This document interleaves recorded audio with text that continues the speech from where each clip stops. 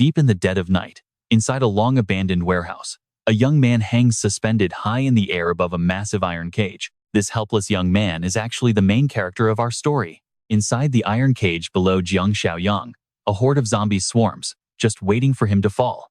Outside, a snobbish woman clings tightly to a fat, middle-aged man. Flanking them are several armed thugs holding deadly weapons, ready for action. With pure mockery and disgust, she sneers. Jiang Xiaoyong, your friends are all dead, so what's the point of you living? Hearing those cruel words, overwhelming rage and bitter self-blame flood Jiang Xiaoyong's heart. It is all his fault. He was the one who got everyone killed. Consumed by fury, he uses his remaining strength to curse her, screaming that she will suffer a horrible death. Instead of getting angry at his curse, the wicked woman snuggles up to the fat man, acting incredibly spoiled. Oh my, look at him, he's being so mean to me. The fat man smirks and replies, don't worry, baby, I'll slowly torture him to death to make you feel better. With a wicked grin, he raises a remote control and says, by the way, thanks for all your supplies. We can live comfortably for months now. The moment he presses the button, Jiang Xiaoyong is dropped straight into the iron cage. The starving zombies can't wait a second longer and instantly pounce. They swarm him, violently tearing and biting his flesh, leaving Jiang Xiaoyong in absolute, agonizing pain. Gritting his teeth in pure rage, he curses their names, Kuei Ying and Li Shuxiang. If he ever got a second chance at life, he would make that despicable couple pay.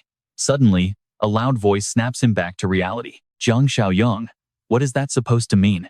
He gasps, waking up drenched in cold sweat, only to see a girl standing there with her hands on her hips. She raises her voice arrogantly. My name isn't even on the house deed yet. Do you actually love me or what? Sitting frozen in his chair, Jiang Xiaoyong stares blankly, completely stunned. What on earth is happening right now? Looking around in total shock, he wonders if he has actually traveled back in time before the apocalypse. He stares down at his palms, overwhelmed with emotion. He remembers how Kuei Ying utterly conned him in his past life, stealing every single asset his parents left behind. He was left homeless and begging. Then, the global catastrophe struck, turning most of humanity into flesh-eating zombies and plunging the entire world into complete chaos. He and a few loyal friends he met during his travels managed to build a safe zone to survive the end times. But he never expected that wicked Kuei Ying would fake being in danger, begging him to let her join and playing with his feelings. In reality, she was just a spy sent by their enemies to tear them apart from the inside. Her annoying voice suddenly snaps him out of his thoughts. And, another thing, I expect 400,000 yuan in dowry. Not a single cent less. Jiang Xiaoyong just glares at her silently. Did you hear me? Kuei Ying demands, puffing her chest out to look as seductive as possible. Staring at her face, Jiang Xiaoyong curses this venomous snake in his mind. He takes a deep breath, forcing himself to stay calm. Since he remains silent, she sniffs. I'll give you exactly 1 week. And if you don't, before she can even finish, Jiang Xiaoyong shoves her straight out the front door. Fine, I got it. Just leave. Then, he slams the door shut in her face. Kuei Ying stands outside, completely dumbfounded. How on earth did Jiang Xiaoyong suddenly become so incredibly aggressive? Wasn't he just a pathetic simp at her beck and call? Indoors, Xiaoyong stands in deep thought for a moment before turning his gaze to the desk clock. The clock reads 5 p.m. in the year 2034. He realizes he has exactly 1 month left. He must immediately start preparing for the end of the world. Suddenly, something catches his eye. A mysterious holographic screen pops up. The apocalypse system is activated. A brand new quest has been issued, urging him to complete it quickly. Mission name: Disaster Preparation. Requirements: secure and own a piece of land. Progress 0 out of 1. Hoard 1 year of survival supplies. Progress 0 out of 365. Reward: 10 points, redeemable in the shop. Seeing this, Xiaoyong is absolutely thrilled. He actually has a system now, complete with quests and points. But what can these points actually buy? The shop screen opens, displaying an enhancement potion for 20 points and an apocalyptic farmer supply crate for 2 points. There is even a level 1 protagonist supply crate for 10 points. A shop refresh costs 2 points. Staring at this incredible inventory, he is utterly amazed. Suddenly, Xiaoyong remembers something very important. In his past life, he starved himself every single day just to scrape together Kuei Ying's dowry, leaving his body severely malnourished. Realizing this, he grabs his phone and immediately opens a food delivery app, muttering to himself, in just 1 month, Zombies will overrun the earth. So, he might as well feast on delicious food while he still can. Fast forward to that evening, and inside Xiaoyong's cozy apartment, the table is literally overflowing with a massive feast of premium, high-end dishes. Xiaoyong is absolutely amazed, wondering if this is the legendary 3-star Michelin food. Picking up his chopsticks, he grabs a piece of 3 yuan braised pork to taste. With a grin, he slowly pops the delicious meat into his mouth. The moment that meat hits his tongue, a flavor explosion sweeps over him, leaving him completely blown away by how insanely delicious it is. Seconds later, he is tearing through the massive feast like a starving beast. But right as Xiaoyong grabs a king crab leg, his phone suddenly starts ringing. The caller is Shuya, the best friend of Kui Jingwen. Seeing her name, Xiaoyong scoffs, instantly knowing this toxic friend is calling to complain on behalf of his high and mighty ex again. The moment he answers, she starts screaming at him. Xiaoyong, what on earth is your problem? How could you treat Kui Jing like this? She only wanted you to show some real sincerity. How is it love if her name is not even on your property deeds? Kui Jing was just testing you, and you already cracked. Bring 1 million in cash and beg for forgiveness, or you are dumped. Hearing her utter garbage, Xiaoyong snaps and unleashes absolute fury. Who do you two think you are to try and test me? Get lost. On the other end, Shuya shrieks in shock, but before she can finish, Xiaoyong hangs up on her. He leans back in his chair with a satisfied sigh and starts planning. Since he owns this massive plot of land, he must build a completely impenetrable fortress, a fortified bunker that is easily defensible, highly secure, and close to both fresh water and forests. The next day, having finalized his plans, Xiaoyong heads to a real estate center. Spotting him, a female employee quickly rushes over with a polite, welcoming bow. Hello, sir. Are you looking to buy or rent a home? Xiaoyong shakes his head and replies, actually, today I am. Before he can finish, a man suddenly approaches and interrupts in a deep, commanding voice. Xiaoning. This smug guy is Manager Chu, the marketing director of the agency. Glaring at the employee, he orders, Xiaoning, go to the back and carry some heavy boxes. We have tons of paperwork arriving today. Caught off guard, the young employee, Xiaoning, stammers in surprise. But Manager Chu, I am currently assisting a client. Before she can finish, Manager Chu shoves her aside, cutting her off completely. Xiaoning, did you forget everything I taught you? You have absolutely no eye for people. Now get to the back and work. She replies in utter confusion, but hearing this, he merely glares at Xiaoyong with sheer disgust and snarls. He is just some broke loser who probably cannot even afford a public toilet. What client are you talking about? Infuriated by the insult, Xiaoyong snaps back.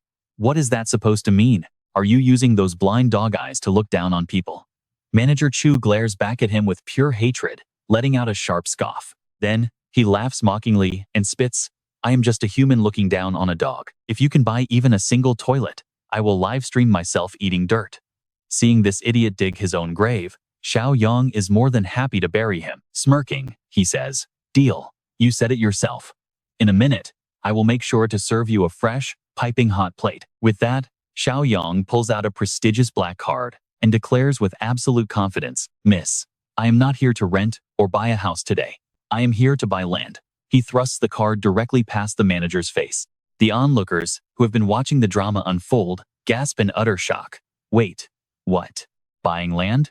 Oh my god, does he even know how insanely expensive that is? Another whispers, heavens, I have lived this long and never seen someone casually buy raw land before. This guy is a secret billionaire. Absolutely insane. Xiaoning breaks into a cold sweat, her hands trembling as she stammers, yes, of course, sir, right this way. Please let me assist you. Manager Chu glares at their retreating backs, gritting his teeth in anger. Just a cheap bluff.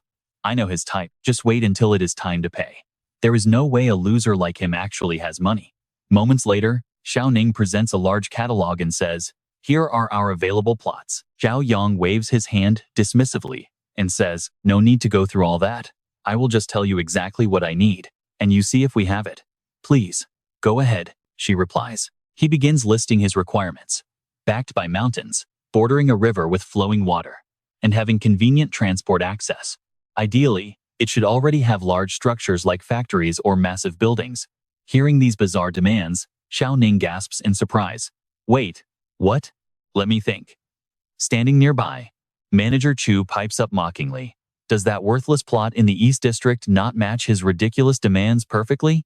Xiao Ning is completely stunned by his suggestion. Wait, the East District? Manager Chu, are you talking about the Tea Leaf City plot? That is impossible. There is a massive, half-finished factory on that land that was abandoned. We cannot sell that to a customer. Manager Chu sneers maliciously. Sell it? This broke loser has such ridiculous demands because he is not here to buy anything. He is just here to cause trouble. Ignoring his pathetic insults entirely, Xiaoyong looks at Xiao Ning and asks, does that East District plot actually meet all of my requirements? Hearing his question, she nods nervously. Yes, actually. But there is a half-built factory on it, and the contractor fled the country. Xiaoyong takes the property brochure, deep in thought. Perfect location. It hits every single requirement. Fortifying it with barbed wire fences would make this place an absolute stronghold. This half-finished factory is a massive bonus, saving him tons of construction, time, and money. After reviewing the files, Xiaoyong handed the papers to Ning and asked if they could sign the contract and pay right now. Taking them, she bowed deeply and apologized, feeling completely overwhelmed. Then, gasping at Xiaoyong's shocking decision, she asked with a bad stammer, wondering if he was actually serious about buying a plot of land with an unfinished, abandoned factory on it. Xiaoyong casually nodded. Yes, of course. Hurry up and sign it. Soon, someone here is going to eat some piping hot garbage, literally. Hearing this, Manager Chu felt a sudden pang of guilt. A moment later, holding the paid invoice in his trembling hands, cold sweat poured down as he scratched his head in disbelief, muttering that it was simply impossible. 300,000, 3 million, a deposit of 300,000. Did someone really spend millions on a plot with a half-built factory? He refused to believe it, shaking his head in absolute denial. That was when Xiaoyong walked up, patted his shoulder, and casually announced that the payment was already fully complete. Now it is your turn to perform. Do a good job, and I promise to reward you with a massive rocket. The crowd burst out laughing, shouting for Fatty to hurry up because they already started a live stream. Another guy joked that while his stomach was weak, he guaranteed it was fresh. Another chimed in, asking the fat guy if he wanted a taste of the lobster he ate earlier. Suddenly, the system notification rang out again. System mission: preparing for disaster. Requirements: acquire 1 plot of land, current progress 0 of 1, and stock supplies for 365 days. Current progress 0. Reward: 10 points to redeem items in the shop. Xiaoyong closed his eyes, calculating that the dowry money was gone.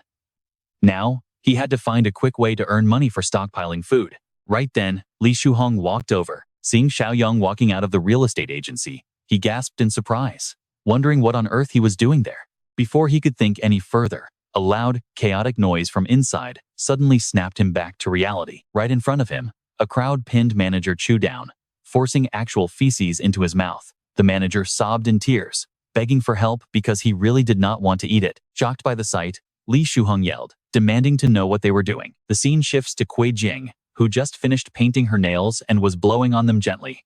Right then, her phone suddenly began to ring. Answering the call, she spoke in a sweet, whiny tone, teasing Li Shuhong about whether he finally decided to remember her existence. On the other end, Li Shuhong quickly replied, asking Kui Jing if she knew that Xiaoyong bought land at the real estate agency today. Shocked, she practically jumped, screaming to know where on earth he could have gotten the money to buy land.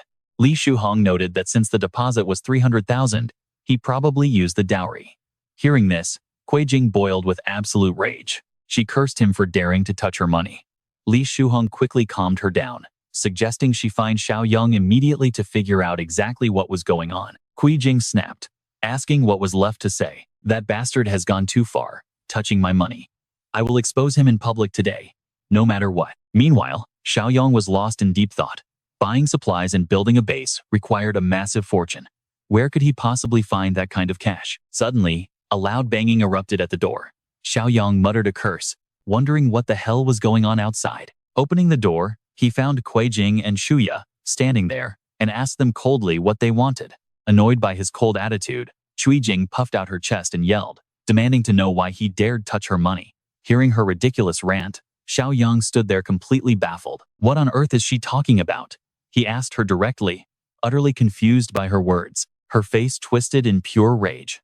She glared and pointed directly at his face, shouting that she knew exactly how he used her dowry money to buy that land.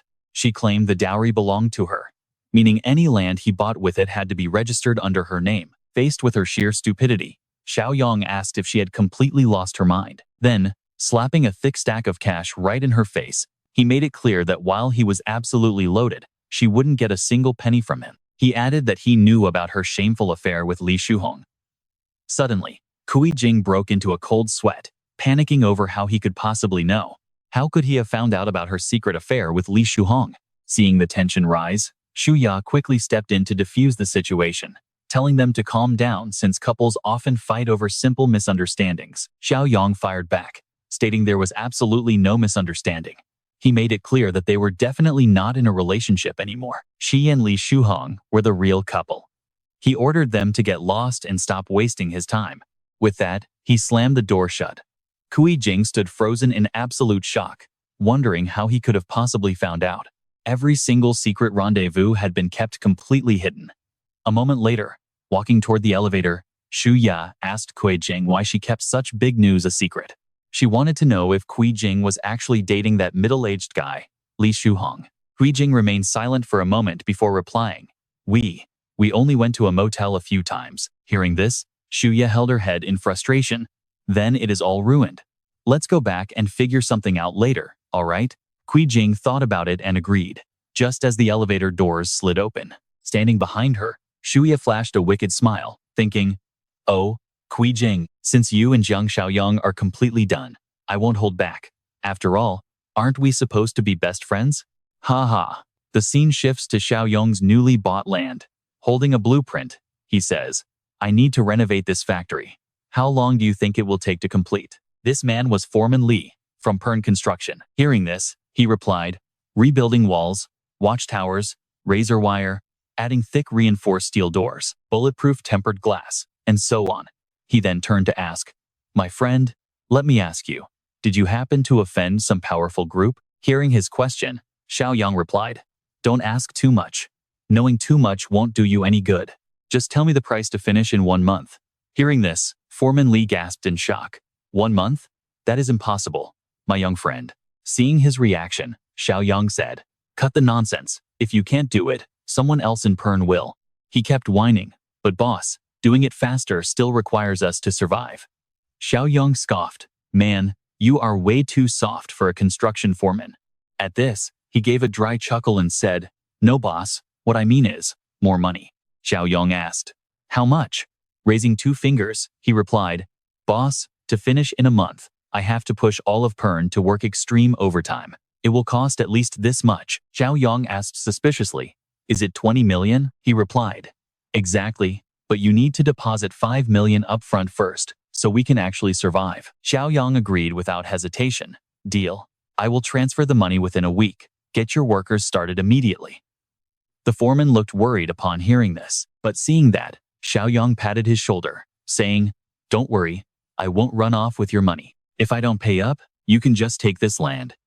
Flustered, Foreman Li stammered, "Well, all right then." Suddenly, Shuya approached and called out in a shrill voice, "Mr. Jiang." Xiaoyong was surprised to see her.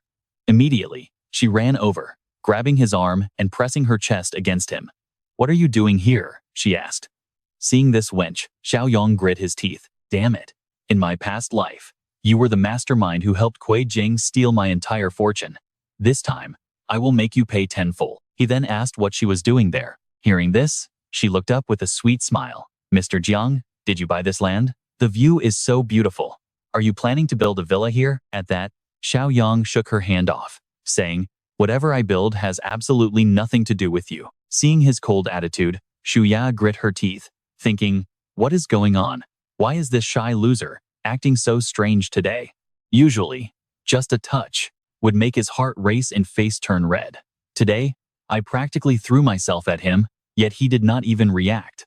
Little did she know, the Xiaoyong standing before her was no longer the naive man she used to manipulate. He walked toward the construction workers and directed, "That is right. Make sure the main gate is massive." Shuya stood there dazed, calling out, "Wait, but..."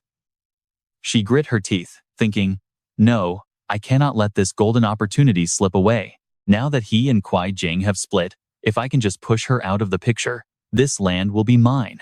Meanwhile, back at Xiaoyong's apartment, he had returned and placed 2 red property deeds on the table. Mortgaging everything only got him over 3 million, not even enough for the deposit.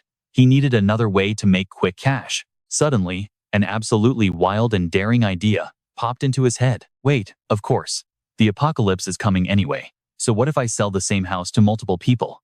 With that crazy plan decided, he went for it. Suddenly, a loud shouting came from outside. Open up! Open the door! Xiaoyong looked out, annoyed, thinking, damn it, that old geezer again. Walking to the door, he recalled that old man Li, the downstairs neighbor, had way too much cash. The old man owned the first 2 floors and desperately wanted Xiaoyong's 3rd floor flat too. But Xiaoyong had refused to sell it, wanting it as his future marriage home. Because of that, the old man constantly harassed him, throwing paint, dumping trash, placing funeral wreaths, and jamming the lock with dirty tricks. Opening the door, the old man barked, "Were you dancing disco all night?" Furious, Xiaoyong snapped back. "Give me a break. I went to bed before 10 last night." "What dancing?" The old man scoffed. "I do not care. I clearly heard it." Xiaoyong had no interest in arguing further. He waved his hand. "Fine, whatever. You just want to buy my apartment, right? I am sick of this. I will sell it to you. Happy?" Hearing this, the old man stared blankly, unable to believe his ears. Really? Xiaoyong continued. "But on one condition." The old man quickly asked. "What condition?" Xiaoyong explained. "My new place won't be ready for another 6 months, so I need to live here until then. You must pay a 5 million deposit up front right now, so I can clear my debts." Hearing this, the old man hesitated. "Well, about that." Seeing this, Xiaoyong flatly shut the door, replying, "No deal? Fine then." Hearing that, the old man quickly held the door open, pleading, all right, but we must sign a contract, so you do not change your mind." Xiaoyong replied, "A contract is no problem at all. Do not worry." He smirked to himself, thinking, "Ha, you old bastard, keep your precious house and wait to die in it." Later, you and I see Xiaoyong calculating his funds. 5 million from Elder Li, plus 3 million from the mortgage, giving him 8 million. First, he needed to finish the system quest to grab those rewards. Opening his screen, he checked the quest titled Disaster Preparation, looking closely at its specific requirements. Own 1 plot of land, 1 out of 1. Hoard 1 year of supplies, 0 out of 365. Reward, 10 points. Those points could be traded for rewards in the shop. Cut to a massive shopping mall right in the heart of the city. Inside, Xiaoyong was frantically grabbing survival supplies. The quest progress bar filled up to 359 out of 365. Shoppers watching this bizarre shopping spree could not help but stare in utter shock. Is this guy completely out of his mind? Someone whispered nearby. Hurry. Let us stay far away from him. By now, Xiaoyong had lined up dozens of carts overflowing with food at the checkout counter. Onlookers whispered, wondering what on earth he was going to do with all this stuff. Someone laughed, mocking him as just another crazy guy preparing for a fake doomsday. Ha ha ha.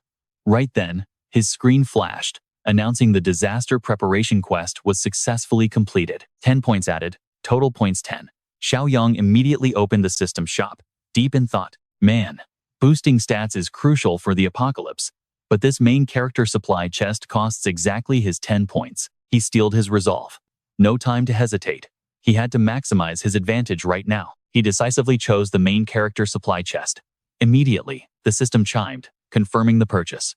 10 points were deducted, leaving his balance at 0. Next, an incredibly beautiful chest, covered in legendary patterns, materialized. A sharp chime rang out. You have obtained a level 1 spatial ring. With unique properties, the ring contains a pocket dimension of 500 cubic meters, where time stands completely still. Holding the ring, Xiaoyong cheered. Ha! His guess was right on the money. He had just struck absolute gold. He smiled to himself, realizing frozen time meant fresh food stored inside would never spoil. This was absolutely perfect. Then, the system flashed a new quest. 10 years of plenty. Amass 10 years of supplies. 0 out of 10. Reward, 20 points. Right then, some man bellowed angrily. Who is it? Who is trying to cause trouble here? A fierce-looking guy strode in, flanked by 2 security guards. Spotting Xiaoyong, he gasped and gritted his teeth, snarling, Are you Jiang Xiaoyong? Xiaoyong was taken aback. Yang Tao? He remembered this high school classmate as a loyal lackey who followed that dead bully, Jiang Xiaoyong, around like a dog. He always bullied the weak, fearing the strong. Back in school, they had endless clashes. Who would have thought they would meet today? Back then, he blocked Xiaoyong, demanding last week's protection fee of $10. Xiaoyong snapped back. Tell that dead bastard Jiang Xiaoyong to come get it himself. Now, Yang Tao pointed right in his face, barking, Jiang Xiaoyong, what do you think you are doing? Put all of this back where you found it. Or do not blame me for getting rough. Xiaoyong burst out laughing. Haha, Yang Tao. You are still a classic bully who picks on the weak. I am just here to buy goods. Is this how your Hua Runfa supermarket treats paying customers? Yang Tao sneered back loudly. Buying goods? Then pay for all this right now. If you cannot, do not blame us for getting brutal. An hour later, every single checkout lane was working at full capacity, scanning the massive pile of goods. Yang Tao walked up to a female cashier, holding a receipt that stretched a mile long, and asked, total cost? The girl replied, $56,884. Smirking, Yang Tao shoved the card terminal right in front of Xiaoyong and barked, pay up, lightning fast. Xiaoyong whipped out an Elite Black card and swiped it. A chime rang out, announcing a successful transaction. Seeing this, Yang Tao broke into a cold sweat. Humping coldly, he turned around to leave, muttering to his men, let us go.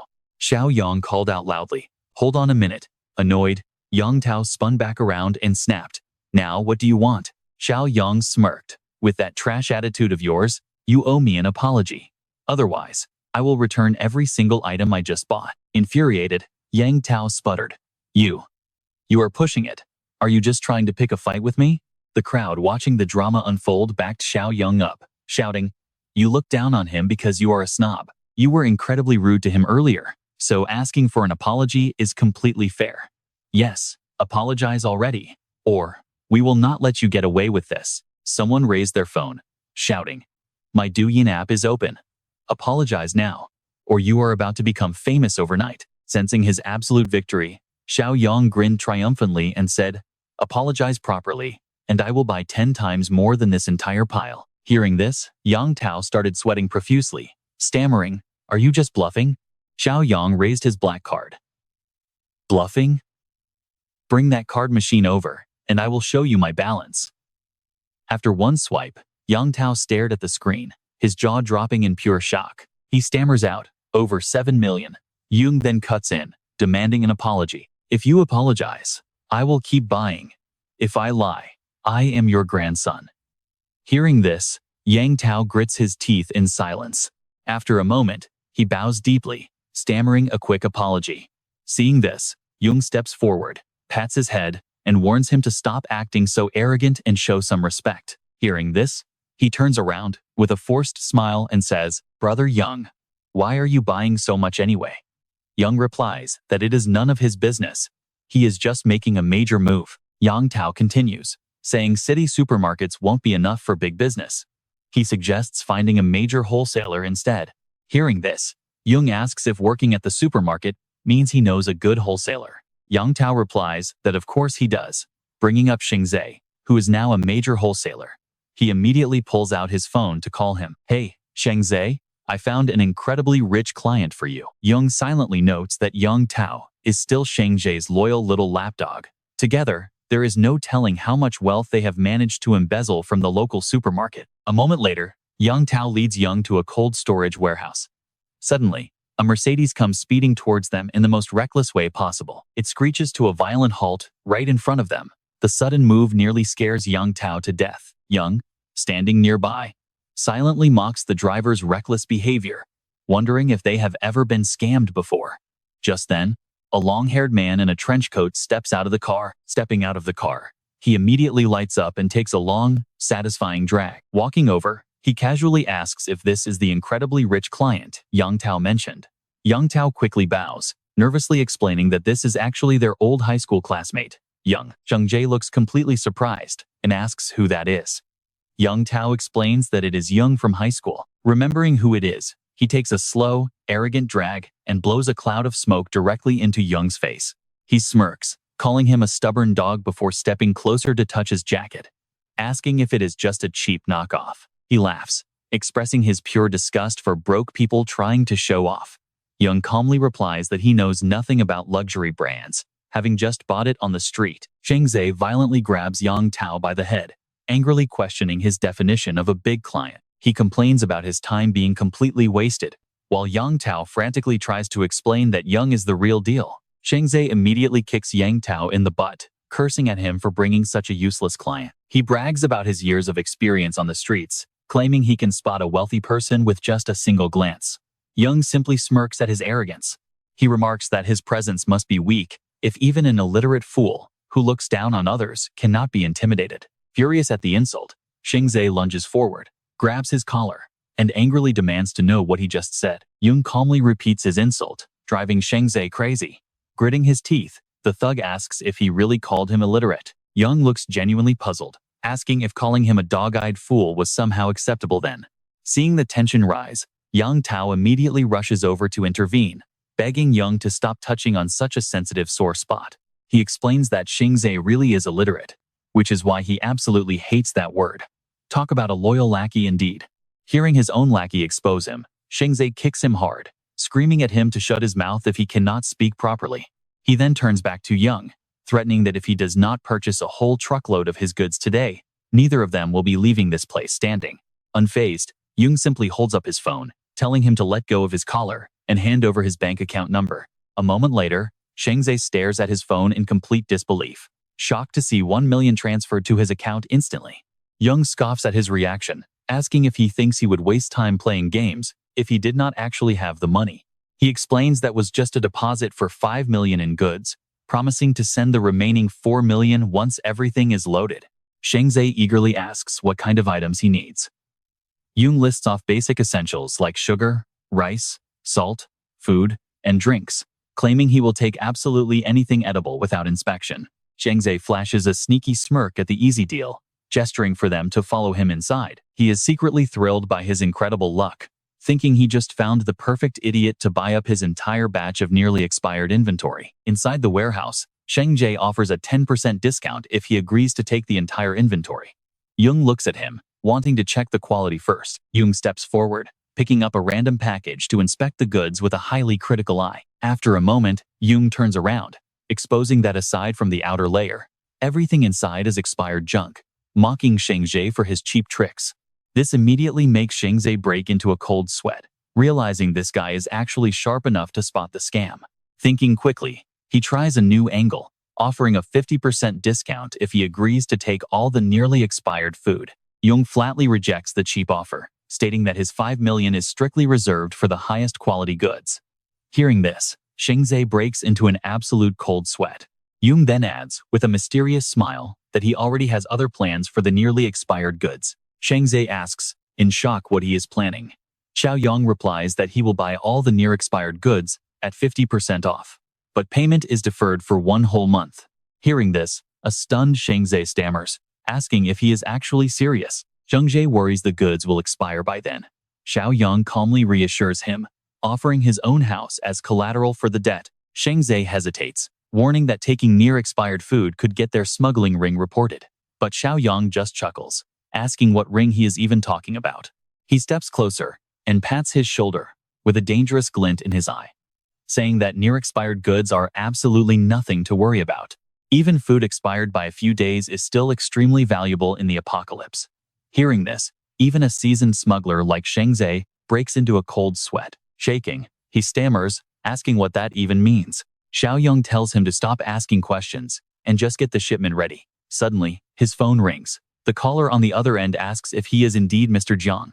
Xiaoyong asks who it is, and they inquire about the old house he listed for sale. Hearing this, Xiaoyong turns back to Sheng Zhe, telling him he has urgent business to attend to and to make sure the food supply is handled perfectly. As Xiaoyong walks away, Yang Tao creeps over and asks Sheng Zhe if his information turned out to be completely true. Lost in thought, Sheng Zhe wonders how someone from such an ordinary background could suddenly afford to play this big. A bit later at their meeting spot, a white-haired elderly man hands over a thick stack of cash, presenting it as a $400,000 deposit. He looks at Xiaoyong pleadingly, agreeing to the 3-month move-out condition and begging to get the contract signed immediately. Staring at the elderly man's honest face, Xiaoyong is suddenly lost in thought. This man hasn't even inspected the property but is already rushing to pay. Why is he in such a desperate hurry? Xiaoyong decides to ask him. Sighing, the old man admits his granddaughter is transferring school soon, and they desperately need this specific house to live in. He searched the entire neighborhood and found absolutely nothing else, pleading with Xiaoyong not to back out of the deal. Xiaoyong chuckles, telling the old man he is far too honest. Revealing everything right away could have easily tempted a seller to raise the price. The old man panics, desperately explaining that this money represents absolutely everything he and his granddaughter have saved in their lives. Xiaoyong quickly cuts in to calm him down, promising that he will definitely not back out. With that, they officially sign the contract. Clutching the papers tightly, the elderly man is overcome with joy, celebrating that everything is settled. Bowing politely, the old man says he will not take up any more of his valuable time. Xiaoyong nods and tells him to take care on his way out. Deep down, Xiaoyong feels quite worried. This gentle duo is too innocent for the brutal world ahead. When the apocalypse hits, they probably won't survive a single month. Stopping him, he tells the old man to wait. Confused, the old man asks what is wrong. Xiaoyong simply requests the address of their current home. Meanwhile, back at the plot of land, the massive shelter is mostly finished. Foreman Li spots Xiaoyong and rushes over with a warm welcome. He immediately asks about the payment deposit. Xiaoyong promises to wire it soon, asking how the construction progress is currently going. He boasts they are 70 to 80% finished, pointing out the reinforced walls and doors that guarantee absolute safety. When Xiaoyong asks about the warehouse, the foreman explains they repurposed an unfinished factory that is already cleaned out and ready for use. Highly satisfied, Xiaoyong praises his work and immediately pulls out his phone to call Sheng Zhe. He orders Sheng Zhe to deliver the goods immediately. Soon, the warehouse is packed with endless crates of survival supplies. The workers unloading the trucks are thrilled, whispering about how generous the boss is for paying $2,000 for such an easy job. One worker notes the place looks like a fallout shelter, while another replies that rich people are simply obsessed with staying alive. Standing nearby, Xiaoyong directs them, warning that fresh produce rots easily and must be stored in the designated areas. The worker grins, promising to handle it. Before long, night falls and the entire construction crew packs up to head home. Xiaoyong stands with crossed arms before his massive mountain of supplies. Utterly satisfied, a smug grin spreads as he declares it finally complete. The system interface flashes. The 10-year survival quest is complete, awarding 20 points and bringing his total balance to 20 points. Opening the exchange store, Xiaoyong is stunned to find brand new supply crates listed in the system. A level 1 physical enhancement potion costs 20 points, while an apocalyptic farmer supply crate, level 1 costs just 2 points. The level 1 awakening supply crate costs 10 points, while a shop refresh is 2. Seeing this, Xiaoyong is absolutely thrilled. Talk about insane luck. He never expected to acquire a superpower before the world ended. The system confirms a successful exchange, deducting 10 points. With 10 points remaining, a chime sounds. He has unlocked the level 1 Mind Eye, allowing him to detect any target's underlying hostility. He grins with excitement. Hostility detection is easily one of the most useful and life-saving abilities to have in the coming apocalypse. Just then, the system flashes a brand new quest called Armed to the Teeth, requiring him to fully weaponize himself. Quest progress update, 10 points plus a random bonus reward. Seeing the notification screen pop up, Xiaoyong smirked to himself. This was playing out exactly how he wanted. The scene shifts to the dark night market. Shady stalls cover the ground, crowded with people buying illegal goods and antiques. Xiaoyong weaves his way through the busy crowd. Nearby, voices whisper and debate. Is this real or fake? The dealer snorts, calling the buyer an amateur for even questioning the price. The buyer curses, but someone quickly hushes him. Keep quiet. It was just looted from the Mawangdui tomb yesterday. At another stall, someone whispers in shock. Could this belong to a young Qin Shi Huang? Suddenly, a familiar voice catches Xiaoyong's attention, demanding a discount down to $300. The shopkeeper scoffs, asking what kind of crazy bargain that is. It turns out to be Li Shuxiang, standing with arms crossed, trying to lowball a $2,000 jadeite bracelet. It is clearly fake. Give it to me for $300. You still make a profit. Yes or no? Otherwise, I am leaving. The frustrated merchant sighs, raising his hands. Fine, fine, stop yelling. I will sell it to you. You and I can already guess what Xiaoyong is thinking as he watches this absolute clown buying fake jadeite. Unbelievable that Kui Jing is actually brainless enough to let a loser like him play her. Suddenly, A metallic clink draws his attention. His eyes lock onto a stall, stacked with heavy swords and blades. A wave of relief hits him. Found them. Stepping up to the counter, Xiaoyong examines a blade and asks the dealer if he has anything of higher quality. The unimpressed seller tosses a whetstone onto the table. Here is a sharpener. If you want it sharper, do it yourself. Xiaoyong stays calm, pressing on that he needs the real deal. The dealer glares, asking if he is looking for trouble. Suddenly, the seller's phone dings with a massive notification, showing a transfer of 200,000. Xiaoyong raises his device calmly. Take it easy, I am a serious buyer. Eyes widening, the merchant calls out for Xiao Xiang to watch the stall. He leans in, whispering that it is not safe to talk out here. Minutes later, inside a private back room, the dealer pulls out a heavy pistol. Boss, I have a homemade handgun. It is 2,000. Ammo is incredibly easy to get, just standard gunpowder and steel ball bearings. What do you think, boss? But Xiaoyong flatly refuses, leaving the weapon dealer completely baffled. Thinking hard, the dealer reaches into a drawer and reveals a replica revolver. It works almost like military grade for 5,000.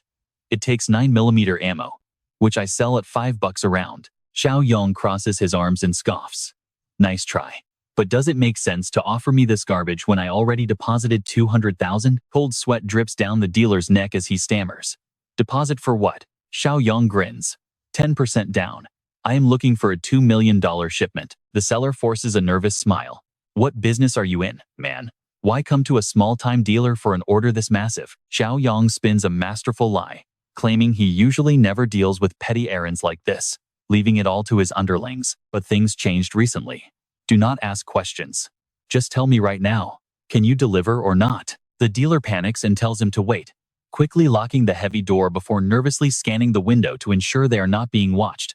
He turns back with a dead serious expression, declaring that Xiaoyong has come to the right place. Approaching Xiaoyong, he whispers that he can make it happen. He tells him to write down a list while he prepares the pickup address. Midnight the day after tomorrow. Drive out, finish the deal, and make sure to bring only cold, hard cash. A moment later, the dealer politely opens the door, warning his VIP client to watch his step. Suddenly, an annoying voice rings out. Well, if it isn't Xiaoyong, it is Li Shuxiang, smirking arrogantly as he expresses surprise at running into him in a place like this. No wonder he is so rich lately, even dumping Kuei Jing. Looks like his family had some hidden heirlooms after all. He struts over, raising his chin, mocking him. Have you been watching too many get-rich-quick ads? Selling off everything just to live comfortably without working? Xiaoyong just smirks with absolute disdain, thinking this is the perfect moment to test out his newly unlocked superpower. Activating his spiritual eye, mysterious emotional status icons suddenly materialize right above everyone's heads in his field of vision. Above the dealer hangs a friendly green smiley face, while Li Shuxiang sports a deep purple angry face icon. Smirking at how incredibly broken this cheat skill is, Xiaoyong speaks up. Yeah, I am taking it easy. But speaking of you, I cannot believe Kuei Jing let you trick her into bed with those cheap, fake knockoffs. But then again, she is just my hand-me-down anyway, so she matches your garbage perfectly. Hearing this brutal insult, Li Shuxiang roars in fury, demanding to know what he said, as his icon flashes a warning red. Having watched the drama unfold, the merchant steps in, asking if this guy is a friend. Xiaoyong scoffs. Friend? More like an enemy. The dealer nods grimly, telling his big boss to head out while his crew handles teaching this trash a painful lesson. Just then, a few muscular thugs showed up. Yang gave them a strict order: do not kill him, because he had other plans for his life. Seeing the thugs closing in, Li Shuxiang began to tremble, stammering out, "What are you doing? Let me tell you.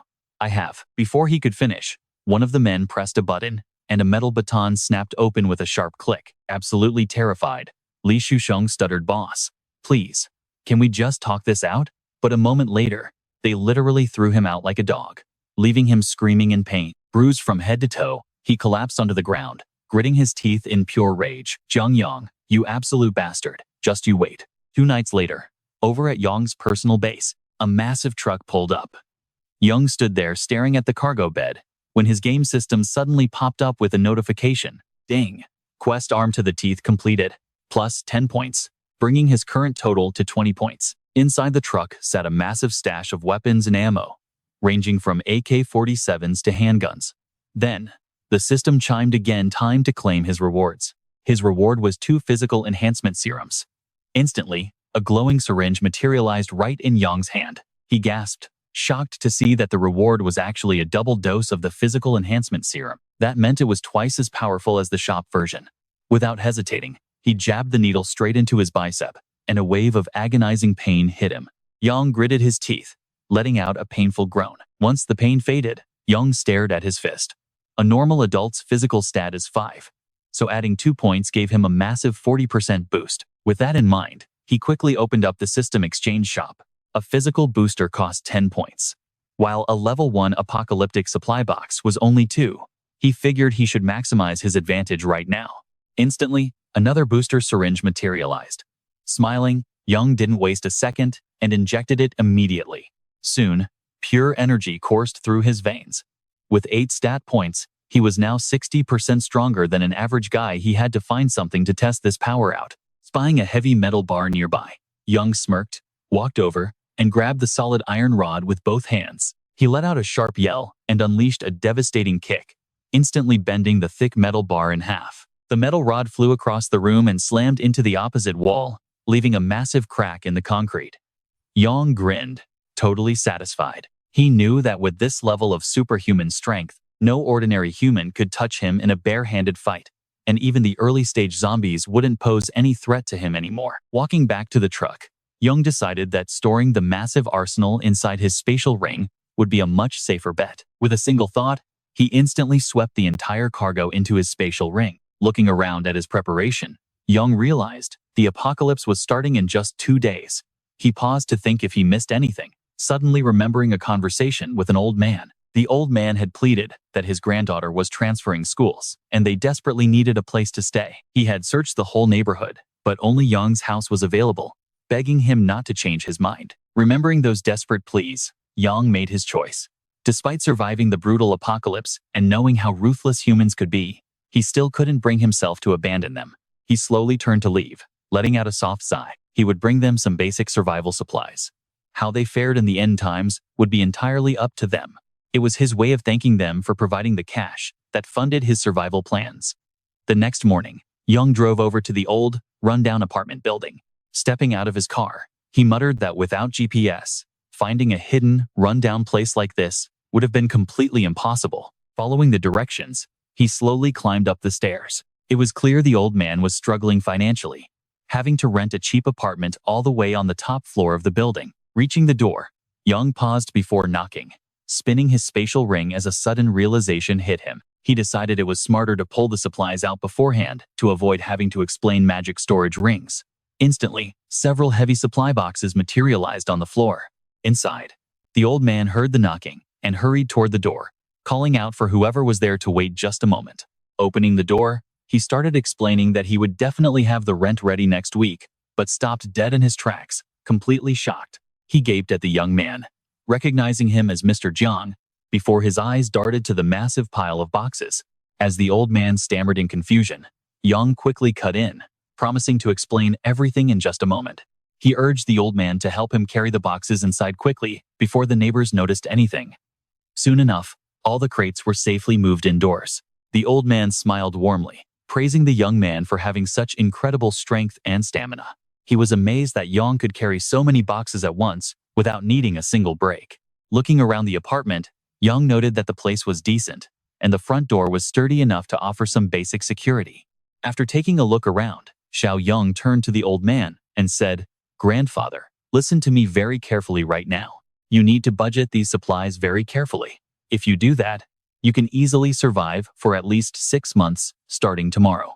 This world, but before Xiaoyong could finish, his gaze froze. Sensing his sudden silence, the old man asked what was wrong. "Mr. Jiang, you can just leave these things in your room. After all, we are not moving in there for another month anyway." Xiaoyong stared silently at a photograph resting on the table. It showed a young girl standing next to the old man. Shocked, he whispered, "Is that Shan Shan?" Xiaoyong quickly snatched up the photograph, his voice trembling as he asked if his granddaughter was named Meng Shan. The old man gasped in utter surprise, asking how he knew her name when he had never mentioned her before. Cutting him off, Xiaoyong demanded to know her current location. The old man replied that she was still studying at school, waiting for his room. "Once you pack up and leave, we can transfer her.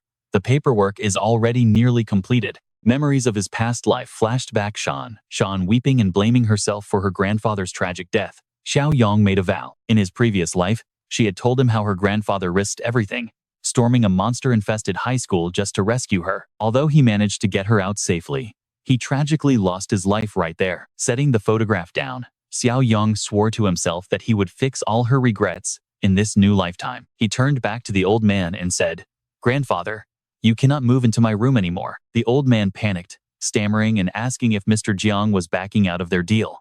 Before he could ramble on, Xiaoyong stopped him. "Listen to me first," Xiaoyong interrupted. "Starting tomorrow, this entire world is going to transform into a literal living hell. Whether it is my apartment or your granddaughter's education, absolutely none of those things will matter anymore after tonight. We need to head over to Shanshan's school right now to bring her back safely. I will arrange a secure shelter for both of you." The old man stared blankly, asking what Mr. Jiang was talking about. He could not comprehend a single word. Seeing his utter confusion, Xiaoyong felt a massive headache coming on.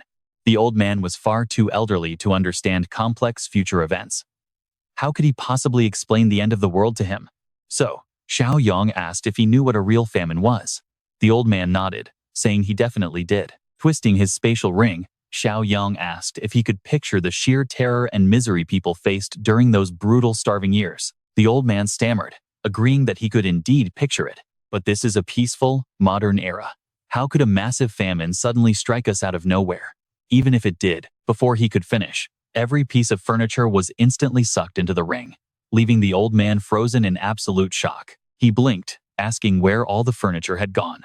Staring in disbelief, he asked Mr. Jiang what kind of magic trick this was. Xiaoyong quietly explained that he possessed superpowers and could foresee the dark events of the future. "If you want to survive and keep Shanshan alive, you must follow my instructions from now on." Gritting his teeth, he urgently asked for her school's location. Moments later, they both piled into the car and sped toward the campus. Arriving at the school, Xiaoyong leaped out of the vehicle, demanding to know her grade level and which dormitory building she stayed in. The grandfather nodded nervously, saying he knew the way. Xiaoyong urged him to hurry, as time was rapidly running out. Meanwhile, inside the quiet school courtyard, a ruthless gang of students was actively cornering and bullying a helpless girl. A girl with a ponytail brutally slapped her across the face, screaming, "I do not understand what makes you so special that Jiang Xiaochen is obsessed with you." The victim was indeed Shan. She spat on the ground, replying that she had absolutely nothing to do with him, and his obsession was entirely one-sided. Infuriated, another girl kicked her hard in the stomach, accusing her of lying. The ponytail bully grabbed her by the hair, demanding to know exactly what she meant. "Are you saying Jiang Xiaochen is just a pathetic stalker, and you are too good for him?" Shan cried out in intense pain as a sharp voice suddenly boomed from behind them, demanding to know what they were doing. Xiaoyong and the grandfather rushed over, panting heavily. The ponytail bully looked up, scoffing at their sudden arrival. She sneered, calling him her useless old grandfather. Seeing him, Shan looked up in pure shock, asking why he was there. Seeing her bruised, the grandfather pointed a trembling finger at the group, ordering them to release Shan immediately. Several thugs standing nearby immediately brandished crude weapons, threateningly telling the crazy old man to back off and stay out of young people's business. Without hesitation, the old man desperately charged forward, yelling at the absolute scum for violently abusing their classmate. Right then, the thug next to them swung his baseball bat down, yelling, "You old geezer, let go of me right now." But before the bat could even land, it was stopped cold. Xiaoyong grabbed the kid, lecturing him, "You should be in school instead of playing gangster, you know?" The other two thugs just watched, laughing mockingly at his words. "Ha ha, where did this broke loser crawl out from?" The thug next to him sneered.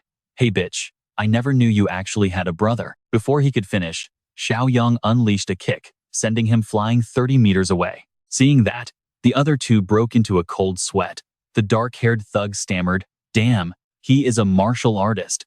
The blonde guy yelled, "Let's take him together." After taking down the first thug, Xiaoyong turned a razor-sharp gaze toward the remaining two. They quickly split up to flank him.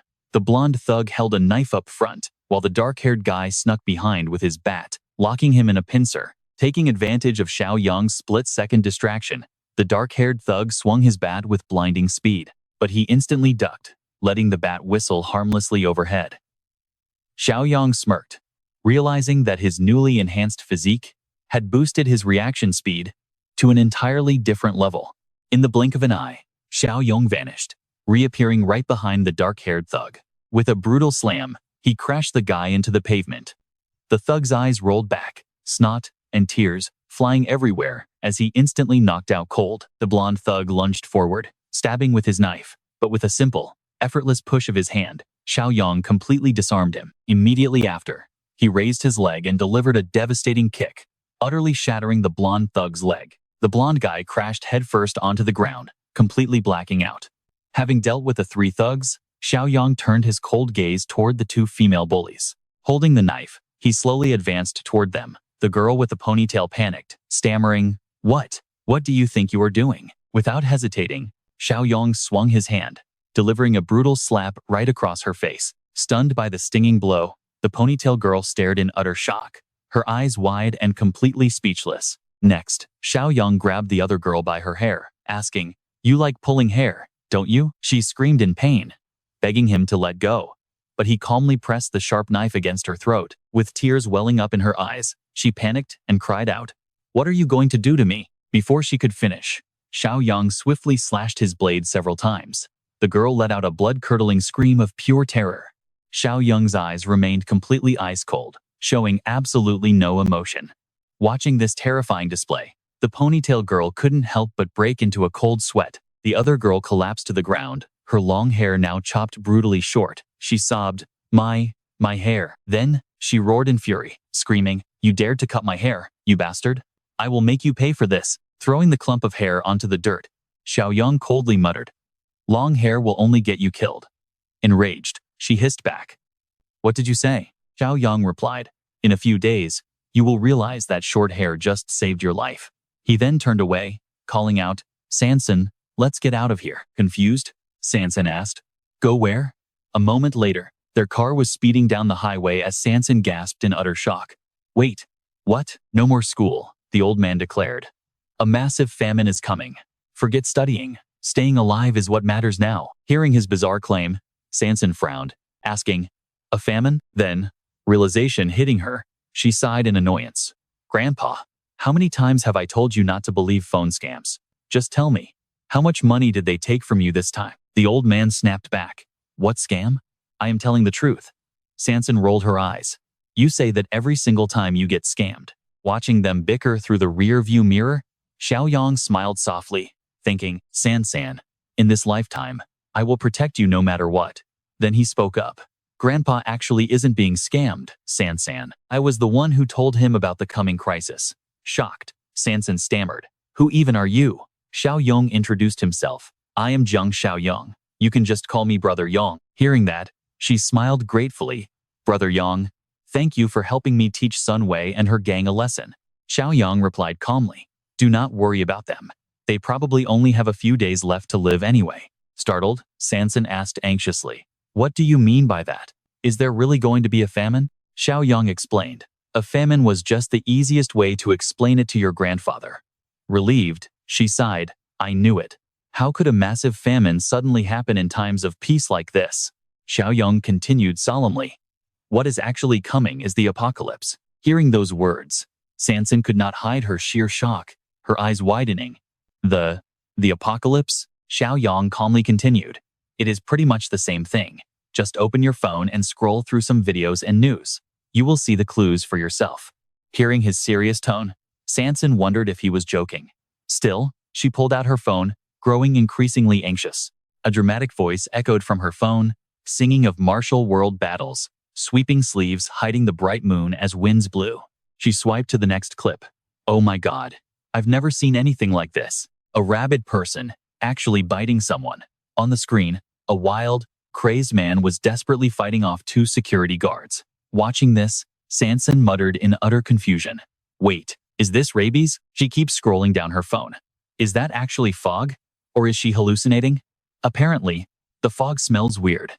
In the next video, someone has suddenly gone completely insane. "Why did you bite me? Are you a dog?" He suddenly couldn't resist the urge anymore. "This was bad. My body feels so strange. Take me to the hospital." Hearing these crazy reports, Young just calmly spoke up. The first signs of the apocalypse have finally appeared. San was completely shocked, asking if the end of the world was truly real. Yang replied that tomorrow would mark the official start. A mysterious toxic fog of unknown origin would cover the provinces, including Province B, affecting every single living creature. Before long, countless people will transform into mindless zombies, and any survivors who are not immune will join them upon death. Young then asked San seriously if she, as a teenager, already knew what zombies were. San said she knew, but this was still beyond her wildest imagination. Young then spoke up. Once tomorrow or the weekend comes and everything actually happens, you will not find any of this strange anymore. Meanwhile, outside, a massive line of cars was crawling bumper to bumper along the highway. Young stared out the window with growing worry. Why is there a traffic jam? Seeing that cars were even blocking the emergency lane, he sighed. Sure enough, that path was completely blocked too. The old man asked worriedly, wondering what would happen since they were stuck right there. What if the zombies he mentioned actually caught up? Yang calmly reassured the old man that things were not that desperate yet. Despite his calm words, he was deeply anxious. Even though the zombie outbreak would not spiral out of control for a few days, what if a minor outbreak had already started nearby? Suddenly, a car came speeding out of nowhere, cutting directly in front of the three of them. With lightning-fast reflexes, Yang slammed hard on the brakes. San and her grandfather were thrown forward by the sudden stop, crying out in panic. Seeing such reckless driving, Yang gritted his teeth in anger. That jerk did not even use a turn signal, cutting straight from the emergency lane. He absolutely despised drivers like that. Yang quickly steered his car forward. He accelerated rapidly, refusing to give the other driver any room to merge back in. The other car was forced back into the emergency lane. Yang glared over furiously, angry that the jerk was still trying to push ahead. Yang hit the gas again, completely blocking him from merging. The young man in the other vehicle was absolutely furious, screaming insults through his window. Seeing this, the old man in the back worriedly suggested that the driver looked rich and powerful, so they should probably just avoid any trouble. Yang assured him, saying that if the jerk dared to step out and cause trouble, he would gladly put an end to him right there. Before long, the road finally cleared up. Yang let out a sigh of relief after being stuck in traffic for nearly an hour. Suddenly, San called out a warning, telling Yang to watch out for that same aggressive car from earlier. The other car pulled up right next to them. Yang gritted his teeth, realizing the annoying driver had not given up on seeking revenge. He suddenly accelerated, cutting sharply in front of them to force Yang to stop. San's grandfather panicked, shouting that the driver was crazy for cutting them off, and begged Yang not to pick a fight with him. Yang replied that in the past, he might have let it go, but with the apocalypse starting tomorrow, there was absolutely no reason to tolerate garbage. He slammed his car straight into the rear, sending the jerk spinning out of control into a cliff. The young man scrambled out of his wrecked car, cursing furiously. He immediately grabbed his phone, demanding that traffic control check the surveillance cameras to track down the license plate. Watching Yang's car disappear, he muttered that he would show them there were some people they should never mess with. By the time night fell, their car finally pulled into the secure base, and the three of them quickly stepped out onto the ground. Looking at the massive fortress, the old man was completely astonished, stammering that the place was a bit too extreme. Yang gently reminded them to get some rest, warning that starting tomorrow, every single day would become a battle for survival. The next morning, Yang stood by a massive glass window, sipping his coffee, while looking out at the nearby city. San walked out of her room toward him, stretching her arms with a yawn. She loved not having to wake up early to study. Smiling, Yang greeted her and asked if she slept well. He invited her to explore their fortress. A short while later, Yang showed San and her grandfather around the base, explaining that these walls were made of reinforced concrete. The remote-controlled gates were made of solid steel, 3 centimeters thick. Whether humans or zombies, absolutely nobody could ever break through without the help of heavy military weaponry. He looked at San and her grandfather seriously, warning them that unless he gave direct permission, absolutely nobody else was ever allowed to step foot inside this secure fortress. San asked worriedly, wondering if they would really just leave other survivors to die if they came looking for help. Hearing her question, Xiaoyong simply replied, "Follow me." Walking along, he explained that in the apocalypse, humanity's darkest side is unleashed, and being too soft-hearted will only get you killed. Stepping outside and looking down from above, Shan and her grandfather gasped in absolute shock. The area outside the main base was a massive courtyard, heavily fortified with thick, barbed wire fencing, and featuring a small, 2-story building in the center. Gearing his gaze toward the building, Xiaoyong added, if survivors come seeking help while I am away, this secondary building can provide them with temporary shelter. But until I return, absolutely no one is allowed inside the main fortress. Understand? Both Shan Shan and her grandfather nodded in unison. Got it. Turning to leave, Xiaoyong said, now follow me to the pantry. I will break down how the food stock is organized. A moment later, the three of them stepped inside the food warehouse. Xiaoyong turned around to speak. Right then, he activated his mind's eye ability to scan the grandfather and granddaughter. Instantly, a green, friendly smiling emoji popped up right above their heads. Surprised, Xiaoyong thought to himself, wait, is this a trust indicator? That is a first. He continued, weapons are the single most important asset in this apocalypse. With those words, Xiaoyong summoned crates of weapons right out of his spatial ring. Handing a firearm to each of them, he strictly warned, you must hold on to these tightly. Never, under any circumstances, let these fall into the hands of others. Taking the S&W revolver, the old man nodded seriously. Understood. Right then, a sudden system notification pinged with a brand new quest. Reuniting with Meng Shan had triggered the old friend's questline. Part 1 of the mission required him to locate and rescue his companions from his past life. The reward was 20 points. Right below the quest description, a hologram of a young man appeared. Staring at the quest and the photo, Xiaoyong gasped in shock. Just then, a massive floating arrow materialized in the sky outside. It pointed directly toward the city. Xiaoyong was thrilled, thinking how perfect this was, since he had been wondering how to track down his old comrades. Without wasting a second, Xiaoyong rushed out, shouting a final warning. Remember everything I just told you, and do not make any mistakes. Seeing his frantic rush, Shan Shan called out, Brother Yong, where are you heading? Hopping into his vehicle and tearing off toward the arrow's direction, Xiaoyong yelled back, to find new allies and build up our forces. Meanwhile, inside a local karaoke lounge, a young man named Jiang Qi was singing his heart out with his friends. Give me a hug, brother, let those tears flow. Singing finished, Jiang Qi and his chubby friend stumbled out of the room as someone yelled from inside. Where are you two going? The chubby guy replied, to empty the tank. Hearing this, the friend inside laughed. Take it easy. Do not clog the pipes. Chuckling at the banter, Jiang Qi fired back. Don't worry, I will bottle some up and bring it back. Cutting to the restroom, one voice teased. Having trouble there, buddy? You must be weak down there. The other snapped back. Shut the hell up. A moment later, Jiang Qi and his chubby friend headed out. But on his way, Jiang Qi accidentally bumped into a girl, who shrieked in irritation. Panicking, Jiang Qi waved his hands and apologized. Sorry, my bad. I really didn't mean to. Out of nowhere, the girl's boyfriend lunged forward and ruthlessly kicked him right in the chest. He roared, Watch where you are going, you blind idiot. Taking the heavy blow, Jiang Qi flew backward and crashed down, groaning in pain. His chubby friend rushed over in a panic. Are you all right, Jiang Qi? He then glared at the attacker and demanded, Hey, what is your problem? Why would you just kick someone?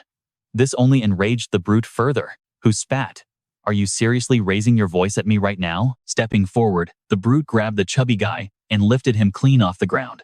Terrified, the friend squealed, Whoa, let me go. Seeing this, Jiang Qi scrambled over, pleading, Sir, please, it was our fault. We are sorry.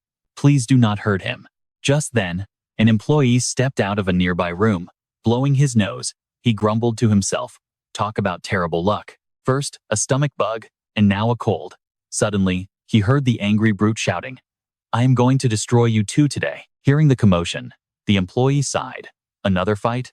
Seriously, can we have one peaceful night here? He hurried over to break up the scuffle, pleading, Hey guys, let's keep it calm. Take it easy. Whirling around, the brute grabbed the employee by the collar and roared, Are you trying to order me around? Do you have any idea who I am? Even your boss crawls to fix my jacket. Having successfully distracted the bully, the employee subtly gestured to Jiang Qi and his friend, whispering, You two, get out of here. I am so sorry. The angry man continued to shout, Get your boss down here right now. Hurry up, unless you want me to shut this whole place down.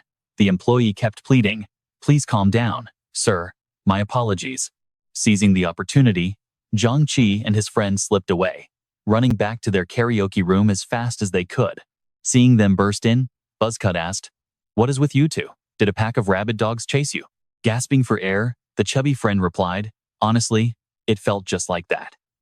We bumped into a drunk thug outside the restroom, and he tried to murder me and Chi. Lucky for them, a staff member stepped in quickly to break it up, or those two would have been wrecked. Buzzcut lost his temper, shouting that they needed to teach that guy a lesson. Since when did Mechanical Class 3 back down? He wanted to call all their buddies to jump him, but Jiang Qi stepped in right away to stop him. Jiang Qi begged him to let it go since graduation was under a year away, urging everyone to just party. Then, boom, the door got kicked wide open. That same guy walked back in with some thugs, dragging the poor staff member along. Jiang Qi and his friends froze in shock. The guy pointed straight at them, ordering his thugs to beat them to a pulp. Moments later, Jiang Qi and his crew were forced onto the floor, clutching their heads in fear. The karaoke worker was trashed too, shaking violently in agonizing pain. But Buzzcut, still completely unwilling to submit, demanded to make one quick phone call. Annoyed, the leader grabbed a glass bottle, asking the punk if anyone gave him permission to open his mouth. Without warning, he smashed the bottle right over Buzzcut's head, sending blood spraying everywhere. Seeing this brutal scene, Jiang Qi let out a terrified, desperate scream. Chen Chong. Meanwhile, right outside the KTV bar, Xiaoyong's car finally pulled up. Stepping out, he looked up and chuckled, amazed that college kids were still partying at karaoke, with the apocalypse right on their doorstep. He strolled inside.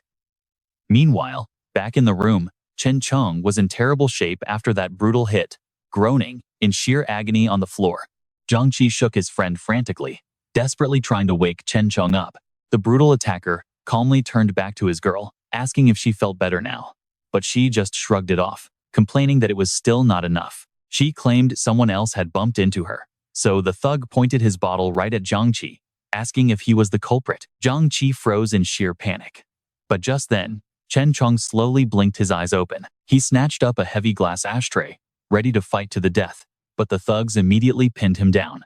One thug barked, amazed the kid dared to resist, which only made the boss even more furious. Gritting his teeth, the boss mocked Chen Chong for actually having the guts to fight back before slamming another heavy bottle right onto his head. Chen Chong collapsed onto the floor once more, completely knocked out cold while Jiang Qi watched in absolute horror. That was the final straw.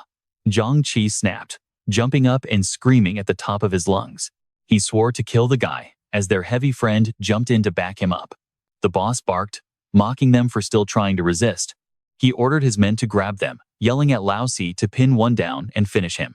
Meanwhile, one of Jiang Qi's friends was cowering and shivering in the corner while a massive, chaotic brawl broke out.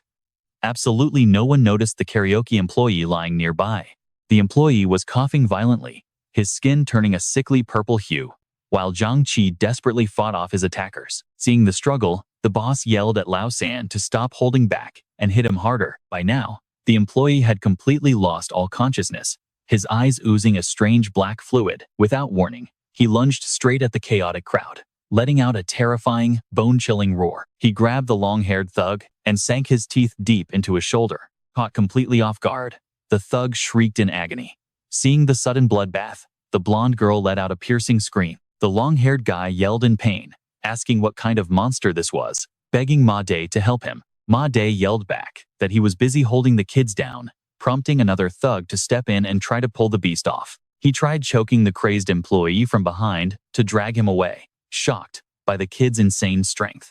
But in the blink of an eye, things got worse. The fully transformed zombie broke free from the chokehold effortlessly, whipped around, and sank its teeth straight into the second thug's exposed wrist. The guy cursed furiously, yelling at the rabid employee who was acting like a wild animal. The zombie pinned him to the floor. Panicked, the thug screamed that the kid had completely lost his mind and possessed unnatural strength. Suddenly, a powerful hand gripped the zombie's neck. It was Xiaoyong, effortlessly lifting the monster off the ground like a toy. Xiaoyong slammed the creature's head straight into the TV screen before calmly turning around and telling everyone to freeze. The bitten thug was completely stunned. That rabid beast possessed insane, almost superhuman strength. Yet this newcomer had just effortlessly shut him down with a single hand. Glaring, the boss demanded to know who he was. Ignoring him, Xiaoyong turned to Jiang Qi, asking if he was bitten. Shocked that this stranger knew his name, Jiang Qi stammered that he was fine but asked what was happening. Xiaoyong told him to stand up and follow him. As Jiang Qi stood up to leave, the angry boss grabbed him by the shoulder, growling that they were far from done with each other. Just then, the long-haired thug started showing clear symptoms. Shaking violently, he coughed and muttered to his boss that his head felt dizzy and incredibly heavy. The boss turned, asking if his cold was suddenly getting worse. Xiaoyong silently listens to the guy's story about having a slight runny nose. Then, he locks his eyes onto him and asks a chilling question. "That's a bite mark on your shoulder, isn't it?" The long-haired guy casually shrugs and replies, "Yeah, so what?" But Xiaoyong knows better. Based on what this guy just admitted, he was already infected. Getting bitten that close to his brain means one thing: he is going to mutate any second now. Wasting no time, Xiaoyong grabs the zombie by the neck and drags him toward the restroom. The gang leader barks out, "What the hell do you think you're doing?" But Xiaoyong just hurls the infected guy inside, slams the door shut, and locks it as violent thrashing erupts from within. Xiaoyong sighs with relief. Luckily, these early-stage zombies are still too brainless to figure out door handles. Dusting off his hands, he turns back to Jiang Qi's terrified group. Xiaoyong cracks his knuckles, his voice dropping to a freezing temperature as he asks, "Hey, Jiang Qi, which of these bastards do you want me to break first?" Jiang Qi's jaw drops. Confused and completely stunned, he stammers, "Wait, what? Do we even know each other?" The thug leader loses his mind and lunges, screaming, "You cocky little piece of garbage." But in a literal blink of an eye, Xiaoyong grabs his head. Boom! He smashes the leader's face straight into the hard table. The long-haired guy snaps, charging forward while yelling, "You dead meat, bastard!" Lightning fast. Xiaoyong unleashes a brutal uppercut straight to the jaw. The force sends the long-haired thug flying backward, crashing hard onto the floor. He lies there twitching, foaming at the mouth as his eyes roll back into his skull, completely knocked out.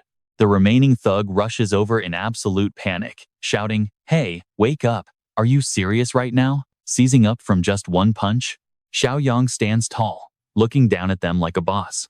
"Anyone else want a piece of me? Step up, or shut up." Xiaoyong then looks over at Jiang Qi, telling him, "Get your friends out of here and wait for me outside." Wiping blood from his lip, Jiang Qi nods in agreement. Okay." The boys hoist up a limping Chen Chong and make their escape. Seeing this, the other thugs whisper, "Let's get out of here too." But the moment the gang leader tries to sneak out, Xiaoyong blocks the doorway, looking absolutely terrifying. The leader grits his teeth, growling, "What more do you want?" Xiaoyong sneers coldly at him. "Had a little too much booze and suddenly forgot your own name. Huh? You almost ended up getting my friends killed because of your stupidity." Feeling a cold sweat break out, the thug stammers, "What the hell are you babbling about? Get out of my face right now." Before the guy can even finish, Xiaoyong hits him with a heavy palm strike, sending him flying backward. God damn it. Slam. Xiaoyong shuts the door, locking them inside. The furious leader scrambles back and pounds on the wood, screaming, "You bastard! Open this door or I'll skin you alive." But inside that room, his infected lackey has completely lost his humanity.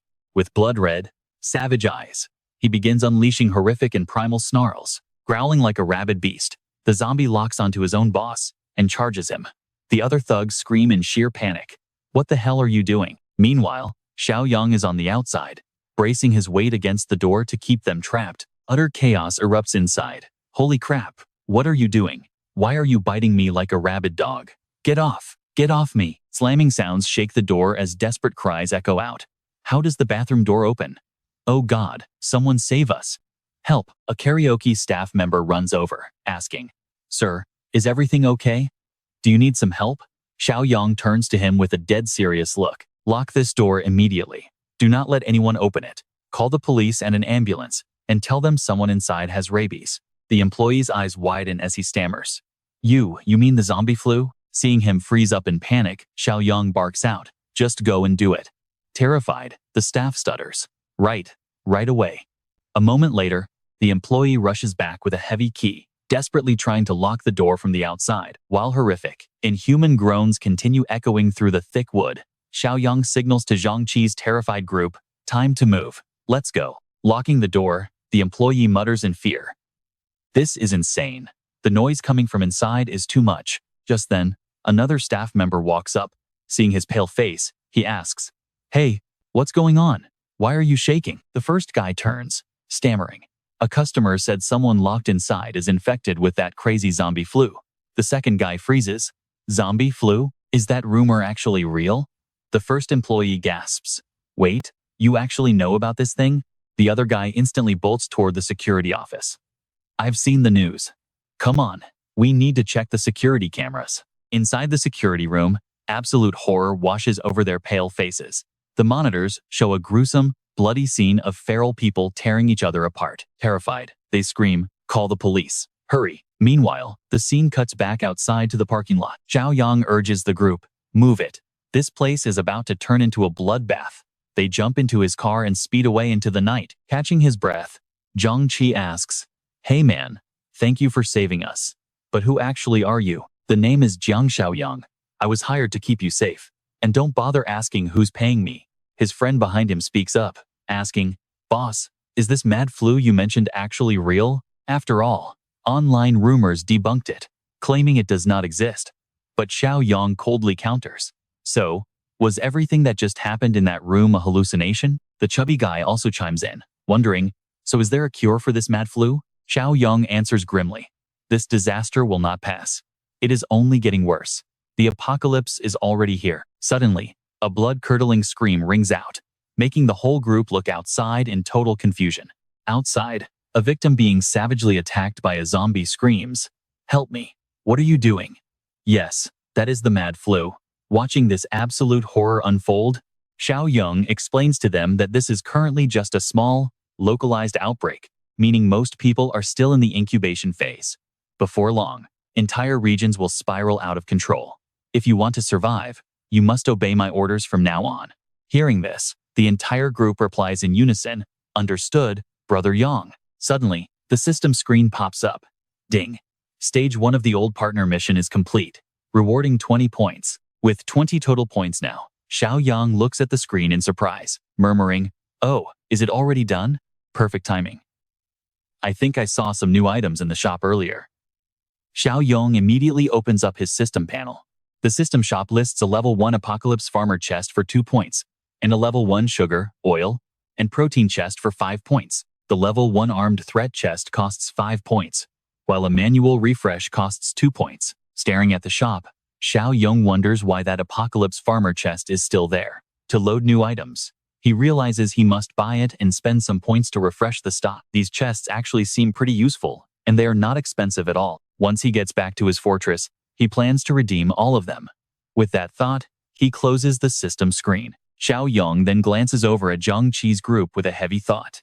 There is still one major problem to solve, reminding him of his past life. Back then, Jiang Qi had cried bitterly, saying, "What a waste that we still considered him a brother.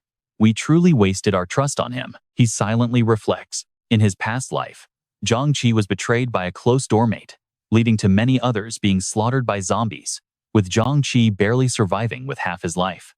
Xiaoyong scans the faces of all of Jiang Qi's friends, wondering to himself, which one of them is the traitor? Meanwhile, inside Kui Jing's apartment, her voice echoes over the phone. "My love, how is the situation over on your end?"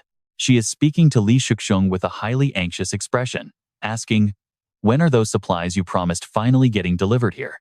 The streets are in complete chaos. I am too terrified to go to the supermarket alone." Li Shuxiong reassures her, "Almost there, baby. Once the paperwork is sorted, I will send them over." Suddenly, a loud and violent pounding sound erupts from her apartment door. She screams in terror. Hearing her panic, Li Shuxiong immediately asks, "What is happening over there, baby?" Kui Jing nervously whispers to him, "Someone is knocking. I have to hang up first." She slowly approaches and peers through the peephole. The visitor is Xu Ya. Relieved, Kui Jing sighs. "Phew. Why on earth did you have to pound on the door so hard?" Xu Ya quickly replies, "Uncle Liu on the first floor was dragged away this morning." Kui Jing asks in total shock, "Taken away? Why was he taken away?" Xu Ya shuts the door behind her and replies, "A police car and an ambulance took him away together." Kui Jing rubs her chin thoughtfully, murmuring, "No wonder there was such a massive commotion downstairs this morning." Xu Ya seriously adds, "It seems this mad flu is definitely not just some empty warning after all. Have those survival supplies that Li Shuxiong promised to give you actually arrived yet?" Kui Jing checks her phone and sighs. "Not yet." Hearing this, Xu Ya curses. "Damn it. I told you so. No man can be trusted. Look, let us do this instead. Just listen to me and call him right now. Tell him that Jiang Xiaoyong has a massive stockpile of supplies that can help him make a fortune during this chaotic outbreak." Hearing this scheme, Kui Jing asks in total shock, is that really true? How on earth do you know that? Shu Ya crosses her arms arrogantly, replying, last time I went to Jiang Xiaoyong's place, he kicked me out. So, I had my simp keep an eye on him. My stalker discovered that supply trucks have been repeatedly driving into his unfinished factory and unloading massive amounts of cargo. Kui Jing grits her teeth in anger, asking, did that brat somehow know about this outbreak beforehand? Shu Ya sneers. Li Shushong won't have the time to care about details like that. She becomes very serious, urging, just listen to me and call him right now. The sooner, the better.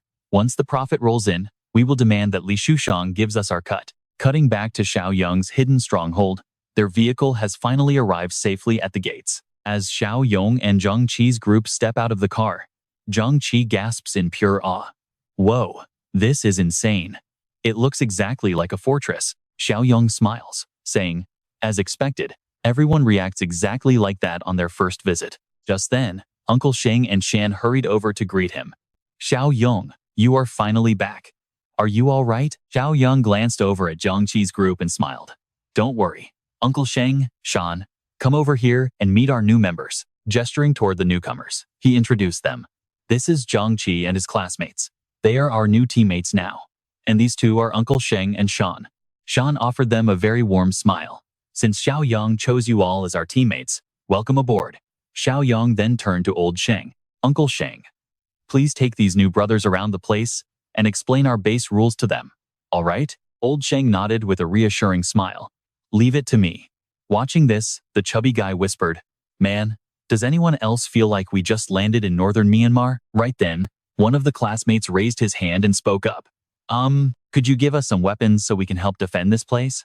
Hearing this bold request, Xiaoyong instantly felt a wave of suspicion rising. The chubby guy quickly nudged him.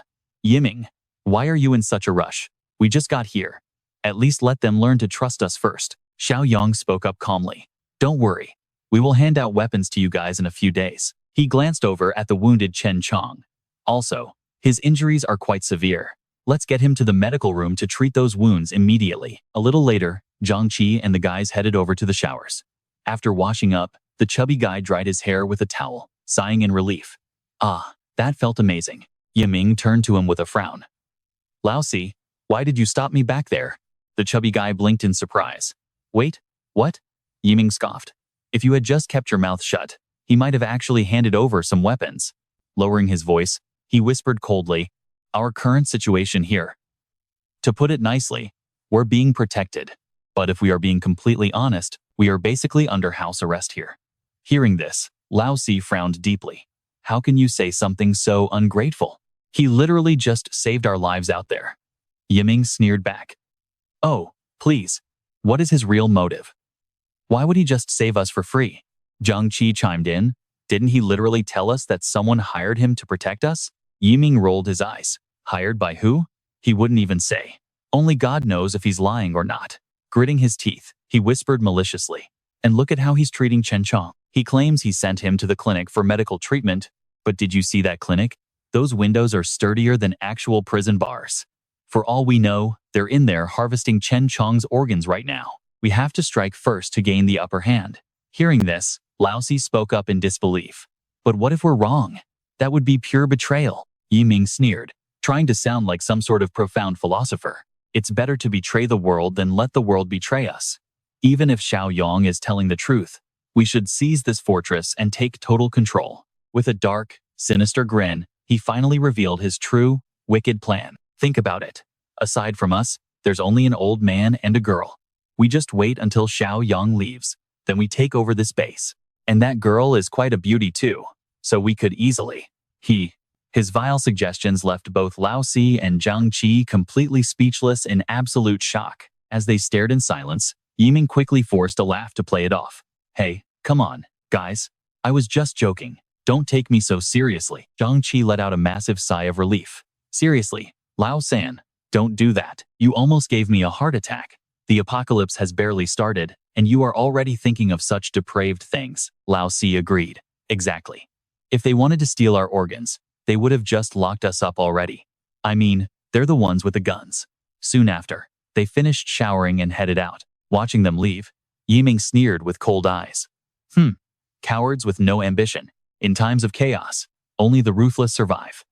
Once I seize control of this place, you two idiots will serve as my pawns forever. Meanwhile, Uncle Sheng and Shan walked over to find Xiaoyong. Old Sheng reported, Xiaoyong, I have successfully settled Jiang Qi and his friends. As for that injured boy, Chen Cheng, he is resting in the clinic now. The windows are locked up tight, just as you ordered. Xiaoyong offered them a warm, appreciative smile. Thank you, Uncle Sheng. You and Shan should go get some rest now. Tomorrow, trouble might find us. He then paused, remembering something crucial. Oh, by the way, keep a close eye on everyone except Chen Cheng and Jiang Qi.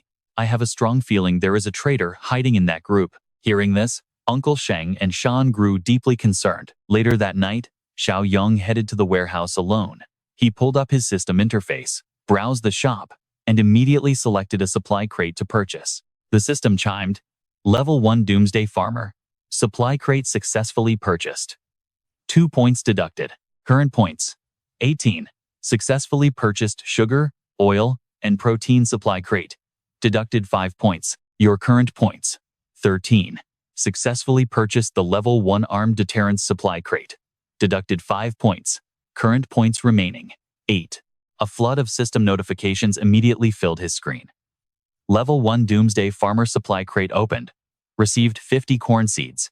Level 1 Sugar, oil, and protein supply crate opened.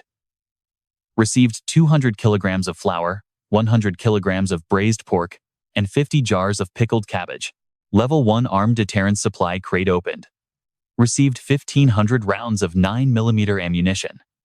With all crates unboxed, a massive mountain of survival supplies stood right before Xiaoyong.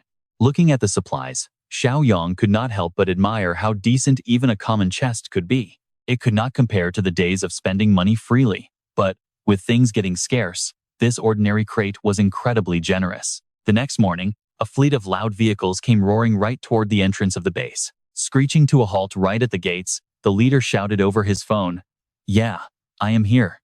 Is this the place? Behind him, a whole gang of armed thugs stood waiting with weapons drawn. Ending his call, the leader smirked. All right, we will grab a drink when I get back. Shoving his phone away, he barked out a ruthless order. This is the spot. Tear it down. The thugs eagerly rushed forward. They began slamming their weapons against the heavy metal door, but after exhausting themselves, the gate did not show a single scratch. A thug with a goatee turned to the boss. Boss, this wall is too thick. We cannot break this down with brute force. Furious, the boss gritted his teeth in sheer frustration. Damn it. What kind of regular citizen builds a gate this strong? He immediately barked out a new order. Bring out the heavy weapons. The goons ran to the back of their vehicle and hauled out a heavy crate packed with homemade firebombs. They quickly lit the fuses and began throwing them directly over the walls. Inside, the glass bottles shattered on impact, splashing fuel everywhere. Within moments, the entire front yard of the sanctuary was swallowed up in a raging sea of fire. Inside the facility, San and Jiang Qi quickly spotted the smoke and immediately started shouting to warn everyone. It is a fire. Grab the extinguishers, quick, San said with deep worry. Brother Xiaoyong was absolutely right. Even before the world completely falls apart, extreme threats and crazy people are already starting to show up. Xiaoyong and Uncle Sheng rushed over, both armed and ready. Glancing up toward the watchtower, Xiaoyong muttered coldly, Let us go see who is begging for death today. A moment later, both of them had climbed up to the high watchtower. Looking down, Uncle Sheng frowned. That guy looks really familiar, and those vehicles do too. Suddenly, the memory of an earlier encounter on the road clicked in his mind. Ah, it is that jerk we had an argument with on the highway. Down below, the goatee thug spotted them on the watchtower and yelled, Boss, they are showing themselves. The gang leader looked up, recognizing Xiaoyong. He gritted his teeth in anger. It is that bastard. Pointing his finger, he roared, Come out and face me, or I will roast all of you alive. Xiaoyong calmly called back, I will give you 5 minutes to pack up and get out. The thugs erupted like a pack of rabid dogs. Hey, you arrogant brat. What did you just say? Do you have any idea who our boss is? Stop talking and get 2 more crates of firebombs. Right then, the system screen suddenly flashed before his eyes. Ding! A new quest has been issued. Quest details. Qingqi Sanctuary is currently under threat. Eliminate the hostile attackers as quickly as possible. Reward: 10 system points. Seeing him zone out, Uncle Sheng whispered, Xiaoyong, what is the plan? Should we fire a warning shot? Young raised his AK rifle in response and shook his head. A warning shot?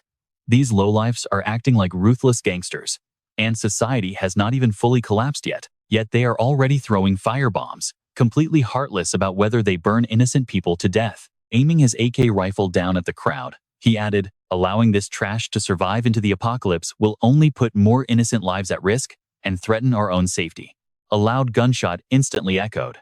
Before the gang leader could even realize what was happening, his entire arm was completely blown off. Collapsing to his knees, the gang leader shrieked in absolute agony. My arm is gone.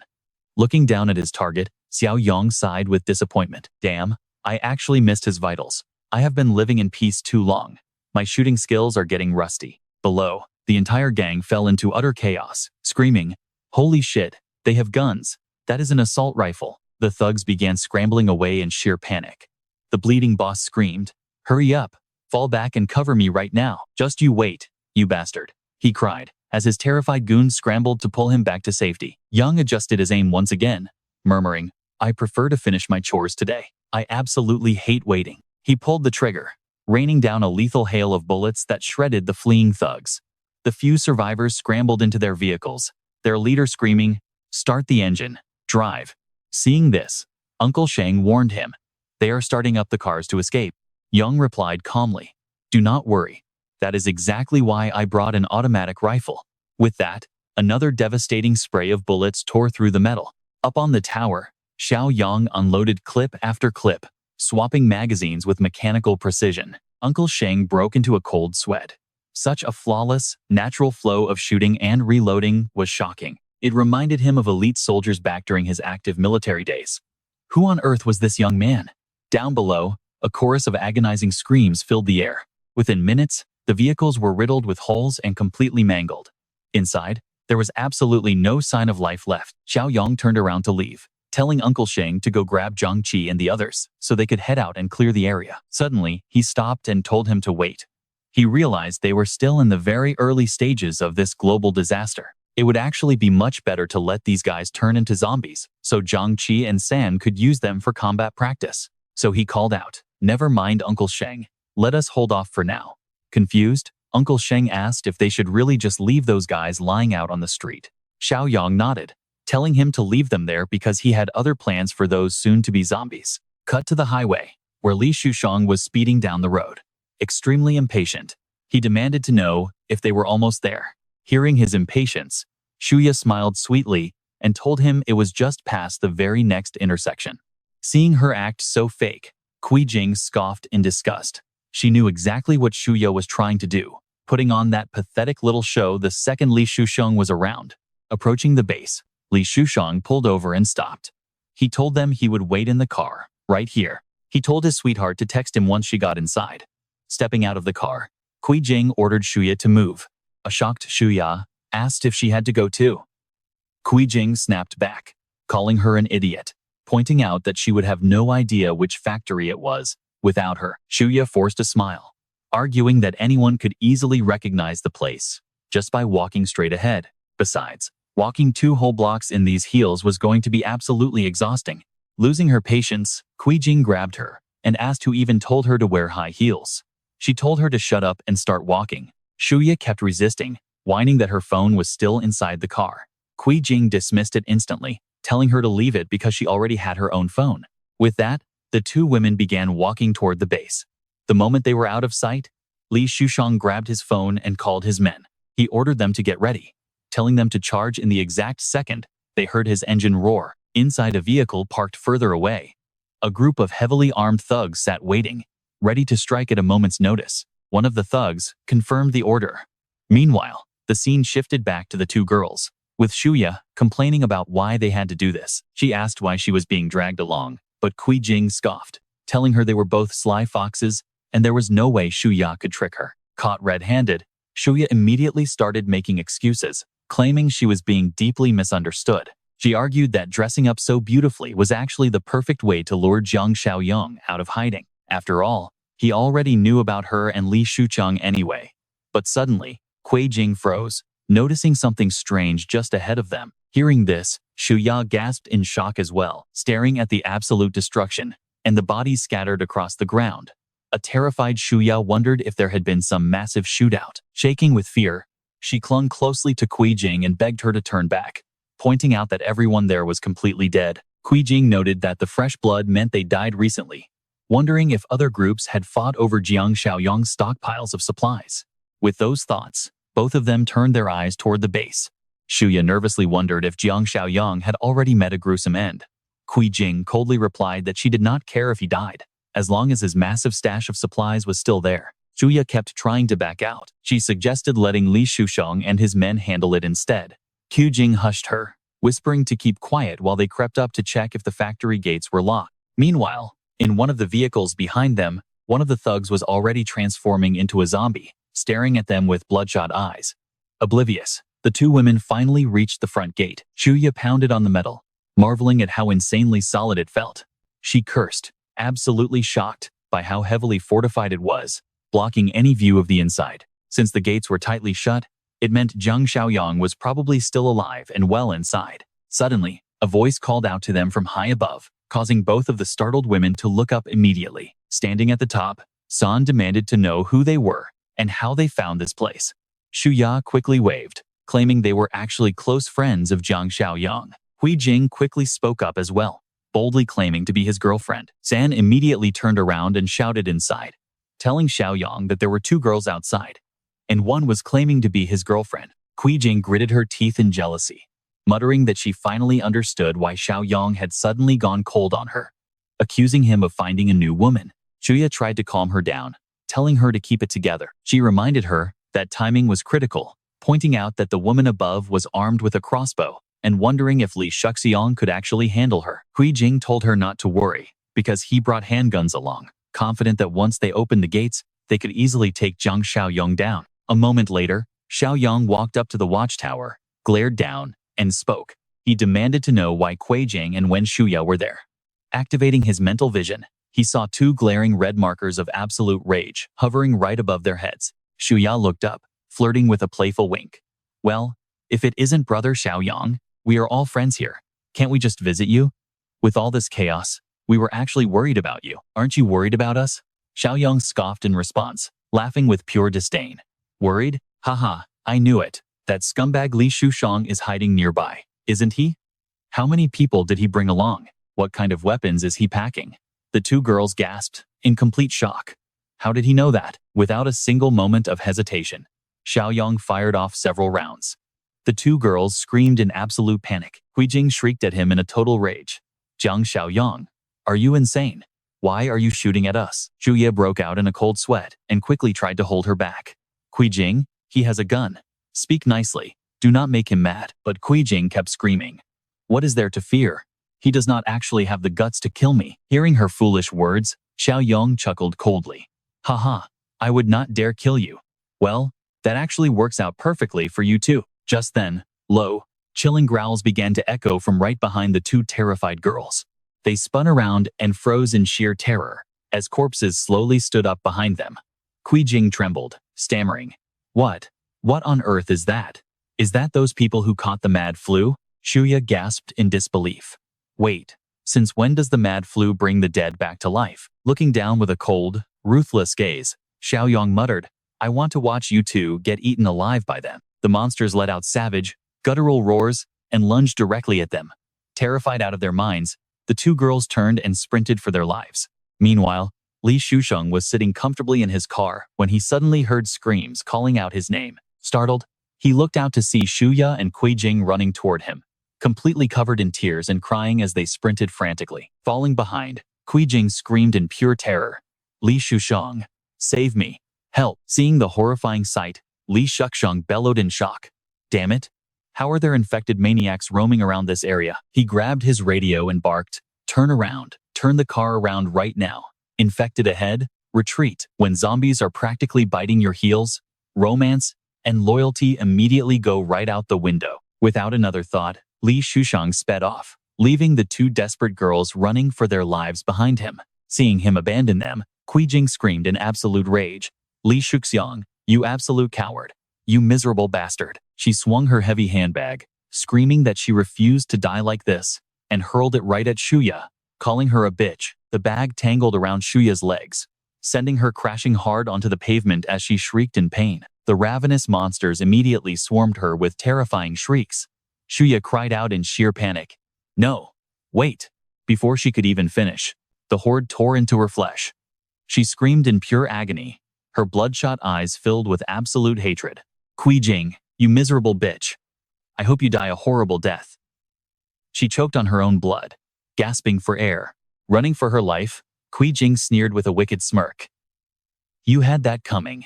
You absolutely deserve that. Up on the watchtower, San watched the gruesome scene unfold in horror. Suddenly, the system notification chimed in his mind. Ding! Standard intimidation quest completed. 10 points rewarded. Current total points. 18. Ding! New quest is now available. Street clearance quest. Clear out the infected and monsters outside the base. Current progress. 0%. Reward. 10 points. San turned to Xiaoyong, deeply unnerved. Did those people really just turn into zombies simply by breathing the air? Xiaoyong sighed heavily. We have officially crossed the threshold into the end of the world. The air is thick with pathogens from another dimension. Anyone who dies outdoors will quickly reanimate as a zombie. Even the injured and weakly living face an extremely high risk of mutation. Hearing this, San finally understood the situation. Is that so? Xiaoyong turned around to leave. Gather everyone immediately. We need to hold an urgent meeting. Shortly after, everyone gathered in the meeting room. After explaining the basic rules of survival in this apocalypse, Xiaoyong looked at them. For the next 2 days, stay indoors unless it is absolutely necessary. Keep all doors and windows tightly shut to let your bodies adapt to the pathogen. That is the only way to minimize your mutation risks. Hearing Xiaoyong's warning, Zhang Qi could not help but feel extremely worried. What about Brother Chong? At that moment, Chen Chong lay completely still in his hospital bed. Dark purple veins began appearing on his skin, spreading rapidly across his entire body in a horrifying pattern. Back in the city, absolute chaos had erupted. Citizens fought desperately over basic food and supplies, and violent riots broke out on every street corner. From a high-rise window, Zhang Shengzhe looked down at the streets below with deep dread. The outside world is completely ruined. He turned to his wife and child with a serious expression. Tonight, I must go to the warehouse to retrieve the rest of our supplies. Xiaoli, you and Shuai stay here. Do not open that door for anyone but me. Understood? As soon as those words left his mouth, a violent pounding on the door made Shengzhe jump in surprise. He stared at the door with anxiety, then pressed a finger to his lips, signaling his wife and son to stay quiet. Gripping a golf club, Shengzhe warily approached the door. Just then, a voice called out from the other side. Shengzhe, you home? Recognizing the familiar voice, he breathed a sigh of relief. Whew, Yang Tao? He quickly opened the door to let him in, but the moment it opened, Shengzhe took a brutal kick to the chest, crashing to the floor with a curse.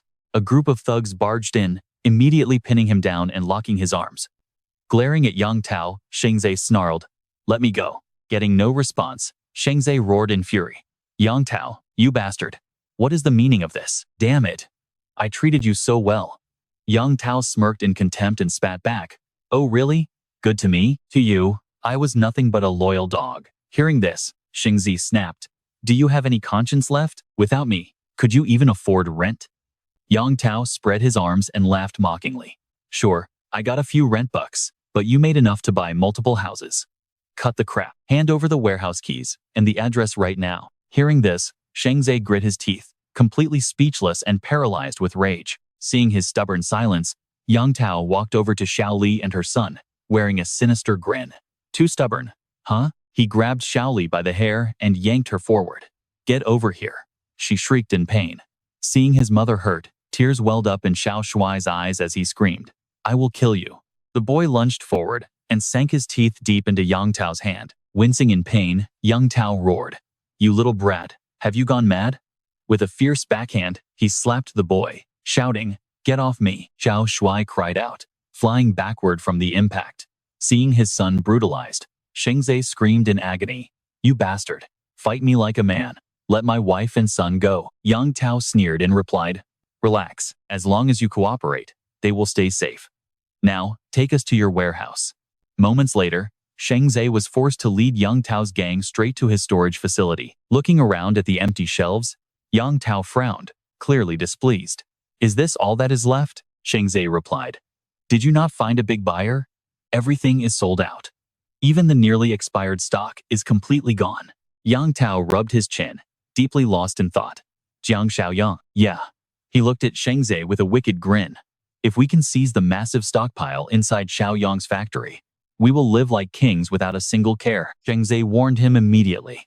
I suggest you drop that idea. The last time I made a delivery there, I caught a glimpse of a gun on his hip. That kid definitely knew this apocalypse was coming long before it happened. Yang Tao sneered. And that is your problem to solve? Shaken, Sheng Zhe stammered back. What? What do you mean by that? Yang Tao shrugged. Bring me Xiaoyong's supplies in exchange for your family's safety. Sounds like a fair deal, does it not? Trapped with no way out, Sheng Zhe could only grit his teeth in silence.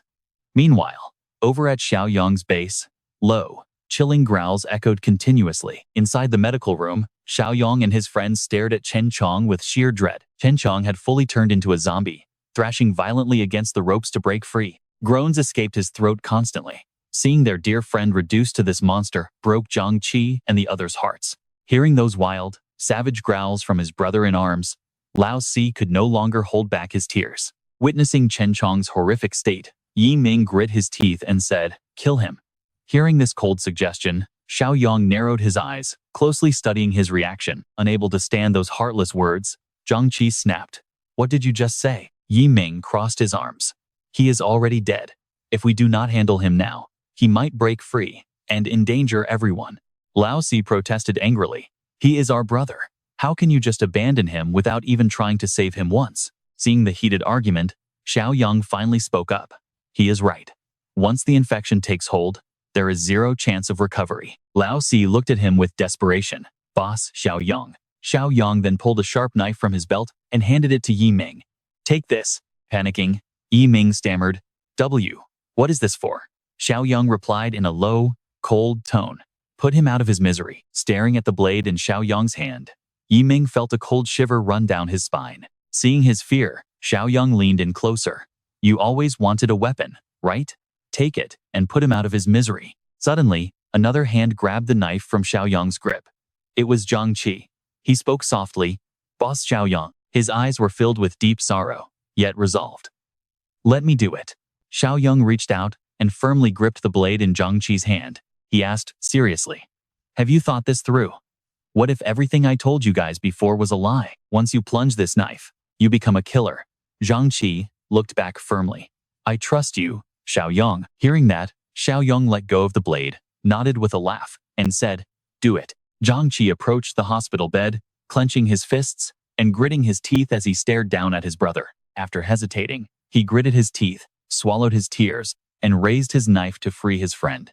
But just as the blade was about to touch Chen Chong, it suddenly stopped. It was Xiaoyong, grabbing Zhang Qi's hand to hold him back. Looking surprised, Zhang Qi called him brother Xiaoyong. But Xiaoyong stared at the system panel in front of him and ordered everyone out, saying this guy was too special to kill. Right then, the system panel flashed a new message. The system announced that a rare variant was detected. Everyone filed out, and the door clicked shut. Only Xiaoyong and Chen Chong remained in the room.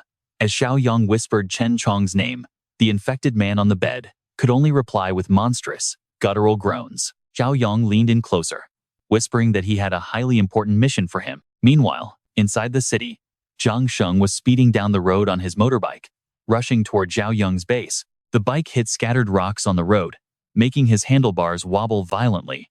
Losing control, the bike crashed straight into a roadside billboard. Xing crawled out of the wreckage, cursing his terrible luck. Holding his bruised head, he stumbled forward, glad that the base was at least nearby. However, as he focused ahead, he had no idea a zombie was creeping up right behind him. Suddenly, the monster let out a ferocious growl and lunged straight at Sheng. Sheng gasped in shock, but before he could even react, the zombie was already on him, sinking its teeth into his arm.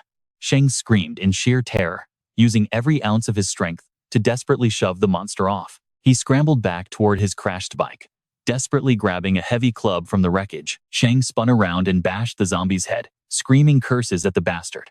Over and over, he repeatedly slammed the heavy club straight into its skull. Loud cracks and sickening wet thuds echoed through the air as the bone shattered. After battering the zombie into a completely mangled mess, Sheng panted heavily, realizing this place was too dangerous.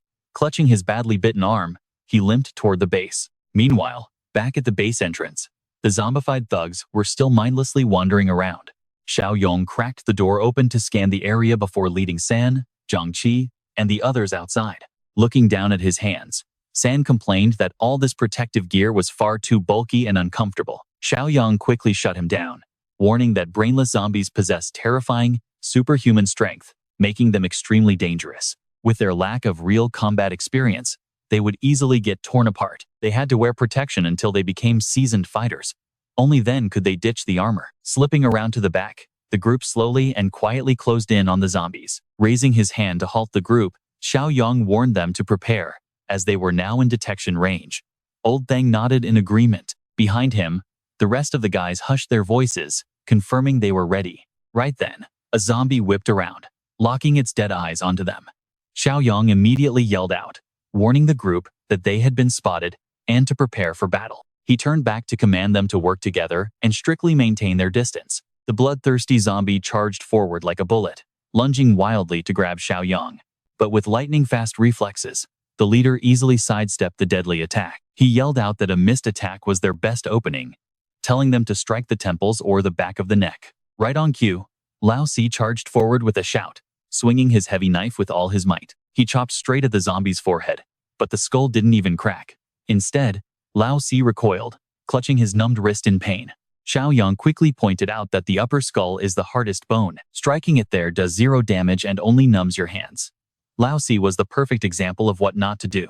Right away, the zombie lunged at him again. Panicking, he raised his knife to block the incoming bite. Without hesitation, the beast clamped its teeth directly onto the metal blade, staring hungrily at him. Panicking, he screamed at the top of his lungs for Jizi to save him. Watching the boy successfully block the zombie's vicious snap, Xiaoyong smiled in approval, shouting that it was a perfect block, before telling Zhangqi to go help his teammate. On command, Zhangqi swung his baseball bat and charged in, aiming a heavy blow straight at the back of the zombie's neck. Watching with his hands on his hips, Xiaoyong called out that one hit wasn't enough, telling everyone to keep piling on. At his word, they all unleashed a flurry of blows on the creature. But behind Xiaoyong, another zombie was slowly creeping up. After brutally beating the monster into the dirt, Zhangqi turned around with a grin, asking Xiaoyong if they did okay. Xiaoyong smirked and scoffed at the question, just as the silent threat behind him suddenly lunged forward. Seeing this, Zhangqi panics and shouts a warning. "Watch out, brother Xiaoyong." The zombie's mouth swings wide open. It aims straight for Xiaoyong's shoulder, snapping down. But in a flash, a hand grabs its head and locks it in place. Clutching the zombie's head, Xiaoyong yells, "Did you all forget everything I taught you? Never, ever let your guard down, or stop watching your surroundings." The entire crew stands in absolute silence under his lecture. Meanwhile, Shengzai reaches the base, hiding behind a concrete slab to secretly observe them. Damn it, are those gold badge mad flu crazies already taking over this place? That bastard Jiang Xiaoyong might already be dead. Suddenly, a familiar voice echoes from right behind a parked vehicle. "Your teammates behind you need backup. Good job keeping guard." Shengzai casts a suspicious glance toward the sound, muttering in disbelief. Wait, that voice. No way. It really is Jiang Xiaoyong. Grinning at the thought, he begins sneaking closer to the vehicle. Shengzai watches closely, whispering to himself. Is Jiang Xiaoyong's squad actually out here, hunting those mad flu infected? Just then, a zombie wakes up right under the car, its glowing eyes locking onto Shengzai. It is none other than Shuya. After being torn apart and eaten by the horde, she has completely turned. She lunges forward, grabbing Shengzai by the leg. Startled, he shrieks and crashes onto the dirt. Staring at the monster, clutching his leg, Shengzai's eyes fill with absolute, pure terror. The zombie immediately lunges, thrusting its razor-sharp claws right at his chest. Shengzai screams out in total helplessness, "Damn it, go to hell." Suddenly, a loud blast rings out, sending blood and flesh spraying everywhere. Shengzai's eyes fly wide open as he screams in raw terror. With just one perfectly aimed shot from Jiang Xiaoyong, the zombie's head is completely blown in half right before his eyes. Shoving the heavy corpse off him, Shengzai collapses back, gasping heavily for air. Lowering his smoking gun, Xiaoyong coldly demands, "What the hell are you doing out here, Shengzai?" Shengzai slowly crawls forward, sobbing, "Brother Yang, I finally survived long enough to find you. But Xiaoyong's cold gaze instantly drops to his arm, right where the zombie had bitten him earlier. Pointing the barrel of his gun directly at Shengzai's head, he says flatly, "You've been bitten." Shengzai raises his hands, in a frantic panic, pleading, "Brother Yang, please don't shoot. Spare me, I have something important to tell you." Keeping his weapon locked on target, Xiaoyong replies coldly, "Talk from there. Don't take another step closer." Tears streaming down his face, Shengzai speaks with bitter despair. "Brother Yang, I know I'm done for. It won't be long before I turn into one of those mindless monsters." Choking back his tears, Shengzai bursts into a desperate sob, crying, "But that bastard Yang Tao, he kidnapped my wife and child. He forced me to come up with a plan to trick you and steal all your resources. Brother Yang, I know I'm no saint, but I don't believe I've done anything truly evil in my life. My wife and child are completely innocent. Those animals will never let them go. Their fate will end up being 100 times worse than mine. Brother Yang, I beg you, please save and protect them. Just look at it as my fee for helping you gather all those supplies." Hearing this, Xiaoyong falls silent, deep in thought. Even though this guy's original plan was just to make a quick buck for himself, objectively speaking, his efforts did help out a lot. Glancing back at his group, Xiaoyong notes that his fortress still has plenty of space left. And since they have more men than women, the ratio is a bit off. Suddenly, the system's voice rings out. Xiaoyong smirks, thinking, a quest reward for this. Talk about a golden opportunity to gain even more. The system screen pops up before him. New system quest. Entrusted family. Objective. Successfully rescue Jiang Xingzai's wife and child. Current progress is at 0%. Reward, 25 points. Ongoing quest. Clean the streets. Objective. Eliminate the infected and monsters outside the fortress. Current progress, 70%. Reward, 10 points.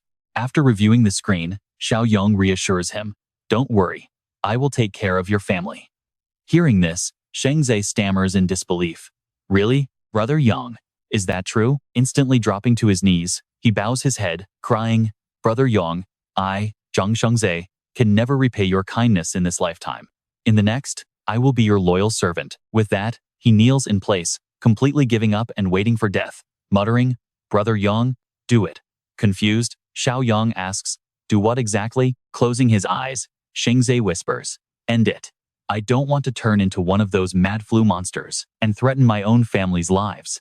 Xiaoyong stays silent, offering no reply. Instead, he turns to Sanson and says, "Sanson, go grab a bicycle from the warehouse and hand it over to him." Taken aback, Sanson gasps in surprise but quickly turns around to follow the order. Xiaoyong turns back to Shengzai, ordering, "Get moving. Head as far away from crowds as possible and find a sparsely populated area." Staring at him in utter shock, Shengzai stammers, "Why? Why are you doing this?" Xiaoyong replies, "No need to ask why. Your time is running short right now, so just make the most of what you have left." Shengzai sighs softly, whispering, "All right, I understand. Thank you, Brother Yang." A short while later, Shengzai hops onto the bicycle, pedaling with all his might as he quickly vanishes into the distance. In his fading mind, only one final thought remained. My wife, my son. Shengzai's face twisted with pure rage and deep resentment toward Yang Tao's gang, even as the zombie virus slowly crawled across his skin. Meanwhile, switching back to Xiaoyong's side, the group was busy clearing out the pile of zombies outside the entrance. They piled the corpses up high, poured gasoline all over them, and finally threw a match. A massive fire instantly engulfed the undead bodies, slowly reducing every single one of them to ashes. One of them sighed deeply, saying, "Man, today has completely exhausted me." Right then, the system chimed. Ding! Street cleanup mission completed. System points increased by 10, bringing his current balance to 28 points. Reading the alert, Xiaoyong said, "With everyone's current strength and experience, having 2 or 3 people use basic melee weapons to hunt down lone zombies without getting injured should be no problem. But facing even a small group or a zombie horde, that is absolutely out of the question." With that, Xiaoyong turned to leave and said, "Follow me." A moment later, they stood outside the warehouse. Xiaoyong turned and called out, "Uncle Sheng?" Hearing his name, Old Sheng replied, "I'm here. What is it?" Xiaoyong handed him a key and said, "There are weapons stored inside this warehouse. I'll be heading into the city tonight. For the safety of our fortress, I'm trusting you with this." Old Sheng took the key, worried. The city must be in pure chaos right now. You're going alone? Hearing this, Zhang Qi and Xiao Jia immediately chimed in. Brother Xiaoyong, the three of us should go with you. Xiaoyong replied, no need. You guys aren't ready to face that kind of danger yet. If you come along, you'll only be a burden. Uncle Sheng, I'm counting on you. Old Sheng looked at him and replied, don't worry, Xiaoyong. Just make sure you stay safe out there. Later that afternoon, Xiaoyong packed up some weapons, got into his car, and drove off. He opened the system shop, only to find it completely empty. Sweating, Xiaoyong muttered to himself about how incredibly slow the shop updates its stock. Deciding to take action, he clicked refresh. This mission was going to be tough, and he needed to guarantee his safety. I'll just have to manually refresh it myself then. Instantly, the system chimed. Ding, manual refresh successful. 2 points deducted. Current balance, 26 points. Brand new items immediately appeared in the system shop. Level 1 Sci-Fi Supply Crate, 20 points. Level 1 Emergency Medical Supply Crate, 5 points. Level 1 Tactical Weapon Crate, 5 points. Manual refresh cost, 4 points. Xiaoyong couldn't help but complain. A single manual refresh and the cost already doubled from 2 points to 4. He realized he really needed to start saving his points. Resting his chin on his hand, he muttered, gambling points on a mystery crate is risky, but luckily, I have just enough. He then selected the Sci-Fi Supply Crate. The system immediately notified him. Level 1 Sci-Fi Supply Crate purchased successfully. 20 points deducted. Current balance, 6 points. Suddenly, a blinding flash of light erupted from inside Xiaoyong's car. The system announced that the Level 1 Sci-Fi Crate was open, rewarding him with a physical enhancement serum +5. Covering his eyes, he yelled, ugh, what the heck? Did I just get flashbanged? Holding the vial, he stared in absolute shock. Holy crap, this serum actually boosts my physical stats by 5 points? Without hesitation, he jammed the syringe straight into his arm. Better safe than sorry. Instantly, a violent surge of raw power erupted inside him. Xiaoyong grit his teeth, bracing against the pain. Groaning through the rush, his status screen popped up. Physical attribute, 13, over 260% of an average human. Skills, Mind's Eye, Space Ring. Meanwhile, back at Zhang Xingzai's home, in the bedroom, Xiao Li was comforting young Xiao Shuai. Shuai, don't be scared. Your father will be back soon. Suddenly, young Tao and his buzzcut lackey burst into the room. Terrified, Xiao Li gasped. What are you doing? What do you want? Young Tao stepped forward, grabbing her arm with a disgusting smirk. What do you think? We're just looking for a little fun. With a brutal tug, he ripped her shirt open. Xiao Li screamed in horror. No. Please, stop. Right then, the buzzcut thug lunged forward to join in. Both men began tearing at her clothes, completely ignoring her desperate, tearful pleas to let her go. Just then, another figure walked in. The long-haired man frowned, asking, what's all this noise about? Seeing him, the buzzcut thug grinned. Brother Li, come join us. Hearing that, Brother Li snapped. Are you out of your minds? Our job isn't even finished yet. Focus on the plan first. Let her go. Annoyed, the buzzcut thug grumbled. What's the big deal? It's not like this is our first time. Furious at his attitude, Brother Li hissed. You're touching his family. What if this woman decides to end her own life? If she dies, he won't have any reason to hold back. He'll drag us all down with him.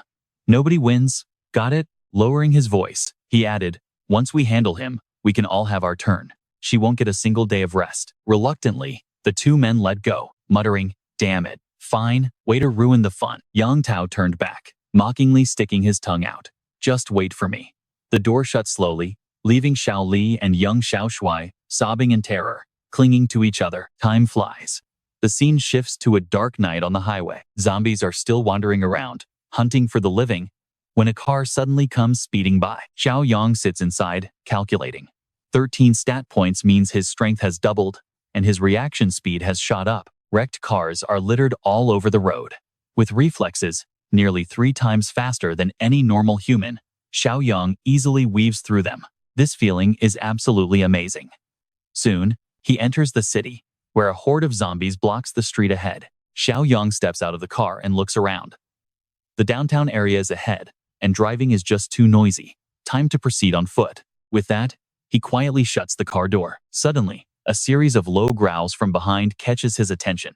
He spins around to see 2 flesh-eaters charging at him like rabid beasts. The first one hisses and leaps forward to grab him. Xiaoyong quickly sidesteps to dodge the attack. Instantly, he wraps his arm around the zombie to lock its shoulder in a tight grip. With a powerful throw, he hurls the beast straight into its partner. Then, he summons a sharp blade from his spatial ring. He stands there calmly, facing the two monsters, before lunging forward with blinding, wind-cutting speed. In a flash, Xiaoyong unleashes two devastating slashes. Just like that, both zombie heads are rolling on the ground. Sheathing his weapon, he notes that both his strength and reaction time are completely overpowering these zombies. This is what having double the average human physical limit feels like. His senses are sharper too, letting him catch a distant sound. Damn it, we're surrounded. Hearing the cry, Xiaoyong glances toward the source. It is about 800 meters away. Suddenly, the system alerts him. Ding. A random quest has been triggered. An encounter quest. The desperate voices are coming from a nearby store, where a frenzied horde is smashing against the glass door. Inside, an armed officer shouts, "Hurry! Block the door with more heavy stuff." A boy nearby looks at his father with tear-filled eyes, asking, "Dad, are we going to die here?" The father grits his teeth, replying, "Don't worry. These bastards cannot break in, and even if they do, we'll just go reunite with your mother." Hearing that, the boy bursts into tears. The cop snaps, "Damn it, Old Song. Do you even know how to comfort your kid?" Old Song replies, "If I knew how to talk nicely, I would have been promoted to apartment manager a long time ago." The officer looks outside, gritting his teeth in sheer frustration. Damn it, is this really the end for us?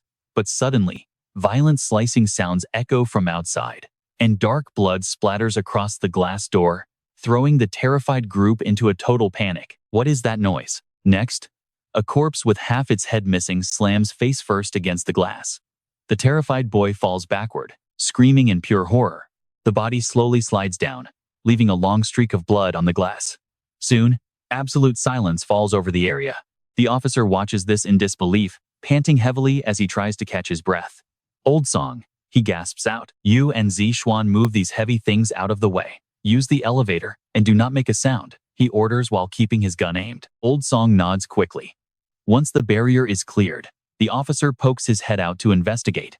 To his shock, the undead are all piled up on the ground, allowing them to cautiously step outside. Old Song gasps in utter shock.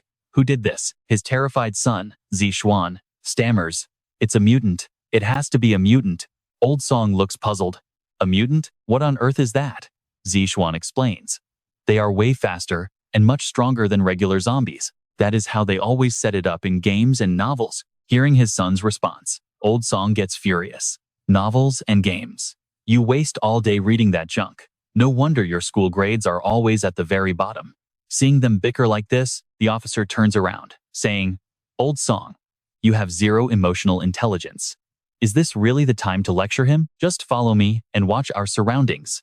We cannot afford to get ambushed by some mutant creature." They cautiously move forward. The officer instructs them to watch their respective directions as they slowly head toward the gathering point. Reaching a corner, he raises his hand to stop them. Confused, the others whisper, "What is it? What's over there?" Xiaoyong is standing just ahead, staring at his system screen. The encounter rescue quest is officially complete. He gained 5 system points, bringing his total to 11. Zixuan stares at Xiaoyong, whispering in fear, "That has to be a mutant." The officer squinted and shook his head, saying, "Actually, he looks like a human survivor to me." Xiaoyong turns around with a smirk. "A mutant? Kid, you have quite the imagination. It's too early for those things to roam the streets." The officer lets out a sigh of relief, smiling warmly. "I knew it. You are a survivor." He steps closer and says, "Kid, wandering out here all by yourself is way too dangerous. In times like this, we have to stick together to survive. Come with us." Young looked over at him and asked, "Who are you guys? Is it just the few of you?" Looking around cautiously, he replied, "We are scavenging for supplies. There are still many survivors gathered over at Rongxiang Villa." Young thought for a moment. "Rongxiang Villa? I remember Jinyu Mansion is not too far from there, right?" Old Song nodded and replied, "Oh, it is not far at all. Just a single street away." He walked over and patted Young's shoulder. "Hey, little brother, there is safety in numbers. And Captain Lee has a gun to deal with those monsters. We have plenty of experience and can keep you safe." Captain Lee looked back and nodded with a reassuring smile. Touched by their hospitality, Young smiled and said, "Haha, sounds great. Thank you all." Soon after, Young joined their group and left with them. Old Song asked curiously, "Hey kid, is there someone important you are trying to meet over at Jinyu Mansion?" "Yeah," Young replied. The old man looked back. "Is it a family member or a girlfriend?" He patted Young's shoulder gently. "Look, it is the apocalypse. Whoever you are looking for is likely already dead. You need to prepare yourself for the worst." Captain Lee gritted his teeth and added, "He is right. Even if they avoided the infected, they probably ran into those absolute beasts." Young asked who he meant, and Captain Lee explained they were a gang of ruthless thugs occupying the Emerald Mountain Villa in the east. They will brutally murder any survivors they find, just to steal their resources. "We crossed paths with them once, and we lost a lot of good men to those bastards." He sighed and waved his hand dismissively. "Whatever, let us not talk about it. Just remember, always stay alert around other survivors." Old Lee was so distracted that he did not see a zombie sneaking up on him. Zixuan spotted it and yelled, "Uncle Lee, watch out." Old Lee spun around instantly, just as the rotting monster lunged straight at him. Without hesitating, Old Lee fired 2 rapid shots, hitting perfect headshots to drop the zombie. Escaping by a hair, he broke into a cold sweat and spat, "Damn it, piece of trash."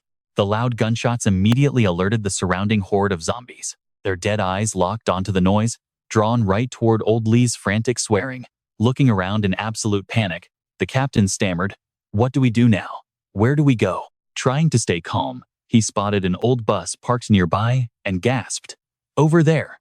He screamed to the group, "Get inside that bus right now." With that, everyone bolted for their lives toward the vehicle. Yang watched this unfold and smirked to himself, highly amused. Running aimlessly would only attract more zombies. And while that enclosed bus was great for a defensive stand, its fatal flaw was that once cornered, there was absolutely no escape. He muttered a quick mental rating, "Not bad.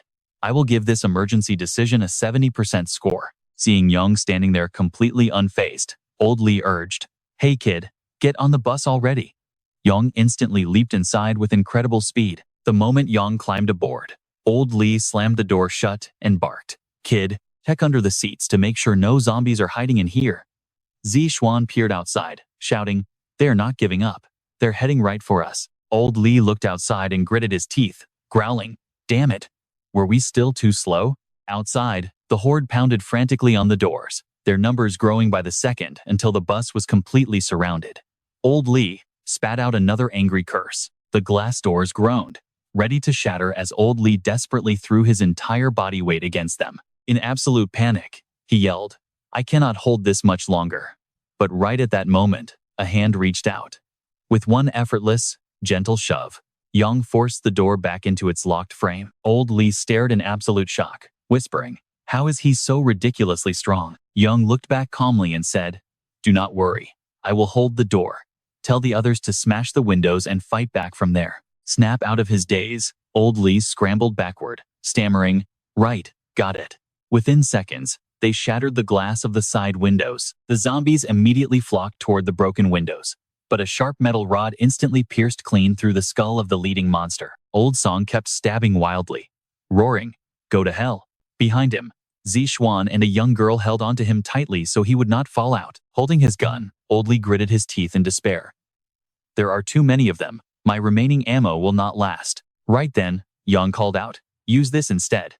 Old Lee turned around and saw a crossbow in Young's hand, asking in complete confusion, "Where on earth did you get that?" Young tossed the weapon to him and shrugged, "Just grabbed it along the way earlier." Without wasting time, Old Lee aimed the crossbow and helped Old Song clear the monsters, shouting curses at them with every shot. The two men kept yelling insults as they slaughtered the horde. Once the area was clear, the group cautiously stepped off the bus to look around. Having survived another close call, Zixuan bragged like a gamer, "Escaping danger twice is definitely no fluke. We must be the chosen ones of this apocalypse."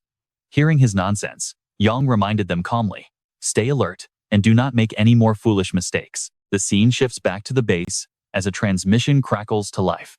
Yiming speaks up, hoping things go smoothly for Xiaoyong, before suddenly volunteering to take the night watch himself. Seeing him volunteer so eagerly, Xiaojia nudges him, asking why he is suddenly being so active today. Caught off guard, Yiming defensively snaps back, telling him to mind his own business, since he is always active.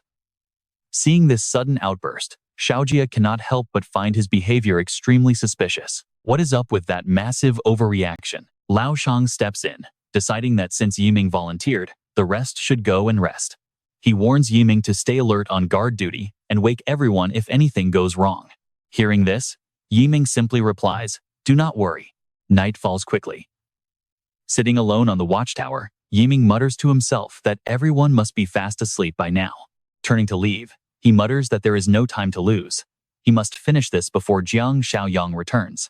Meanwhile, Lao Sheng is fast asleep with the warehouse key right next to his pillow.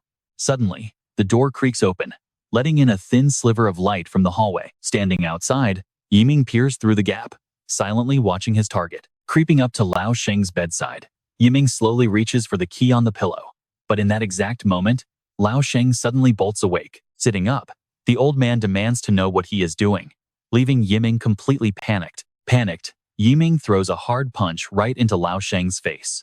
As the old man groans in pain, Yiming snatches the key and bolts out of the room at full speed. Lao Sheng screams in fury, demanding to know what that bastard Lu Yiming is doing. He demands his key back, as San San and Zhang Qi wake up, rushing out to see what happened. Holding his bruised face in pain, Lao Sheng shouts that Lu Yiming stole the armory keys, and they must stop him. Instantly, the three give chase, yelling at Lu Yiming to stop and explain what on earth he is doing. Bolting down the hallway, Yiming knocks over wooden shelves and chairs behind him, trying to block Zhang Qi and the others. Finding their path completely blocked, Zhang Qi gnashes his teeth in anger, cursing the rotten brat. By now, Lu Yiming has reached the infirmary door. He smiles deviously, whispering that there is no turning back now. He sneaks up to Chen Chong's hospital bed and reaches out, aiming to loosen his tight restraints. Suddenly, Chen Chong growls loudly, using his other free hand to grab him. Missing by a hair, Yiming jumps back in sheer terror, cursing out loud. Sweating profusely, he glares at Chen Chong's other hand and grinds his teeth. He wonders why the restraint was so loose, questioning if they did a sloppy job before. Smiling wickedly, he realizes this actually saves him the risk of untying the beast himself. Moments later, Zhang Qi's group finally catches up to the infirmary, only to freeze when they see Chen Chong standing outside. They cannot believe Lu Yiming actually released Chen Chong, wondering if that lunatic is trying to get them all killed. Lao Sheng catches up, cursing that he never expected that kid to be such a monster, blaming his own poor judgment. San San anxiously asks what they should do now since all of their weapons are locked inside the armory. Lao Sheng replies that no matter what, they must first work together to force Chen Chong back into the room. Gesturing to Zhang Qi and Xiao Jia, he orders them to split up and use the exact tactics Xiaoyong taught them before, warning everyone to be careful not to get bitten. With that, the four silently sneak up behind Chen Chong. Upon receiving the signal, they all charge forward at once. Zhang Qi sneaks around behind him, locking his arms tightly around Chen Chong's neck. Grunting with effort, Xiao Jia and San San each grab an arm, shouting that they have secured him. Lao Sheng swings the door open, telling them to carefully shove him back inside. Giving a quick countdown, the group coordinates their strength and successfully pushes Chen Chong back into the room. Zhang Qi quickly slams the door shut and locks it. Watching Chen Chong make no effort to fight back, Lao Sheng feels confused. Someone wonders if it was just them, or if subduing him was surprisingly easy. Another teammate agrees, admitting they felt the exact same way. Lao Sheng glares in the direction Yiming ran, cursing in anger that their delay has likely allowed that heartless bastard to get his hands on the weapons. Right on cue, Lu Yiming pokes his head out, asking who they are calling a beast. Having returned, he holds a gun in his hand, his teeth clenched. He curses, annoyed that he could not find where that bastard Jiang Xiaoyong hid the arsenal. He only managed to find a single gun, but claims it is more than enough to deal with them before searching for the rest. Aiming the loaded gun directly at Lao Sheng's group, Yiming coldly orders them to start moving toward the back room. Zhang Qi speaks up, demanding to know what Lu Yiming is doing, reminding him that Xiaoyong saved their lives. Hearing this, Yiming sneers, mockingly saying that a great favor is basically a deep grudge. He points out Xiaoyong's arrogant attitude, claiming that just because he saved them once, they would have to be his slaves forever. Hearing this, Old Dang couldn't help but curse, calling some people born ungrateful. Xiao Jia also chimed in, pleading, Lu Yiming, please don't be like this. But Yiming just scoffed arrogantly, telling them to shut up and do as they were told. Meanwhile, Chen Chong quietly watched his every move. His eyes burned blood red, completely bloodshot, as Yiming's sharp voice cut through from outside, urging them to move immediately. Clutching the key tightly, Chen Chong slowly approached the door, and the scene shifts to Rongxiang Court. Deep into the night, old Li pointed ahead, warning that Jinyu Mansion was just one intersection away. A maze where insane people could easily lie in wait. He told him to stay safe, then pointed to the group, instructing him to meet them back at Rongxiang Court once he found his people. They would be in Building 8, using the side entrance instead, warning him to avoid the main gate. Xiaoyong gave a thumbs up with a calm smile, thanking him. Watching Xiaoyong walk away, Old Song wondered aloud if they should help, pointing out that the guy was practically their savior who rescued them. Old Li shook his head, explaining they knew nothing about Jinyu Mansion, and wandering into a horde of zombies would mean instant death. Old Song frowned, asking if that meant the kid was just heading straight to his doom. Old Li could only sigh, noting they gave him fair warning.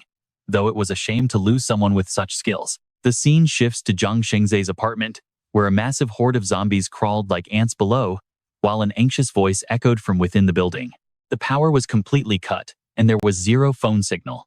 Leaning against the wall with crossed arms, Yang Tao muttered, wondering what that useless Jiang Xiaoyong was even doing out there. Buzzcut scoffed, saying he was done waiting and needed to blow off some steam tonight to even sleep, while another thug quickly agreed. Exactly. Jiang Xiaoyong went out completely alone, so he probably died somewhere on the streets anyway. They planned to tie his wife up while taking turns, ensuring she couldn't escape, since nobody knew when they might die anyway. Better to enjoy themselves now and leave no regrets. Xiao Li overheard everything, trembling in pure terror as tears streamed down her face, holding Xiao Shuai tight. Standing by the window, Brother Li crossed his arms, sighing that they could have their fun but must keep the mother and son alive. The others chuckled, asking if he wanted to join in too. Otherwise, he would have to go last. But suddenly, Brother Li froze as he looked outside. Every single zombie below had been wiped out. Confused, he muttered, wondering why the monsters downstairs were all dead. Stepping outside, Brother Li peered down the dark stairwell, wondering if rescue had finally arrived. But in an instant, his eyes widened in absolute horror as a cold blade flashed. Brother Li froze on the spot. A perfectly clean line sliced open across his throat, and his head tumbled to the floor with eyes wide in shock. Meanwhile, Yang Tao and his thugs finally burst into the bedroom. Xiao Li backed away, her voice shaking as she begged them to get out. Unbuckling his belt with a sinister grin, Buzzcut told her to stop playing innocent before suddenly grabbing Xiao Shuai. Terrified, Xiao Li screamed, demanding to know what they were doing. She begged him to release her son, but a vicious slap immediately silenced her. Xiao Shuai was thrown aside, crying in pain, as Buzzcut sneered that their target was only the mother. Weeping, the boy scrambled up, shouting that he would fight them. But the thugs easily grabbed him by the collar and tossed him out like trash. Tears streaming down his face, Xiao Shuai pounded on the closed door, screaming for the bad guys to free his mother, promising his dad would punish them. Suddenly, a headless corpse collapsed right in front of the door. Turning around, the little boy froze in absolute terror at the horrific sight. A shadow loomed in the doorway, calling out to him. Shivering with goosebumps, the boy squeaked, asking who was there. Xiaoyong stepped inside, asking if Jiang Xiaoyong was his father, and the trembling boy could only nod and stutter in response. Back inside, Xiao Li desperately tried to cover herself, clutching her clothes in terror, biting her lip to stay silent. Enraged by her silence, Yang Tao slapped her again, demanding she scream unless she was too scared her son would hear. He wanted to hear her scream to get off, but Buzzcut lost patience, grabbing her hair and claiming his turn to go first instead. But right then, the bedroom door was kicked wide open. The guard at the back turned, mocking the kid's surprising strength for kicking the door down. But before he could finish, a flash of cold light slit his throat. Seeing him freeze, Yang Tao barked at him to throw the brat back out immediately. The moment the words left his mouth, the guard's body collapsed, his severed head rolling across the floor, leaving the thugs utterly paralyzed with fear. Drenched in cold sweat, Yang Tao stared at his dead partner, stammering in sheer confusion. Before he could even react, a hand clamped onto his face. Xiaoyong grabbed Yang Tao and hurled him backward like a stray dog. The impact felt like getting hit by a speeding truck, sending him crashing as his eyes rolled back, and blood splattered from his mouth. Panicking, Buzzcut quickly lets go of Xiao Li, desperately pulling up his belt in such a frantic rush that he cannot even speak. "Who are you?" he stammers. But before he can finish, a brutal kick smashes directly into his face, shattering his teeth. Meanwhile, back at the base, Lu Yiming points his gun, threatening Lao Sheng and his people. "This is your final warning. Get moving." or else I will shoot." Seeing this, Lao Sheng looks over at Shan and tells her to listen and head to the room he mentioned. Shan hesitates, disagreeing, but Xiaoyong gets her silent message. Lao Sheng speaks up again, warning that the guy is holding a gun. "Just do what he says while I figure something out." Hearing this, Yiming laughs mockingly, sneering that there is no way out and that he must show no mercy today to establish his absolute authority. "Hey!" He raises the gun, aiming it straight at Lao Sheng, telling the old man to die first. Seeing this, Shan cries out in panic for her grandfather. Zhang Qi breaks into a cold sweat, desperately yelling at Lu Yiming to stop. Suddenly, strange clicking sounds echo from inside the medical room. Lu Yiming asks in confusion what that noise is, while Lao Sheng stares at the door, wondering what is happening. The medical room is locked, so who could be inside? Just then, the doorknob twists violently, the door swings open, and Chen Chong slowly shuffles out. A key is still hanging in the lock, leaving everyone completely frozen in shock. "Did Chen Chong unlock it himself?" someone mutters. But another says it is impossible since a mindless madman would never know how to use a key. Seeing Chen Chong standing there, Yiming breaks into a cold sweat. Chen Chong glares at him with pure rage, his bloodshot eyes wide open, as drool drips continuously from his mouth. Lu Yiming aims his gun at him, cursing that a zombie who knows how to use a key is far too dangerous to be left alive. He pulls the trigger, but nothing happens. Trembling, Lu Yiming stares down at his weapon, realizing with horror that the gun has jammed. Instantly, Chen Chong lunges forward, pouncing directly at him. Gritting his teeth in sheer disbelief, Yiming groans, wondering how this could even be possible. The next second, Chen Chong pins him heavily to the ground. Sharp claws tear into his flesh, ripping out his organs. Yiming screams in agonizing pain, desperately begging for someone to save him. Within moments, Yiming draws his final breath. Chen Chong stands up and slowly drags the lifeless body back into the medical room. Lao Sheng watches in absolute disbelief, wondering what is happening, while Zhang Qi sweats nervously, noting how gentle the boy had seemed just earlier. After dragging Yiming inside, Chen Chong pauses at the doorway, breathing out a chilling, icy mist. Witnessing this, Lao Sheng and Shan quickly cover their mouths, too terrified to utter a single sound. Chen Chong reaches out, pulls the key from the lock, and tosses it directly toward the trembling group. They watch the key roll across the floor in stunned silence before the medical room door suddenly slams shut. Everything unfolded so incredibly fast that everyone stands frozen, unable to process the terrifying scene they just witnessed. Back at Zhang Shengzai's apartment, Yang Tao's crew has been tied up and forced to kneel in a corner. Xiaoyong looks at Shui and orders him over. Terrified, Xiao Li hugs her son tightly, staring at Xiaoyong with anxious eyes and asking why he is calling her boy. Xiaoyong ignores her, firmly repeating his command. Understanding the situation, Shui gently lets go of his mother, assuring her that he will be fine. As the boy steps forward, Xiaoyong hands him a sharp knife, telling him to take it. He then points toward Yang Tao's crew and commands him to kill them. Hearing those chilling words, Yang Tao and Buzzcut go completely pale, frantically begging and crying out for mercy. Xiao Li tries to intervene, pleading that her son is still just an innocent child. Xiaoyong responds coldly, stating that starting today, he is no longer a child. He tells the boy seriously that he is the only man left who can protect his mother, urging him to gather his courage and eliminate the monsters who dared to harm her. Hearing this, Shui recalls the painful memories of his mother being abused. His eyes fill with deep resentment and tears begin to well up. With tears streaming down his face, he grips the knife tightly and charges forward with a fierce battle cry, followed by a sudden spray of blood. Moments later, Yang Tao and Buzzcut lie face down in a pool of blood. Shui stands over them, holding the bloody blade while gasping heavily. Panting heavily, Xiao Li looks at her son with immense worry, softly calling out Shui's name. The boy turns to Xiaoyong, asking if these scoundrels were the ones who killed his father. Xiaoyong nods solemnly, confirming the harsh truth. Overwhelmed with emotion, the boy drops the weapon, throwing himself into his mother's arms as he bursts into tears. After a long embrace, Xiao Li looks up at Xiaoyong, begging their savior to take her young son with him. She offers to pay any price. Hearing this, Shui objects, crying out that he refuses to leave her because he wants to stay and protect his mother. Seeing their deep bond, Xiaoyong turns to them and tells both of them to follow him. He promises that he will keep them both safe, as he swore to Jiang Xiaoyong. Shortly after, Xiaoyong leads the mother and son out of the building. Sammy stared at the dead zombies on the ground in total shock. What could be this strong? To think they wiped out this many walkers? Danny simply replied, Uncle. Hearing that, Sammy's eyes instantly filled with pure admiration. Just then, Danny raised his hand and muttered, "Hold on." He stared off into the distance, then asked Lily, "Sister, do you know the general location of Building 8 in Dongxiang Garden?" Lily gasped in surprise. "Wait, Building 8 of Dongxiang Garden? It should be in that direction you are looking at. Why?" Meanwhile, right outside Building 8, a heavily armed mob gathered below, shouting threats up at the tower. "Do not worry. We will divide all your supplies fairly.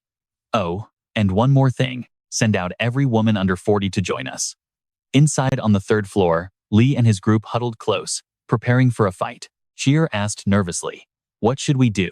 Should we just give up and surrender?" Lee shook his head instantly. "No way.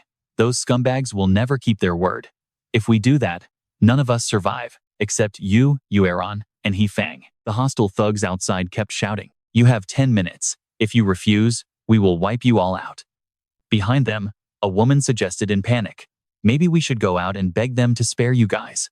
But the younger girl fiercely protested, "No way. I am not going out there to become a plaything for those monsters." Lee raised his hand to calm her down. "XY, do not worry. We are absolutely not surrendering. If we guard this hallway, they cannot get to us." Outside, a blade-wielding thug turned to his partner with a grim expression. "Our gear is solid, but their leader is packing a real gun up there. They are acting like turtles in a shell. Getting them out is going to be tough." The other thug sneered, "Please, we do not need to play games. Go cut off the main water line on the first floor. Let us see how long they can survive without a drop." By now, Danny and his crew had slipped into the lobby, keeping low to observe. Sammy whispered softly, "Uncle Danny, are those bad guys too?" Danny slowly stepped forward, nodding grimly. "Yes, they are." He lifted his rifle and muttered, "They are the exact same trash who used to torment you and your mother." Back inside the tower, Lee turned to face the survivors with a serious look. "Hold the stairwell and stay out of sight. I will check on what those scumbags are doing downstairs."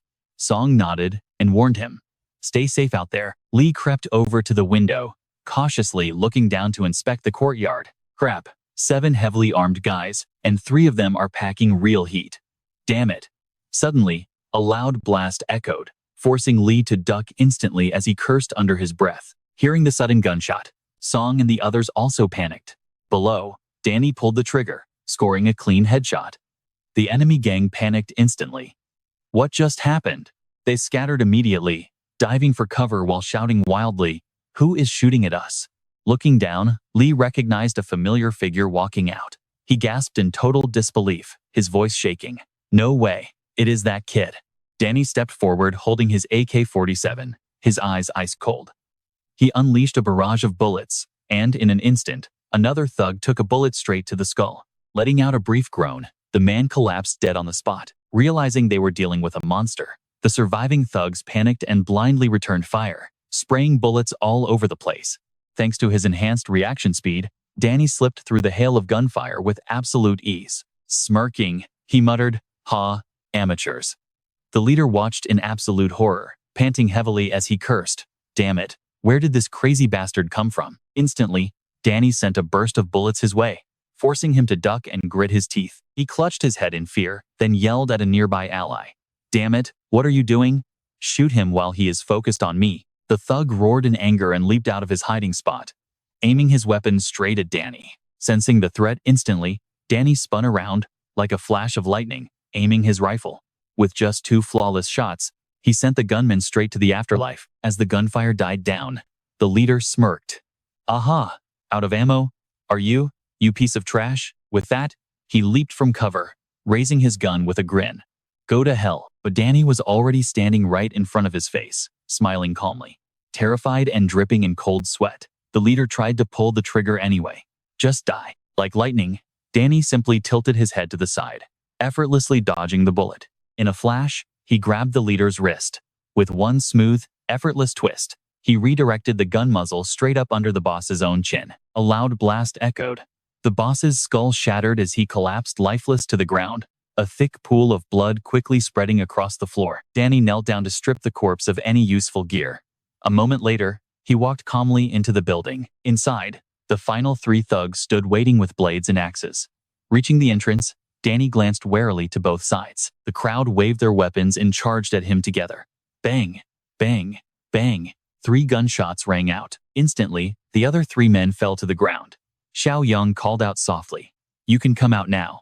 A moment later, old Li and his group slowly walked down. Watching Xiaoyong's impressive display, young Xiao Shuai admired him even more, saying excitedly, "Uncle Xiaoyong, you were so incredibly cool just now."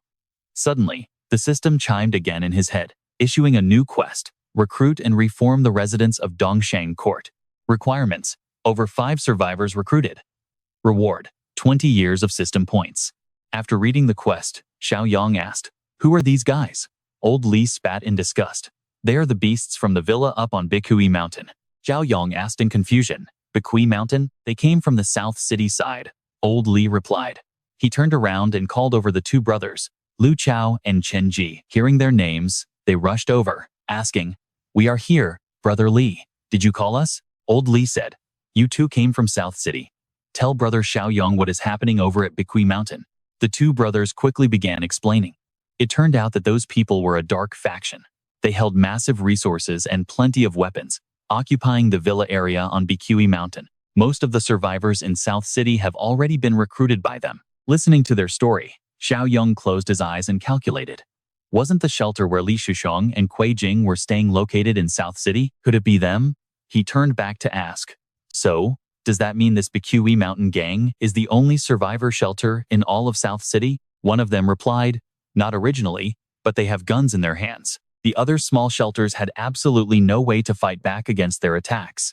The other man chimed in angrily, "Those absolute beasts. Every time they raid a base, they slaughter half of the people first. Then they take back the young, beautiful girls and anyone willing to do their dirty work." Hearing this, Xiaoyong grew even more certain of his guess. "Then it must be them," he muttered. Hearing this, Old Li asked, "What is it?" Xiaoyong pointed at the 3 men lying on the ground. "Old Li, take the guns these 3 were carrying. Search them later. They must have plenty of extra ammo magazines on them." Handing the AK back to Old Li, he added, "And keep this rifle too. You guys need it. I will leave 5 magazines for you." Old Li took the rifle, completely stunned. Are you really giving us this?" Xiaoyong stared into the distance. "The Bikui Mountain gang won't let this go. With these weapons, even a dozen of them won't be able to touch you. Try to hold out here for a couple of days. I will go back, prepare, and then wipe them all out." Hearing those words, the young man was completely dumbfounded. "Those guys? You mean the gang at Bikui Mountain? No way, brother. You cannot face them alone. They have dozens of men, and their numbers might have even grown by now." Old Li chimed in immediately. "Exactly, brother. It is not worth risking your life like this just for us. We can just find a new base. We are kilometers apart anyway, so they cannot search the entire city for us." Hearing their worries, Xiaoyong smiled and said, "Do not worry too much. I have my own personal score to settle with them. Besides, in a few days, I will bring a large truck to move everyone to East City." Old Li asked in surprise. "East City?" Xiaoyong explained, "I established a fortress on the land over in Old Tea Leaf City, and we need more people." Hearing this, Old Li immediately responded, "Right, right." Xiaoyong then raised his hand to say goodbye. "Everyone, be extremely careful and stay safe. Xiao Li, Xiao Shuai, let's head out." Old Li raised his hand to bid them farewell too. "You take care as well." With that, Xiaoyong led Xiao Li and her son away. Meanwhile, over at Bikui Mountain, a zombie skull was impaled on the fence. Inside the gate, a guard with a rifle sat silently on watch. Outside, hanging right under the Mount Bikui sign, 3 zombies were hung up by their necks, their decaying bodies twitching and thrashing as they let out low, guttural snarls. Inside one of the luxurious villas, Li Shushang was currently sitting around a table with 3 other men. The red-haired guy wearing glasses was called Brother Wen. Taking a slow drag of his cigarette, he asked coldly, "Did we secure the supplies from the Jinyu resort?" Hearing the question, Li Shushang quickly smiled and replied, "Yes, Brother Wen. I already sent our boys out. They should be back anytime now." The guy wearing the jacket was Brother Kai. He waved his hand and chimed in, "Brother Wen, that Jinyu place only caters to high-class elites. We did not just raid the entertainment zone, right? Am I right, little Li?" Li Shusheng chuckled subserviently. "Haha, Brother Kai, you read my mind. I already ordered them to bring back every single survivor alive." But Brother Wen was not pleased at all. He glared at Li Shusheng and said, "Do not make me repeat myself, little Li. I have given you so many tasks, and you have failed every single one. Li Shushang let out a bitter, nervous smile. Rest assured, Brother Wen. This time, I will definitely deliver. Sometime later, he walked out of the villa, panting heavily in anxiety. Gasping for air, he was approached by a lackey who asked, Brother Li, are you all right? Gritting his teeth, Li Shushang asked impatiently, have those 7 guys returned yet? The lackey answered, Brother Li, an hour ago, I sent someone out to investigate. Clearing his throat with a raspy cough, a henchman delivered the bad news. Hearing his report, Li Shushang instantly lost his absolute mind in pure anger. What? Every single one of them was gunned down?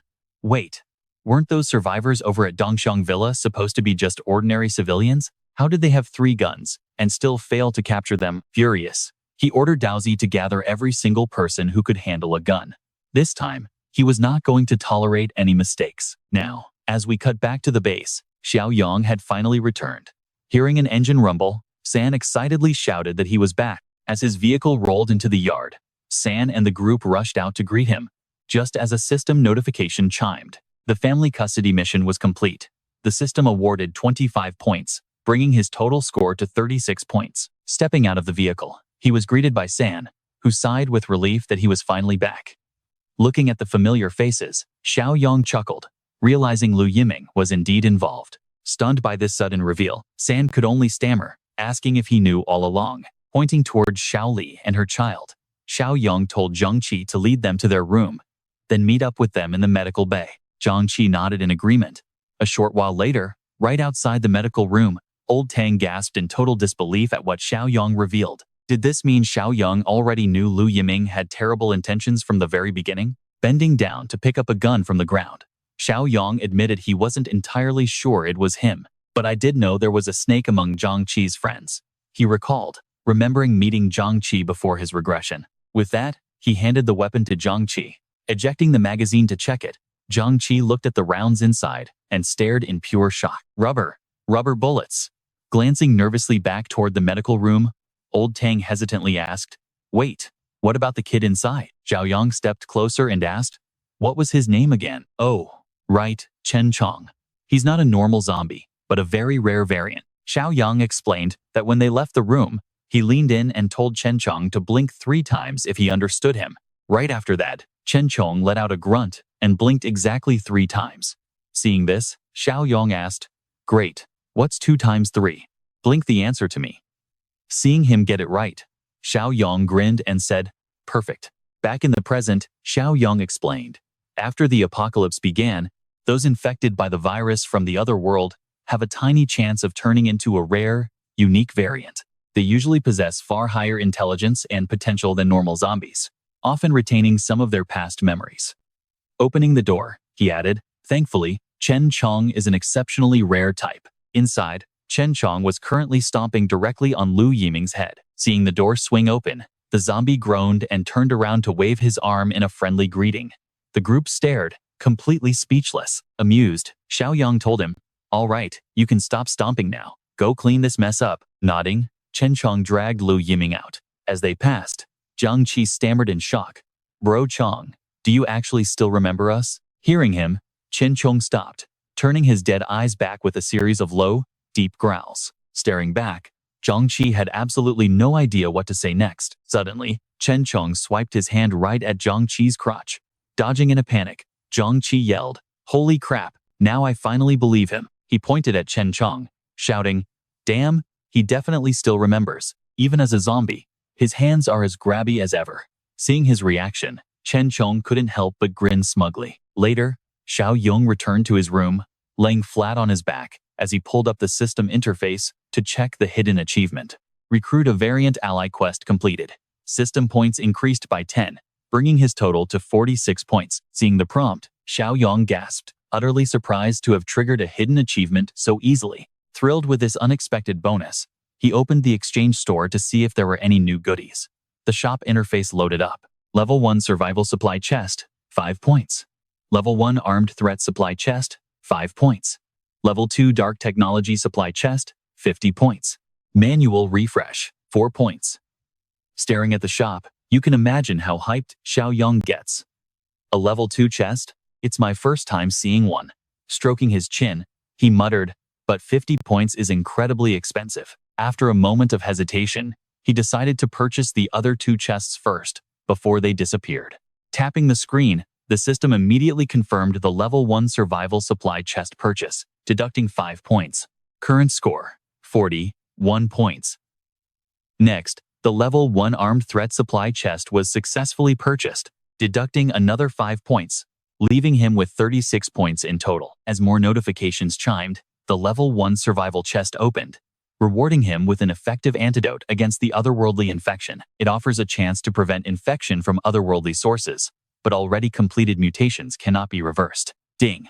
Open the level 1 military supply crate to claim the rewards. 1, 3 M82 sniper rifle and 10 rounds of heavy 50 BMG 12.7mm ammo. Looking at the rewards, Xiaoyong said excitedly, "Damn, level 1 crate weapons are already this insane. So will level 2 or 3 give me a tank?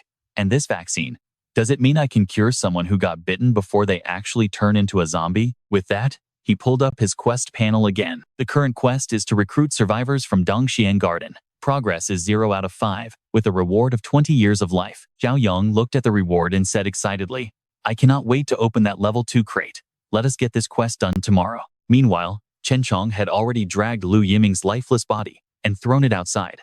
The next morning in the base courtyard, Xiaoyong gathered everyone together, declaring that starting today, everyone must practice shooting for at least 1 hour daily.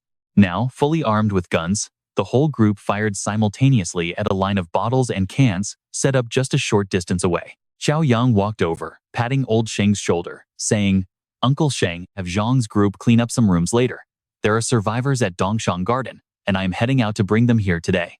Old Sheng replied, "Got it, leave it to me." After speaking with Old Sheng, Xiaoyong turned around to call out for Chen Chong. Hearing his name, Chen Chong, who was now wearing a mask, growled in response.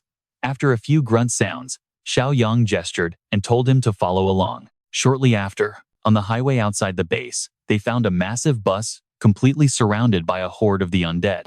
In no time, Xiaoyong and Chen Chong cleared out the entire horde, leaving only one stray zombie trapped in the driver's seat. It sat there growling and reaching out frantically, but Chen Chong stepped onto the bus and easily put an end to it. With the bus finally cleared, they hopped inside. Xiaoyong pulled out a key to unlock the mask, but Chen Chong quickly reached out to stop him. Xiaoyong simply tossed the key into his hands and smiled, telling him that it was totally fine. "Take it off.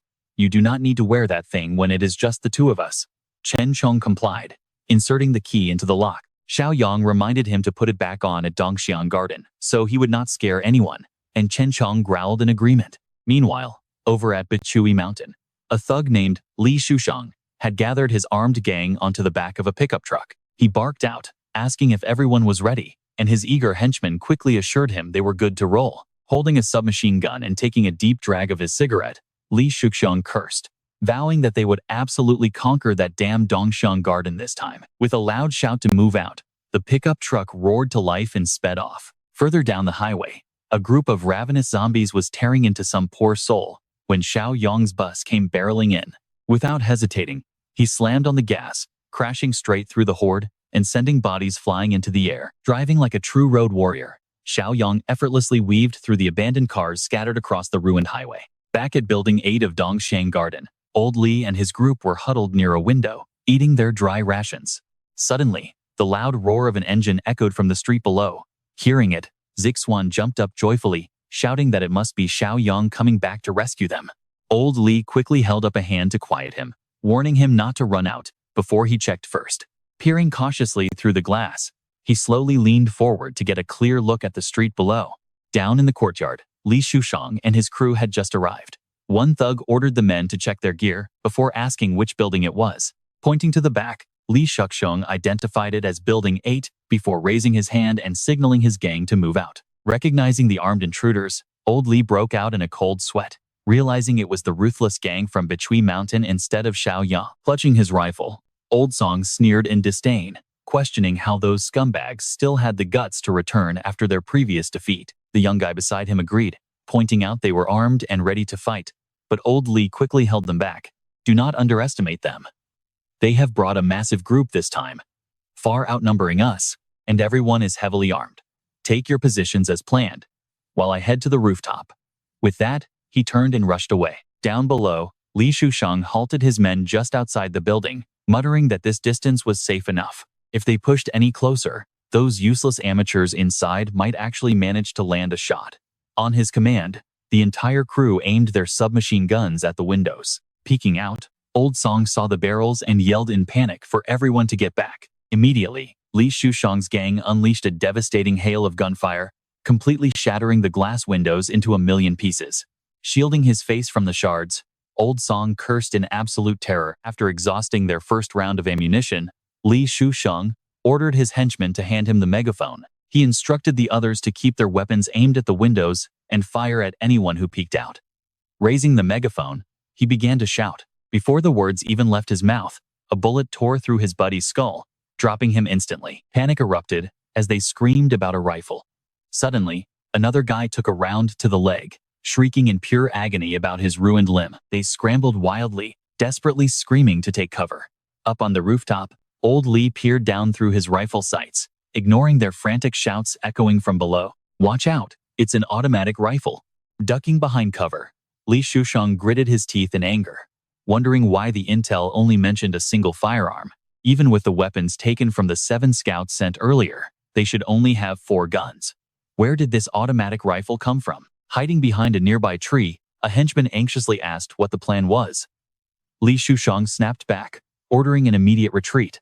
The lackey instantly turned tail and bolted, screaming. Seeing this, Li Shusheng roared, commanding everyone to wait for his signal before running. Damn it! He barely made it a few steps before another burst of gunfire erupted, turning the fleeing lackey into a human honeycomb. Watching him fall, Li Shusheng spat a curse, muttering that the coward deserved it. He ordered everyone to charge on his signal. 3, 2, 1, run. Instantly, the entire gang turned tail and fled in absolute terror. Li Shusheng stayed hidden, wearing a sinister smirk. His subordinates were nothing but meat shields, dropping one by one under the relentless hail of bullets. As the firing paused, Li Shusheng realized his enemy had to reload. Seizing the moment, he ran like his life depended on it. Just as he realized, Old Li was indeed slotting in a fresh magazine. Down below, Li Shusheng and the few remaining survivors scrambled into their vehicle as he screamed for the driver to hit the gas. One straggler left behind watched the truck speed off, screaming for them to wait. But before he could finish, a bullet shattered his skull instantly. The terrifying gunfire kept raining down, forcing the 2 thugs in the truck bed to crouch low, trembling in absolute fear. Meanwhile, Xiaoyong was speeding down the road when a sudden engine roar caught his attention. He looked over, highly suspicious, and let out a quiet grunt. Right then, Li Shusheng's escaping truck crossed his path. Startled, Xiaoyong muttered, asking who they were, but he quickly clicked his tongue, deciding to focus on the mission. Point collection was his absolute priority. Sometime later, the bus finally pulled up to the building. Looking at the fresh corpses littering the ground, Xiaoyong clicked his tongue in approval. Well, looks like the rifle he left behind did its job perfectly. That speeding truck earlier must have been the fleeing raiders. Beside him, Chen Chong stared hungrily at the fresh bodies, drool practically dripping from his gaping mouth. He let out a series of low, eager groans. Noticing this, Xiaoyong turned around and asked if he wanted to eat. Chen Chong growled. Reading his mind, Xiaoyong smiled and agreed, saying it was better for him to feed than let other zombies have the nutrients. Go ahead. Hearing that, Chen Chong bared his teeth in a twisted grin and immediately lunged toward one of the bodies. Xiaoyong called out, telling him to meet up at the ground floor of Building 8 once he finished. Chen Chong roared in response. He then leaned down, tearing hungrily into the dead flesh with his sharp teeth. With a sickening rip, a fresh chunk of flesh was swallowed whole. Chen Chong's eyes glowed with dark delight, absolutely loving the taste of his meal. Approaching the entrance of Building 8, Xiaoyong stared at the pile of dead bodies, amazed at how many enemies Li Hongli had actually taken down. Up above, Zixuan poked his head out of a window. Spotting his savior below, he shouted out, calling for Xiaoyong. It really was him. The rest of the group quickly crowded around the window, with Zixuan eagerly calling out Xiaoyong's name again. Moments later, everyone ran down to the courtyard. Old Li greeted him with a proud grin, asking if he saw their handiwork. Surprised, Xiaoyong asked if he was the one who drove the entire mob away. Hearing the question, Old Li puffed out his chest, saying it was all thanks to that rifle. He bragged that before his military discharge, He was a top-tier sniper. Suddenly, a blood-curdling roar echoed through the air, causing everyone to panic and frantically ask what that noise was.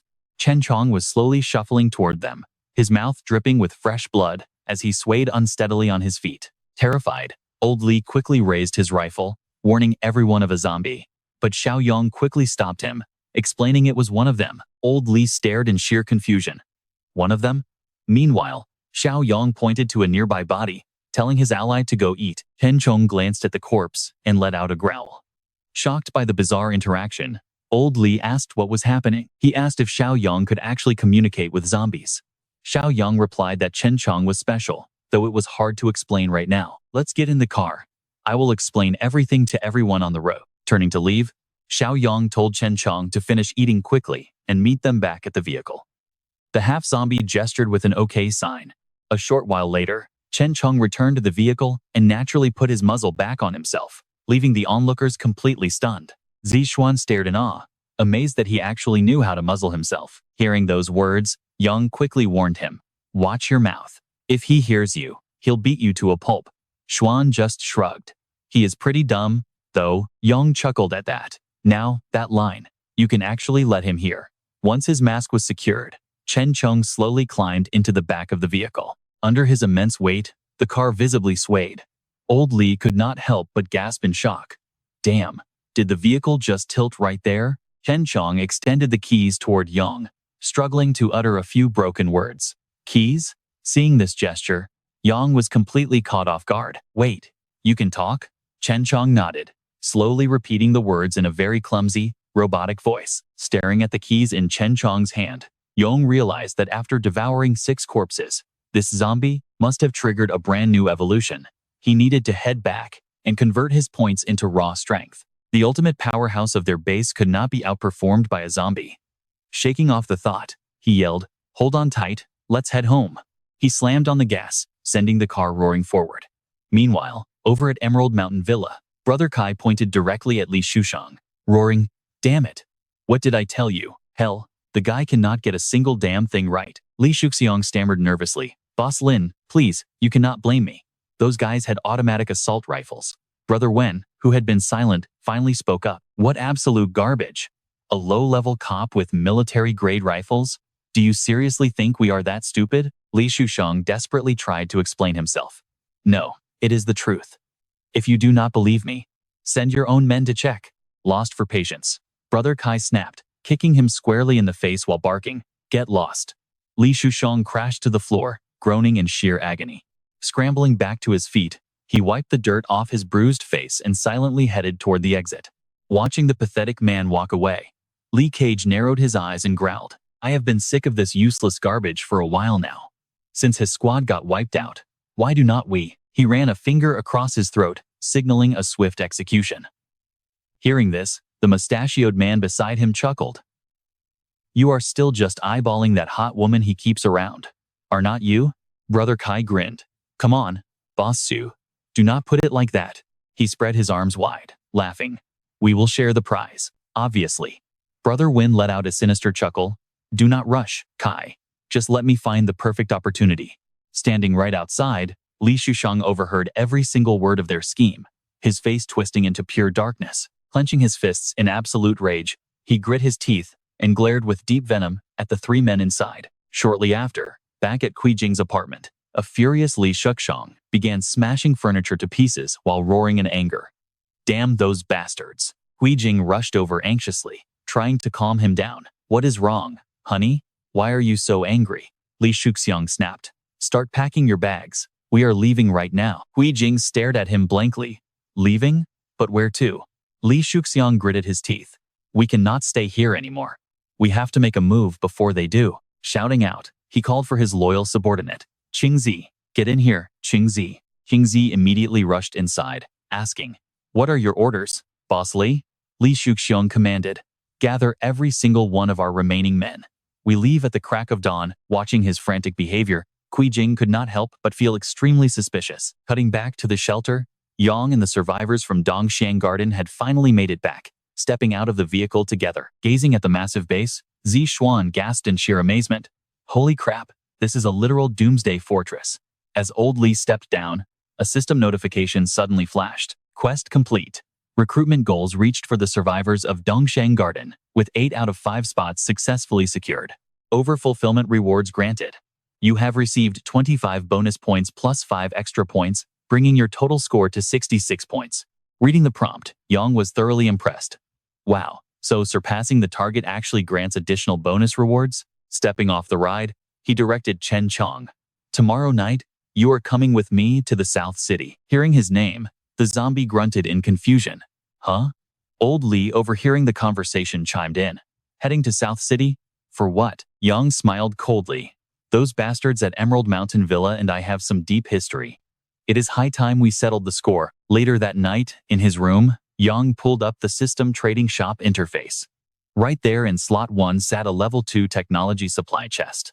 It cost 50 exchange points. Slots 2 and 3 were completely empty, while a manual refresh cost 4 points.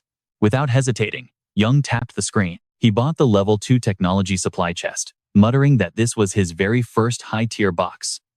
A chime rang out. Purchase successful. You spent 50 points, leaving you with a balance of 16 points. Instantly, a dazzling column of light erupted alongside a sudden gust of wind. Yang silently prayed, hoping it would not let him down. Suddenly, a new notification flashed before his eyes. Ding!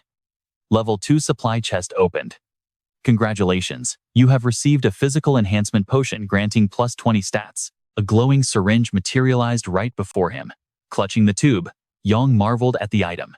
A physical stat booster of plus 20? Holy crap, level 2 chests are totally insane. Without waiting, Yang injected the potion. Instantly, a blinding golden light exploded throughout the room, accompanied by an agonizing scream tearing straight from his throat. A moment later, the pain finally fades. Xiaoyong looks at his hands in pure excitement.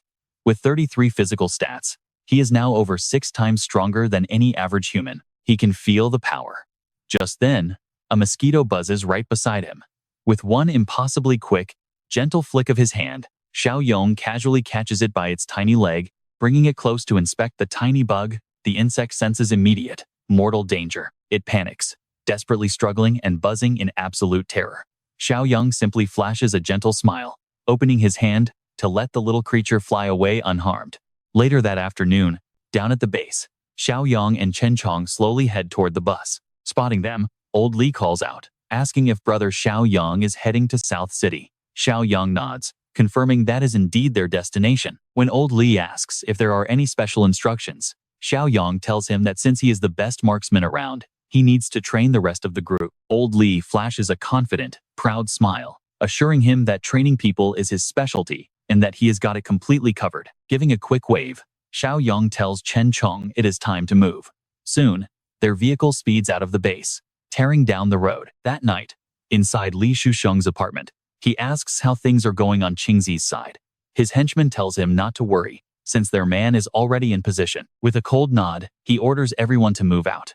Li Shusheng leads his men forward, their faces filled with pure, murderous intent. But suddenly, blinding headlights slice through the darkness, beaming straight at them from ahead. Li Shusheng and his crew quickly shield their eyes in annoyance, groaning as they realize it is Old Shu's gang. The blinding high beams remain pinned directly on them. Inside the vehicle, Brother Wen, Brother Kai, and that snake Kui Jing sit back with arrogant, mocking smirks. One of Li Shusheng's thugs asks what is happening, just as Old Shu steps out, tightly gripping a pistol, and coldly asks where they think they are going. Seeing his rival, Li Shusheng grits his teeth, stuttering out Dong Shu's name in utter disbelief. He quickly forces a fake smile, claiming they were just taking advantage of the dark to head over to Dongxiang Garden to try their luck. Old Shu bursts out laughing at the pathetic excuse. But as he mocks them, his lackeys drag a beaten-up Qingzi forward. They toss Qingzi's lifeless body right at Li Shusheng's feet. Li Shusheng turns completely pale, while his nearby henchman panics, crying out Qingzi's name in terror. Instantly, Li Shusheng punches the idiot right in the face, roaring at him to open his blind eyes, because this dead guy is definitely not Qingzi. Turning back to Dong Shu with a forced laugh, he asks who this dead guy is, pretending he has absolutely no clue. Before he can even finish lying, Old Shu gives his men the signal. 3 rapid gunshots immediately echo through the cold night air. Li Shuxiong reflexively covers his head, shaking in sheer terror. Realizing he is still breathing, He opens his eyes only to find his 3 remaining henchmen dead on the ground. Desperate, Li Shuxiang stammers out that he really does not know the guy, frantically asking Boss Shu what he is trying to do. Old Shu just points toward the car behind him, scoffing at how stubbornly Li Shuxiang keeps lying to his face. He tells him to look closely at who is sitting inside. Just then, the blinding headlights turn off, finally allowing Li Shuxiang to see clearly. He stands there frozen, gritting his teeth in speechless fury. It is Kui Jing, casually leaning her head right against Brother Kai's shoulder inside the car. Li Shuxiang screams her name in pure rage, but Brother Kai coldly warns him to drop the act, since Jing Jing already exposed his entire betrayal plan. At this point, Li Shuxiang completely loses his mind. He bellows, screaming at Kui Jing for daring to stab him in the back, while Brother Kai turns to Zhang Wen, asking how they should handle him. Without uttering a single word, Brother Zhang simply makes a cold, slow slashing motion across his throat. Moments later, one of the thugs loops a thick rope around Li Shuxiang's neck, brutally pulling with all his might to hang him right in front of the massive villa gate. Choking and coughing violently, with tears streaming down his face, Li Shuxiang gasps in agony as his life slowly drains away. Before long, his entire body goes completely limp, dangling silently from the gate with no remaining signs of life. Meanwhile, Xiaoyong's vehicle rolls into the South City area. Keeping their distance from the target villas, they kill the engine to remain stealthy. Xiaoyong and Chen Chong proceed on foot, using their superhuman physical stats to slide silently through the shadows. Soon, they arrive at the entrance of Mount Bishui's villa area. Xiaoyong signals his partner to halt, looking up to see Li Shuxiang, who has already turned into a mindless zombie, thrashing around wildly on the rope. Xiaoyong scoffs coldly, muttering that it serves him right, though not getting to finish him off personally feels like a bit of a waste. He then grabs a small pebble and flicks it with insane force at the rope. The rope snaps instantly, sending the zombie crashing face first onto the hard ground. Walking over, Xiaoyong grabs the zombie by the hair, whispering that since his end was so pathetic, he will handle his revenge. Meanwhile, inside Brother Kai's luxury villa, the 2 scumbags are busy indulging in dirty games with Kui Jing, with highly suggestive moans echoing loudly from inside the bedroom. Inside, Kui Jing finds her limbs completely handcuffed to the bedposts, gasping out in pleasure. Dressed in nothing but her underwear, she blushes and mockingly complains about their rough play. She pouts, asking why they treat her this way after her big contribution, demanding they unlock her. Brother Wen just smirks, crawling closer to ask if this special reward is not satisfying enough. Come here. Kui Jing was completely lost in pleasure, letting out soft, ecstatic moans. Yeah. Suddenly, a strange thud echoed from outside. Brother Kai quickly pulled his pants up and asked suspiciously, "What on earth was that noise?" He then approached the door and peered outside. Seeing the scene below, Brother Kai broke out in a cold sweat. Down in the yard, all his henchmen were lying lifeless. Suddenly, loud banging rattled their door. All 3 looked toward the entrance and asked, "What is going on out there?" They had no idea that Jiang Xiaoyong had already leaped up behind the window. Seeing the wild scene inside, Jiang Xiaoyong paused for a brief moment before silently pressing his knife against Brother Kai's neck. Startled, Brother Kai let out a gasp, but with one quick slice, blood sprayed from his mouth and throat. His heavy body collapsed to the floor with a loud thud as Jiang Xiaoyong lightly stepped inside the room. Only then did Brother Wen and Kui Jing turn around, spotting him there. Brother Wen shouted, "Kai, damn it, who are you?" Kui Jing recognized him instantly and screamed, "Jiang Xiaoyong." Right as the words left her mouth, Jiang Xiaoyong threw his knife straight at Brother Wen. The blade plunged deep into his chest, causing him to cough up a torrent of blood before his naked body collapsed heavily, rolling onto the floor. Witnessing this horrific sight, Kui Jing screamed in absolute terror. Jiang Xiaoyong slowly walked over to the bed, staring coldly down at the woman before him. Shaking with fear, she stammered, "Jiang Xiaoyong, why are you here? What do you want to do?" Jiang Xiaoyong sneered with contempt. "Having fun, are we?" Walking to the door, he added, "I wonder how that beast Li Shuxiang will react when he sees you like this." As he spoke, he placed his hand on the doorknob. Hearing his words, she gasped in utter shock. "Li Shuxiang." With those words, Jiang Xiaoyong threw the door open. At that exact moment, Li Shuxiang rushed inside with wild, feral growls, lunging straight toward Kui Jing, who was still tied to the bed. Witnessing this, she wept in helpless terror as tears streamed down her face. The zombie Li Shuxiang immediately aimed straight for her neck and bit down. Kui Jing coughed up a mouthful of blood and screamed, "Jiang Xiaoyong, I was wrong. Forgive me. Get away. Soon, nothing but Qi Jing's painful, agonizing screams echoed throughout the entire room. Jiang Xiaoyong closed the door and turned to leave, letting the two who betrayed him in his past life devour each other. A moment later, down in the yard, Jiang Xiaoyong pointed at the corpses and ordered, "Go eat these bodies." Chen Rong replied in a raspy voice, "Eating one is my limit." Suddenly, a strange noise caught Jiang Xiaoyong's attention. He put his hand to his ear and listened closely. In another room down the hallway, a group of people sat huddled together in fear. A chubby chef approached holding a heavy cleaver, casting a cold, menacing glare over them. A skinny guy grabbed a little girl, licking his lips as he muttered, "This little girl has such tender skin." Terrified, the girl cried out through her tears, "Mommy." The fat chef glanced down at her and snapped, "No way, she is far too thin." With those words, he pointed to a chubby boy nearby and said, "Let's take him instead." He then grabbed the boy's arm and dragged him away, muttering, "This kid is plump." His mother desperately held on, crying out, "Let him go. Please, let my son go." Annoyed, the chef swung his hand and slapped the mother hard across the face, shouting, "Get lost, lady." She crashed to the ground. Seeing this, the little boy burst into tears and ran over, crying, "Mommy." The mother lay there weeping, "No, please do not do this. Spare my child. I beg you. I beg of you all." She reached out toward the crowd huddled in the corner, desperately pleading, "Please save my son. Show some mercy." Yet, nobody dared to say a single word. Suddenly, a loud noise from outside caught everyone's attention. The fat chef barked toward the door, "Who is out there?" In response, only a sharp gunshot echoed. The fat man broke out in a cold sweat, nervously asking, "That was a gunshot? Who else has a weapon like that?" The man next to him replied, "No way. Only the boss is supposed to have one." Suddenly, the door swung open, and everyone pointed their weapons toward it.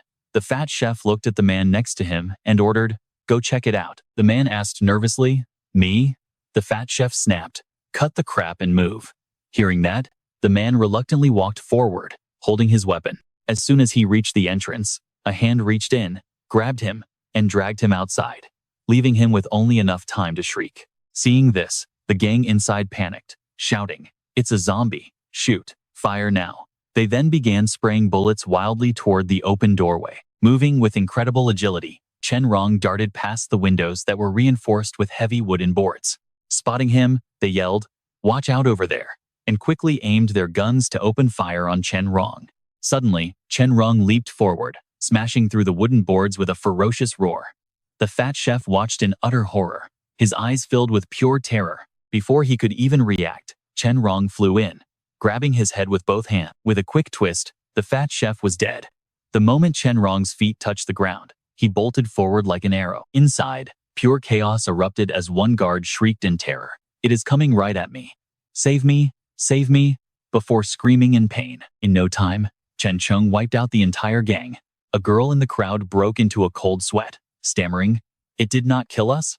What is up with this zombie?" Riddled with bullet holes, Chen Chung just stood there, silently staring down the terrified crowd. Xiaoyong walked in and offered a nod of approval. "Not bad, Chen Chong. Still moving that fast even with the chains and mask on." Chen Chong proudly raised his hand and replied, "Makes me look cooler." The survivors stared back in absolute shock. A talking zombie? For a long moment, they could not tear their eyes away from Chen Chong's bizarre appearance. The little girl whimpered and shrank into her mother's arms in terror. Xiaoyong quickly reassured them, "Do not worry. It is okay.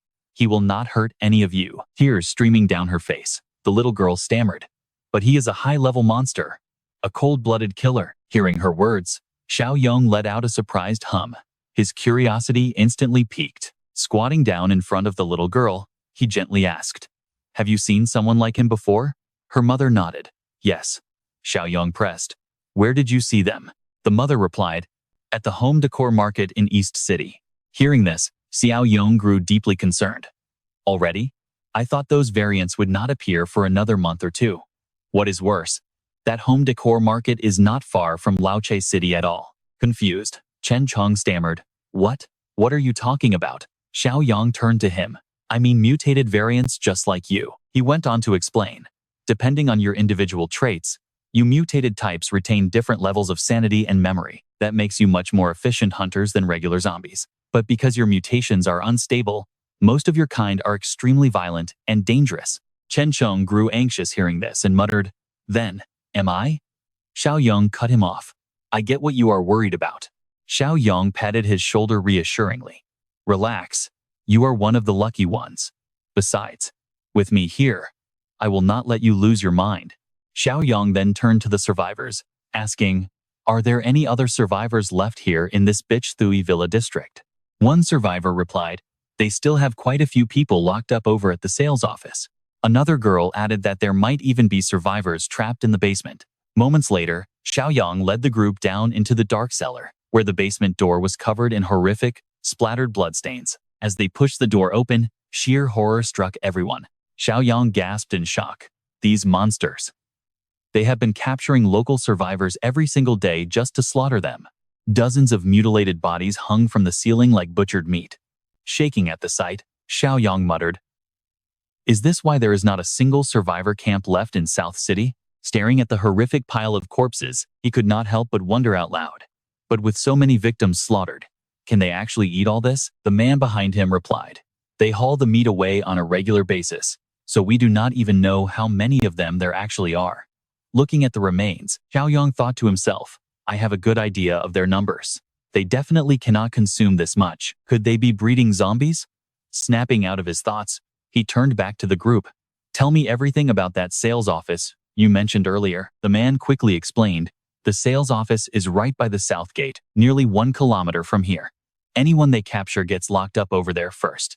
The weak ones and those they are done playing with are brought here to be butchered." Xiaoyong scoffed in pure disgust and anger at their sheer brutality. Suddenly, his system chimed with a bold notification. Utopia System Anson version quest activated. Community expansion quest initiated. Host is required to complete the mission. Mission: maximize the community evaluation score. Current rating is 2. Reward: 20 points. Current total points: 36. The scene shifts to the sales office, where 2 armed guards are standing watch outside the building. One guard muttered, "Hey, did you hear those gunshots coming from the north gate earlier?" The other scoffed, "Ah, they are probably just using live targets for target practice." Before the words left his mouth, Chen Cheng suddenly leaped right behind them. The two shrieked in absolute terror, "A zombie! It is a time slash!" Chen Cheng eliminated both guards swiftly, without making a single sound. Deep inside the building, several scantily clad women were huddled together in a dingy room. Hearing the sudden commotion outside, they flinched and gasped in absolute panic. One girl whimpered, "What is happening out there?" Another replied in a trembling, terrified voice, "I do not care. Just please do not let them come in here." Just then, the door creaked wide open, drenched in cold sweat. The girl desperately begged, "Please do not come in. Stay away." But it was Xiaoyong. Stepping inside, he scanned the room and spoke softly to the captives. "You can all come out now." The women stared in utter disbelief. Moments later, Xiaoyong guided the traumatized survivors out of the building. One woman hesitantly spoke up, asking, "Are you really willing to give us a safe place to stay?" Xiaoyong nodded. "Yes, but on one condition: everyone has to work." Hearing this, they joyfully cheered. "That is not a problem at all. We are fully capable and ready to work." "That is right, us too," the crowd shouted in unison. Seeing their excitement, Xiaoyong raised his hand. "No time to lose. Let us leave right now." Shortly after, they all boarded the bus, started the engine, and rolled out of Bakui Mountain. Before long, the bus pulled up right outside the base gates. Xiaoyong brought it to a halt and called for everyone to step out. Up on the watchtower, Shan Shan and Zhang Qi spotted the arriving vehicle. Shan Shan cheered excitedly, "Brother Xiaoyong is back. I am going to open the gates." But Zhang Qi immediately stopped her, telling her to wait and see what Xiaoyong had planned first. Down below, Xiaoyong pointed toward the massive base and introduced it. "That fortress over there is our home, but I cannot let you inside just yet." Hearing this, a man nodded understandingly, admitting they knew how dangerous the world had become. An anxious woman nearby quickly asked where they would stay. Xiaoyong replied that there was a temporary shelter area with wire fences right outside. While not as secure as the main fortress, the living conditions were far better than typical survival camps. He gestured around, explaining that this old Yecha city district had plenty of open land and empty structures that they would gradually renovate to make things even better. The survivors bowed deeply with cupped hands, overflowing with profound gratitude. "We can never repay your ultimate kindness, Savior." The following morning, several vehicles slowly rolled into the luxurious Bequi Mountain Villa district. Inside the lead car, an irritated woman growled, demanding to know why no one was picking up and what sneaky game that bastard Jiang Xiaoyong was playing. Sensing that something was deeply wrong, she muttered to herself in suspicion. Shortly after, she led a guard along to inspect the silent surroundings. Upon reaching the basement, all the stored human meat had completely vanished. Next, she stormed over to inspect Brother Wen's apartment. Swings open the door, only to find the entire gang turned into brain-dead zombies, making her let out a sharp gasp. Spotting the intruders, the zombified Li Shushang growled hungrily as all three undead fiends lunged straight toward the woman. With a single, effortless punch, she instantly blew apart the zombie Li Shushang. Unsheathing her blade with two blinding flashes, she instantly decapitated the remaining two zombies. Calmly, she pulled out a cloth and wiped the dark blood off her cold steel. Her companion watched in shock, stammering out a question about what they would do for meat now that Jiang Xiaoyong was dead. The woman spat back that they would just have to hunt themselves, but first, she wanted to personally slaughter a certain someone, the rat who dared to break our rules. Veins bulged across her face as she seethed with pure, murderous rage. Moments later, the pair continued surveying the area, finding the lifeless corpses of Brother Wen's thugs scattered all over the ground. A bearded thug walked up, reporting to Sister Rui that absolutely no one had survived. She snapped, asking about the meat, but the man confirmed it was completely gone. Hearing this, she ordered them to bring the trucks and load up all remaining supplies. Shortly after, the man drove the large transport vehicle back. The henchmen quickly began loading everything of value onto the trucks, while Sister Rui stood silently, scanning the surrounding area. Suddenly, her eyes locked onto something, letting out a sharp scoff as she knelt down to inspect a fresh tire track on the dirt. Seeing this, the bearded thug asked if she had discovered a clue. Crouching down by the tire tracks, she sneered, cold eyes narrowing as she vowed to hunt down whoever did this. Meanwhile, back at the base, Xiaoyong sat relaxed atop the watchtower, checking his holographic system screen. The community expansion quest demanded he boost their community score, which currently sat at a miserable 2 points. He wondered how exactly to increase this score. Surely, boosting their overall population had to be a key metric here. No shortage of land. Luckily, thanks to the arrogant brat they had dealt with earlier, they had plenty of space. Down in the temporary zone, rows of tents were set up for the Bequi Mountain refugees. Then, Xiaoyong remembered what the little girl had mentioned about a rare mutant species.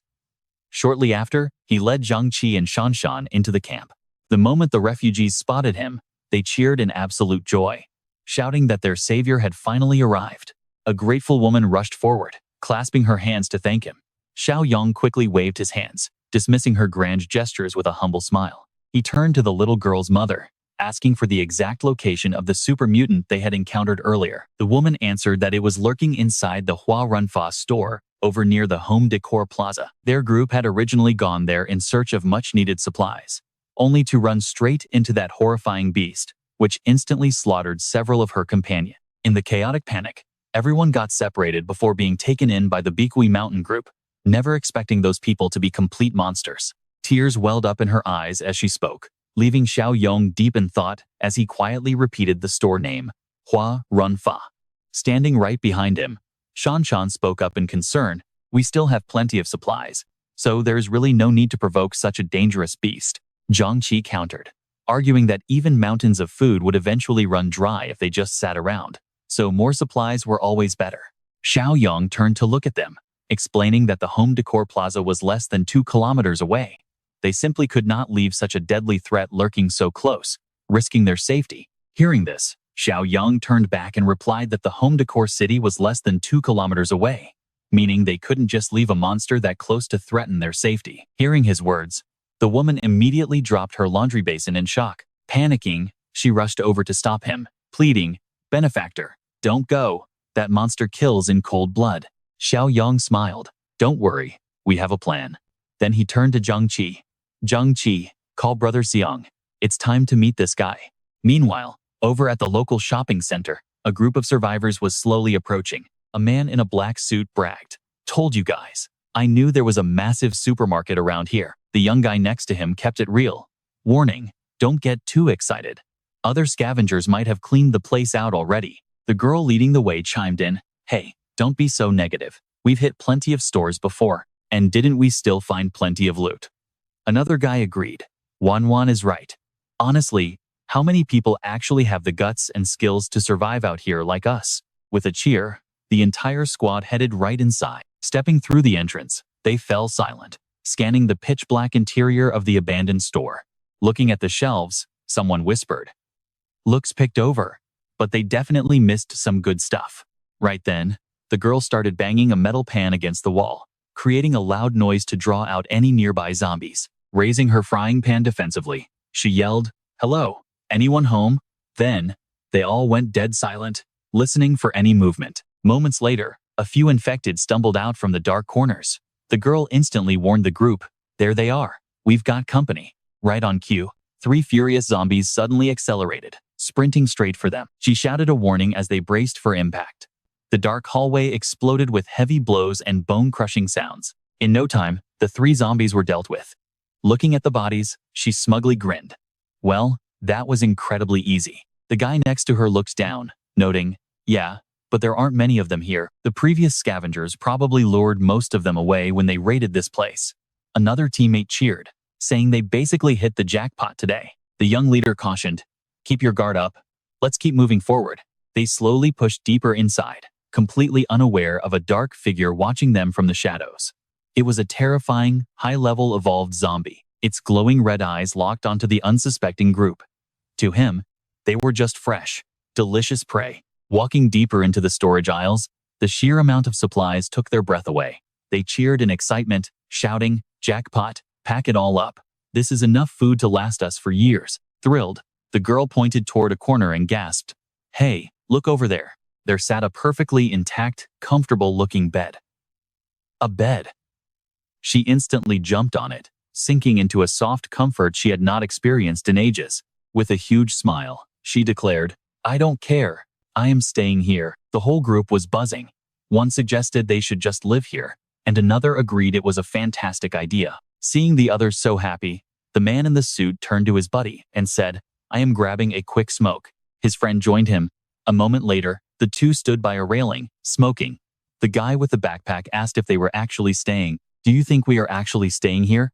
The man in the suit took a deep drag and began to analyze. "This mall has too many exits, making it hard to defend. Plus, all these supplies will draw target on our backs. But on our way in, I noticed a 2-story building nearby that looked much more secure."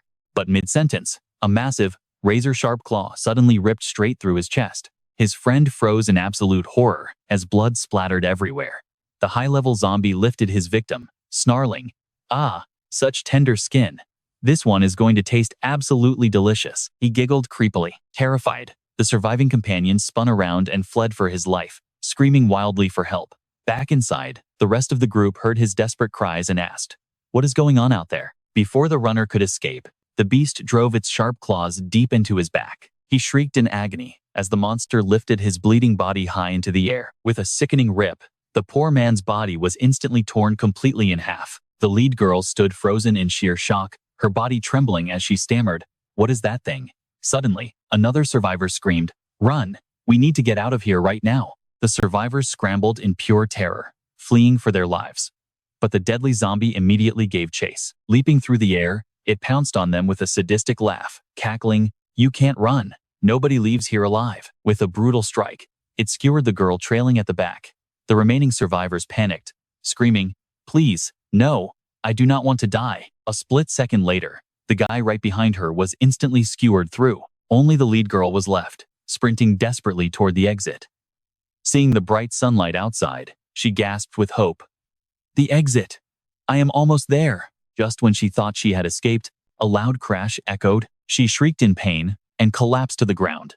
Looking up at what just appeared, tears filled her eyes. Her face twisted in pure terror. Staring up at the newly arrived figure of Chen Chong, she wept and wailed, "Please, I do not want to die." But as Chen Chong calmly stepped past her, she gasped in total shock.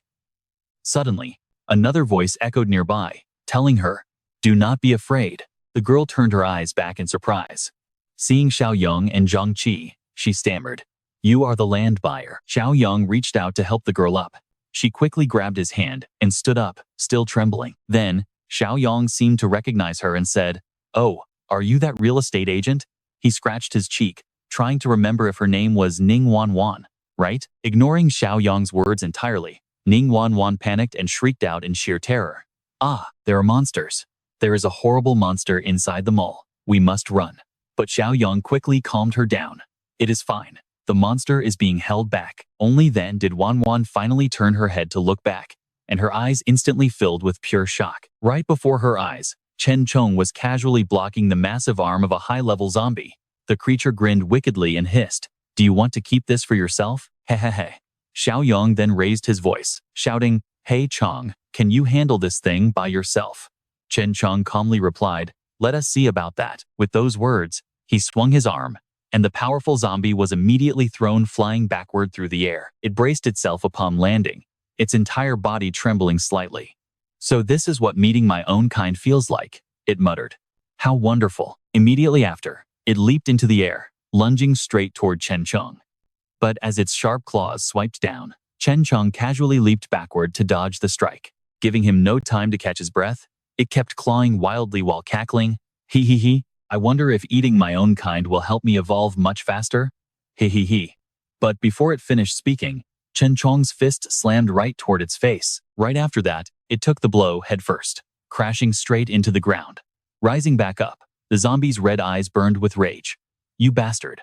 I did not expect you to actually have some strength." Chen Chong closed the distance, raising his leg high to stomp down with force, and with a massive crash, the ground shattered, sending rock debris flying in every direction. Chen Chong looked up toward the high ceiling. The zombie had narrowly escaped his lethal strike by leaping all the way up. Now, completely enraged, with most of the hair on its head fallen out, the zombie let out a deafening, monstrous howl, screaming, "Ah, all the power I have gathered from hunting and feeding lately can finally be put to good use now. Hee. Hearing this, Chen Chong's eyes suddenly narrowed in surprise. With bloodshot eyes, the crazed monster let out a wild laugh and charged straight down toward him. A brutal clash between two high-level zombies broke out, and in the darkness, only the sounds of violent collisions echoed. Watching the fight unfold, Jiang Qi said anxiously, "Brother Yang, Chen Chong seems to be falling behind. Why is this monster so strong?" With a serious look, Xiaoyong replied, "We came here just in time. If we had let it hunt and grow any longer, it would be too tough to handle." With those words, Xiaoyong pulled an AK-47 from his spatial ring. Seeing this, little Ning gasped in shock. What just happened? A deadly rifle had suddenly materialized out of thin air. Xiaoyong raised the assault rifle, aiming carefully. "Chong, if you cannot pin him down for just a second, do not blame me for teasing you later." The moment he finished speaking, Chen Chong grabbed both of the monster's arms. The beast panicked and shrieked, "Damn you, let go of me." Right after that, a loud gunshot rang out, and the bullet flew straight into the center of the monster's forehead. Under the impact, the massive creature stumbled backwards several steps, struggling to brace its legs against the heavy impact. Then it glared over at Xiaoyong and hissed wickedly, "Ah, that hurt. I cannot believe a bastard like you actually managed to injure me. I will kill you. I am going to tear you to shreds." Stunned by this sight, Jiang Qi stammered in disbelief. His head took a direct hit. "And he is still standing?" Without wasting a beat, Xiaoyong continued to unload his weapon into the monster before it could even speak, riddling its massive body with bullets until it looked like a total honeycomb, only able to let out pathetic, choked noises as it absorbed the entire magazine of bullets. With its body now completely shredded to pieces, the monster's mouth still weakly sputtered those creepy laughing sounds. Staring in disbelief, Jiang Qi asked anxiously, "Is it finally dead?" Xiaoyong turned to Chen Chong and suggested, "Chong, why don't you consume this monster? It might help boost your strength." Hearing this, Chen Chong simply grunted, Suddenly, a loud system notification chimed. Community expansion mission unlocked, requiring you to do your absolute best to increase the overall community evaluation score. Mission progress. Danger factor eliminated. Community evaluation score +1. Current evaluation score is 3. Reward, 10 points. Current accumulated points, 46. Staring at the system screen, Xiaoyong was absolutely thrilled. "Oh, this actually counts too?" He smiled and muttered, "Since we are already here, we might as well make it count. Let us see if we can empty out this entire supermarket." Hearing this, little Ning was utterly shocked. "What? You are taking everything?" A moment later, Xiaoyong used his spatial ring to vacuum up every single daily necessity in the entire store. Watching this unfold, Jiang Qi and Xiao Ling were completely blown away. Wow, incredible. What kind of magic is that? After packing up, Xiaoyong looked at the dead bodies and muttered that instead of letting them turn, maybe the local beasts were still hungry. Just then, a car approached the base, and a voice called out from inside, telling them to hold on and stop right there. Inside were those two from Bishui Mountain, who had tracked the tire prints all the way back to this spot. The woman, Rui, turned to the bearded guy and asked what was going on. Beardy raised his binoculars, peering closely at the survivor base to investigate. On the watchtower, San came into view through the lens. He then scanned down toward the temporary camp. Seeing their old Bishui Mountain acquaintances settling into the tents, he lowered the binoculars, turned to Rui with a smug smirk, and spoke. Huge crowd. Total garbage weapons. Honestly, their only real advantage is that heavily reinforced factory building. The driver was shocked, wondering how this weak mob took down Zhang Qingwen and Lin Guangkai. Rui scoffed, saying it was obviously a cheap sneak attack, probably by luring zombies inside. She had warned them before that using those luxury villas as a base was a terrible idea. Laughing like a maniac, she gloated that heaven must have pitied their struggles and hand-delivered this juicy prey. And a free base. Beardy chimed in, laughing that it almost made him feel a little guilty. Listening to them celebrate, the driver interrupted, asking if they were going to charge right in. Rui said no, they needed to go back and prep first, gather a bigger crew along with heavy weapons before attacking. With that, the driver pulled a screeching U-turn and sped off. Meanwhile, back with Xiaoyong, his group was currently driving back toward their home base. Hearing Jiang Qi hype things up, Xiao Ning excitedly asked if he was serious. Jiang Qi promised her it was absolutely real, boasting about comfortable mattresses, hot running water, and proper showers. Hearing that, Xiao Ning cheered with pure joy. Suddenly, Xiaoyong locked his eyes forward. He warned everyone to stay alert and get their weapons ready. That warning sent a wave of anxiety through Xiao Ning and Jiang Qi. He immediately readied his rifle, waiting in dead silence. However, the mysterious vehicle sped right past them without making a single move to stop. Xiaoyong glared intensely at the passing car, sizing them up, while Rui stared back with a completely cold, lifeless expression. Just then, the system chimed with a fresh notification. New quest unlocked. Nemesis of Evil, Volume 1. Objective: repel the invasion. Reward: 50 points. Xiaoyong stared in shock. An invasion defense? Flashing back to the woman who just drove past, he wondered if it was them. Soon, their car arrived back at base, climbing up the watchtower. Xiaoyong approached San to ask if any strangers had been lurking around earlier. San pointed off into the distance, mentioning a car had approached from far away but ended up heading in another direction. She added she initially assumed it was his group, asking if something bad had happened. Xiaoyong immediately told Uncle Sheng and Old Li to gather everyone, as he had urgent news. Meanwhile, the scene shifts to a coal factory on the southern outskirts. Elsewhere, a survivor held a radio that was spitting out heavy static and broken signals. A voice crackled through the feedback, inviting any lucky survivors to seek shelter at the southern coal plant. They claimed they had built a secure base but were desperately short on staff. Soon, a small group approached, hoping they were close. Right on cue, a vehicle pulled up, making one of them cheer that other survivors had actually arrived. The car came to a halt. Rui and her crew stepped out, asking if they were there to join up because of the broadcast. The leader nodded eagerly, but seeing her jaw-dropping body, the men immediately started staring with sheer, unfiltered lust. Their eyes were absolutely glued to her massive chest. Noticing their perverted stares, Rui casually stroked herself, telling them they arrived at the perfect time and to follow her. The starstruck leader could only stammer out his gratitude, thanking them over and over. Rui flashed a sweet smile, explaining that since the car was full, they would have to walk the short distance. Grinning from ear to ear, the leader readily agreed, then turned to cast an incredibly sleazy, knowing smirk at the guy behind him. Shortly after, the group arrived at the coal plant base. Looking at the sheer size of the place, they gasped in amazement. Man, this place is massive. Finally, they had actually found a real place to settle down. Just then, a guy in a yellow shirt sheepishly scratched his cheek, admitting he urgently needed to pee before going inside. Rui stopped him, saying there was a perfectly good restroom inside and to follow her. He eagerly nodded along in excitement. Inside the bathroom, the guy did his business while throwing a totally sleazy, calculated look right at Rui. Rui did not even flinch, crossing her arms and staring directly down at his crotch. Seeing her bold look, the guy turned around with a smug grin, telling her not to be shy because he was incredibly good in bed. As the words fell, the yellow-shirted thug's eyes filled with panic as he coughed up blood.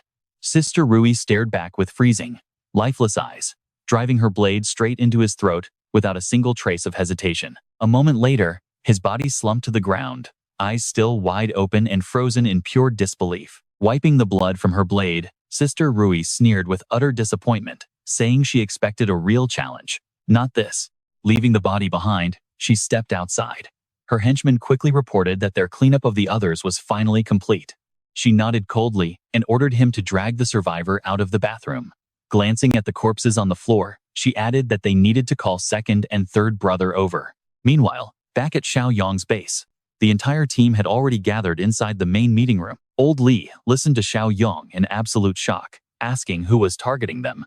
Xiaoyong admitted he still had zero information on the enemy. He warned them that starting today, they might face hostile raids and attacks every single day. Turning toward Jiang Qi and Chen Chong, he addressed them directly to prepare for their next move. He wanted them to help clear out the abandoned building to the southeast, securing a shelter for the refugees, so they would not end up as easy cannon fodder when enemies attacked. Hearing this, Shan volunteered to join them, and Xiao Jia immediately spoke up, refusing to be left behind. The Super Higher brothers shouted in unison that they were coming along, while young Xiao Shuai eagerly raised his hand to join the mission. Seeing her son's aggressive enthusiasm, Xiao Li quickly pulled him back, asking why a kid like him was trying to join. Watching everyone band together, Xiao Ling was completely stunned. Swept up in the intense hype, she awkwardly raised her hand and said she wanted in too. Xiaoyong smiled at their unity and reassured everyone that the target area should be relatively safe. Uncle Sheng and Old Li would stay back to guard the home base, while the rest were cleared to join. Soon, the armed squad marched out toward the massive construction site. Within minutes, they arrived at the destination. It was a massive, unfinished concrete structure looming over the area. Stepping inside, the team immediately focused their efforts on wiping out the wandering zombies. Armed with blades, axes, and firearms, everyone fought fiercely to clear the halls. In no time, the entire zombie threat was completely eliminated. Catching their breath, the exhausted fighters panted heavily. Xiaoyong scanned the room, asking if everyone had made it through without injuries. He urged them to check, and they all confirmed they were completely fine. Xiaoyong then warned that an attack was imminent, advising them to stay put for now. However, one of the girls spoke up, claiming they were ready to fight. A man next to her quickly agreed, insisting they wanted to help. Xiaoyong stroked his chin, considering their offer. Before telling them to gather close, he instructed them to clean the area, promising to send over a supply of guns and ammunition shortly. Once the enemy launched their raid, they would communicate via radio, and everyone had to follow his direct commands. They eagerly agreed, promising no issues. Meanwhile, back at the coal plant base, Sister Rui's crew was busy loading fuel drums and heavy weaponry onto their trucks. Suddenly, a voice called out from behind, asking their leader what was going on. Two bizarre figures approached, one massive giant and one extremely skinny, small guy who asked if everything was still running smoothly. Behind him, the giant stared with vacant, soulless eyes, repeatedly muttering about eating human flesh like a broken machine. Sister Rui spat back in anger, revealing that Emerald Beast Mountain had been completely wiped out, leaving them to fend for themselves. The skinny thug was stunned, demanding to know who did it, while the giant complained about having no more human meat to eat. Sister Rui smirked coldly, explaining that a massive group of survivors was currently holed up in the eastern suburbs. Tomorrow morning, she and second brother would lead a raid to slaughter them all. Night fell quickly. Inside his room, Xiaoyong counted his 46 points, hoping the system shop had some new supply boxes available as he opened the exchange interface. The system shop had a level 2 awakening supply box for 25 points, alongside a level 2 supply box, apocalyptic farmers at 15 points. A level 1 basic resource box cost 5 points, while manual refreshes cost 2 points.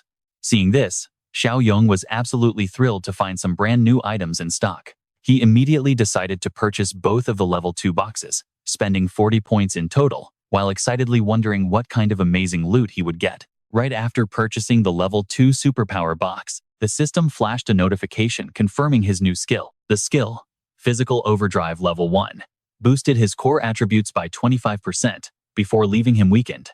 Staring at the screen, Xiaoyong was absolutely ecstatic. A 25% boost was huge. With 33 points already, this would push him past 40. allowing him to unleash 8 times the strength of an ordinary human. He stared down at his arm and flexed his muscles, channeling a sudden surge of raw energy. Smiling, he admitted he could not wait to test his new power. Meanwhile, the hostile coal plant raiders began marching directly toward Xiaoyong's base. A bearded thug quickly connected the radio channel and handed it to Sister Rui, prompting her to speak. Sister Rui crossed her arms. Speaking up, she laid out the battle plan for everyone. First, they would run down every single outsider. Once second brother started breaching the gate, the modified vehicles would provide heavy cover, pinning the defenders down with overwhelming suppressing fire. Second brother grinned like a maniac. Good. I am starving. I will kill and feast. With their brutal battle plan set, the convoy roared to life and sped off. Back at Xiaoyong's base, old Li stood on the highest rooftop, looking down at the perimeter with a frown. He muttered that the spot was secure but offered a terrible view compared to the guard tower. The blind spots below were massive. Xiaoyong just smiled, telling him not to worry since this spot was not for scouting. Confused, old Li turned to him. Then what are we here for? Xiaoyong smirked. Did you not tell me once that you served as a sniper for a few years? Old Li scratched his head, looking a bit embarrassed.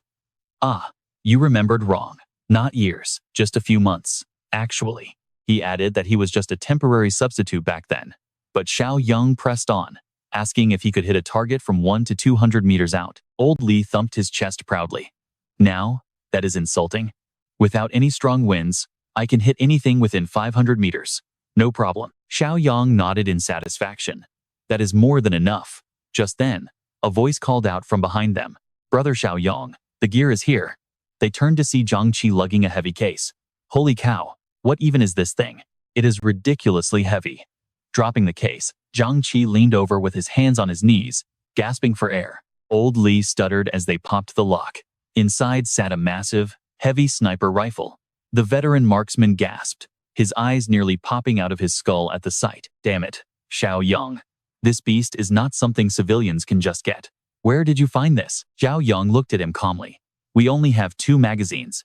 That is 10 shots total, so make every bullet count. Old Li took the weapon, cradling it like a newborn. He still could not believe his eyes. Understood. Completely understood.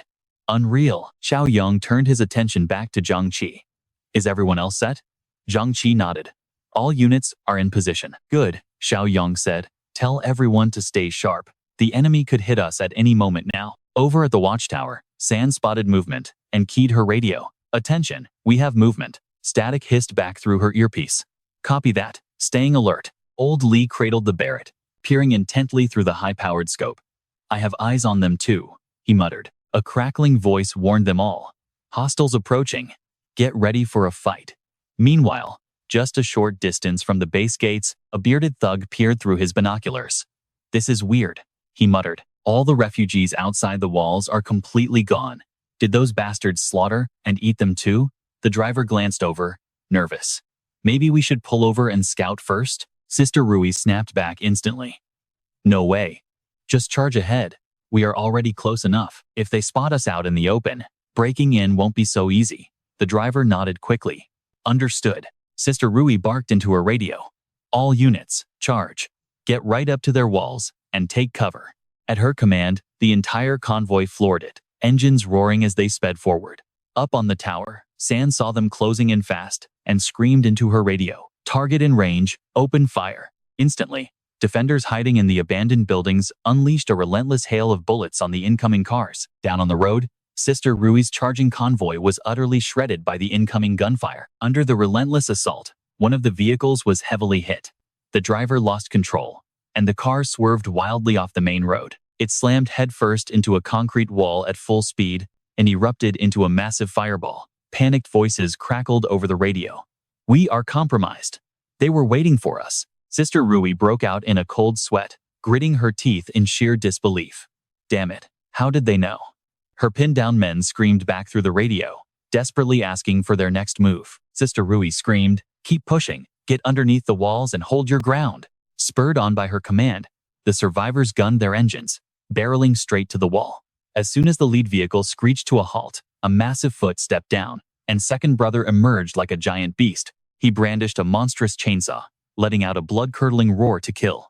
He sprinted straight for the heavy iron gate and began sawing through it furiously. Up on the tower, San panicked. We are in trouble. Some total freak is trying to tear down the gate. She gestured frantically to the guards on the watchtower, shouting for them to fire at him. They unleashed a concentrated volley at the giant. Seeing her vanguard targeted, Sister Rui ducked behind a car and barked orders to return fire, demanding suppressing fire to keep the heat off second brother. Her thugs immediately unleashed a heavy counter-barrage. Lacking solid cover on the exposed tower, San's squad was quickly pinned down and forced to fall back. Nearby, a stray bullet tore straight into Xiao Jia's shoulder. He shrieked in agony. Seeing his comrade fall, Zhang Qi cried out in sheer panic. He rushed over to prop up Xiao Jia. They have automatic weapons. Their firepower is just as bad as ours. Old Song shouted back from his position right behind the heavy gate. Do not panic. Hold your ground. We have plenty of ammo left. Hearing the roaring chainsaw, Lao Sheng panicked and yelled that they were cutting through the door. The man beside him anxiously added that they would be highly vulnerable once the door opened. Seeing the tense situation, Xiaoyong quickly stepped up to reassure them, saying he had everything completely under control. With those words, Xiaoyong silently moved over to open the side door. Then he sprinted in one direction at maximum speed. Over on RGA's side, one of her henchmen loudly reported that they had already burned through half of all the ammunition they brought. Hearing that, she grew extremely impatient and shouted, asking Lao if he was finished yet. Lao roared in response, shouting that he was almost done, as he furiously used the chainsaw in his hands to rip through the door. Inside, sparks from the cutter began showering through the door. Someone suddenly screamed a loud warning that the door was finally breached. Hearing this, Shan panicked and shouted, "Reinforcements are at the door. Do not let them in." Hearing that, Urji flashed a wicked smile and sneered, "Haha, it is time to let you inexperienced rookies taste the absolute terror of an evolved human." With that, she turned around and commanded her henchmen, "Everyone, stay behind Lao. Once we get inside, make sure to take over any cover immediately." Up front, Lao looked like a massive gorilla, gritting his teeth as he used his bare hands to pry the door open. Standing to the side, Xiaoyong contacted Lao Li, saying, "Li Hongli, get ready and wait for my order. Do you see that massive guy?" Meanwhile, Lao Li was still stationed on the rooftop, aiming his heavy Barrett rifle right at the doorway. Through the sniper scope, Lao was locked dead in the crosshairs. Lao Li responded, "I have him." After busting through the door, the beastly Lao stepped inside and roared at the top of his lungs, making Lao Sheng and his men break out in a cold sweat.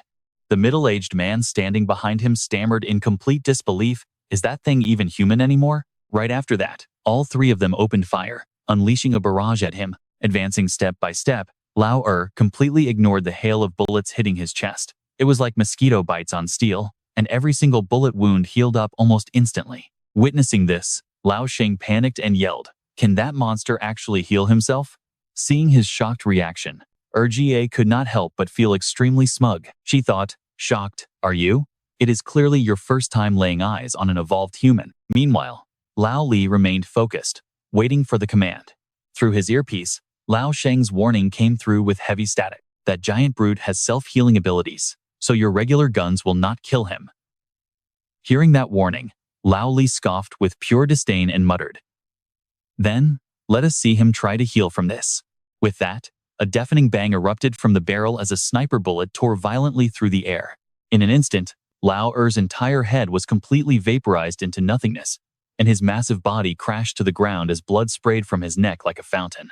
Urji and her crew were paralyzed with fear, completely unable to believe their eyes. What on earth just happened? Only now did Urji realize what had occurred, stammering in shock. How could these ordinary people have such a powerful weapon?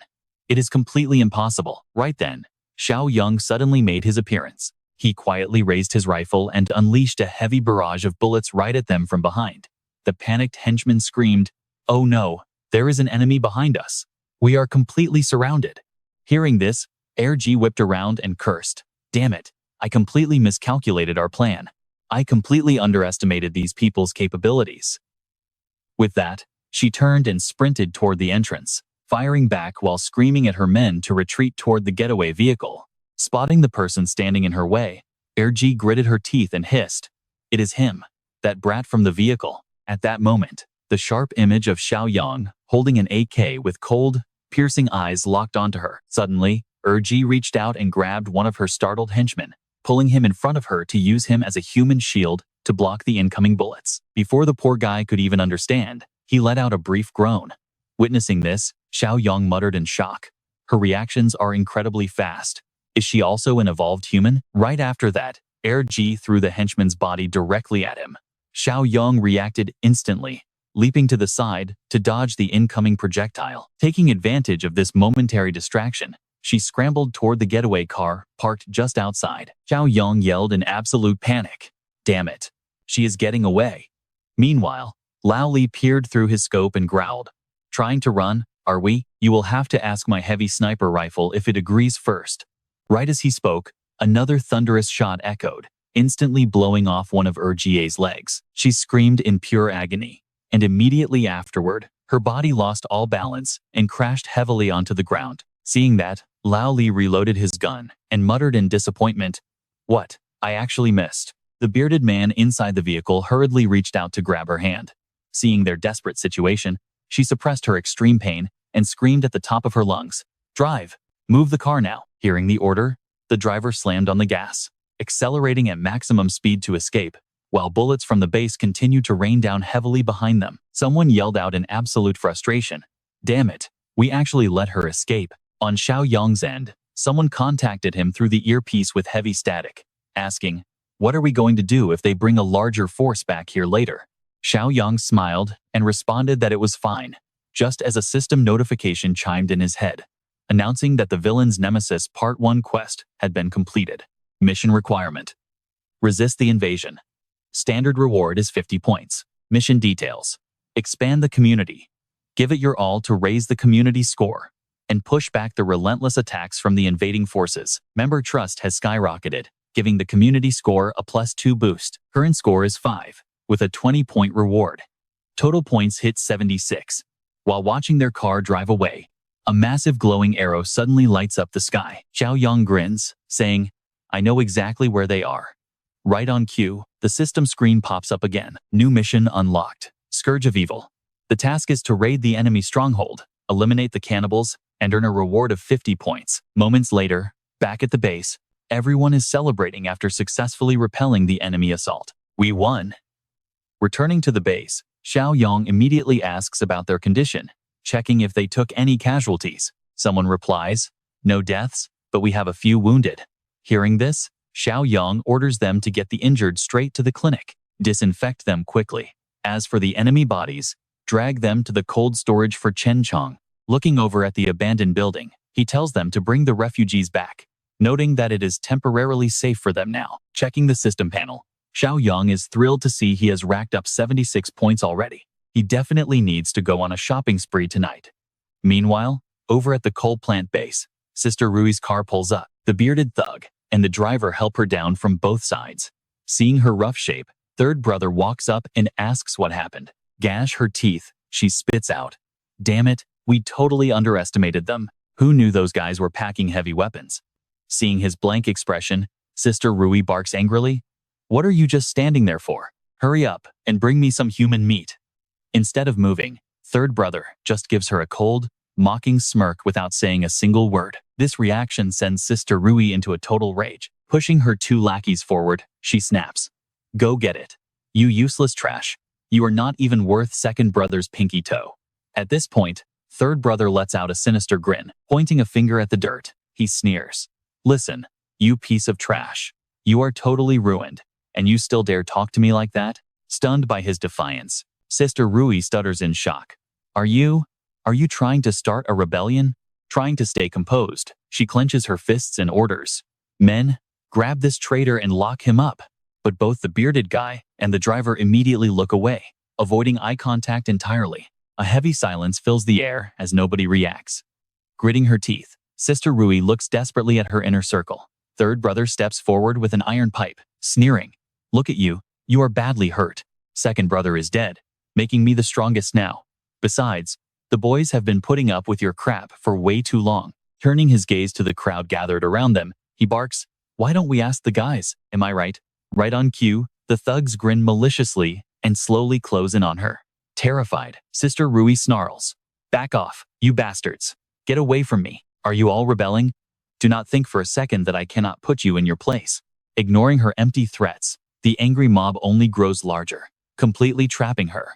Terrified and cornered, Sister Rui breaks down and starts begging for mercy. Please, no, stop.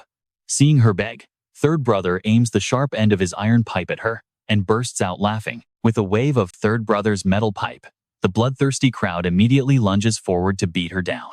Standing aside, he revels in his newfound power, laughing hysterically as the mob of men completely overwhelms and pummels her. Sister Rui can only shield her face, screaming in agony.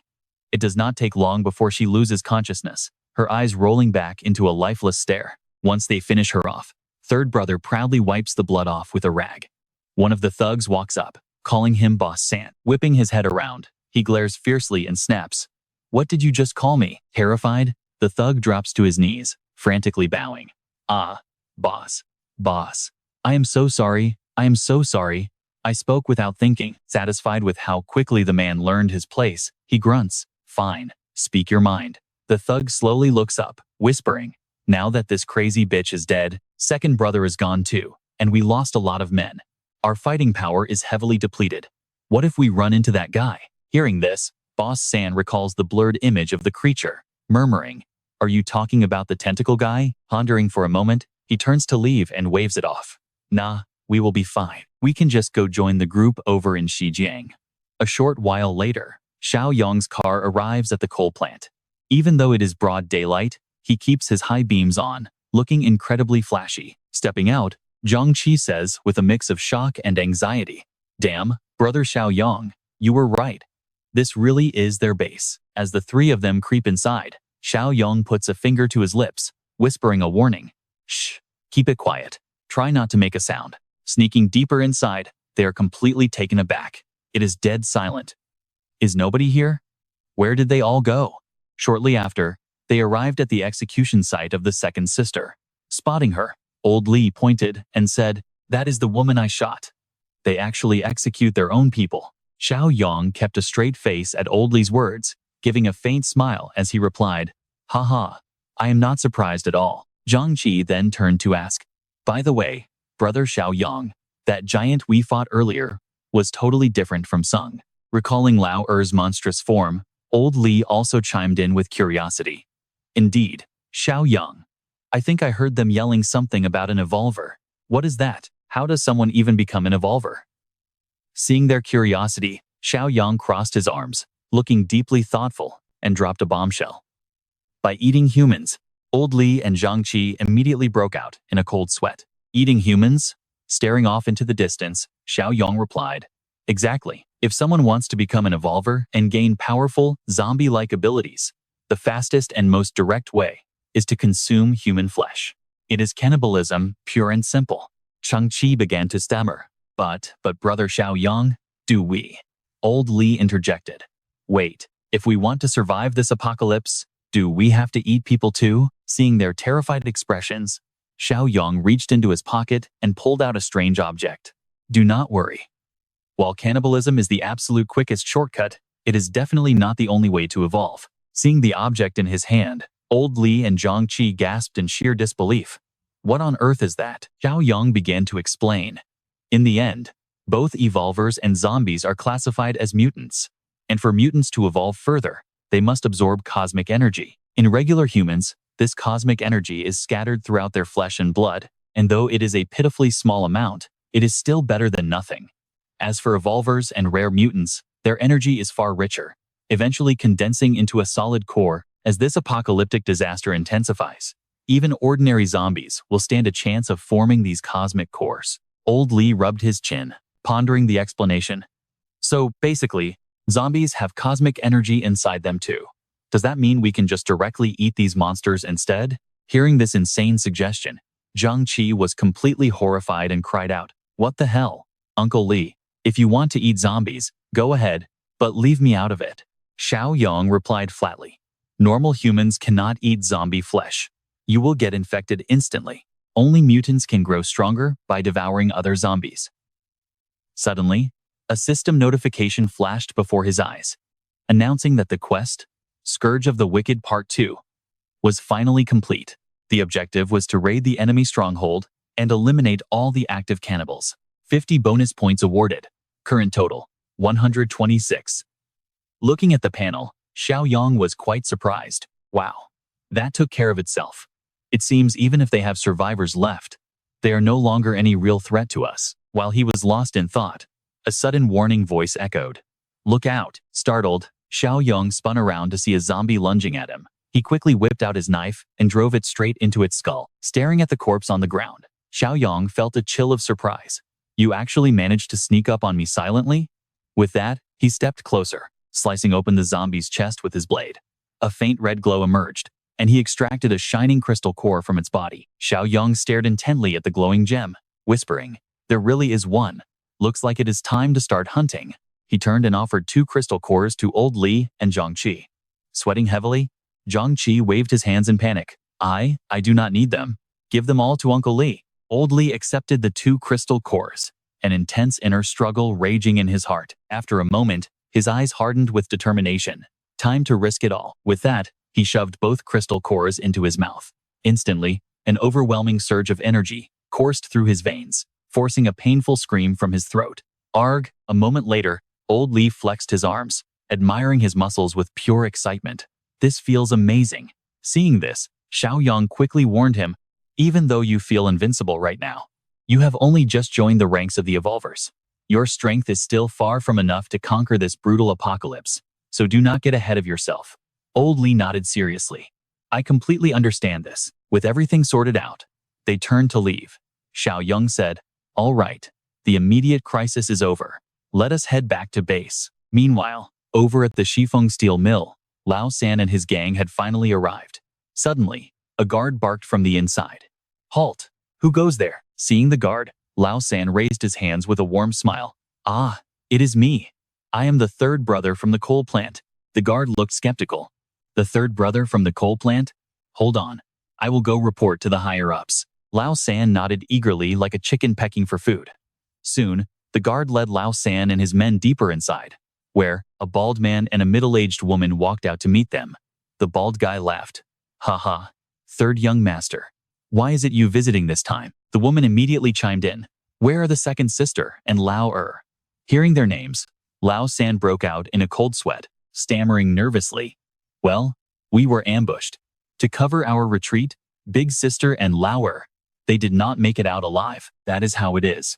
Seeing his expression, the bald man nodded and muttered a doubtful, "Oh." He then turned to his men and ordered them to take Boss San and the coal factory crew to a safe place. The moment Boss San and his men left, the bald man turned to the woman to voice his doubts.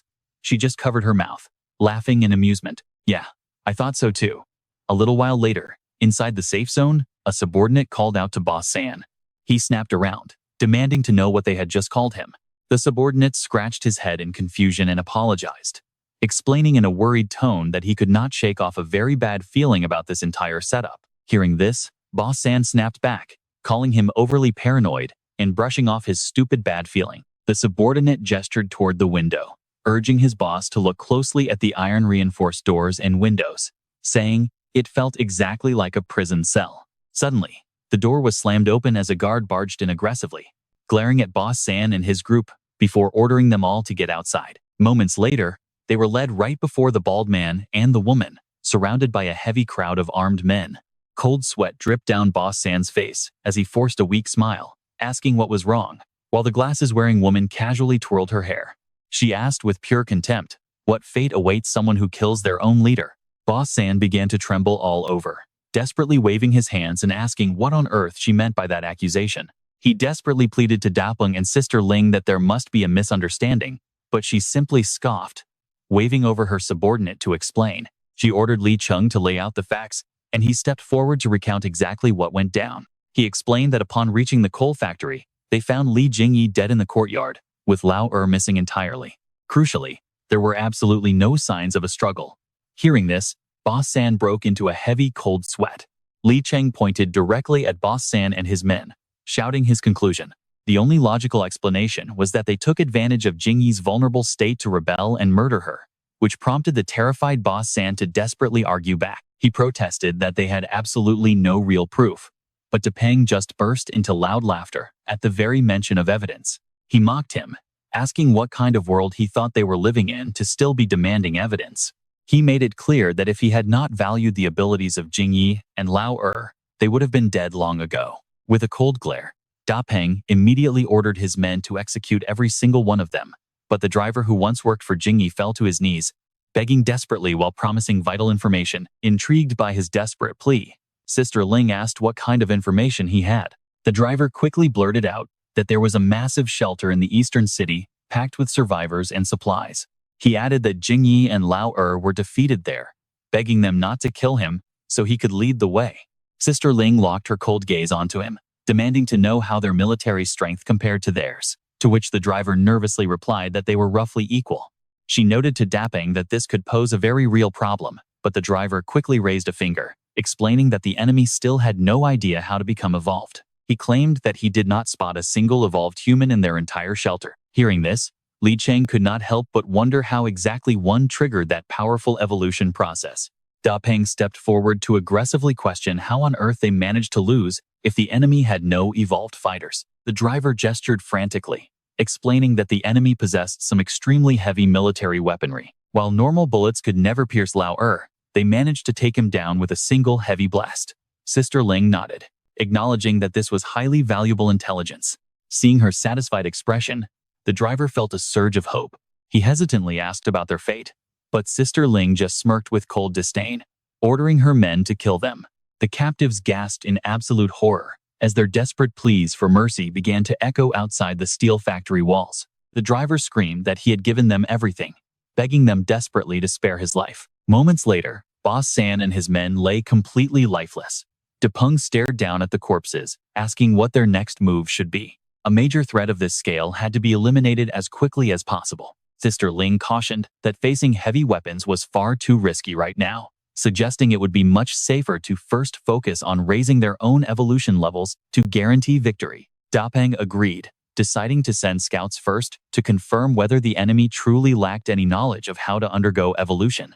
Meanwhile, the scene shifts to Xiaoyong having safely returned to his base. He stared at his system panel, showing 126 points, wondering what he could buy as he eagerly opened up the exchange shop. The screen displayed 126 points, offering level 1 sugar, oil, and protein supply boxes for 5 points. A level 2 high-tech supply box cost 50 points, while a manual refresh cost 4 points. Staring at the shop's new inventory, Xiaoyong couldn't hide his excitement. Another level 2 dark tech supply box. Talk about a stroke of pure luck. With that, he slammed the purchase button, and the system prompt immediately popped up. Ding! Level 1 sugar, oil, and protein supply box successfully redeemed for -5 points. Level 2 dark tech supply box successfully redeemed for -50 points. Current points, 71. Ding! Level 1 sugar, oil, and protein supply box opened. Received 500 kilograms of lotus root powder, 200 kilograms of high-calorie Good Friend pies, and 150 liters of blended cooking oil. Level 2 dark tech supply box opened. Receiving a +20 physical enhancement potion. Without wasting time, Xiaoyong used it, and that familiar warm light enveloped him once more. Moments after downing the potion, a sudden knock echoed from outside the door. He softly called out, "Come in." San stepped inside. Spotting her, Xiaoyong immediately asked, "What is it? Did something happen?" San replied, "We caught a highly suspicious person." Hearing this, Xiaoyong stood up instantly and said, "Let me go take a look." Outside the main gates, Old Li and Zhang Qi were keeping a firm grip on a man dressed in a worker's uniform. The guy anxiously pleaded, "I am not your enemy. Just call whoever is in charge here." Just then, Xiaoyong walked up and asked, "Looking for me?" Seeing him, the man quickly asked, "Are you really the leader here?" Xiaoyong calmly replied, "Yes, I am. Now tell me what this is all about." The man hesitated, then asked, "Could you at least tell me your name?" Xiaoyong casually answered, "Jiang Xiaoyong." The guy nodded with a nervous smile. "Ah, Brother Yong, let me introduce myself. I am Shu Axing, and I come from the Shifeng steel plant." Old Song stepped up, asking, "You are from the West region?" The man nodded frantically. "Yes, exactly." Hearing this, Xiaoyong turned and asked, "What is it, Uncle Song?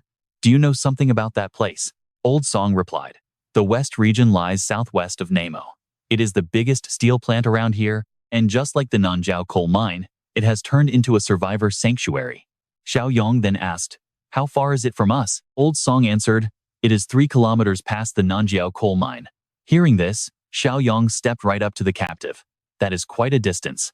What are you doing out here?" The man frowned at the question. "Look, the world is in absolute chaos right now. We survivors have to band together for mutual protection if we want to live. Do you not agree, Brother Yong?" Xiaoyong listened coldly before saying, "Sure. Go on." The scout kept talking. "Our leader sent us out to find other survivors and shelters, with the goal of bringing everyone back to our base if possible." Before he could finish his lie, Xiaojia stepped forward and handed over a sheet of paper. "Brother Yong, do not believe a word he says. He has been lurking around, drawing a detailed map." Xiaoyong grunted in agreement, took the map, and immediately activated his mind's eye skill directly on Axing to see what this guy was really thinking. Instantly, a glowing icon showing a highly hostile expression appeared right above the scout's head. Skipping any useless talk, Xiaoyong drew his gun and aimed it straight at his head, sending a terrified Axing's hands shooting up in surrender. Glaring with cold eyes, Xiaoyong said, "We are living in an apocalypse. Do you really take me for an idiot? If you do not start telling the truth, I will end you right now." Axing swallowed hard, his throat tight, before frantically clasping his hands together in desperation. "Brother Yong, I swear it is the truth. We only mapped this out as a backup plan. You can never be too careful in these times." Xiaoyong ignored the plea, turning to Zhang Qi instead. "Does he know about the Zhang family?" Zhang Qi lowered his voice. "I am not sure. Master Sheng has never once shown himself to this guy." Hearing the answer, Xiaoyong waved his hand dismissively. "Let him go." Old Song gasped in absolute shock, asking, "Wait, we are just letting him go?" Axing was equally stunned, completely unable to believe his ears. "Really? You are serious? For real?" Xiaoyong held out the stolen map. "Give him back his map and let him leave." Axing's eyes went wide as he repeatedly bowed in deep gratitude. Thank you, Brother Yong." A moment later, Axing snatched the map and practically sprinted away, not looking back for even a second. Watching him run, Xiaoyong smirked with a cunning thought. He wondered how many system points that Shifeng steel plant would be worth. Time flew, and 5 months quickly passed. Over at the Shifeng steel plant, a worker whispered anxiously to his colleague, "I heard another person went missing recently." The other worker suddenly recalled the terrifying image of a mutated man, sprouting hideous, writhing tentacles. With a trembling voice, he muttered, "Has that horrific monster started hunting again?" Suddenly, a loud, panicked scream cut through the air, causing both men to jump in sheer terror. What on earth was going on? One of the workers immediately ran straight toward the terrifying noise. The other tried to stop him. "Do not go over there. Let the guards handle it." Before the words even left his mouth, a flying dagger flashed through the air. It sliced cleanly across the man's neck, sending a violent spray of fresh blood pouring from his mouth. Meanwhile, in another corner of the steel plant, Li Cheng leaned lazily against a wall, puffing on a cigarette, until a frantic voice screamed out from the distance, "Help! Somebody help me!" Recognizing the terrified worker running his way, Li Cheng asked urgently, "What is wrong?" Out of breath and running for his life, the worker gasped, "A monster!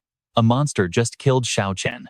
Li Cheng's face tightened as he demanded answers. "Is the monster really a tentacle person?" the man asked.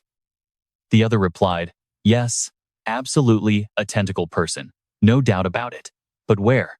Li Cheng asked. "Over there, at the massive garbage dump," the man replied.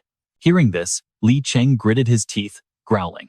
"So they dared to attack us without warning?" He quickly turned to the crowd nearby and shouted, "Everyone, go hide right now. And those with escape abilities among the evolved, follow me." Moments later, Li Cheng cautiously led his small group directly toward the scrapyard. Once there, he lowered his voice, whispering, "Shh, it is a tentacle beast. If we spot it, do not engage, just run immediately." With that warning, he turned his gaze toward the vast garbage heap, watching silently. Seeing no movement, Li Cheng muttered in confusion, "Is it gone?" A moment later, the group reached the actual crime scene. Li Cheng squatted down slowly, carefully examining the deep footprints left on the dusty ground. Beside him, his subordinate spoke in a worried tone. "Has the tentacle monster already left?" Another added anxiously, "Or did it already catch its prey and flee the area?" One of them added, "Ever since the Big Thui and Nanjiao coal plants were destroyed, the rate of our people vanishing has skyrocketed." Another countered, "Nonsense. We used to share the hunting grounds with 2 other camps. Now, only we remain." Meanwhile, Li Cheng kept investigating, reaching a sudden realization. No, this is not a tentacle beast. Meanwhile, the scene shifts over to Xiaoyong's settlement. Looking down at the bustling base from a high vantage point, he muttered, "We have already survived much longer than in my past life. If we keep going like this, rebuilding human civilization might actually be possible." With that thought, Xiaoyong summoned his system panel to check his active quests. The impossible mission of a beggar, showing the quest details, expand the community, and maximize the community development score. Current progress, 38 points. Xiaoyong gazed into the far distance, murmuring, "Come to think of it, months have passed, and the system quest regarding the Shifeng steel plant has yet to be unlocked." As he calculated his next move, a familiar voice drifted up from below. It was Shan, cheerfully waving her arms as she yelled, "We are back, brother Xiaoyong." Seeing them, Xiaoyong instantly leaped down from the high edge to land right in front of them. Xiaoyong turned to Zhang Qi and asked softly, "Was our hunting party noticed by anyone?" Zhang Qi replied with complete confidence, "Do not worry, brother Xiaoyong. With our current power, if anyone tried to tail us, we would have spotted them instantly." Turning to the young Xiao Shui, Xiaoyong asked, "How is it going, Xiao Shui? Are you getting used to this yet?" Xiao Shui beamed, nodding enthusiastically. Throwing a quick combo of punches into the air, he said, "Do not worry, Uncle Young. I am doing fantastic." Beside him, Xiao Li gently patted her son's head, saying proudly, "That is right. Xiao Shui even defeated a zombie all by himself today." Delighted by their rapid progress, Xiaoyong smiled. "Excellent job. Go ahead and deposit all the crystal cores into the storage vault." Suddenly, a sharp system chime echoed in his mind. A new quest had appeared. Vicious Enemies, Volume 3. The goal was to eliminate immediate threats and rescue potential new allies, rewarding 80 points. Looking at the prompt, Xiaoyong found himself quite puzzled. Potential allies? The scene transitions shortly after to the meeting room, where old Li looked at Xiaoyong, gasping in complete shock. "What? Sneaking into Shijiang alone is far too dangerous." Old Song chimed in, looking equally anxious. "Exactly. They keep sending scouts to investigate us. Who knows what kind of malicious intentions they might have. If something happens to you, Xiaoyong, we will not even be strong enough to save you." Seeing their distress, Xiaoyong gently reassured them, "Do not worry. With my current strength, even the powerful Zun family cannot hope to harm me, let alone this group. I am going there mainly to figure out whether they are friends or foes." Xiaoyong then turned to Old Thang, adding, "Uncle Thang, Old Li, please watch over our fortress and the nearby town."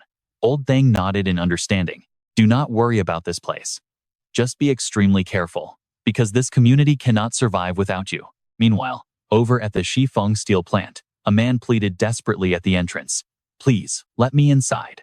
I have urgent news to report." It was Li Cheng standing outside, but a guard blocked his path, coldly saying, "I already told you. No one enters without direct permission from both of our leaders." Angered by the refusal, Li Cheng snapped completely. He lunged forward, grabbing the guard tightly by the collar. Another bystander shouted in shock, "Li Cheng, have you lost your mind?" Startled by his own sudden outburst, Li Cheng snapped out of it. He quickly released the guard, apologetically stammering, "Oh, I am so sorry." Inside, Li Cheng grew incredibly uneasy, wondering what on earth was happening to him lately. His temper kept slipping out of control, growing worse over the past few months. The guard clutched his throat, coughing and cursing. "Damn it. Why are you going crazy? Do not think just because the boss favors you, we will not fight back." Suddenly, a voice called out from inside the room, "Is that Li Cheng out there? Let him inside." Hearing the instruction, the guard quickly muttered, "All right, go on in." The heavy door swung open, and Li Cheng stepped inside. Catching sight of him, Sister Ling offered a warm smile, asking, "What is wrong?" Li Cheng spoke up seriously, offering a different theory about the tentacle mutant hunting in their area. This caught Sister Ling by surprise, and she asked what he meant. Li Cheng explained that his investigation of the crime scene revealed female footprints, even though the victim was a man. Hearing Li Cheng's theory, Sister Ling fell silent, lost in thought. After a long pause, she asked if there was another killer, which Li Cheng quickly confirmed. Staring seriously at Li Cheng, Sister Ling acknowledged how useful this lead was, but strictly warned him not to spread the word to anyone else. Confused, Li Cheng asked why. Sister Ling explained that a single tentacle monster was already causing enough mass panic among the survivors. She did not want everyone too terrified to ever step outside again. Li Cheng tried to object, raising his hand, but Sister Ling immediately cut him off, promising that things would not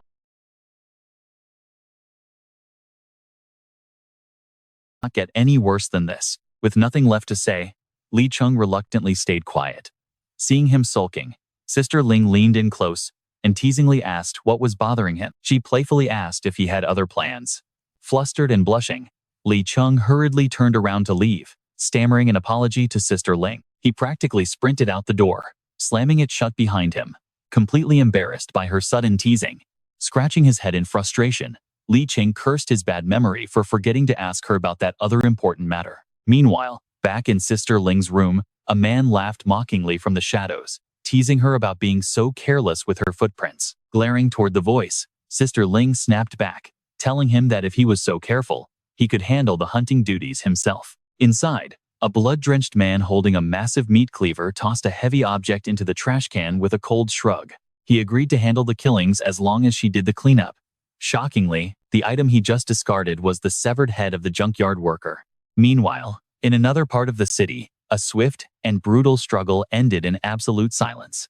A zombie collapsed right at Jiang Xiaoyong's feet, its mangled face smashing hard against the cold ground. Armed with a sharp metal weapon, he finally reached the Xifang steel factory, standing amidst a pile of slain zombies and black blood. Xiaoyong remained completely calm, staring ahead and whispering to himself that he was close and needed to keep a low profile. With a quick hand gesture, Jiang Xiaoyong activated his unique summoning ability. He summoned a small pair of scissors through the system. With impressive skill, he quickly gave himself a brand new haircut, using only one hand. It was unclear where the main character learned this, but his hairstyling skills were surprisingly professional. Next, he rubbed his fingers in the dark dirt on the ground and intentionally smeared the grime across his face, forehead, and cheeks. Jiang Xiaoyong was deliberately disguising himself to avoid any unnecessary trouble. Soon, he had transformed his look into a tired, dirt-splattered survivor. He even put on a pair of glasses, making it incredibly difficult for anyone to recognize him. Yet, even beneath the grime, his handsome and cool aura still shone through. Just as he finished his disguise and approached the factory gates, a hostile guard marched out and yelled for him to freeze. Jiang Xiaoyong immediately halted. Spotting an unfamiliar face near their base, the guard immediately took an aggressive stance, scowling deeply as he barked out a hostile demand to know his identity. His eyes were completely filled with hostility.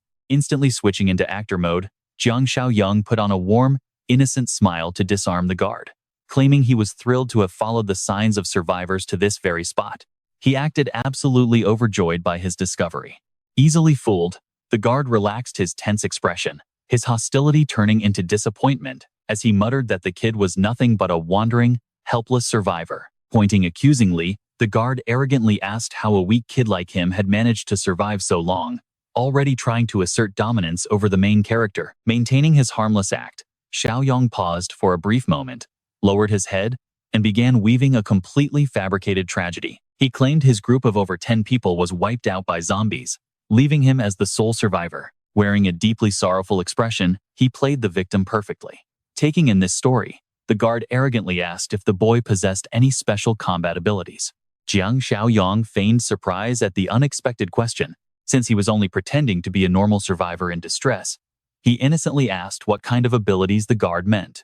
He then raised his hands in a flustered manner, stammering that surviving so many relentless zombie hordes had at least given him some practical combat experience, promising he would work hard to be useful. Watching Xiaoyong's clumsy and nervous behavior, the guard smirked dismissively, completely underestimating the boy's strength. Stepping closer to Xiaoyong, his grin widened as his demeanor grew far more sinister and threatening. Chuckling slyly, the guard muttered that nobody cared about combat experience, adding that while the kid clearly did not understand, it did not matter. Believing he had successfully trapped an easy new target, the guard felt absolutely thrilled. He gestured for Xiaoyong to follow him inside, mentioning a mandatory test to join the group, giving the young hero his perfect chance to infiltrate their hidden base. As Jiang Xiaoyong follows him, the gatekeeper sneakily slips his hand toward his waist, where a hidden gun is tucked. Believing Xiaoyong is just an easy rookie, the guard is already celebrating his fresh new catch. But while our main character looks totally spaced out and lifeless on the outside, he is secretly reading the room. Unsurprisingly, this Xifeng steel plant is clearly no paradise. But just as things are proceeding smoothly, a loud voice suddenly cuts in, demanding to know what is going on. Both of them instantly whip around in surprise. The gatekeeper instantly tenses up in fear upon hearing that voice, while Xiaoyong just looks on with pure curiosity. Spotting a total stranger in the base, Li Cheng approaches with an incredibly serious look to demand answers. Stepping closer, he sharply questions the gatekeeper, demanding to know who this unfamiliar stranger is. Facing Li Cheng, the gatekeeper gets incredibly nervous. As a low-ranking subordinate, he is clearly terrified.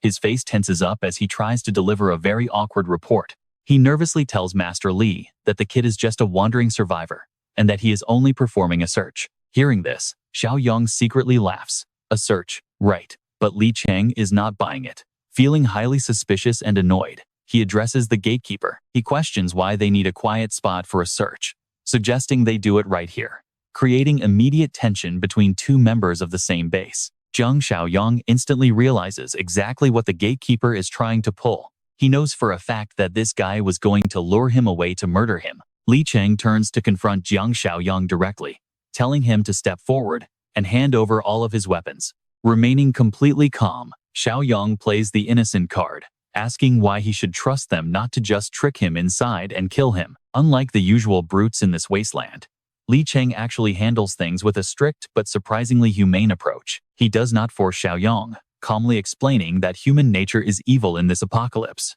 He tells the kid it is normal to be cautious, and that if he refuses to hand them over, he is free to leave. This firm, upright attitude finally convinces Xiaoyong to pull out a hidden dagger from his gear. Playing the part of a helpless refugee, he reluctantly hands over his supposed final weapon, acting completely miserable as he surrenders the knife. Li Cheng then performs a thorough search on Xiaoyong, wanting to make absolutely sure the newcomer is not hiding any other weapons. Xiaoyong remains entirely unbothered, raising his arms to let Li Cheng search him freely. Behind his cracked glasses, Xiaoyong is secretly analyzing his surroundings and this officer. He notes that this guy actually has some principles. It seems this Shifeng steel plant is run differently compared to those thugs at Bishui Mountain and Nanjiao coal plant. Once the search is finally over, Li Cheng inspects the confiscated dagger. He cannot help but wonder how a kid could survive in this brutal apocalypse. With nothing but a single, tiny knife, he asks if the kid is evolved, immediately switching back to his innocent rookie act. Our main character clenches his fists and plays dumb, repeating the question with a confused face. He replies that he actually feels a lot stronger lately, a simple act that successfully lowers Li Cheng's guard. Waving his hand, he commands the kid to follow him, explaining that all evolved humans must report directly to the leader. Moments later, Li Cheng leads Xiaoyong to a dark, secluded room. He ushers him inside while he himself stands guard right outside. Li Cheng tells him to wait in the guest room, but our main character just sneers inside. He glances over at a single chair in the corner and the sealed window above, realizing that even the door is heavily reinforced. This is clearly a prison cell. Xiaoyong sees right through their sinister trap, but he is not worried at all. Suddenly, Brother Eagle walks into the room, putting on a very polite front as he apologizes for keeping him waiting so long. He casually asks for the kid's name, but behind that fake, polite smile lies the terrifying hunger of a cannibal staring at his next meal. Xiaoyong turns around, deliberately stuttering and giving him a fake name, Jiang Ye. This pathetic, stuttering act easily convinces Brother Eagle that the kid is just a weak, helpless target. He asks condescendingly if his guard was right about him being evolved, and Xiaoyong meekly bows his head, acting like he barely understands. Before he can even finish his sentence, a heavy axe comes flying with insane speed, slicing inches from Xiaoyong's face. Looking up, our main character acts completely startled, his eyes wide. But in reality, dodging surprise attacks like this is practically child's play for him. With a simple, effortless tilt of his head, he easily dodges the sudden, violent strike from Brother Eagle. Turning his head, he sees a massive, razor-sharp iron axe. It has been thrown so hard that it is buried deep in the wall. He is genuinely surprised by the sheer speed of this sudden strike. If he were actually just a normal refugee, his head would have been split open. Our main character narrows his eyes, warily studying Brother Eagle, with newfound caution. Xiaoyong wonders if they are starting a fight already. No, this is definitely a test. Meanwhile, the bald boss looks both furious and incredibly thrilled. Xiaoyong quickly reacts, doing his best to put on a completely innocent face. He points to the axe lodged deep in the wall, shouting, "Hey, what are you doing? That is extremely dangerous." The bald-headed Brother Eagle instantly shifts his tone, grinning widely before bursting into a loud laugh. Haha, looks like I was right about you.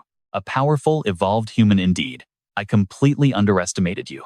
This praise seriously annoys Xiaoyong, but he forces himself to keep playing the weak victim, pointing right at his own chest. He directly confronts the bald thug. What if I was not an evolved human, huh? Would I not be dead by your hands right now? The arrogant bastard simply shrugs it off. He spreads his arms wide, shouting like a complete psychopath. If so, your death would not be a waste. His mind is truly far gone from humanity. Right then, a chilling red glow flashes in his eyes as his deep voice drops. He glares at Xiaoyong, asking, "Since we are both evolved, you know how the process works, do you not?" Xiaoyong gives a short, simple nod. "Yeah, I do." The thug starts bragging about his gang's territory. "Then consider this your only warning. Only a few of us here know this secret, and I intend to keep it that way. If anyone else finds out, I will personally end you." With those words, the bald brute lunges forward like a gust of wind, instantly closing the gap to Xiaoyong. The beast aggressively snaps his hands forward, aiming straight for the throat. But Xiaoyong is incredibly sharp, effortlessly dodging the grab with a slight tilt of his body. Even with that, he chooses to hold back. Right as his hands almost lock on, Brother Eagle feels a sudden shock. This kid is way too calm. During that tiny split second, Xiaoyong, lightning fast, summons a sleek dagger directly from his system. He draws it instantly, channeling heavy force into his right arm. As his deadly gaze locks onto Brother Eagle, he secretly sighs with relief. Lucky for the thug, he attacked barehanded. Had he drawn a blade, Jiang Xiaoyong would have retaliated instantly.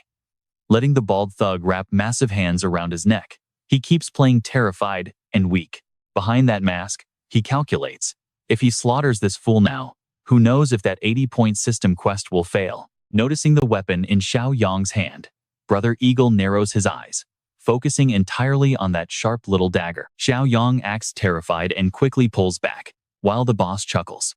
"Well, quick reflexes. You already pulled out a weapon?" Brother Eagle finally stops looking down on Jiang Xiaoyong. Patting the kid's shoulder like a seasoned, proud veteran, he offers some cheap praise. "You have some decent skills, kid, but my true strength is far beyond anything your mind can fathom. Do not even think about challenging me. Understood?" Xiaoyong lowers his head, quietly replying, "Got it." The boss softens his tone. "I will let you off this once for smuggling a weapon in here." Stepping out of the room, Brother Eagle orders his goons to clean this Jiang Ye guy up, get him fresh clothes, and bring him to the conference hall. Xiaoyong silently follows, gently closing the door behind them. It looks like he is successfully winning over the leader. Xiaoyong's quiet plan is moving forward with absolute perfection. The lackeys nod, and Dong Qing replies, "Understood." Soon, he leads the boy right to Brother Eagle, announcing, "Boss, the kid is here. Everyone, meet our newest recruit, Jiang Ye." The boss points to a woman. "Huang Lin is also a leader here, just like me. The other two are core officers of this shelter, Li Cheng and Huang Bin." "Huang Bin, can you assign this rookie to your squad without any issues?" "Sure thing, boss." "Listen closely, kid. You are incredibly lucky to stumble into the strongest base in this region. Survival is guaranteed now, but if you want decent food, you better make yourself highly useful." He puts on his best obedient act. "I will do whatever you arrange." "Perfect. It is our patrol shift today, so rookie, fall in." "Ah Cheng, let's get moving." As they step outside, the gatekeeper asks, "Hey bro, is this rookie really in your squad now?" "No choice. The kid claims to know a bit of everything, so our squad is the only place he fits." "Ah." Xing keeps casting suspicious side glances at him, silently wondering, why on earth does this guy look so familiar? "So, rookie, did Brother Eagle brief you on how things really run around here?" He shakes his head. "No, he just warned me to keep quiet about the evolved human secret." "Exactly. You see, the dark cannibalism secret of this place is only known by Brother Eagle, my sister, and the four of us. Ah Xing is actually Brother Eagle's cousin, and Ah Chang is my nephew, meaning we are all family here. If this leaks, it can only come from you. Do you understand your situation now?" "Yes, absolutely. My lips are sealed." Meanwhile, Xiaoyong takes a closer look and finally recognizes this guy Ah Xing. Was this not the same idiot who got captured by the enforcement squad earlier? Pushing for info, he asks, "What about that other officer?" "His name is Li Cheng." "Haha, he is an outsider but incredibly talented and powerful. That is exactly why he can never find out our secret, got it? If he does, neither of you will survive the day. He silently notes that Li Cheng's talent must be incredibly formidable indeed. They have to restrict his resources to hold him back. Otherwise, he would easily surpass the power of those two weak leaders in no time. All right, they had finally arrived. Wait, is this really the place? There were 7 survivors in this camp. The scouts had watched them for 3 or 4 days, finding 0 evolved humans among them. So, what was the play now? Hunt them down? No way. It was not that brutal. They just wanted to keep them caged, like livestock. As a newly evolved human, the kid had to change his mindset fast. He could not be stiff like Li Cheng. Strictly speaking, the evolved were no longer the same species as regular, fragile human beings. They were at the top of the food chain now. So, the plan was to herd them into captivity? Keep them for meat? No, they only needed 5 or 6. The rest would be dealt with right on the spot. Dealt with how? It was time for a quick lesson. Meanwhile, the survivors were busy building a defensive bunker. After hours of back-breaking labor, their defensive wall was finally nearing completion. Suddenly, a survivor pointed to the horizon. A massive zombie horde was charging straight at them. There was no warning at all. It was a surprise attack, and they had to fight back immediately. The monsters surged forward, overwhelming their defenses. Out came the guns as they screamed to stay back. Things quickly turned ugly. The sheer numbers were too much, and the brutal slaughter began, luring a horde to wipe them out.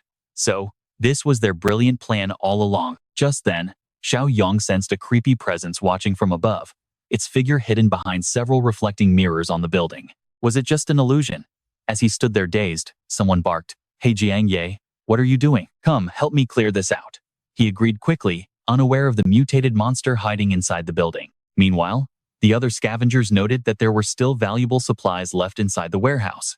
Jiang Ye was ordered to gather everything by the gate, while a cargo truck was being prepped for transport. Then, Huang Bin whispered to him to pile up the fresh corpses so they could transport them later. With everyone else gone, he was left alone with the dead. Honestly, this isolated spot worked perfectly for him. He slowly drew his dagger. Meanwhile, the rescued survivors were absolutely thrilled to be saved. They kept thanking their saviors. One girl even eagerly asked if the new base had running water for bathing. Huang Bin immediately pulled her close, promising hot showers, body wash, and all the comforts they could want. That sounded amazing. But suddenly, Ah Xing sensed danger, and his face turned pale with dread. Ah Xing broke into a cold sweat, whispering that something was near. Instantly, Huang Bin ordered everyone to stay alert. Ah Cheng, still trying to impress the girl, promised to protect her, mockingly asking where this thread was. Ah Xing could not pinpoint it. The others laughed it off, but he turned back, insisting he was not wrong. Before he could even finish his warning, a sharp tentacle suddenly burst straight through his neck. As blood splattered, Huang Bin realized with horror that the dreaded tentacle man had returned. It was too fast. Suddenly, someone screamed a warning. Huang Bin spun around, only to find the monster staring right into his eyes. Meanwhile, our main guy had just harvested 2 whole energy crystals from the fallen zombies. Talk about luck. But his celebration was cut short by desperate screams. Nearby, the beast had wrapped its tentacles around a survivor. It was over. The beast squeezed with terrifying force, and a sickening sound of breaking bones filled the air. The gruesome sight sent absolute panic through the crowd. Even the arrogant Ah Qiang was trembling in pure terror. After finishing its kill, the monster turned its sights on Ah Qiang. Desperate to escape, the coward grabbed the young girl and threw her straight at the monster to buy time. The deadly tentacles instantly wrapped around the poor girl, lifting her up to crush her. But she was saved just in time. The severed tentacles fell to the ground, sliced by Jiang Ye. Wait, was this the infamous tentacle man? No, this was actually known as one of his sons. That was just their term. The main beast always mumbled about his sons. Since the beast could transform ordinary zombies into deadly creatures with the same traits, they called these spawns his sons. These spawns were incredibly powerful. Even elite fighters like Eagle struggled to face them in a solo fight. Jiang Ye stood absolutely no chance. Deciding to save himself, he prepared to run away. Hold him off, Jiang Ye, while I get back up. With that, they all shamelessly fled the scene. What is this? They actually sold him out just to buy themselves time to escape. Meanwhile, the beast's tentacles lunged forward, trying to wrap around his body. He simply stared right at it. The spawn of the tentacle monster? What an interesting concept. Grabbing the tentacle wrapped around his arm, he yanked it with brute force. The beast gasped in sheer shock as it was pulled flying backward. You have actually piqued my interest. Terrified by instinct, the creature desperately tried to back away from him. He had not gotten a chance to test his newly unlocked ability, so today was the perfect trial run. Stomping down, his raw power shattered the ground beneath his feet. Xiaoyong activated his overload instinct, pushing his physical strength to an entirely new level. This time, the beast could not escape his overwhelming grip, crashing hard and dragging across the dirt. Pinning its head firmly under his boot, Xiaoyong did not stop there. He ruthlessly ripped every single tentacle off its body, tearing the beast into a pile of shredded flesh in seconds. Xiaoyong approached the terrified girl, asking if she was okay. But she just shrieked in absolute terror, because to her, he looked like a complete monster. Wiping the grime and blood from his face, Xiaoyong tried to reassure her. Don't panic. I am human, not a monster. Meanwhile, the panicked runaways finally made it back to their base. We are here. We are finally back. What on earth happened out there? Where are Xiaobin and Axing? Unfortunately, those two had already been slaughtered by the tentacle monster's deadly offspring. As for the newcomer, Jiang Ye, without a doubt, he was definitely dead too. Those three stood absolutely no chance against that monster. Hearing this, Eagle's face darkened instantly as he glared at the survivors, cold anger rising solely because of their cowardice. To vent his rage, Eagle swung his axe, brutally executing one of them. Before anyone could calm him down, a pile of severed tentacles suddenly slammed onto the ground. That was when Jiang Ye and the girl walked in. Li Cheng gasped in pure relief. Jiang Ye, you are still alive. Looking at the severed tentacles, Huang Lin stammered in shock. Jiang Ye casually replied, Yeah, I killed that tentacle spawn. Consider your family avenged. Witnessing this incredible display of power, the two leaders instantly fell into a stunned, dead silence. Could this newcomer really be that powerful? Jiang Ye broke the silence. All right, chiefs, get some trucks and men to follow me. It is time to harvest our spoils. Once the loot was secured, the leadership gathered to discuss. Are we sure that beast was stronger than Li Cheng? It nearly killed you and brother Axing in seconds. Could Li Cheng have even managed that? Honestly, I doubt even the two of you could have pulled it off. Eagle frowned, recalling their tense encounter. When I threatened him earlier, he barely drew his weapon and did not even take a combat stance. How could he possibly be this powerful? Maybe that monster only succeeded because of a sneak attack. It might not be as crazy as we think. That explanation made sense, but regardless, we cannot let this guy stay. What if he decides to team up with Li Cheng? Before they could finish their plotting, a sudden noise echoed from down the hall. Huang Lin gestured for silence, just as Li Cheng pushed the door open. Chiefs, what is going on here? Brother Li, Eagle, Sister Lin, my condolences. In this brutal apocalypse, everyone was already numb to death. There was no need for empty words. Let us get straight to the point. Jiang Ye's strength is easily on par with mine. Personally, I think we should just promote him to an executive role right now. Absolutely not. We don't even know his background. Eagle barked. But before he could finish, Huang Lin raised her hand to cut him off. With Jiang Ye's strength, he is clearly qualified. However, he still needs to prove himself with a real contribution to win the people's respect. Is killing that tentacle beast not enough? Li Cheng asked, but Huang Lin smirked, her words laced with hidden meaning. If he can take out the main tentacle monster to prove his loyalty, wouldn't that kill two birds with one stone? You are asking him to do something even you two failed at. How is that remotely fair? Don't worry. We aren't sending him on a suicide mission. We will mobilize the settlement's entire force to completely eradicate this tentacle threat once and for all. When they presented the plan to Jiang Ye, he smirked. Oh, an entire operation built around me? I have barely arrived. Yet you are handing me all this glory? Is that really all right? Huang Lin shrugged. Why wouldn't it be? Your power is easily on par with Eagle and myself. If this mission succeeds, the third highest seat in this entire settlement is officially yours. Turning to Li Cheng, she asked if he minded Jiang Ye climbing past him. Li Cheng simply replied, None at all. Perfect. It is settled then. We move in 2 days. Hearing this, Xiaoyong smiled. Seeing right through their game, he chuckled quietly. What a wonderfully sincere trap. He might have actually been fooled by their act if he did not possess his mind-reading eye. Back at his home base, static buzzed loudly from the transceiver. It was the walkie-talkie Xiaoyong had left behind. Li Huang grabbed the receiver. Hey, Xiaoyong, how are things looking on your end? Xiaoyong's voice came through. Listen carefully. Tomorrow morning, meet at South Park. Bring Chong and our absolute strongest fighters. It is time to wipe out that southern threat once and for all. After receiving his orders, Li Huang turned to relay the message to the group, addressing Uncle Sheng. You are getting up there in age, and this mission is suicide. We need you to stay behind and guard the base instead. Then old Li's group must prioritize safety. This operation is completely different from our past missions. Zhang Qi nodded. Understood. I got it. Zhao Kai, San San, Zi Xuan, Lu Chao, Chen Ji, plus Chen Rong. The 7 of you are coming with me. Understood. Shuai shouted. Count me in, too. I want to join this operation this time. War is for adults. Why is a kid like you interfering? I stopped being a kid a long time ago. I am a man. Don't worry. Shuai's mother. With his current skills, let alone ordinary zombies, even in our core team, he can't be considered weak. Li Huang stepped forward to back him up. Well, facing this early isn't a bad thing. I will keep an eye out to protect him. Back on his side, the vehicles finally set off. Eagle stepped down. This was the place. He asked, how do we lure it out? No rush. We have our own ways. Meanwhile, he scanned the surroundings, searching for anything unusual, and quickly sensed something in the distance. He noticed a glint of light on the roof.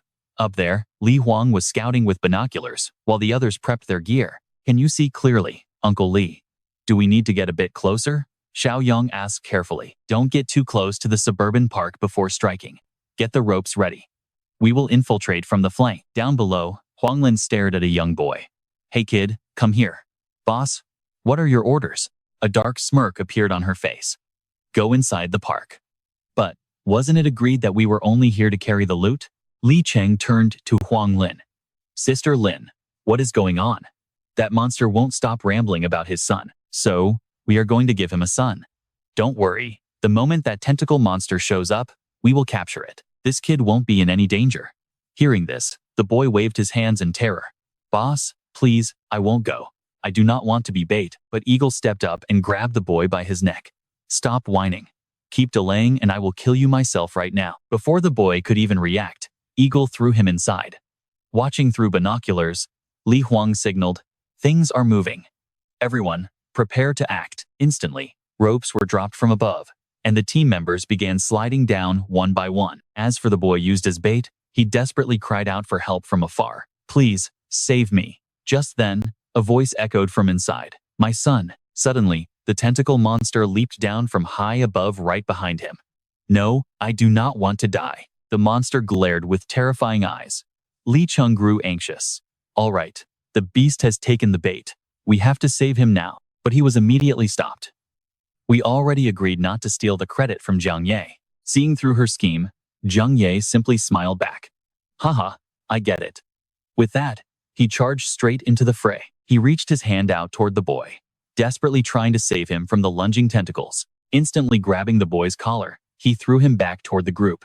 Li Cheng safely caught the kid, but his own glasses flew off in the rush. The beast snagged him with a tentacle, roaring, Give me back my son.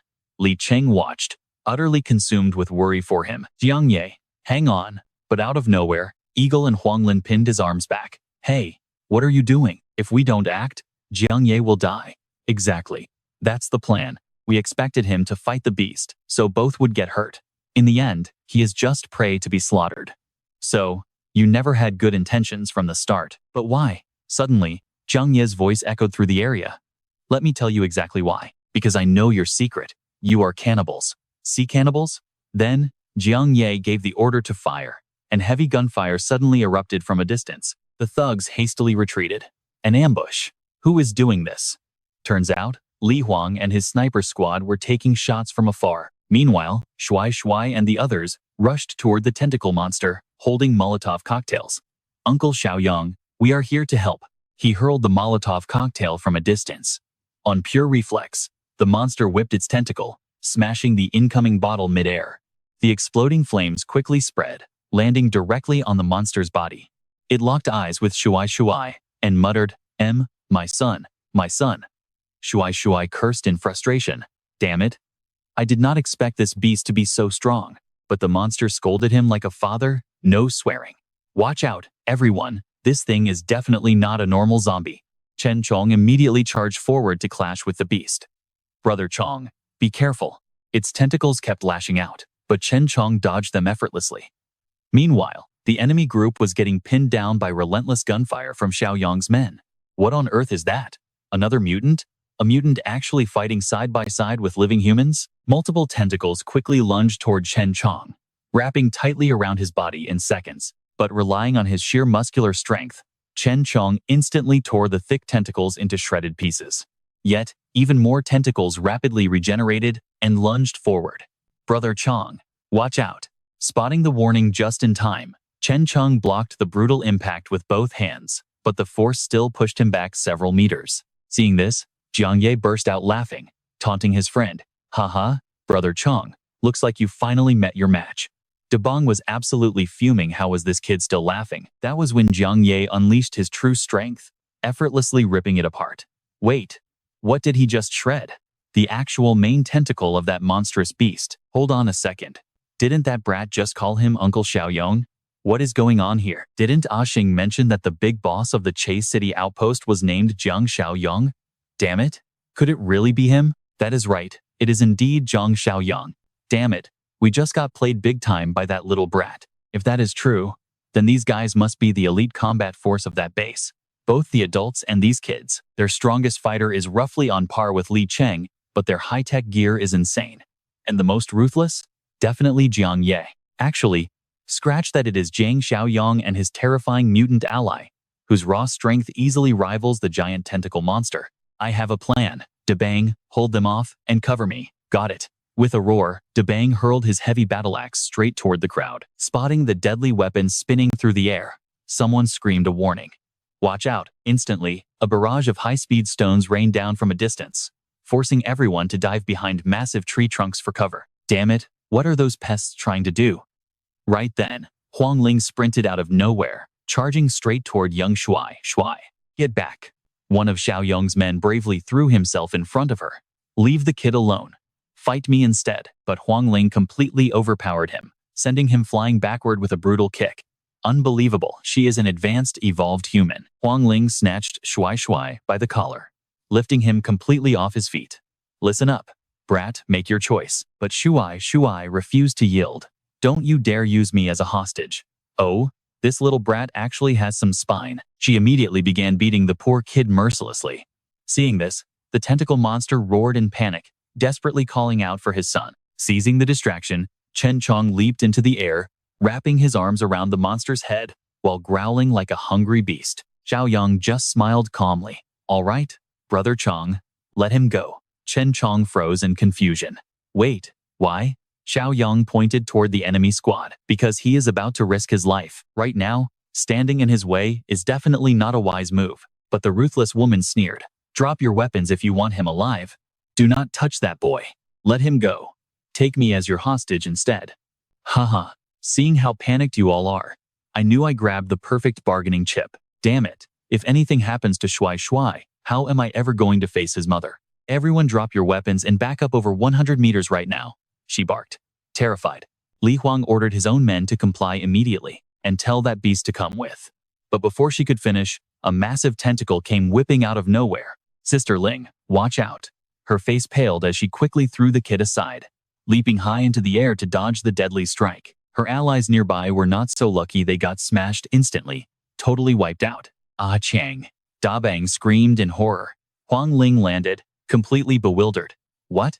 Wasn't that monster supposed to be pinned down? But when she turned around and saw Xiaoyong's team standing there calmly, panic set in. Are they just watching us? Li Huang rushed forward, shouting desperately, Shuai, run.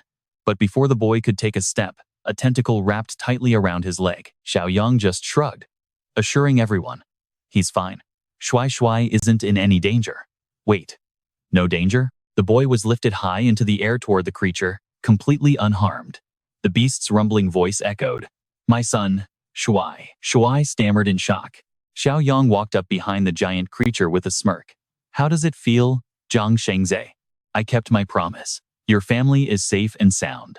Hearing this, Shuai's eyes widened. Dad, is that really you? That is right. He is your father. Just as I suspected. He shares a unique constitution similar to Brother Chong. Overcome with emotion, Shuai burst into tears and hugged his father. Watching this reunion, Dabang began shaking like a leaf. Damn it, what kind of crazy plot twist is this? We failed retreat. Everyone retreat right now. Jiang Xiaoyong instantly realized what needed to be done. With a dark glare, he whipped his massive tentacle directly toward the fleeing Dabong. Pinning Dabang instantly, the beast trapped him. Slash this damn thing, Huangling. What are you waiting for? But she was already executing her ultimate escape plan. Damn you. You are betraying me? As she fled, she knew they stood no chance against the monster anyway, especially with Xiaoyong's squad, watching them like prey. Her only hope of survival was letting Wang Dabang act as bait, but suddenly, she felt a terrifying force closing in fast from behind. Game over. A tentacle snagged her ankle mid-stride, sending her crashing face first into the dirt. Her glasses shattered instantly. Damn it. But it wasn't over. Jiang Xiaoyong slowly dragged her back toward him with his powerful grip. Dabang actually smirked, glad to see her suffering the exact same fate. Karma is a bitch. Did you really think you could betray me? Well, this is just great. Li Cheng, now it is down to the two of us. Damn it. We are out of options. Just as he was about to strike, Xiaoyong tapped his shoulder. When on earth did you get behind me? Do not make a move. I guarantee you will be safe. You bastard Li Cheng, are you trying to betray me too? But in an instant, the eagle guy was yanked toward Jiang Xiaoyong. A massive smash slammed down, completely shattering the concrete floor. His expression turned completely pale. Suddenly, massive tentacles dropped from above and lashed down in a flash, instantly ripping his entire body into tiny, bloody shreds. Meanwhile, the evil spirit woman was lifted high into the air by Jiang Xiaoyong. Let me go. Unforgivingly, those tentacles wrapped tighter and tighter around her body, inflicting agonizing pain. Blood began to squirt from her flesh, and she was ultimately squeezed to death until her body exploded into a million tiny fragments. His quest interface quickly updated. The third nemesis of evil mission was successfully completed. The requirement was to eliminate threats and assist a potential ally, and now the reward was waiting. 80 reward points earned, bringing his current total to 151. It turned out that the potential ally was Jiang Xiaoyong after all. Turning to Li Cheng, Xiaoyong asked if he had any questions left to answer. Were they survivors from the East City tea shelter? Yes. But what did he mean earlier when he mentioned people eating human flesh? Did he seriously think that becoming an evolver relied purely on dumb luck? Did he mean they only evolved because they committed that horrific act? Li Cheng vividly recalled that haunting memory of a child crying out for meat. Be good. The adult needs the meat to have enough strength to protect us. Li Cheng, we are so sorry. The child knows nothing. At that moment, he had casually offered a tin of meat to a little girl, telling them to let her eat, though her mother frantically refused. Then another horrifying memory rushed back. The tentacled monster had struck again, and several more survivors had mysteriously vanished into thin air. Had anyone actually seen the tentacled creature?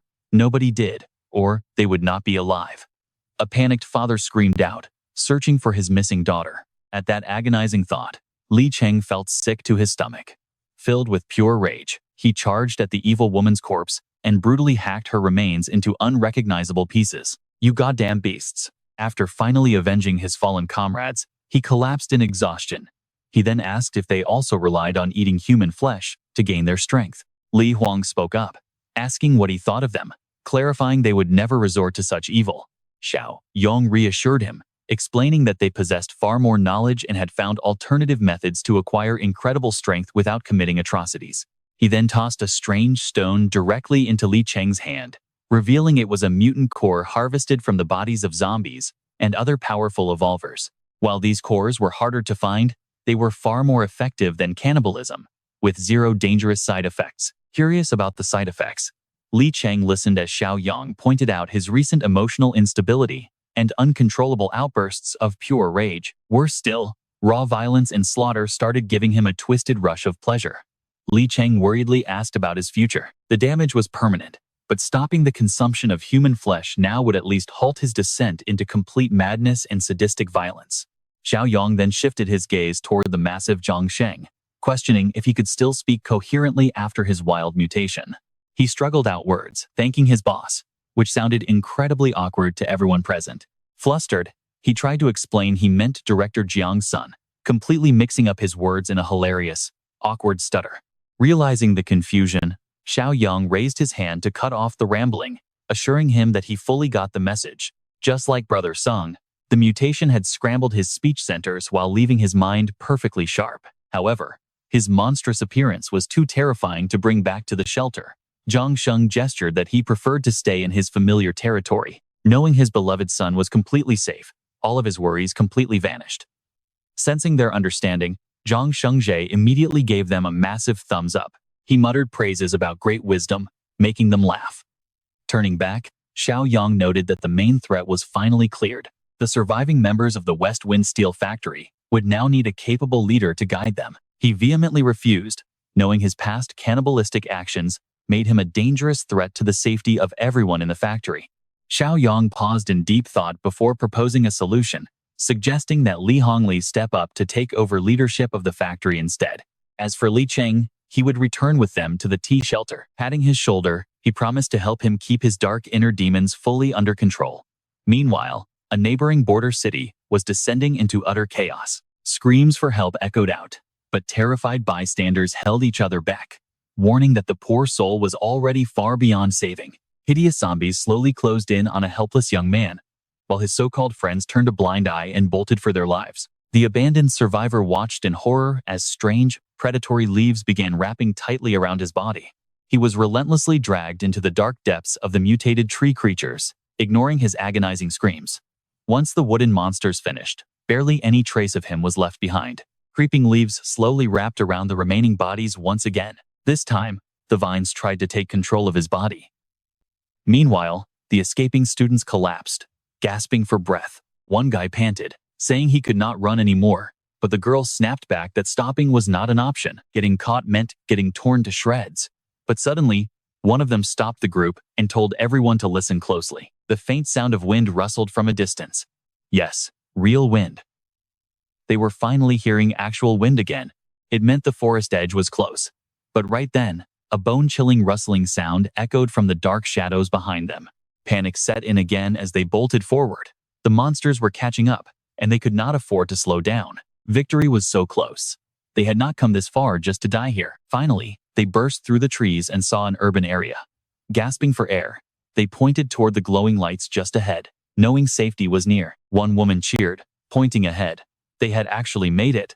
They were finally going to be saved from this nightmare. But out of nowhere, a thick vine dropped from above, wrapping tightly around her neck. It yanked her into the canopy, where a massive man-eating flower waited. Just like that, the poor woman met her end. Half of her torn body crashed down right in front of them. Her boyfriend lost it, begging Xiaodong to wake up, but the terrifying sounds behind them were getting louder. The deadly monster plants were closing in on them once again. His friend gave the grieving guy a hard slap to snap him out of his panic. He screamed that Xiaodong was gone and told him to calm down or die with her. Apologizing, the guy got up, and the remaining four sprinted out of the forest. The plant monsters paused at the tree line, hesitating for a moment. Then, they crossed the border, heading straight for the city. Meanwhile, the survivors tried to figure out where they had ended up. One of them recognized the area. They had reached the suburban park of City M, but it was completely empty. It looked like the entire area had been totally abandoned. Since their own city suffered such a massive disaster, it made perfect sense that neighboring City M had evacuated. But then, someone spotted something weird. A figure stepped out from behind a utility pole. They assumed it was another survivor who had managed to escape the woods. They called out, asking where the evacuation point was. But as Jiang Xiaoyong stepped into view, horror gripped them all over again. Screaming about a plant mutant, they turned and bolted. This left Jiang Xiaoyong completely baffled by their reaction. After running a safe distance, the group stopped to catch their breath. What was going on? Why were there plant monsters out here? Had the civilized world already fallen to the outbreak too? If so, why had the forest not taken over the streets? Before they could decide their next move, terrifyingly familiar sounds echoed nearby. Plant monsters were rushing out from the woods, and more were closing in from the side. They were completely surrounded.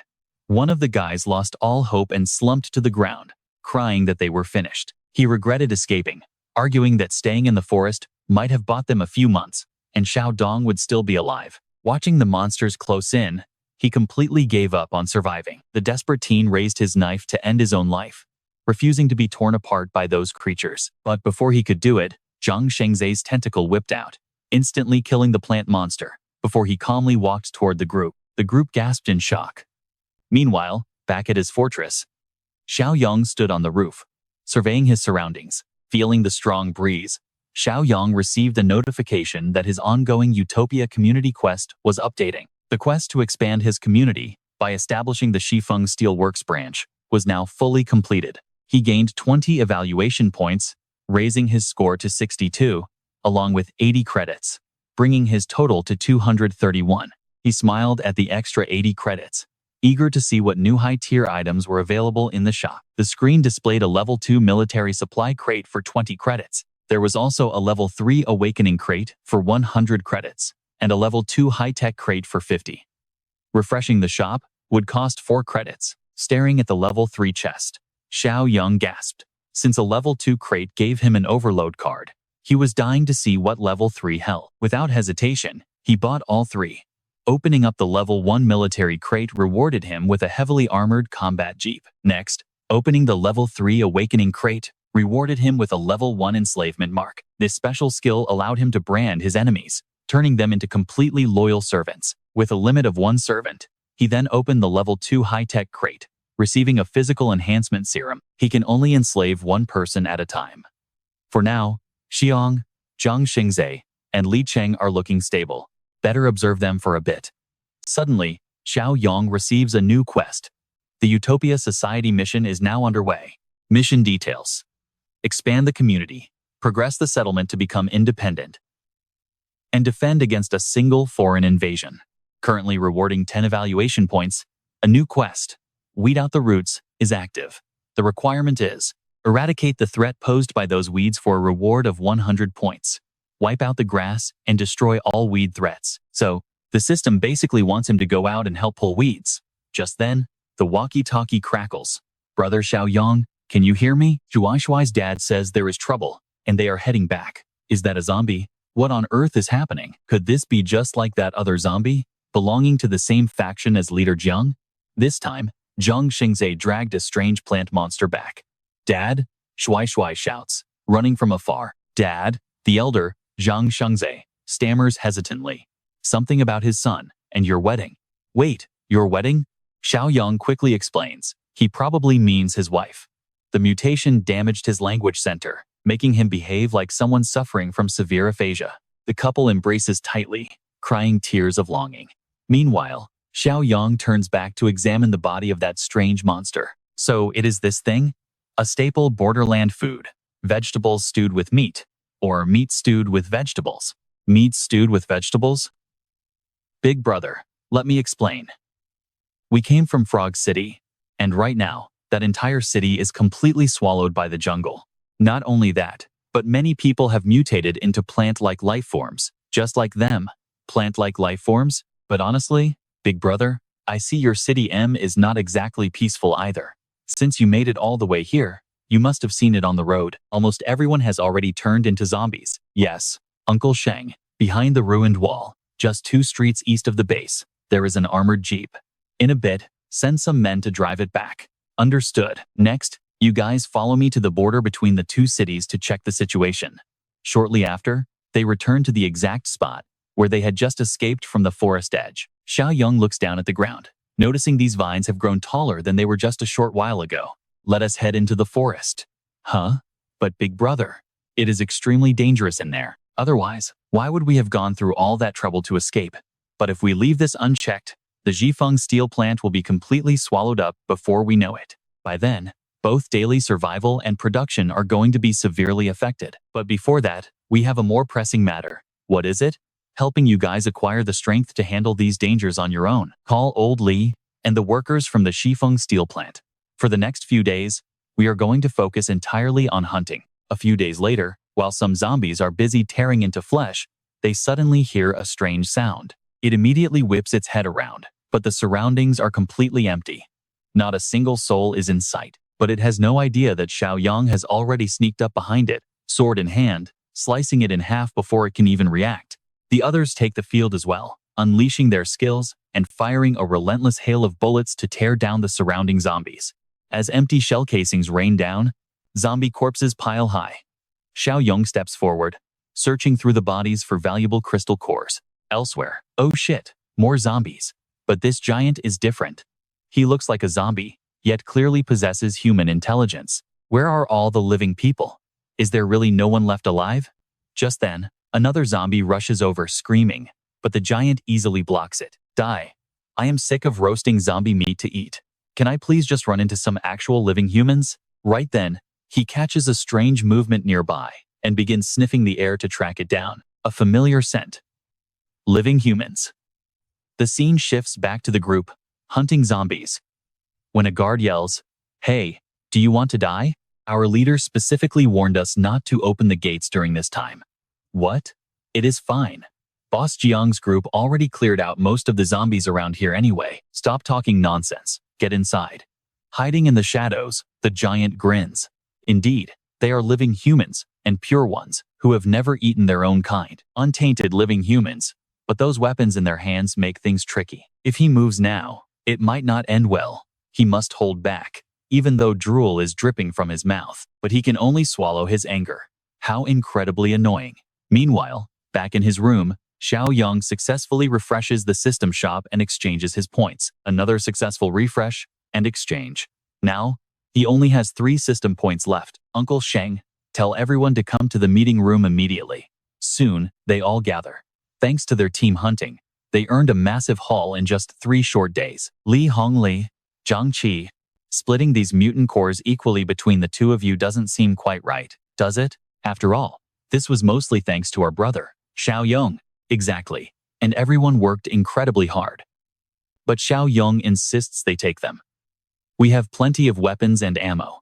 Raising a few top-tier powerhouses makes much more sense than having everyone remain as weak, half-baked, evolved humans. The others step in to convince them as well, saying, "Old Li told you to eat, so just go ahead and eat." When has Xiaoyong ever made a wrong judgment? That is right. We completely trust Xiaoyong's decisions. And Shan. Yes, I will follow you. A moment later, the two of them headed outside to find a quiet place. She shut the door. "Brother Jinyang, what do you want to do?" Sensing something suspicious, the others slowly crept closer to the door out of pure curiosity. "Shh, keep it down." Then they all pressed their ears flat against the door, eagerly eavesdropping on the conversation. From inside, a voice whispered, "It might hurt a little, so try to bear with it." Suddenly, the door swung open, catching the eavesdropping crowd completely off guard. Brother Xiaoyong, that fast? He immediately grabbed Zhang Qi by the ear and dragged him inside. "Ow, ow, go easy on me." Xiaoyong then kicked Zhang Qi right toward Shan. Zhang Qi asked, "Shan, did you just get vaccinated?" Young then said, "You just consumed a ton of mutant cores, so you are basically a top-tier powerhouse now. Hey. Isn't that thanks to Xiaoyong's favor? Spar a few rounds with Shan? No way. I do not bully girls. Haha, bully girls," he says. "Shan, go ahead and show this kid what you have got. Me? No problem. Just use your full strength, Qi can take it." Hearing this, Zhang Qi grew incredibly confident. Hee, easy. Come on. I am ridiculously strong now, you know. Give it your all. Before he could even finish his sentence, her brutal slap sent him flying, nearly knocking his teeth out. Luckily, 2 guys standing outside caught him. "Holy crap," Yang explained. "I just gave Shan a physical enhancement serum. Now, besides me and brother Xiang, none of you stand a chance against Shan. And here I thought you and old Li were Xiaoyong's closest circle. Turns out that was total nonsense. Xiaoyong is not gay, so why would he be closest to you?" Once everything was settled, he addressed the group. "No, brother Yang, Zhang Shengzai, Li Cheng, those I just mentioned. And you too, follow me into Frog City." "Me? No way. I barely managed to escape that place. I am absolutely not going back there. We are helping you rescue your teammates and family. Yet you are being a coward. I do not even have any teammates or family. I beg you, just do not force me back. I will happily work as a laborer here. Let me go. I will go with you guys." Meanwhile, in the western suburbs of City M, a man muttered, "I remember it was near here. Oh crap. My brain is getting slower. If I do not eat fresh human meat soon, the consequences could be disastrous." Just then, he caught the rustling sounds of a crowd nearby. It turned out his memory was correct. They were right nearby. The young man swung the door open, revealing a group of youngsters getting intimate. He quickly let out a fake cough to get their attention. "Ahem. You brat? You dare to come back? Whoa, calm down.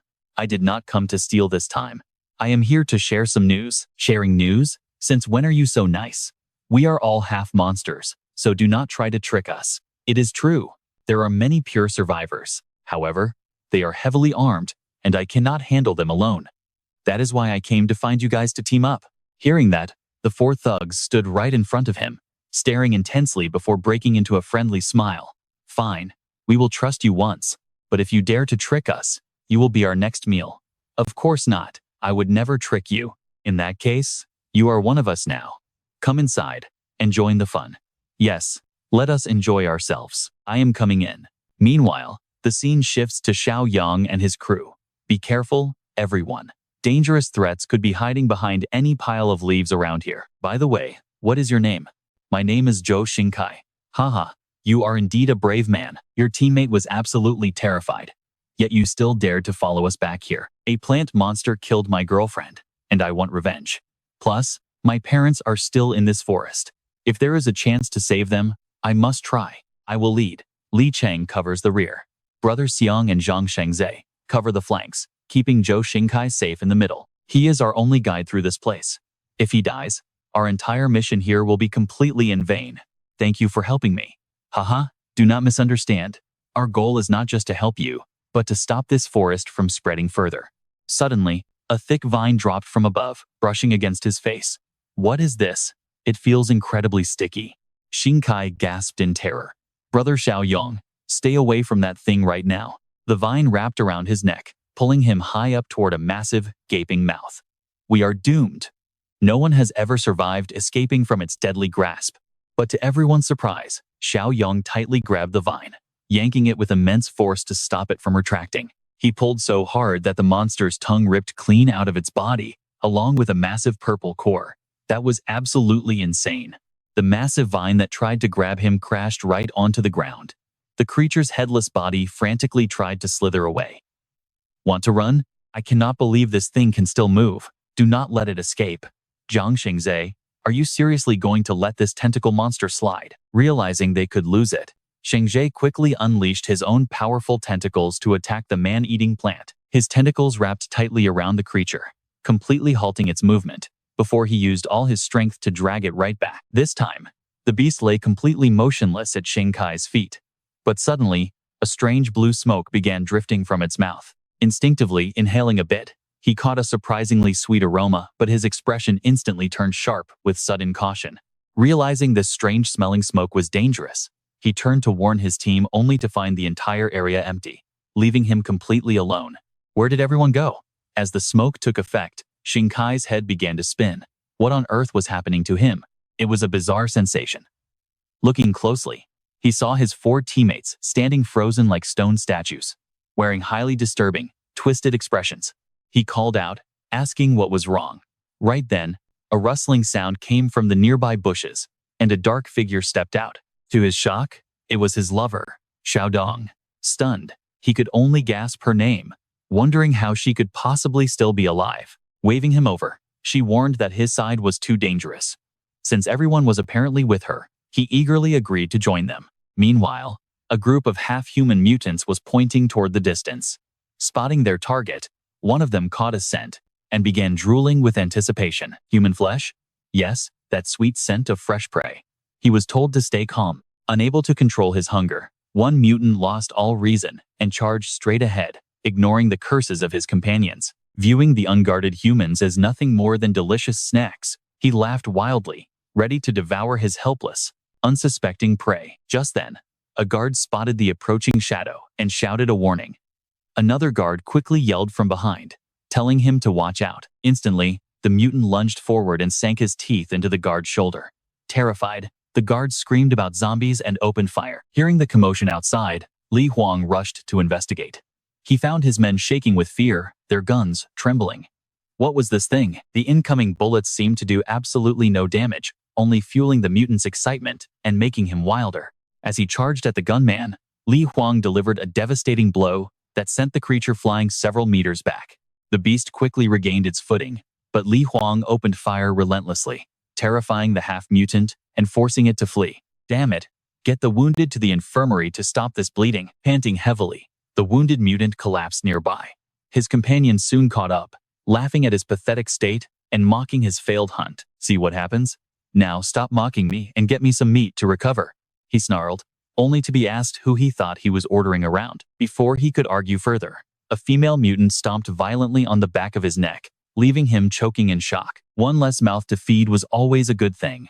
Enraged, he cursed her, but she ended his life before he could finish. So, what is our next move? Those humans are armed and locked inside the factory. She smiled, claiming it would be incredibly easy. Are you fools blind? We look like humans, not brainless zombies. We can just walk right through the front door. Back with Xing Kai, the powerful hallucinations still had him trapped. As his mind drifted, a voice urged him to stop hesitating and come over. He agreed to follow, but suddenly, a flying dagger pierced through his lover, shattering the vision and bringing him to tears once more. Xiaodong, he screamed. Xiaoyong rubbed his eyes, shocked that even he had been temporarily brainwashed. Why did you kill her? Xing Kai demanded. Xiaoyong scoffed, telling him to open his eyes and look closer. Looking again, Xing Kai saw the illusion had vanished, leaving only a hideous, mutated tree trunk. Meanwhile, another teammate was desperately shaking his head to wake up. Wake up! Stop dreaming! Li Cheng looked down at his body, completely disoriented, feeling as if decades had suddenly flashed by. Zhang Shengzai muttered that he had been dreaming about driving to pick up his young son from school. He realized the giant flower had released a toxic gas designed to trap them in a deep illusion. When Xiaoyong knelt to inspect the tree trunk, Li Cheng followed closely. What are you doing? Li Cheng asked. Xiaoyong explained he wanted to dissect the beast to see if it had formed a valuable mutant core. Shaking his head, he realized he had been too optimistic. This creature was merely a puppet, not the main organism itself. Its thick vines reached deep into the soil, suggesting the main host was far away. But suddenly, his hand brushed against a massive root tuber. Intrigued, he pulled it free. It resembled a giant taro or potato, likely the plant's nutrient storage. He kept it, hoping it might actually be edible. Zhou Xingkai, do you know anything about these dangerous mutated plants? I only know they hunt anything alive for food, Xingkai replied. But Elder, he would know more. When asked, he explained Elder. He was a top agricultural scientist. Where is he now? Is he alive? Xingkai nodded, saying they had been sheltering inside a high-rise building before he escaped. Xingkai was unsure of his current status, so they decided to go search. By nightfall, the female mutant began her deceitful performance. Pretending to be severely injured, she collapsed right in front of the heavily guarded factory gates. Spotting her from the tower, a guard gasped, eager to help a survivor. However, his partner quickly held him back. To lower their guard, the woman shrugged off her coat, revealing her figure. The cautious sentry hesitated, wanting to report to headquarters first. Report what? She is literally dying out there. We need to bring her inside immediately. No more buts. Leaving her here means she will get eaten by zombies. Are you okay, miss? Please, someone help me. Do not worry, you are safe now. Seeing their ally successfully slip in, the other three could only watch from a distance. Wow, she is quite the actress. Another sneered, adding that he could easily give a much better performance himself. Meanwhile, our main character and his crew are on the move. Why is it getting dark so fast? It is already nightfall. Plus, the thick forest blocks out almost all light. How much further? We are almost there. Suddenly, a voice from the distance calls out to Hung Kai. He spots a woman waving from behind the house. Aunt Duong? Hung Kai fears it is another hallucination and hesitates to believe his eyes. Something feels off. He rubs his eyes once more, but his ally quickly reassures him. Relax, we are not high on hallucination pollen this time. That is a real, living person. Meanwhile, Aunt Duong's group inside is already arguing. I told you not to take risks, yet you insisted on being reckless. One survivor stares coldly at Chao Hung Kai. Has he been turned into a monster? He is beyond saving. He disappeared for so long and suddenly returned. He is definitely not human. Stop talking nonsense and get ready to fight. Immediately, Aunt Duong's squad grabs their weapons and charges right at Hung Kai's group. Truong Thing Triet is absolutely furious, but he still tells his allies to stay calm and hold their fire. Dozens of arrows fly their way, but with a simple wave of his hand, they all drop, hitting an invisible force field. Stop this, calm down, he shouts. Seeing his ridiculous power, the attacking crowd freezes in absolute terror. Hung Kai quickly tries to de-escalate, pleading with Aunt Duong that they are not enemies. She orders them to stop shooting as Hung Kai explains they came from outside the forest and saved his life. So where are the others who went with you? What about Tudong?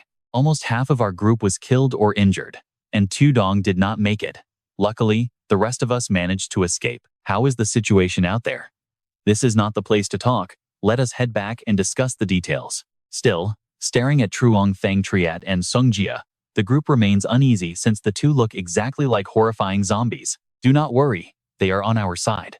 Hung Kai then turns to the duo, asking them to say something to calm everyone down. I may look terrifying, but I am actually a gentle soul. Just look at this magnificent body. Seriously, what are they doing? Hung Kai quickly explains that these two are indeed their saviors, and they would not have survived without their help. All right then, please come inside. Meanwhile, back at the steel mill, San reaches the gate and calls Uncle Lai to let her in. She catches a suspicious noise behind a nearby car, unaware that 3 mutant hybrids are hiding there. Uncle Lai opens the gate, calling for San. Once she slips inside, the 3 mutants let out a sigh of relief. That was close. They almost spotted us. Did you see her? That girl is a pure evolved human. How is that even possible? How can a pure evolved human exist here? How did she do it? No clue, but she must taste absolutely delicious. Exactly. If we eat her, our power will skyrocket. Back inside, Uncle Lai welcomes her. San immediately asks if he has tended to the injured victim yet. They are in the clinic. Looking at the bandaged young man, she hands over some medicine to prevent the infection from spreading. Before leaving, Tudong said to use this for zombie bites. Yet, they were bitten hours ago and show no symptoms. This proves the attacker was not a zombie. But if not zombies, then what on earth bit them? The newly arrived woman speaks up. I know the western outskirts are crawling with mutants. They are not zombies and cannot infect you, but they are brutal, cannibalistic monsters. Who are you? I just escaped from the west side. Interesting. What exactly do you know about these vicious mutants? They are far worse than zombies because they are highly intelligent man-eaters. A few of them chased me the entire way here. Luckily, I know how to drive. Or, I would be dead. Wait, does that mean you are the one who led those monsters straight to us? I am so sorry. I did not mean to. I just wanted to survive. All right, Lai. We cannot really blame her for this. That is not what I meant. Knowing our enemy makes things easier, but those monsters will definitely not give up so easily. They will strike again soon, so we need to prepare. Good. This information is incredibly valuable to us. Everyone should go get some rest. He orders food for the wounded, but advises keeping them under observation tonight just to be safe. Do not worry, Lai. Throughout this entire exchange, San keeps a highly suspicious eye on the mysterious newcomer. What is wrong, San? That new woman, I just get a really bad vibe from her. How so? I cannot explain it. Maybe I am just overthinking and too stressed. Still, Tudong really handed such a heavy burden to a young girl like you. Meanwhile, our main characters finally arrive at a massive high-rise building. We are here. But why did you choose this place? Those secure, windowless factories and warehouses we passed earlier seemed far better suited for a base. My savior, you do not understand. The crisis in Frog City is entirely different from anywhere else. A strange fog blankets this place, growing denser on the lower floors. Anyone who inhales it for too long will be infected within days, turning into a mindless plant mutant. Only above the 10th floor does the mist thin out, allowing the survivors to temporarily hold out. Let's get upstairs first to talk details, they urge. Savior, meet Elder He. Elder He, this is the one who saved us. Elder He, I am Xiaoyong. The young man greets. I came to report on nearby Mo City. Unfortunately, the situation outside this forest isn't any better. Xiaoyong turns and calls out, Brother Chong, Zhang Shengzai, get in here. Xiaoyong explains their situation to the crowd, giving them the courage to step inside. The old man then asks, what about City T and City B? And what about other countries? As of today, we haven't seen any signs of organized rescue forces anywhere. Everyone is on their own now, Xiaoyong adds. By the way, Elder He, I heard you studied mutated plants. Do you recognize this? He pulls out a tuber.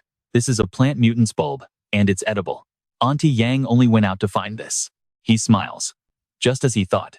We only recently discovered it. Honestly, if we weren't starving, we would never have dared to eat it. It tastes a lot like taro, and it's surprisingly high in calories. In this apocalypse, it's actually decent food. Just then, someone panics and screams. Trouble? We've got trouble. The plant mutants are here. They are surrounding the place. All the way out here, there are so many plant mutants. They are swarming toward our building in massive numbers. The flower carriage? It's the flower carriage. Confused, Xiaoyong asks, "What on earth is that? Is it really that terrifying?" "It is not just terrifying. Today, we might all die here." "Elder," he quickly commands, "listen up, everyone, and listen closely. Women and the young, head to the top floor immediately. Hide in sealed rooms like bathrooms or closets. The rest of you, stay here with me." "Elder He, you can't just move. It's better for some to survive than for us all to die together." Everyone immediately obeys his orders. "You look young. Go upstairs with them. Don't stay here as a needless sacrifice." "I will be fine, Elder He," Xiaoyong replies. "Honestly, I am pretty curious. I want to see just how terrifying this thing is to scare you all so badly." "Elder." He looks out the window, and Xiaoyong slowly walks over. The old man shakes his head anxiously. "Before we even see the flower carriage, these minions will kill us." "Does the flower carriage control other plant mutants?" "Yes, it likely uses something similar to pheromone signals to command them. An organized, large-scale attack like this proves the flower carriage is nearby, and its target is definitely us." Suddenly, Xiaoyong flings the window open. "What are you doing?" "Testing their strength." He pulls out an AK right in front of the old man. "Where did that gun come from?" Gunfire erupts, shredding a plant mutant, but its wounds instantly begin to regenerate. Their life force is incredibly resilient. Let's find out where their self-healing limits lie. Xiaoyong fires again, emptying the entire magazine. The monster's body is riddled like a honeycomb. This time, it cannot heal, collapsing lifelessly onto the ground. He scratches his head. 2 whole magazines just to kill one. No wonder everyone is so terrified, but it is fine. This time, he pulls out an entire crate of weapons, leaving everyone completely stunned. With his bare hands, Xiaoyong pries open the nailed wooden crates. No crowbar? Bare hands? These are firebombs. Fantastic. He tells them that if any monsters slip through the cracks, they should use these Molotovs to defend themselves. Slip through? What does he mean?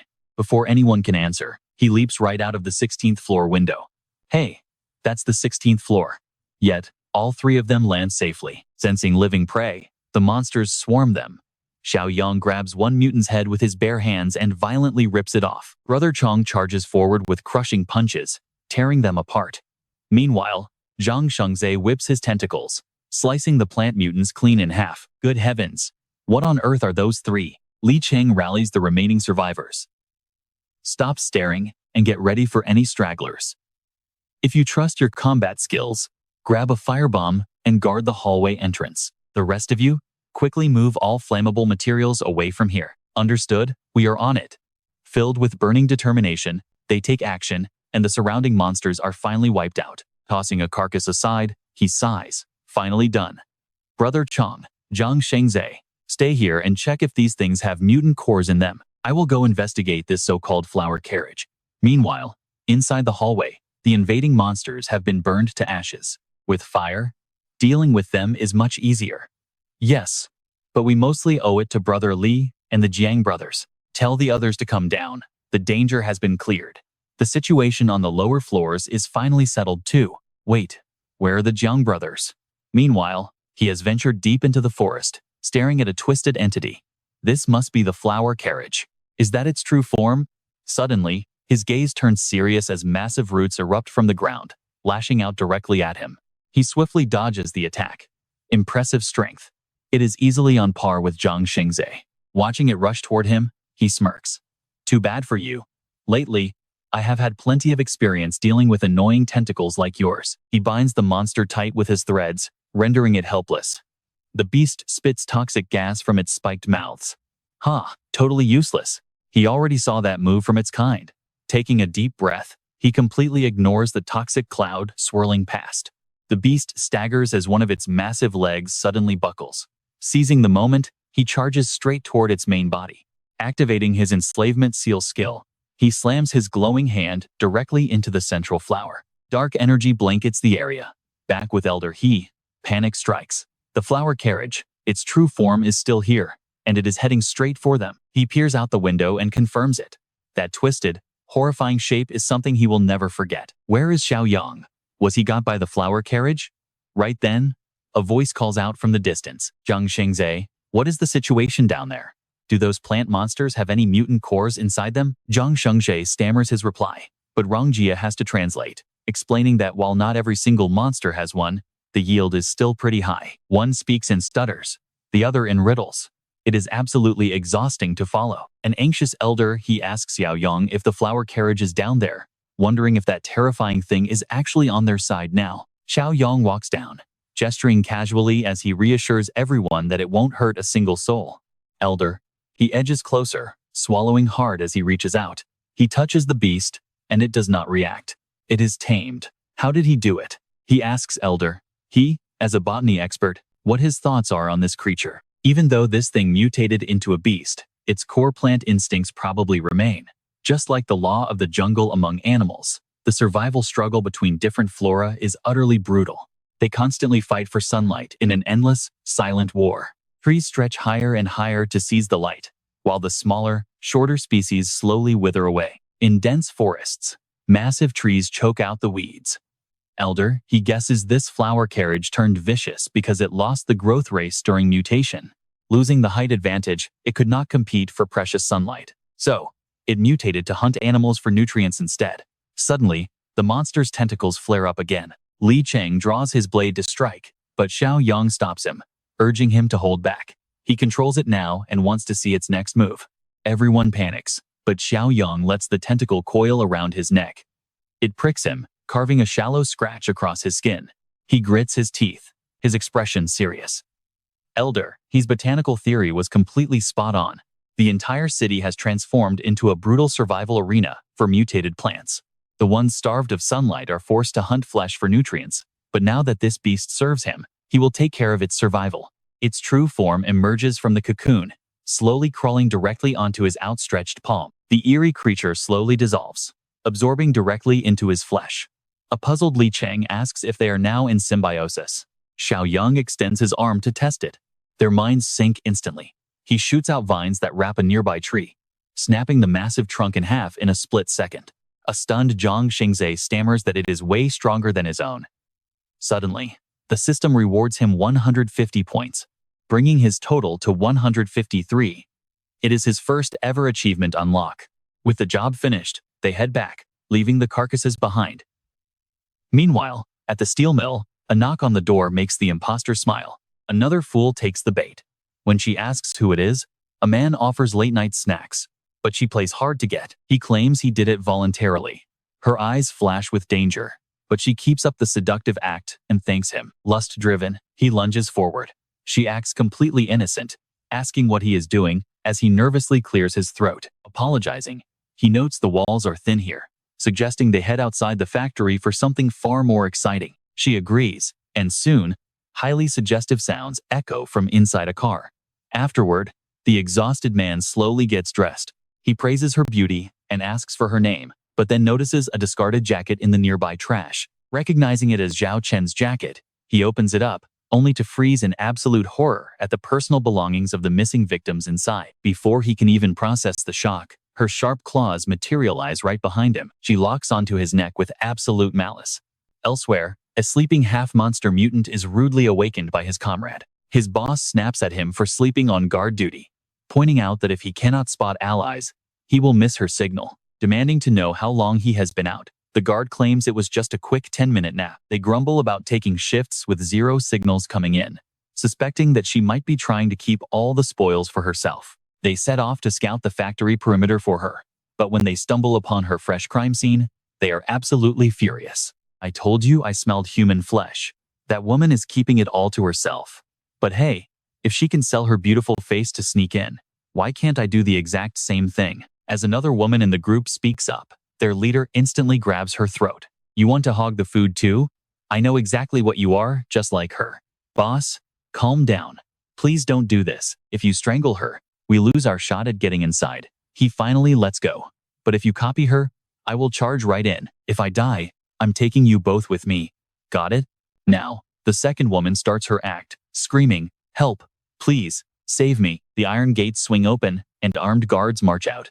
Who are you? She gasps. I was chased by zombies. I barely escaped. Well, talk about lucky. We just saved one babe, and now another drops in. Yeah, and this one looks even better than the first. But right then, a voice rings out from behind.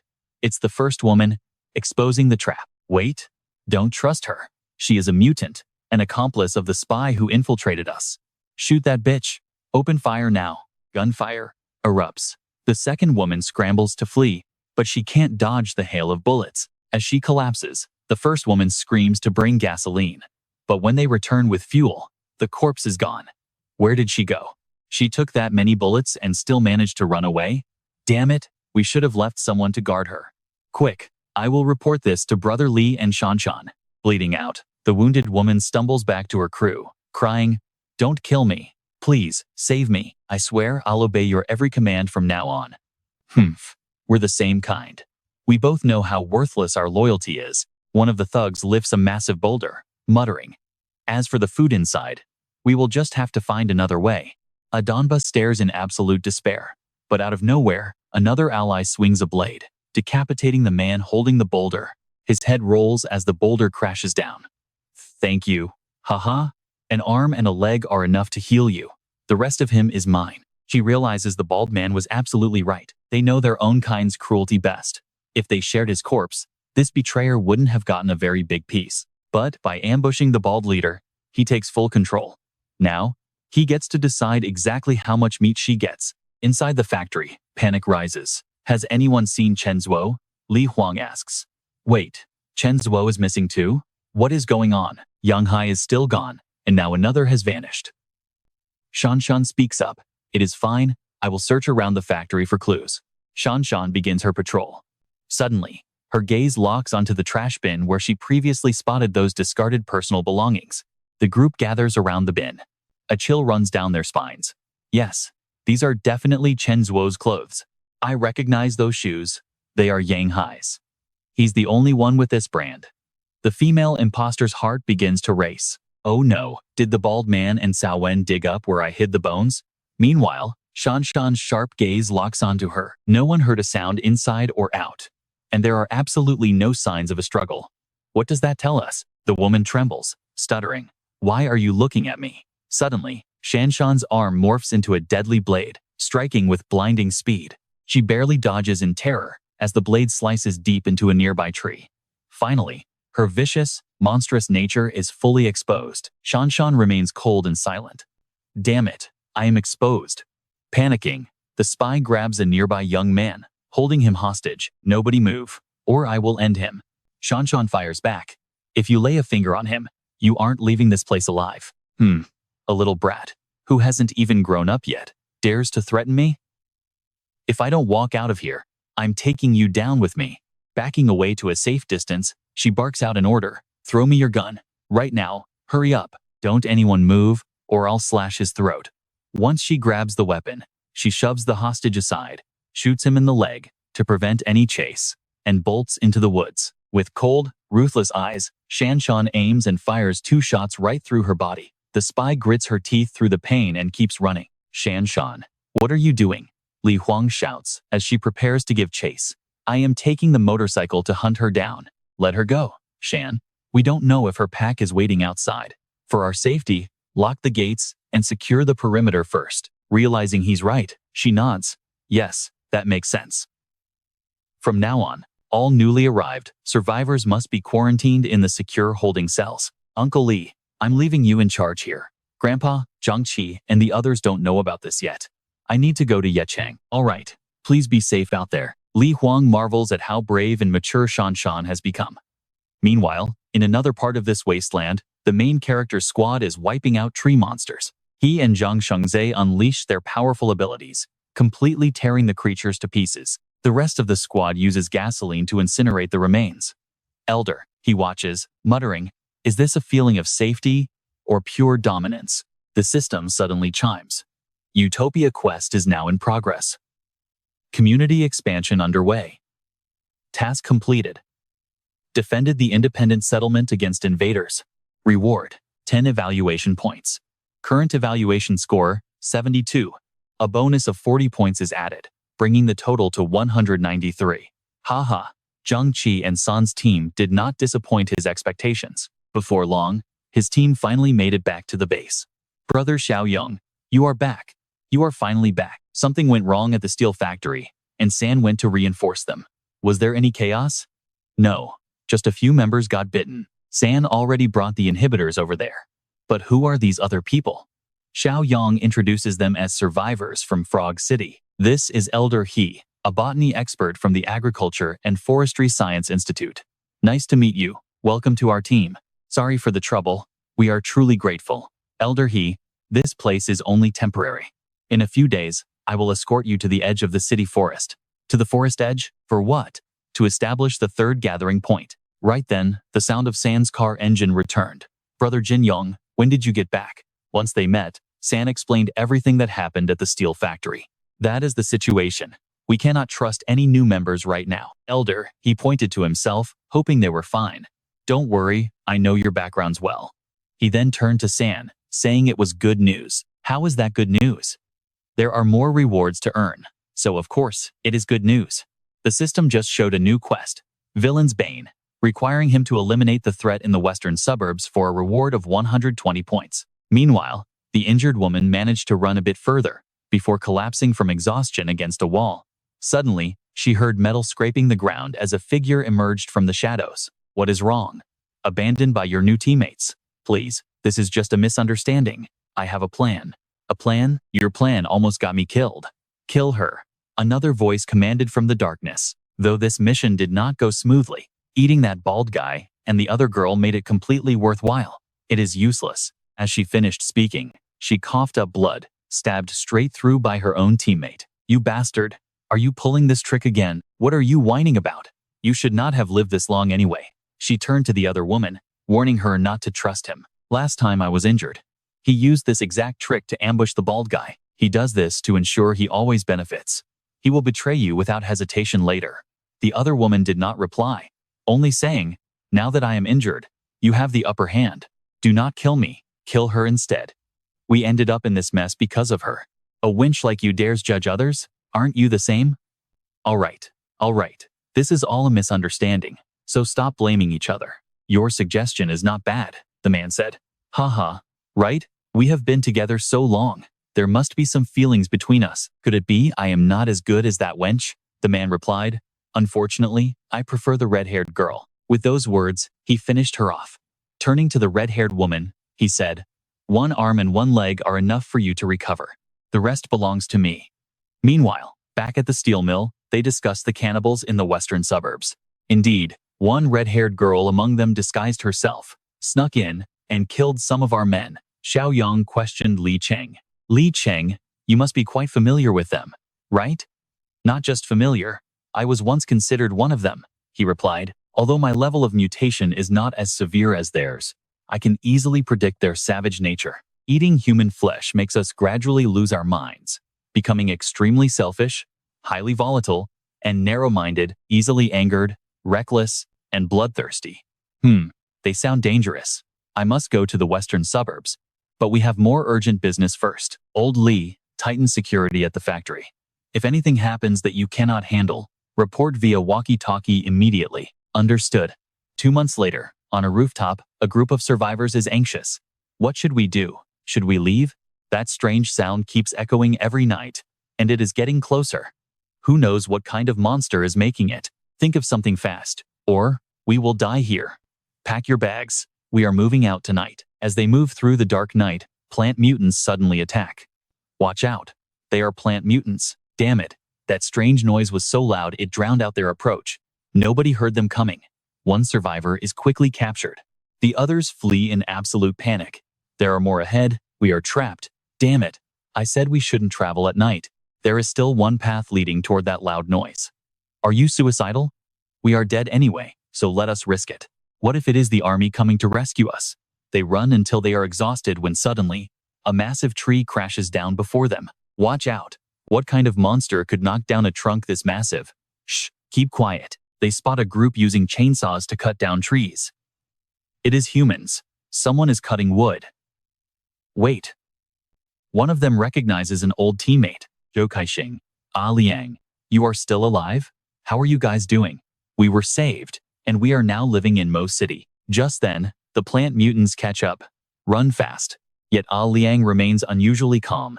It is just a few plant mutants, no need to fear. Zhou Kaixing grabs his walkie-talkie. Squad 2 has encountered plant mutants. The radio crackled. Squad 2 had encountered the plant creatures. Understood. Everyone, get behind us right now. Just then, another squad armed with flamethrowers arrived. Massive jets of fire engulfed the monsters, burning them to ash as they shrieked. Watching from a safe distance, Li Cheng realized they barely even needed to lift a finger against these creatures anymore. No one expected them to assemble such a massive force. How did they do it? It was all thanks to their leader, Xiaoyong. Just then, Liang noticed Jiang Xiaoyong and Jia.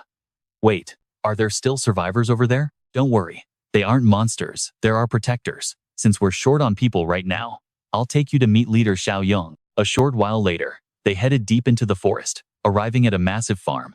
Everyone was absolutely stunned. This made zero sense. Farming right inside the territory of those deadly plant creatures? Right then, someone handed Liang a bizarre, wriggling tuber. Terrified, he immediately threw it away. What on earth is this thing? It was basically a plant creature, identical to the monsters they just burned. Had they actually tamed these things? Not only does it have high yields, but it is incredibly easy to harvest. Had heaven itself blessed this place? Everything here was thanks to Xiaoyong. He stared at the lush crops with absolute awe in his eyes. Crops that changed their nature and state entirely at their command? It was something they had never even dared to dream of before. Xiaoyong asked if they had any other requests. They quickly declined, saying things were already perfect. He smiled, pleased with their progress. Their expansion was going smoothly. Even if hostile plant creatures invaded, Li Cheng and his squad were ready to handle them. Now, it was time to head to the western suburbs and deal with those man-eating beasts. Soon, he and Jia were scouting the ruined outskirts of City M. Jia warned him of watchers nearby, but he had already sensed their powerful presence. Their strength matched Zhang Qi's squad. What was the plan? Simple, just more food for Jia. Up on a skyscraper, two scouts watched them. Seeing a golden opportunity, one prepared to strike, but the other quickly held him back. They had to move fast before someone else stole their kill, but someone already had. Down below, a pack of savage mutants was closing in on their prey. This was premium grade, a purebred, evolved human unlike anything they had ever encountered. Eating him would supercharge their evolution. But wait, what was that creature beside him? Did he somehow possess the power to control zombies? Devouring him might even let them steal that power. If they succeeded, dealing with that tyrant in the north would be easy. Finally, an opening, up high. The scouts decided to wait. Having someone else steal their prey first wasn't necessarily a bad thing, but suddenly, a chaotic, violent clash erupted below. Looking down, they saw Jia ruthlessly tearing the mutants apart, while he casually drove the survivors away with a few effortless sword strikes. How was this possible? How could such a terrifying monster exist? They needed to run. One survivor desperately scrambled up toward the roof where the scouts hid. They cursed, telling him to stay away. Below them, he casually picked up a long iron bar, aimed carefully, and hurled it. The metal spear tore right through the fleeing mutant, anchoring him to the wall right between the two spies. They trembled in sheer terror. He paid no attention to the spies above. These mutants were tough, meaning they likely carried some valuable mutant cores. The two scouts carefully peeked down. Are they gone? Finally, they climbed down to scavenge whatever was left from the carnage. They only ate 3 bodies, leaving the rest to them. Elsewhere, he warned Jia that his meager appetite was going to be a problem. Only 3 people? Jia grumbled that his body was small, so there was only so much he could eat. Suddenly, a faint sound echoed from a dark alleyway. Drawing his blade, he crept forward to investigate. A terrified middle-aged man holding a bow and arrow emerged, warning him to back off. It was just an ordinary human. He tried to calm the man down, but the archer panicked and fired. Incredibly, he caught the arrow with his bare hand, catching an arrow mid-flight. Before the man could even process it, he closed the distance and disarmed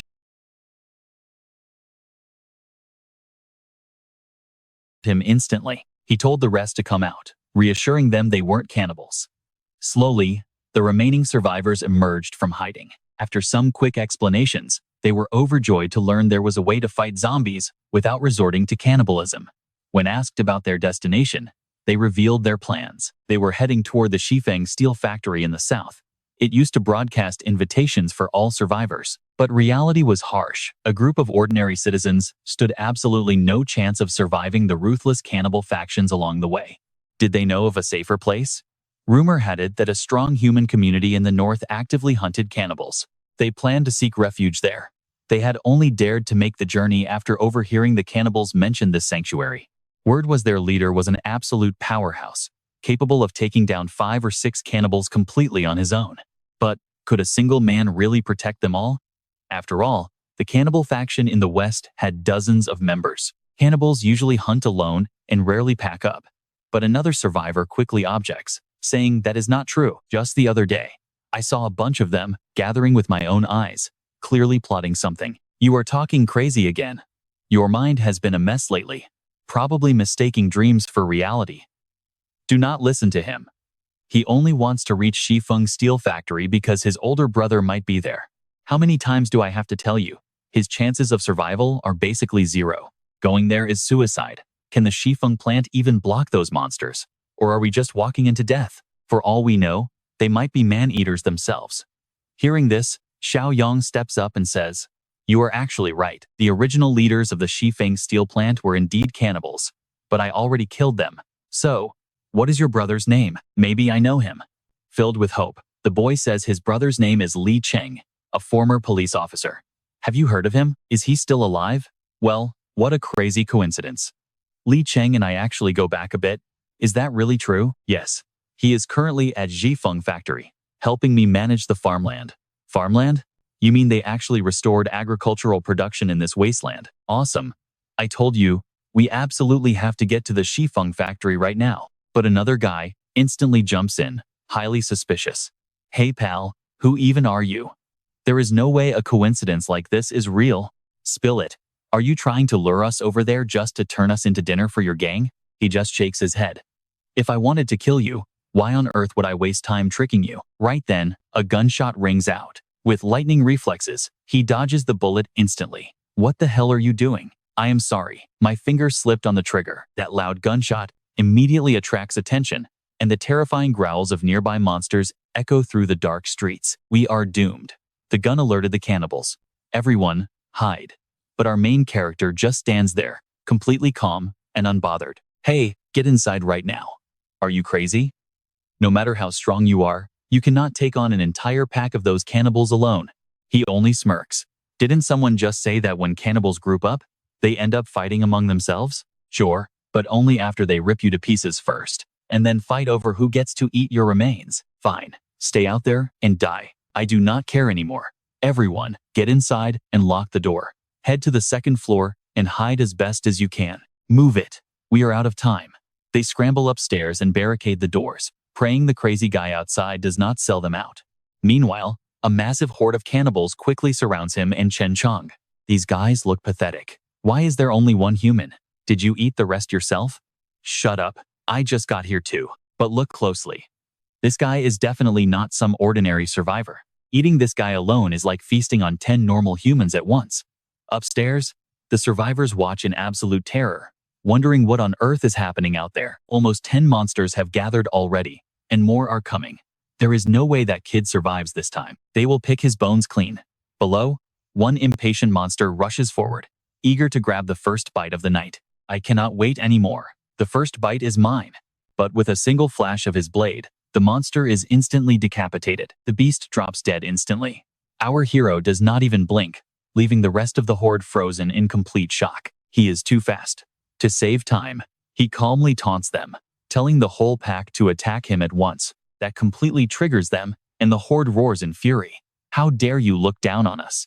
Let's tear this punk to shreds. He turns to Chen Chong and says, he is all yours. Warm up a bit so we can enjoy a good meal later.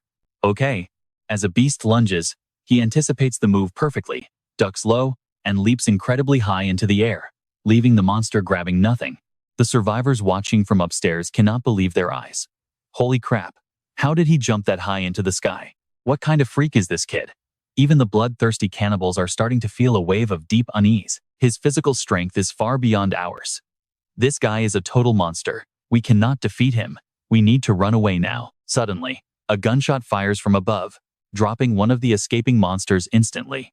It turns out, he had drawn his gun in a flash. I will not let a single one of you leave here alive, unless you can manage to take him down. He points directly at Chen Chong, who cracks his knuckles and growls. feeling his immense power starting to overflow. Terrified, the remaining monsters all charge forward together to kill him.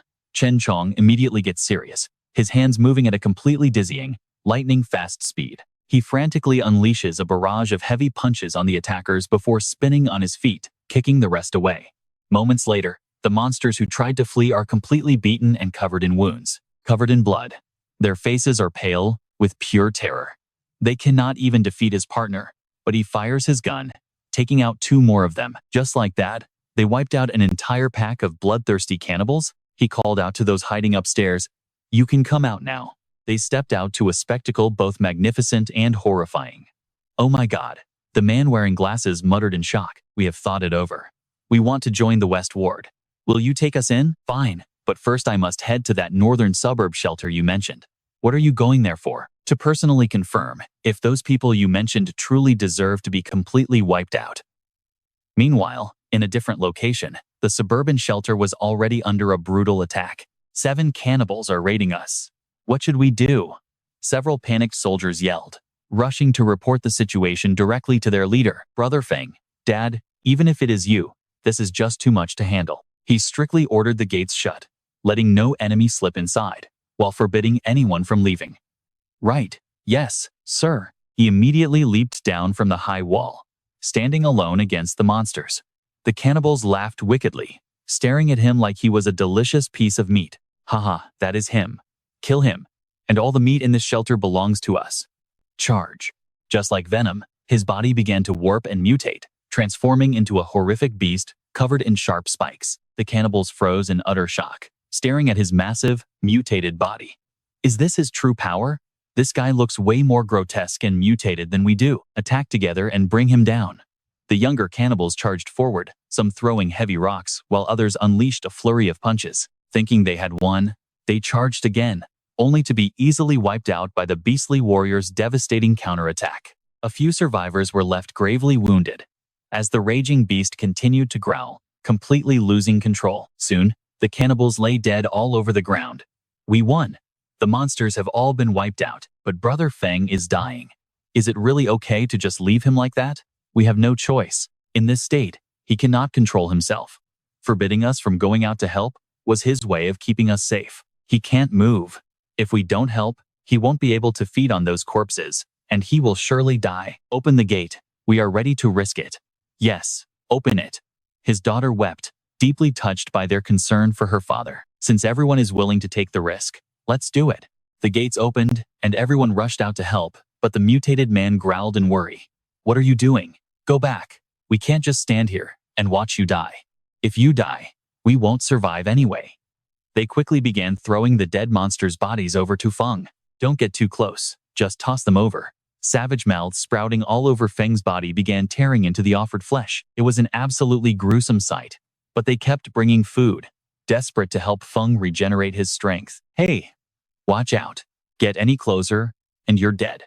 Just stand back and throw, unless you want to get caught up in it." Just then, another group of cannibals emerged. "Huh? Why is this monster in such a pathetic, beaten-up state? Looks like he just had a brutal fight with our kind. Haha. They cleared the path for us. We got so lucky. There are more of them? What do we do? Brother Feng hasn't fully recovered yet, and he's definitely no match for them like this. It is our turn to protect Brother Feng." Meanwhile, back with our main characters, the group continued to push forward. Clearly, the group you mentioned is quite formidable. There are noticeably fewer cannibals lurking around this northern suburb. I recognize this area. We must be getting very close. Right at that moment, a sudden gunshot echoed from the distance. Estimating the distance, he noted that the gunfire was less than 1 kilometer away. They were almost there. The cannibals continued their savage slaughter at the shelter. Aiming her gun, the daughter fired back. "Damn you, I'll fight you to the death." But another monster, waiting in ambush, lunged at her. "Well, little girl, your flesh looks exceptionally soft and tender." With a swift swipe of his hand, he knocked the gun right out of her grip. "Let's see what you can do now." Just then, a devastating punch from Feng slammed directly into the attacker's face, tearing his body completely in half, though the shockwave also injured his daughter's arm. Damn it. This beast still has fight left in him. Let's take him out first. 4 cannibals began to ruthlessly attack the mutated beast. "Dad, Miss, we can't stay here any longer. follow me, and escape. This time, Feng was slipping into unconsciousness. His battered body couldn't endure any more punishment. Mid-battle, a massive boulder suddenly flew out of nowhere, crushing one of the cannibals flat. What on earth is that? Fortunately, our protagonist and Chen Cheng had finally arrived. Wait, is that another pack of cannibals? No, that giant monster over there is clearly not one of them. How can you be so sure? What if a cannibal's ultimate, fully evolved form looks exactly like this grotesque beast? Hearing Chen Cheng get teased like that, he struggled to hold back his laughter. Meanwhile, the cannibals growled, "One of us? No, he doesn't smell like our kind at all. Did you undergo a pure, high-grade evolution?" He wondered if that was possible. With Master Sheng giving the orders, he always got stuck with the dirty work. Despite his complaints, Master Sheng charged forward. The thugs sneered, thinking he was just a weak zombie they could easily kill. But their bragging ended instantly when Chen Sheng slammed them to the floor. What kind of monster was he to be this strong? He was even stronger than Feng. A man wearing glasses stepped up to reassure them, claiming they were elite fighters from the southern suburbs. They had honestly believed Feng was the absolute strongest survivor in this chaotic, apocalyptic world. The remaining cannibals stared at Chen Sheng in absolute horror. What was this zombie anyway? And why was his strength so completely insane? They tried to act tough, telling each other to attack together to bring him down. But despite the brave words, nobody dared to step forward. They kept arguing over who should go first and cover who. Since they were bickering, Chen Sheng realized he did not need to pretend anymore. That purebred evolved human is going to be mine, he laughed. One of them lunged forward, foolishly thinking Chen Sheng was an easy target to push around. What an absolute idiot. Without saying a single word, Chen Sheng simply moved his arm. With one swift strike, he impaled the lunging attacker and used pure brute force to tear him in half. Witnessing this horrific sight, the remaining cannibals lost their minds with fear and turned to run. That guy was on an entirely different level. They realized they were no match for him and scrambled to escape. But Chen Sheng merely raised his hand, shooting sharp threads from his arm to skewer the fleeing cowards. After a quick cleanup, not a single one of those cannibals was left alive. They shrieked that he was a literal devil, but others told them not to worry. Surprisingly, the tentacles of the mutated monster man began writhing and actively attacked him. He calmly looked down at the tiny scratch on his arm, wondering what kind of beast he was dealing with. Chen Sheng shot out his own tentacles to tightly bind the grotesque mass of flesh. Even he found this writhing thing incredibly disgusting. Wondering if the beast could survive being thrown, he prepared to fling Feng away. Suddenly, his daughter ran over in tears, begging him to stop. Hearing this, Chen Sheng paused. The girl dropped to her knees, begging him to spare her father. Spare him? But who even was this thing? This bizarre lump of flesh? She cried that he was indeed her father, attacking only because he had completely lost control of himself. She begged him not to kill him. Chen Sheng wondered if a creature mutated this severely could ever regain its human form. He immediately released Feng. After hearing her explanation, he asked if doing this would really be enough. Watching the monster eagerly devour the corpses of the cannibals, even Chen Sheng could not help but grimace at how repulsive it was. She dryly pointed out that when he ate, he did not look any better than that creature did. One of the survivors approached them and invited the two leaders to follow them into the base, suggesting they leave Feng behind for now. The moment they stepped inside, the survivors knelt down to thank their savior. If he had not shown up, neither they nor Feng would have survived the day. It was no big deal. He asked how long their refugee camp had actually been established. What exactly happened to Feng out there? The girl explained that her father was infected by a substance called simulated flesh. Simulated flesh? What on earth was that? She explained that it was a miraculous, yet highly dangerous biological organism. It was initially discovered in wild animals. At first, everyone assumed it was just a typical pathogenic bacterium, but during cultivation, they made a shocking discovery. The organism could transform itself into absolutely any type of tissue.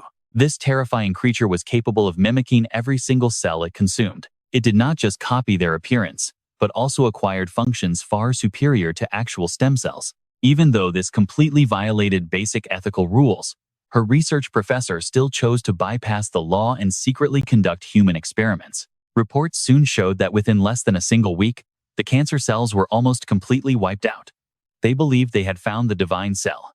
But right at that moment, disaster struck. City M and City S collapsed into complete chaos. Refugees from neighboring cities flooded in. At the time, They genuinely believed the divine cell was the ultimate key to solving the crisis, never realizing that the key itself was a ticking time bomb. If he guessed correctly, those once stable tissues eventually began to spiral out of control. Indeed, the simulated flesh would continuously take over, until every cell and tissue of the host was completely replaced. The infected would gradually lose their humanity, leaving behind only the primal survival instincts of the simulated flesh. They would grow violent, driven by a frantic urge to spread the infection to everyone else as time passed. Eventually, the simulated flesh forgets the structural layout of the host, decaying into a horrific, shapeless mass of meat. Once they lose overall balance and mobility, their final fate is simply to wither away from a total lack of nutrients. This is why, while they still look somewhat human, they do everything they can to gather together. This behavior drove them to their final destination, a sea of flesh. Now, he was becoming one of them too. Was that wound on his body left by his father's attack? Looking down at his arm, Feng's father asked him. Indeed, which meant he did not have much time left. Yet Feng laughed, telling him not to worry, since he had already expelled that mimic flesh from his body entirely. How was that possible? He possessed a constitution and immune system dozens of times stronger than an average human, perhaps even greater. Inside his body resided another symbiotic life form, one far more miraculous and deadly. Hearing this, everyone present could only gape in pure shock. It was hard to believe him. If mimic flesh had such strong adaptability, could it be intentionally reshaped? He asked Laurent for some, wanting to try taming the substance. Since he wanted to try, the man gave him a piece. He stared at the squirming slime in his hand, then placed it directly onto his own arm. How did it go?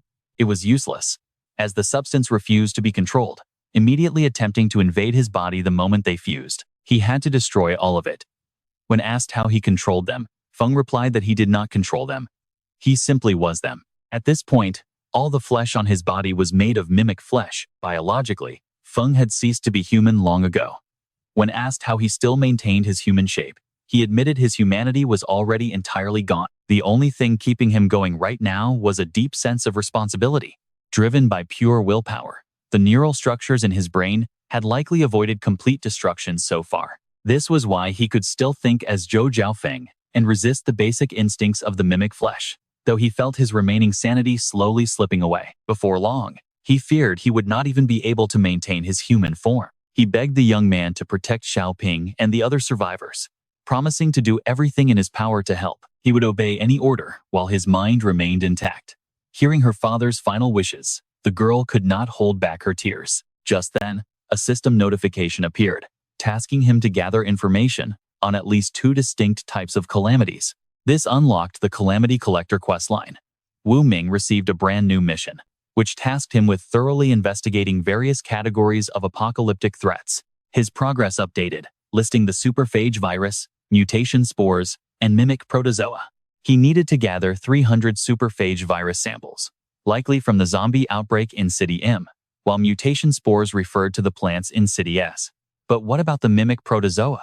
That had to be the mimic flesh these people were talking about. He asked if Feng's final destination was also that sea of flesh, and Feng confirmed the day was fast approaching. He offered to tag along out of pure curiosity. When Feng asked about the remaining survivors, he simply handed over a walkie-talkie. Assuring him it was simple, he called Zhang Qi to see who was free. Later that evening, strange noises echoed from the distance. They wondered what kind of monster was approaching. It was Jiang Xiaoyong, leading young Shuai along with him. Grinning, the boy greeted Uncle Xiaoyong, prompting the others to ask Jiang Xiaoyong why he brought his kid along, wondering if his mother approved. The boy told Xiaoyong not to worry, claiming he was no pushover and was ready to show off his real power. He warned the hidden stalkers that if they kept tailing them and refused to show their faces, they would wreck the place. The area went dead silent before several man-eating monsters poked their heads out.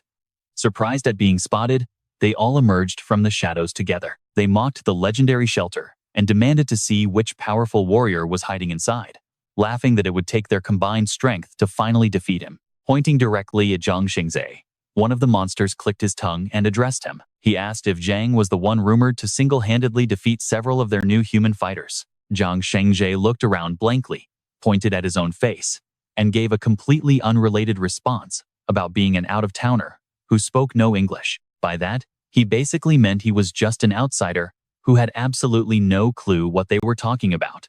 As the monsters exchanged confused glances, he realized they had mistaken Jiang for him. Noting a clash was inevitable anyway, they decided to exploit their numbers and capture him on the spot, and the others agreed. Shui suddenly stepped up, telling his father to let him handle it. Warning his son not to overexert, the father watched as the monsters rushed in, expecting easy prey. Gripping his gun, Shui dared them to approach. A shot rang out, but a speed-type monster managed to dodge it. Mocking the kids' foolish bravery, the monster boasted that normal humans like them stood absolutely no chance against their lightning-fast speed. But moments later, a bullet tore right into the bragging monster's shoulder, proving Shui was anything but ordinary. Shui reloaded his weapon in a flash, unleashing a hail of bullets at the rest, while another tried to ambush the arrogant kid. Just as the blow was about to land, Shui leaped into the air, dodging to slip behind him. He pressed his gun directly against the monster's head, firing a shot that pinned him to the ground. The spectators stood frozen, completely stunned by the kid's elite combat skills. Who on earth is that kid? How is he so incredibly skilled in combat? Out of nowhere, a massive thug is about to grab Shui. He cannot dodge this in time. He is about to get hurt, just in time. Jiang Xiaoyong uses his massive tentacles to grab the attacker, lifting him high into the air and keeping him far away from his son. The onlookers are completely stunned, wondering if this group is just made of monsters. Even those tough guys are starting to panic. What is going on? This guy is way stronger than the rumors say. Let us all charge together and see how many tentacles he actually has. Exactly. If they can just take him down, the rest of the survivors will be nothing but easy snacks. But Jiang Xiaoyong unleashes a massive forest of tentacles, wiping out these evolved enemies in an instant. No one there can believe their eyes. This is completely absurd. Shui runs over to him, asking eagerly, "Uncle Xiaoyong, how was my performance just now? Dealing with 2 man-eaters should be no problem for you now.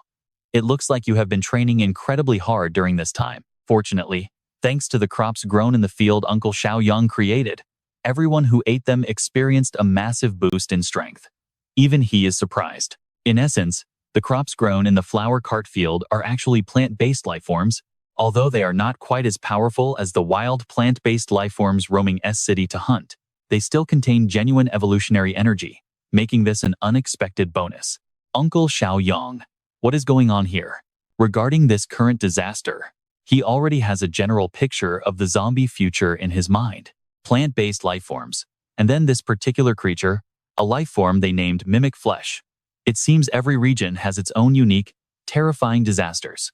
Who knows what kind of monstrous enemies they will have to face in the near future.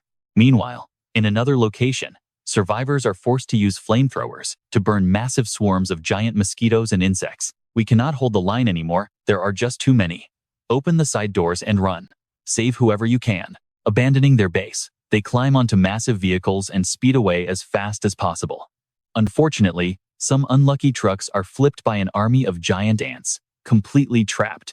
No, please do not abandon me. But in the end, those left behind are devoured by the giant ants. Meanwhile, back with our main character.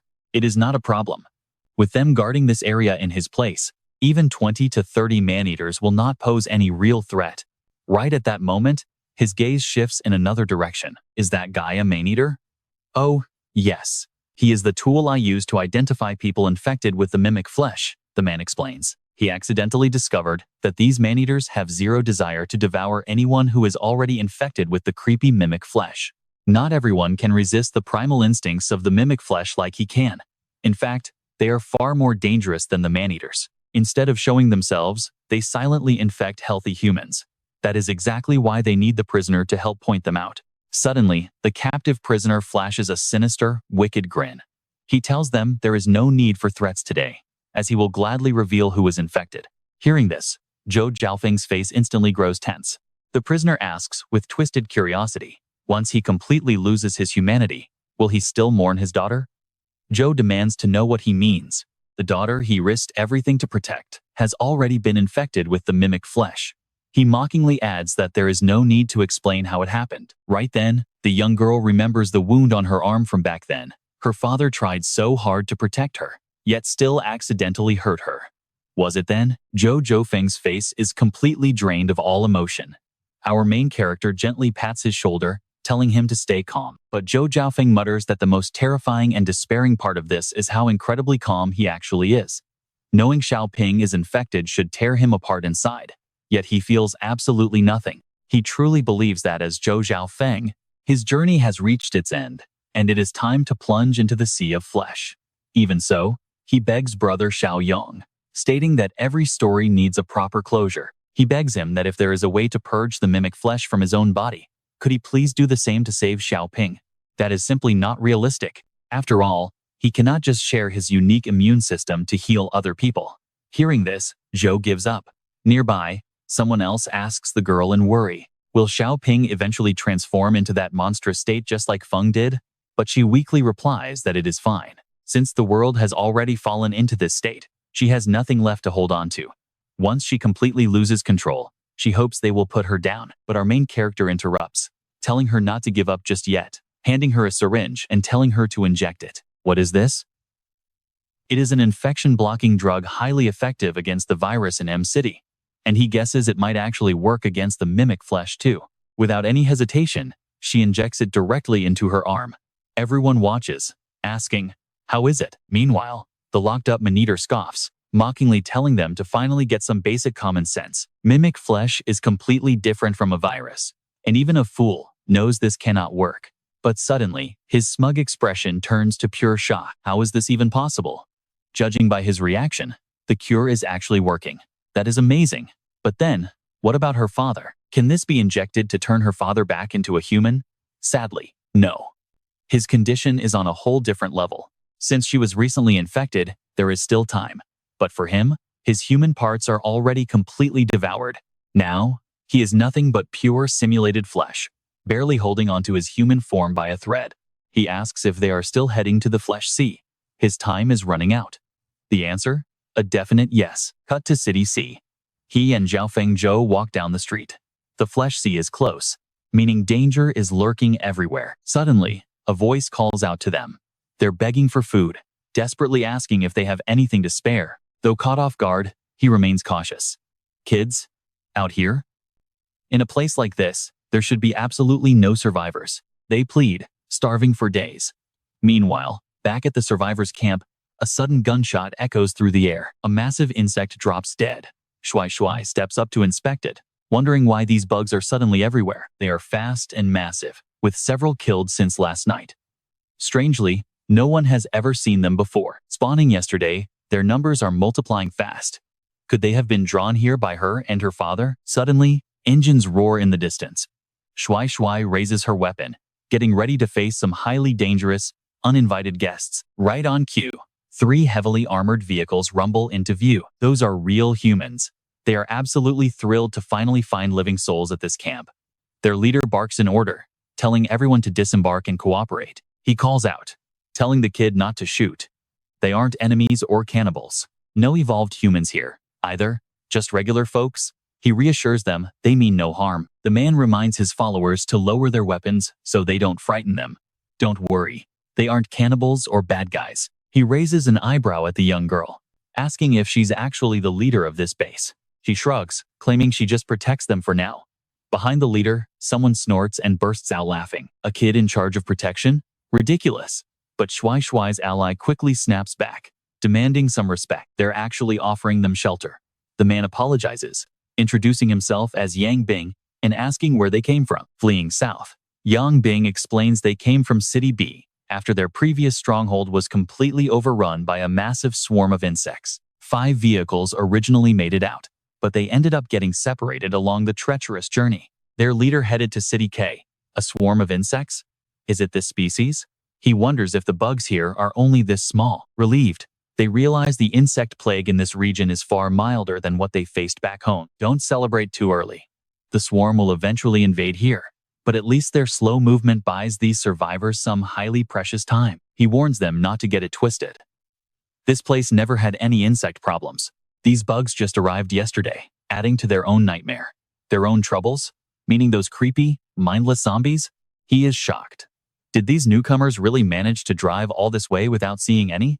They mistook them for puppets controlled by parasites, wondering why there were no visible bugs crawling on their heads. Regardless, with their high-end gear and firepower, Handling bugs is easy.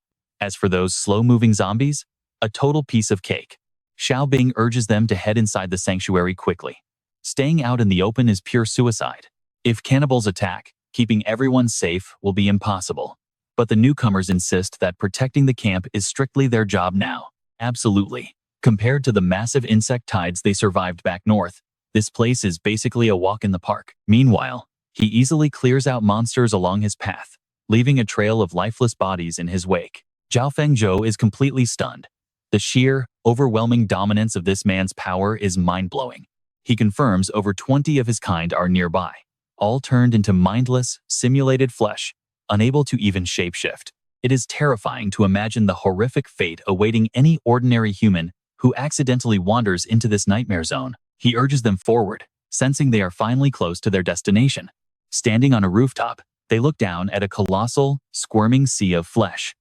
Xiaofeng feels his own body react, stirring restlessly. Driven by pure instinct, his legs move to jump into the mass, but a hand quickly grabs and holds him back. Is he really giving up without a fight? He sighs, knowing any further struggle is completely useless now. His consciousness will fade entirely soon, leaving him powerless against primal instincts. With a grim look, his companion raises his arm. What is he doing? Tiny filaments plunge straight into Xiaofeng's forehead, sending him writhing in pure, excruciating agony. His entire body hovers in midair, struggling under an invisible, dominating control. If Zhao Feng lacked structure, he would give him some. Closing his eyes, he began transferring structural data to Zhao Feng. But what had he actually just done to him? He had implanted adaptive spores inside his body, helping him maintain the current structural integrity of his brain. This would let him study the traits of mimetic protozoa like them. Right then, a notification popped up, announcing the Calamity Collector was taking action. The mission objective was to investigate the different types of calamities. Current mission progress: hyperphage virus, adaptive spores, mimetic protozoa. Reward: plus 300 points, bringing his total points to 347,000. Zhao Feng asked him what mimetic protozoa meant. It was simply the imitation meat they had been talking about. Forgetting the host's structural information was not actually their instinct, but rather a critical defect. The flesh sea was merely a desperate survival measure. To keep existing, new lives had to constantly throw themselves in to provide nourishment. But as the flesh sea grew larger, the surrounding life forms providing that nourishment would eventually be completely depleted. When that happened, the flesh sea would consume itself. It might even trigger a massive, widespread collapse due to a lack of genetic diversity.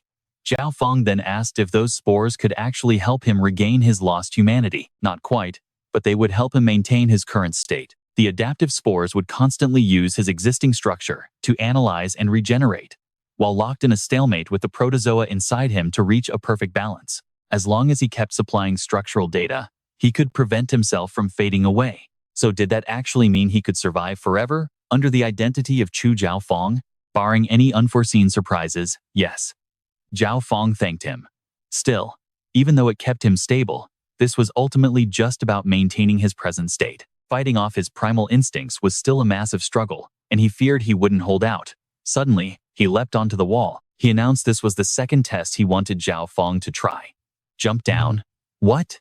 Just jump. He would go down with him. All right, let's head over to another location, where the group was gathering near a gas station. The leader pulled out a cigarette. He urged everyone to hurry since they hadn't secured the perimeter. One survivor reminded him they were currently pumping gas. Embarrassed, the leader tucked his cigarette away, wondering if they had already crossed past City B's borders. They were long gone. Now they were in City C. He wondered how Yang Bing's squad was doing, and if the radio was fixed yet. Highly unlikely. During the absolute chaos, a stray bullet had smashed the radio, completely shattering the internal components. They should have packed a spare, but it was fine, as the others would likely slow down, allowing them to catch up easily after fueling. Right then, a distant voice called out, asking if they were human and if they could take them in. They claimed to have supplies, showing a group of women and children. When asked if they were local survivors, they confirmed they had resources. Were there really no insect swarms around here? Insect swarms? None at all. They promised. But shockingly, the woman speaking was actually a disguised monster. He grinned, noting he knew they had supplies. The young man turned to the leader, suggesting they follow them back to secure both the survivors and their valuable resources. Watch out. Out of nowhere, The survivors transformed into massive, gaping maws, lunging directly at the young man. Horrific screams echoed everywhere. Now, back to our main character down below. That massive pile of mimetic flesh was still squirming. Was he seriously doing this? He pressed on, insisting that Zhao Feng had to jump either way, and told him to just trust him. With that, they leaped. Sensing their approach, the mimetic flesh instantly contorted into rows of razor-sharp fangs, waiting to snap shut. As they fell, the writhing flesh mutated further, transforming into massive, spiked maws, ready to tear them apart. It aimed to swallow both him and Chu Zhaofeng whole. Strangely, he willingly let the monsters consume him. Just like that, they plunged into the flesh sea, and everything around them fell into an eerie, dead silence. But a single second later, a brilliant green energy erupted from below, growing wildly and aggressively consuming the surrounding mimetic flesh. Rising from the flesh sea, he harnessed the rapid growth of his symbiotic plant to spread it outward. He then consciously released the energy from his body, landing right in front of Chu Zhaofeng, who demanded an explanation. Telling him to stop staring in disbelief, he announced it was his turn. At that moment, Chu Zhaofeng felt him transferring vital data into the symbiotic plant inside him, sending an incredible new power surging throughout his entire body. Before long, plant-like structures began sprouting rapidly within Chu Zhaofeng's body, and these newly formed roots intertwined with his own symbiotic plants to exchange massive amounts of structural data. In seconds, Chu Zhaofeng's body began growing wildly, shooting upward like giant, towering trees. Before long, a massive ancient tree erupted from the middle of the simulated flesh, fusing half of Zhaofeng Chu's body directly into its trunk. He casually asked how it felt to have his primal instincts completely satisfied. Seeing the bizarre plant matter inside his body freely writhing and regenerating on its own, the old man gasps in absolute shock. This is. Just then, another tiny trunk slowly sprouts from the mimic flesh pile in the distance. I can actually control them. Have I become the flesh sea? The young man explains. Not that fast. Right now, you only control about 1/5 of it. To take full command, you still need another half a month. Suddenly, another massive tree erupts in the distance, growing even more lush and vibrant this time, complete with blooming leaves. What is going on? Another tree is sprouting? Yes, that is a main trunk. Every sprout means his absolute control over this massive flesh sea is growing just a bit wider. Once the entire flesh sea is covered in these trunks, he will truly become one with it. But let me make one thing clear. The adaptive spore remains under my absolute control. Do not think about making any moves against me or the people of City M. This power is mine to give, and mine to take back at any moment. Understand? Of course, I am beyond grateful. How could I ever betray you? Good. Just then, a sudden commotion echoes from the distance. Huh? Trouble? It turns out the soldiers from earlier are running for their lives, chased by a horrific mimic flesh beast. Damn it. I would rather die in an insect swarm than end up inside this monster's stomach. Suddenly, one of them skids to a halt. Why are you stopping? Keep running. But then, they all freeze in sheer shock, staring ahead, completely speechless. A colossal ancient tree, towering higher than a 20-story building, stands majestically beneath the sunlight. What on earth is that? Before they can even process it, the furious roars of the pursuing monsters echo right behind them. What do we do now? Keep running? No way. Are you completely blind? The rotten flesh wall ahead looks exactly like those monsters. So, what is the plan? We run to the side, obviously. Too late. They are going to catch us. Right then, massive walls of mimic flesh completely surround them. The flesh opens a gargantuan maw, expanding until it blocks out the sky. Crap, we are dead meat. But wait, its target isn't them, it's the incoming horde of mimic flesh monsters. It lunges directly at the pack leader, biting down hard. Under the crushing attack, the flesh beasts instantly scatter into smaller pieces. Realizing this titan is not their ally, they desperately scramble to escape in terror. But Chu Zhaofeng has other plans. The mimic flesh under his command surges forward like a tidal wave, relentlessly chasing down the runners.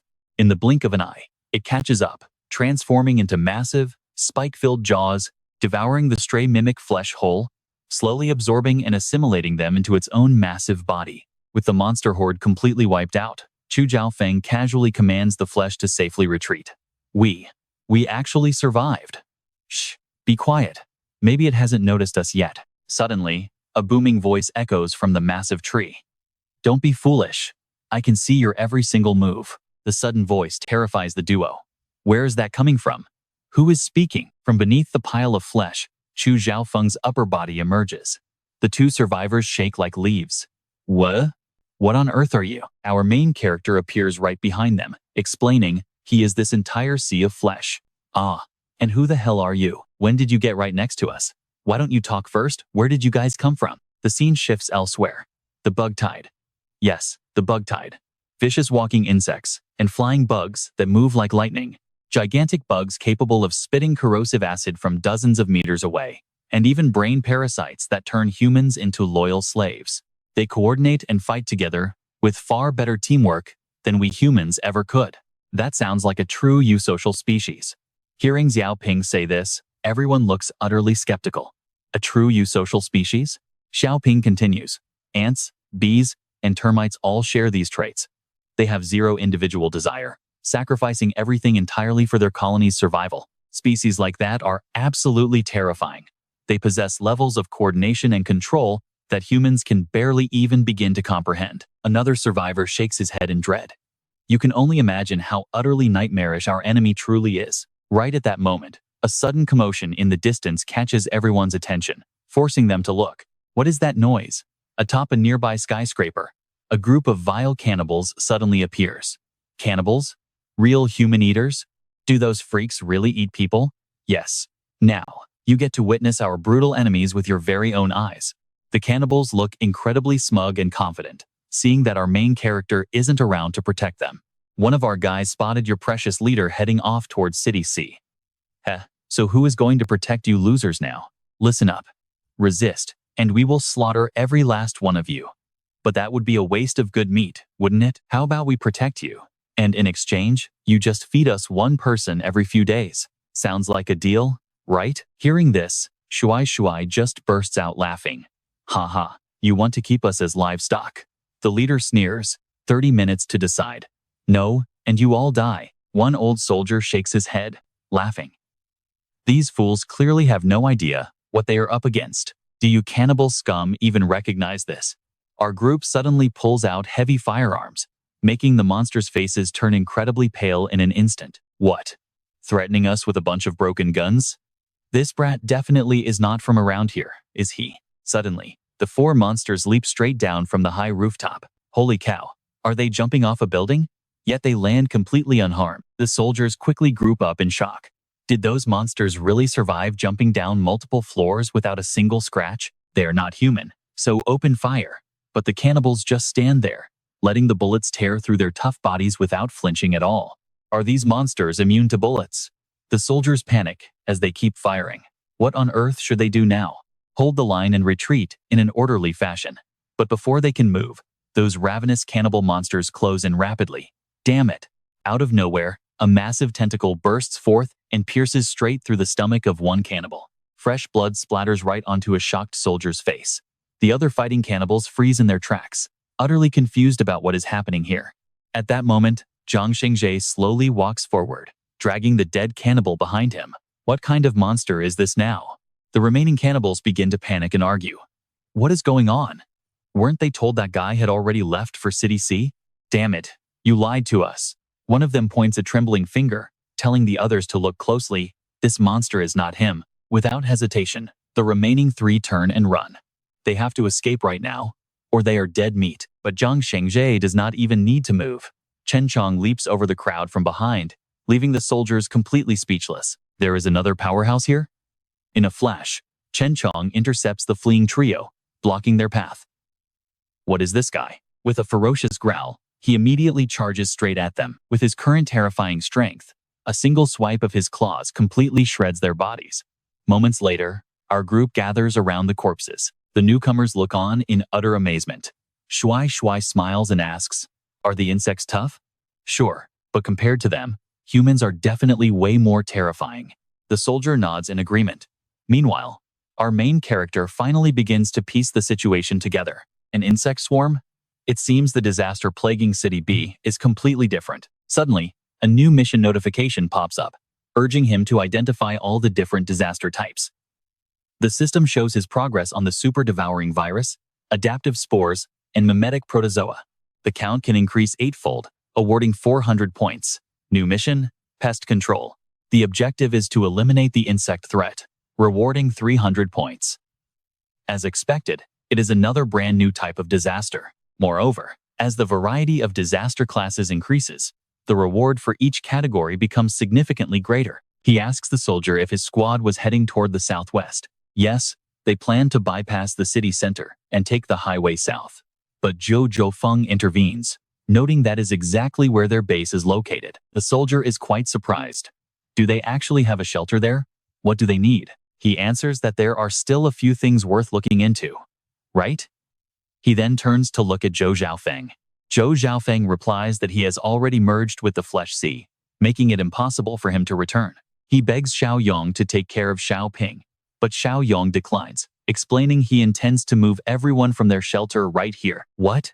How is that even possible? He knows he is far too dangerous for them. Just then, a system prompt appears, asking if he has noticed a subtle change in his own nature. Hearing this, Zhou Zhaofeng freezes in sudden realization. Indeed, his urge to hunt and spread infection seems to have drastically decreased lately. Why is that? Well, the presence of adaptive spores provides the Flesh Sea with highly efficient, low-cost energy. Naturally, his primal urge to hunt would diminish significantly with his willpower. Suppressing this desire is easy. Let's go see if they can find his friends. Soon, he returns to the city where the group is resting. Shuai Shuai runs up to brag. Uncle Xiaoyong, you are finally back. We just drove off some incredibly strong enemies. Nearby, the soldiers reunite with their leader, Yang Ping. Xiaoyong was right. You guys really were here. He looks around, wondering where the rest of the squad went. We ran into terrible monsters. Everyone else is already dead. Hearing the news, the soldiers feel a deep sense of loss, mourning their fallen comrades. However, Yang Ping quickly regains his composure. Boss, it's all right now. You seriously need to see how ridiculously strong these shelter survivors are. Well, you guys should open your eyes to what we just witnessed instead. That was true absurdity. Xiao Ping walks up to him and softly asks, Brother Xiaoyong, did my father really become part of the Flesh Sea? Xiaoyong reassured her that there was no need to grieve, since her father still held onto his consciousness. Shocked, she gasped, asking if he had truly found a way for her father to control the terrifying power of the Sea of Flesh. The Sea of Flesh was now the safest sanctuary. He ordered everyone to pack up because they were moving immediately. He and leader Zhou Zhaofeng had successfully discovered a much safer and better location. Before long, the survivors packed their gear and followed him closely toward their new shelter. Spotting mutated flesh up ahead, he quickly warned the group to stay alert as they had entered the mimic monsters' hunting grounds. The cunning mimic monsters, still possessing some human consciousness, tried to lure them in by pretending to be friendly survivors. Instinctively, everyone raised their guard, tightening their grip on their weapons as tension filled the air. To the untrained eye, they did not look like the savage cannibals from before, appearing to be mere ordinary humans. While some wondered why everyone was so tense, those who had been tricked once before wasted no time and opened fire immediately. Shocked by the sudden shooting, Yang Bing cried out, questioning why the leader was attacking apparently innocent civilians. The leader quickly told the naive Yang Bing to look closer and see if those things were actually human. Horror washed over Yang Bing and the others as the creatures shrugged off the bullets, their bodies warping into grotesque shapes. Panic erupted as more beasts emerged from the shadows. Dozens of mimic flesh monsters were now closing in on them from all sides. They were appearing everywhere, their numbers growing too large to count. The group was now completely surrounded. The leader urged Xiaoyong to lead the crowd to the Sea of Flesh boss, while his armed men provided cover fire. Yang Bing urged their panicked leader to calm down, pointing out that Xiaoyong's group had incredibly powerful fighters who could handle this threat. He shouted for everyone to gather up and prepare for battle. They kept their guns firing to hold the monsters back, while the rest of the survivors grabbed their weapons, urging everyone to stay focused against these non-human threats. The leader prepared to unleash their arsenal, earning a warm, appreciative pat from Xiaoyong. Xiaoyong praised their bravery, acknowledging that they had proven themselves to be truly reliable comrades when the stakes were high.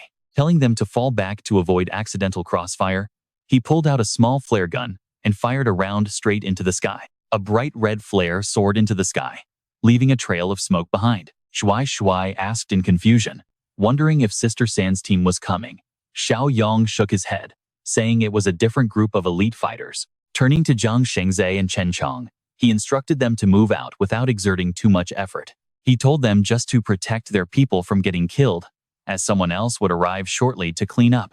They readily agreed. As the mimics reverted to their monstrous forms and charged, Zhang Shengzai, Chen Cheng, and Shuai Shuai leaped forward to meet them head-on. With superior power and skills, his elite squad dominated the battle, prompting the shocked onlookers to wonder if they too were monsters. Yang Bing smugly asked if his leader's eyes were opened, even as more mimic monsters began creeping up from behind them. Floating leaves swirled around the new arrivals, confirming that a much larger horde of mimic monsters was closing in.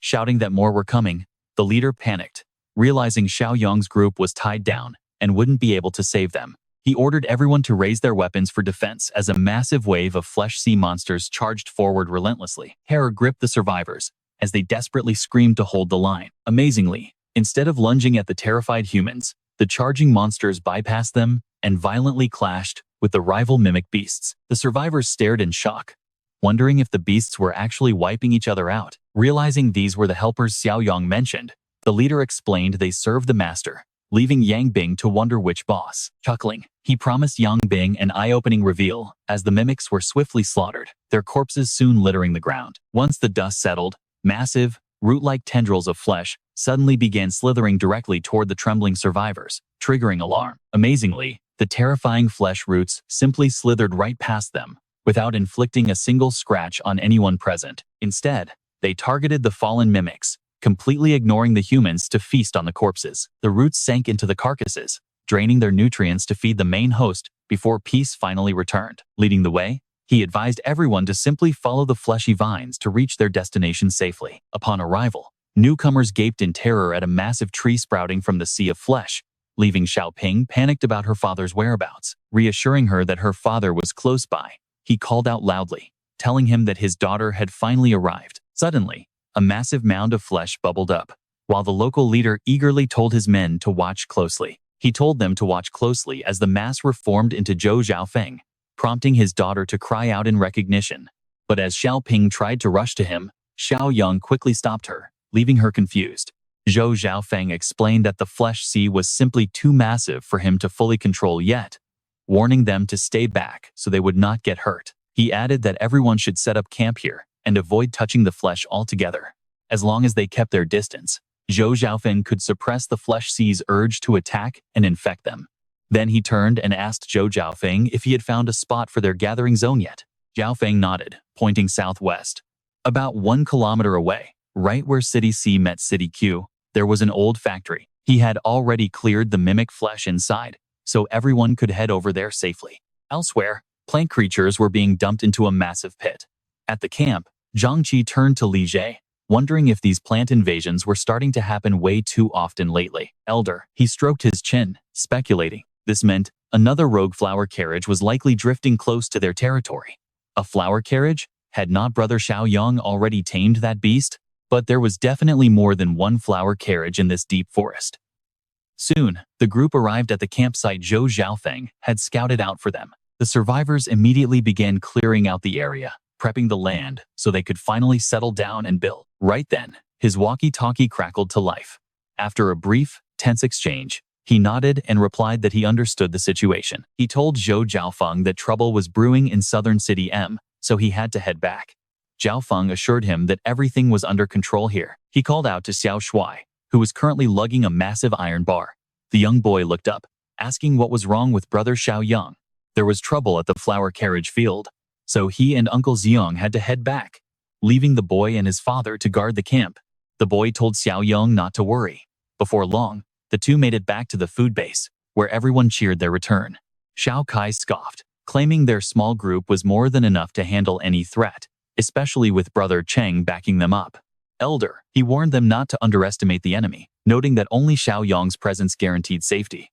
Nodding, Xiaoyong looked over at Zhang Qi. Xiaoyong teased Qi about looking much stronger lately, prompting a smug grin from Zhang Qi, who boasted that it was only natural. Thanks to eating the nourishing food from the flower carriages, even the ordinary town survivors had gained incredible power.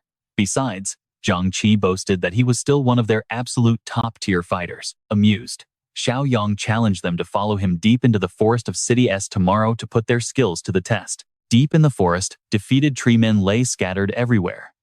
Qi coughed, smugly asking brother Xiaoyong if his performance was up to par. Xiaoyong smirked, telling him to save the bragging until he actually faced down a real, dangerous flower carriage. Right then, Li Zhe caught a strange sound in the distance, urging Xiaoyong to look as they approached a patch of freshly chopped trees. They wondered what those giant logs were. Pushing further ahead, the group froze in absolute shock at the sight before them. Massive ancient trees lay completely clear-cut. They muttered in disbelief, wondering who could have done this, or if it was their own people. That was impossible, since none of their survivors had ventured this deep. Shushing them, Xiaoyong raised a hand, signaling for absolute silence. Straining his ears, he focused on a faint rustling ahead.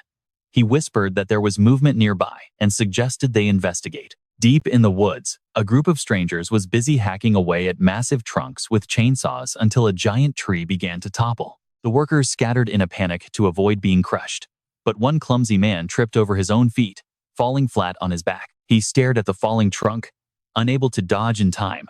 The heavy wood slammed down, crushing his legs. Spitting out a mouthful of blood, he screamed, cursing whoever had caused the accident. He shrieked, demanding to know which idiot was responsible. His voice grew frantic as he hurled bitter curses at his coworkers. Suddenly, the man stiffened as if receiving a telepathic order. In sheer panic, he begged, insisting he could still work. He pleaded for just 2 days, promising he would fully recover by then. Horrifically, thick tree roots burst from his flesh, draining his life force and consuming his body. Within seconds, his torso ruptured, replaced by rapidly blooming green sprouts. In moments, he was reduced to a withered husk, with a tree growing right through him. The onlookers trembled in absolute terror. They screamed at each other to stop staring and get back to work immediately. Terrified of an unseen master, they quickly shouted at the top of their lungs, desperately trying to prove they were still fine and perfectly capable of working. As for the unfortunate casualty, his corpse had already withered into a dry, hollow shell. Suddenly, whispers echoed as Xiaoyong's squad spotted them. They noted that these woodcutters were actually living human survivors. But when the workers noticed the squad, their faces showed no relief, only deep, uneasy panic. It was bizarre how seeing fellow humans only seemed to startle them. Before they could ponder further, one woodcutter cautiously spoke up, greeting them with hollow eyes. The man's delayed reactions made the squad suspect something was terribly wrong with them. The stranger slowly asked if it was just them, or if they had any other friends nearby. The guide claimed their sanctuary was a massive, highly secure shelter that desperately needed more survivors. He urged everyone to bring along as many of their friends as possible, but Qizhong smirked, pointing out that while they indeed had plenty of friends left, their host's sanctuary definitely did not. Zhao Feng suddenly cut him off, stepping forward to smoothly diffuse the tension. He explained that they had split from their old group after a major disagreement. He then asked if their shelter could take them in, and the guide enthusiastically agreed. The guide remarked that in this brutal apocalypse, stress was high, and disagreements were totally normal. He even suggested inviting their former allies later, preaching that survival was always much easier together. Zhao Feng simply nodded, pretending to fully agree with his logic. Believing the lie, the strangers prepared to lead Zhao Feng's squad back, telling them to follow close behind. A short walk later, the guide pointed ahead, promising they were almost there. Meanwhile, the squad noticed some highly alarming clues around them. The twisted vines everywhere were clearly extensions of a massive parasitic plant, proving this sanctuary was nothing but a deadly trap. Their guides clearly had dark motives, exchanging sinister glances while desperately trying to keep up their friendly act. The guide quickly lied, claiming the vines were just harmless, mutated flora that would never attack human beings. He urged them forward, pointing to a dense thicket ahead and telling everyone to keep up. One of the squad members muttered that without the guide's claims, they would have easily mistaken this place for a monster lair. Looking up, they gasped at a colossal tree of unfathomable proportions. No ordinary plant on Earth could ever compare to its sheer, terrifying scale. Elder, he noted with deep concern that this monstrous tree was easily as massive as the plant living inside Xiaoyong. Xiaoyong agreed, admitting that it completely dwarfed his own parasitic plant, even if he factored in their entire flower car field. He playfully nudged Qizhong to show off his skills, but Qi quickly waved his hands, begging Xiaoyong to stop teasing him. Suddenly, the guide barked a hostile order to subdue them immediately. Armed ambushers sprang from the thickets, pinning Zhao Feng's team members from behind. The team reacted with mock confusion, demanding to know what they were doing. Little did the captors know The squad was letting themselves get caught on purpose. Suddenly, high up on the giant tree trunk, writhing vine tentacles reached down toward a massive pile of corpses, invading and reanimating the bodies of the dead. The horrifying spectacle left everyone wondering what it was doing. As the corpses stood up like mindless zombies, the reanimated dead began to speak in a chilling, echoed unison, pointing at the group and demanding their submission. It was a deeply disturbing sight, as the zombie puppets chanted about serving the plant, calling it a humiliating tragedy for their own kind. Finally, Zhao Feng made his move, turning on the captor who held him pinned. A brutal backward elbow shattered the man's face, sending him flying backward. Zhao Feng then quickly summoned symbiotic vines from his arm, wrapping them tightly around the dazed guard.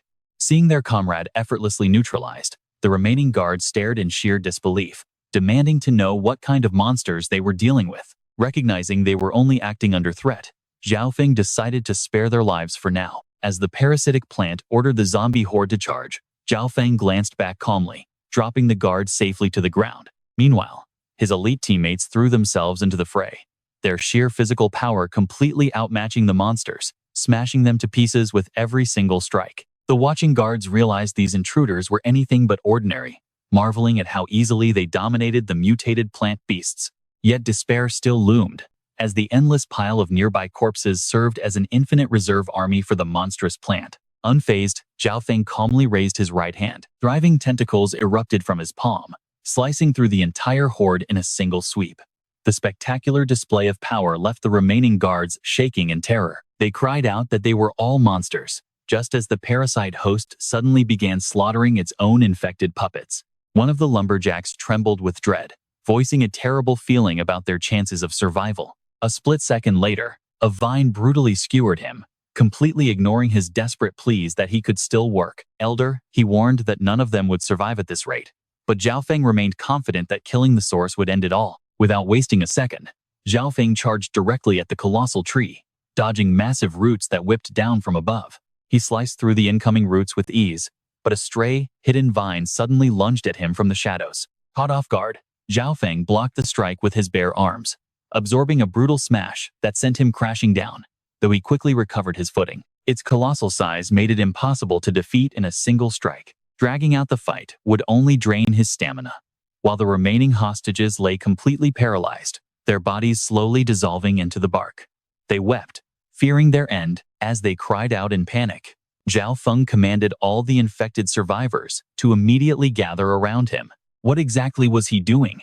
Right then, Xiaoyong mobilized the parasitic plant organism that lived symbiotically inside his body. Then, he exhaled a blue mist, letting it spread over the possessed victims. Cough, cough, what on earth is this? Xiaoyong easily identified a unique algae fungus, capable of secreting interferon. This would block the next outbreak of parasitic spores currently festering inside their bodies. He immediately ordered, Jiang Qi, get these people out of here right now. Jiang Qi immediately complied, replying, yes, sir. He quickly escorted the woodcutters to a safe zone. The monsters went completely wild, turning into a blur of shadows. Xiaoyong's eyes narrowed, his lips curling into a mocking smile. His furious roar echoed, proof of the burning rage boiling hot in his chest. He shouted at the monsters, venting his rage by calling them absolute idiots. He bluntly made his stance clear. Mutual coexistence, growing together, and taming each other, was the ultimate path to true power. Not just fighting to survive. The coldness in Xiaoyong's eyes faded as he remembered his urgent business.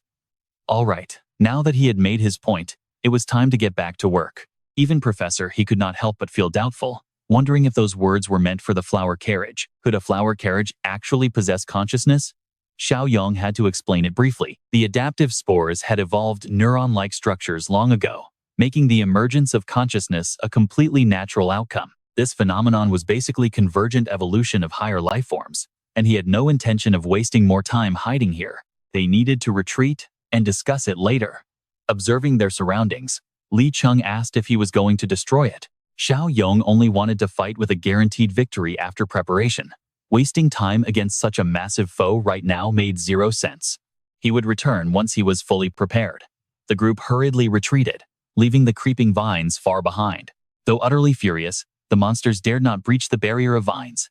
A resentful roar echoed through the air. This was not over. They had to kill them. Outside, the vegetable patches bathed in the bright morning sun, Xiaoyong had already prepared a defensive plan beforehand. He planned to recall Jiang Xiaoyong and the others to cultivate the flower carriage fields, preparing to block the massive invasion from that giant plant. Even after processing the new information, Professor, he could not ease the deep worry in his heart. With everyone returning, he wondered if things were safe. Xiaoyong, completely confident in their defenses, calmly replied that there was no need to worry because a powerhouse was guarding it. Zhang Qi was completely shocked. He blurted out, wondering if the merchant was actually stronger than them. Xiaoyong, reading between the lines, invited him to come along and see for himself. The two would have a match, and Zhang Qi was definitely not going to miss this once-in-a-lifetime opportunity. Was a duel really necessary? After all, if they could not defeat that beast, how could they handle the newcomer? Xiaoyong extended a direct invitation, asking Professor He to join them, since his specialized scientific expertise would likely be needed there. He agreed immediately, without any hesitation. For some reason, the moment Zhang Qi arrived at the destination, he gasped aloud in pure awe. He pointed his finger directly toward the massive trunk of an ancient tree. Xiaoyong personally introduced him as the powerhouse he had mentioned. Just as Zhao Feng shifted back from his monstrous form into a human, Xiaoyong called out to his ally, and then introduced Zhang Qi directly to Zhao Feng. This kid is Zhang Qi, and he wants to spar, so there is no need to hold back. Sensing the monster's brewing rage, Zhao Feng quickly commanded his power. Countless tentacles suddenly shot straight into the air, leaving the young man absolutely terrified. Zhang Qi swallowed his pride to save some face, suggesting they skip it, since they were all friends anyway. Xiaoyong took the initiative to introduce everyone, breaking the ice to ensure a smooth partnership. This is Professor He, an expert from the S-City Agricultural Science Institute. And over here is Zhou Xiaoping, a dedicated researcher from the CA City Biological Research Center. Xiaoping greeted him warmly, saying he had respected Professor He's incredible reputation for a very long time. Professor, he offered a warm smile, admitting that he had not yet found a suitable solution to their problem. Could they find a way to control the swarm, perhaps by kidnapping the queen bee? He wondered if he could actually come up with a viable plan. He explained that while he was an agronomist, he did not know much about the true nature of social creatures. But even with known species, managing an entire colony would still prove to be quite difficult. Professor, he then broke down the exact operating mechanics of colonial animals in detail. He explained that insect swarm intelligence is just a natural phenomenon, arising from the basic habits of countless individuals, where every single member performs a highly specialized duty. Ultimately, a queen bee or ant is just one link in their collective system, focusing purely on reproduction. Their pheromones were secreted solely to suppress the sexual maturation of other members, rather than playing any direct role in making actual decisions. Even though things were still hazy, most systems showed a clear tendency toward centralization. So, it was hard to determine whether this insect species queen had evolved functions similar to a central nervous system. Ultimately, things like the simulated flesh and the adaptive spores inside Xiaoyong's body were very real. Elder, he nodded in agreement with that logic. It definitely made a lot of sense. A sudden idea flashed in Xiaoyong's mind. If that's the case, we should try to capture and control the queen first. The leader knew the situation had spiraled completely out of control, but the sheer size of the swarm was just too overwhelming, completely killing any chance of infiltrating the nest to capture the queen. He admitted that the entire city bee was now serving as nourishment for the colony. Its scale was likely similar to the giant plant in City E's jungle. After a brief discussion with Zhaofeng, Zhang Qi suddenly spoke up. I have a small idea, though I'm not totally sure. I'd love to hear a new way. Xiaoyong replied. Go ahead and speak. The speaker's tone was filled with mystery. Have you ever heard of this? That wooden horse, under the clear blue sky with white clouds. 3 off-road vehicles tore through the rugged gravel road like speeding arrows. Screeching to a sudden halt, their tires ground hard against the dirt as urgent, non-stop shouts filled the air. Hurry up, keep moving, faster. The soldiers were clearly in a state of absolute panic. Get in, wait for me, they screamed, while the abandoned monsters lurked in the desolate wilderness. The soldiers frantically spun the steering wheels to start the engines. Drive, get out of the way. Hiding in the shadows, Xiaoyong silently watched the monster's movements. He smirked, feeling smug about the clever strategy he had cooked up. Look at that, my plan is definitely working. Suddenly, something abnormal caught their attention. In an instant, a scout bee spread its wings and flew straight toward the monsters. Just as Xiaoyong expected, it had arrived. Zhang Qi stared in utter confusion. completely clueless about what was happening. "What is that?" he asked, as Xiaoyong calmly explained. "That's a scout bee from the hive, so you can finally relax now. It seems our bait has officially worked." At first, only a few scattered bees flew in, but in the blink of an eye, their numbers exploded exponentially. Their sudden charge froze the monsters right in their tracks. The leader's face was completely paralyzed with absolute terror. The soldiers behind him lost all their courage, shouting, "I can't handle this. I'm out of here." Even the Swarm King probably never expected this. Seeing this, Elder, he quickly asked to ease the growing panic. "Xiaoyong, are you sure everything is under control?" Xiaoyong maintained an incredibly calm demeanor as he replied, "It's no problem at all." As the swarm of giant bees grew larger, the monsters stared intently, not daring to let their guard down for a single second. Just as the bees and the monsters began tearing each other apart, thorny vines lashed out furiously. They slammed hard against the ground and leaped high, instantly binding the bees in an unbreakable grip. The insects were completely helpless against the tight restraints. Taking advantage of this, the monsters charged and devoured their prey. The leader stood in shock, unable to believe his own eyes. "With this kind of power, we don't even need a plan. We could just charge straight into their nest." With their legs trembling from being restrained, the paralyzed bees lay scattered on the ground. Elder, he couldn't help but feel anxious. Will this actually work? Xiaoyong understood their characteristics perfectly. These insects' self-healing abilities were far inferior to the simulated flesh, making successful suppression much more difficult, but absolutely no barrier could stop him from conducting a thorough analysis. While taming Zhou Jiaofeng had succeeded with his own consent, this insect swarm would absolutely never submit or walk into their trap willingly. The crowd started whispering frantically, "The one on this side is dead too. How is it looking on your end?" It seemed like things were getting out of hand.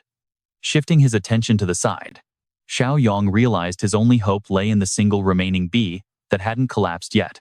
The moment Xiaoyong locked eyes with his target, the entire area fell dead silent. The bee stomped its leg hard, dispersing the thick smoke around them. The man in the hat grew extremely excited. "Did we succeed?" Xiaoyong stepped forward and patted the creature's head. It looked like a total success. Elder, he thought the success rate was far too low out of so many attempts. Only one succeeded? But Xiaoyong's eyes burned with determination. One was more than enough. Suddenly, the creature lifted Xiaoyong high up into the air. He closed his eyes tight to avoid the swarm's detection. Only at this very moment did Xiaoyong finally uncover the whole truth. No wonder the people of City B, terrified when mentioning the swarm. Dangling high up in the sky, he finally experienced that same spine-chilling horror firsthand. Deep inside the nest, the massive insect army was gathering. The man in the blue jacket scratched his head in sheer panic, muttering about how dangerous it was, while the black-haired guy doubted his ally's judgment. Is his theory actually correct? The guy in red doesn't look confident at all, worried they will end up hopelessly lost. The guy in the blue jacket stubbornly insists his direction is correct, arguing that even an ancient tomb needs air circulation. They just need to follow the draft of the wind, and they will definitely find the exit. As the trio struggles to climb the steep cliff, the guy in blue suddenly looks back and freezes in silence, leaving the blue-jacketed man utterly terrified. Witnessing the gruesome sight makes him shiver with cold dread. Instead of helping, they had mocked these victims, who are now being used as warm incubators for insect larvae. It is absolutely sickening. He urgently warns his two companions to back off before they bring disaster upon themselves. Stop looking, or they will end up just like them if caught. The guy in the blue jacket suddenly stares up into the air and points. Clinging to a tiny glimmer of hope, he spots a light that might be the exit, his face instantly clearing of all previous doubts. They celebrate their apparent success, but then they suddenly notice something incredibly strange, lurking deep within the dark cavern. Hearing a strange noise, the trio panics. Realizing they are insect monsters, they scream for everyone to run as fast as possible. The guy in the blue jacket and his two companions sprint like with escape so close, they refuse to die here, his eyes shining with a sudden rush of overwhelming joy and hope. The guy in red skids to a sudden halt, and before they can even celebrate, they are left gasping for breath as a swarm of monsters completely surrounds them. The savage beasts are ready to strike at any second, driving him into a state of sheer, screaming panic. The survivors below tremble in absolute terror, but the guy in blue quickly detects a highly unusual sound nearby. Mustering his courage, he looks up at the cliff, just as the red-clad group plummets from the cave entrance to the bottom. prompting a cautious inspection. When asked what kind of room this is, the guy in blue has to break the grim news that it is a pantry, meaning they are now emergency rations. The guy in red weeps bitterly over their doomed fate, regretting ever trying to escape in the first place. Working for Xiao Yi would have given them a survival chance. The guy in blue points at Xiaoyong, wondering if he is dead. The group in blue jackets tries to identify him, realizing he is Qiu Quan, someone who did not escape with them. The black-haired guy shakes him to check if he is still breathing, only for Xiaoyong to suddenly bolt upright, shocking everyone. He wonders if they have finally arrived, casually mentioning how they traveled a shortcut through the air. The winding journey almost made him dizzy, and Xiaoyong cannot help but marvel at the sight of the nest. He finds this bug nest impressive, built just like an intricate maze, while the guy in blue looks completely baffled by his unusually relaxed attitude. How could a newly captured prisoner be in such a good mood? Xiaoyong quickly gets straight to the point. He asks if anyone knows the way to the mother bug, causing one of the blue-jacketed guys to freeze in shock. Stunned by his request, they curiously ask why on earth he wants to find the mother bug. Avoiding any specific details, he vaguely replies that he has some business with her.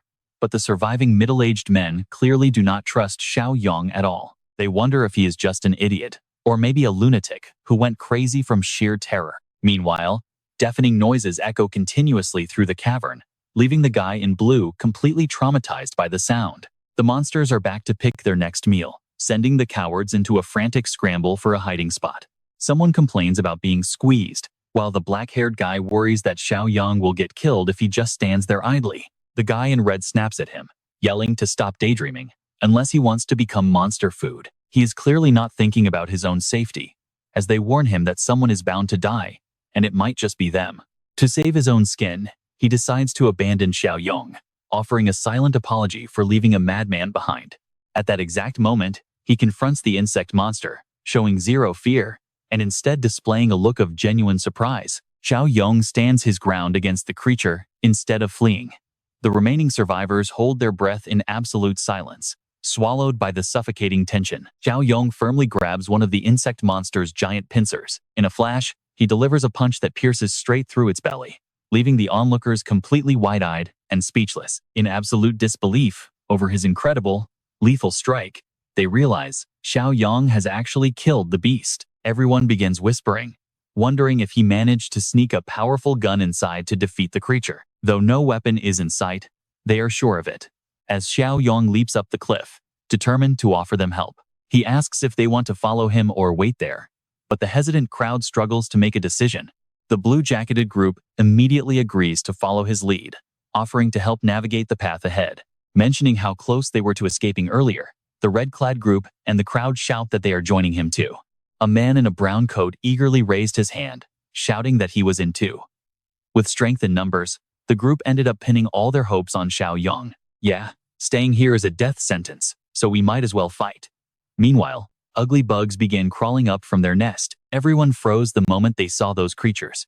No one expected a massive swarm of bugs to gather right in front of Xiaoyong. Panic immediately swept through the crowd. No matter how strong he was, there was no way he could fight off this many monsters. Dying like this would be a total nightmare.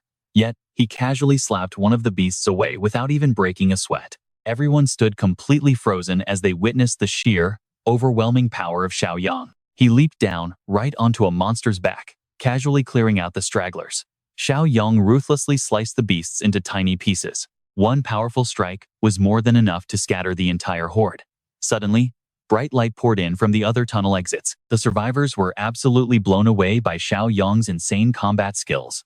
Seriously, this guy was just way too overpowered. With nothing but raw physical strength, he completely wiped out a whole squad of bugs. But something kept bothering him. The direction these bugs are coming from. Could it lead straight to the mother nest? The guy in the blue jacket agreed. Most likely. He decisively declared they had to destroy it.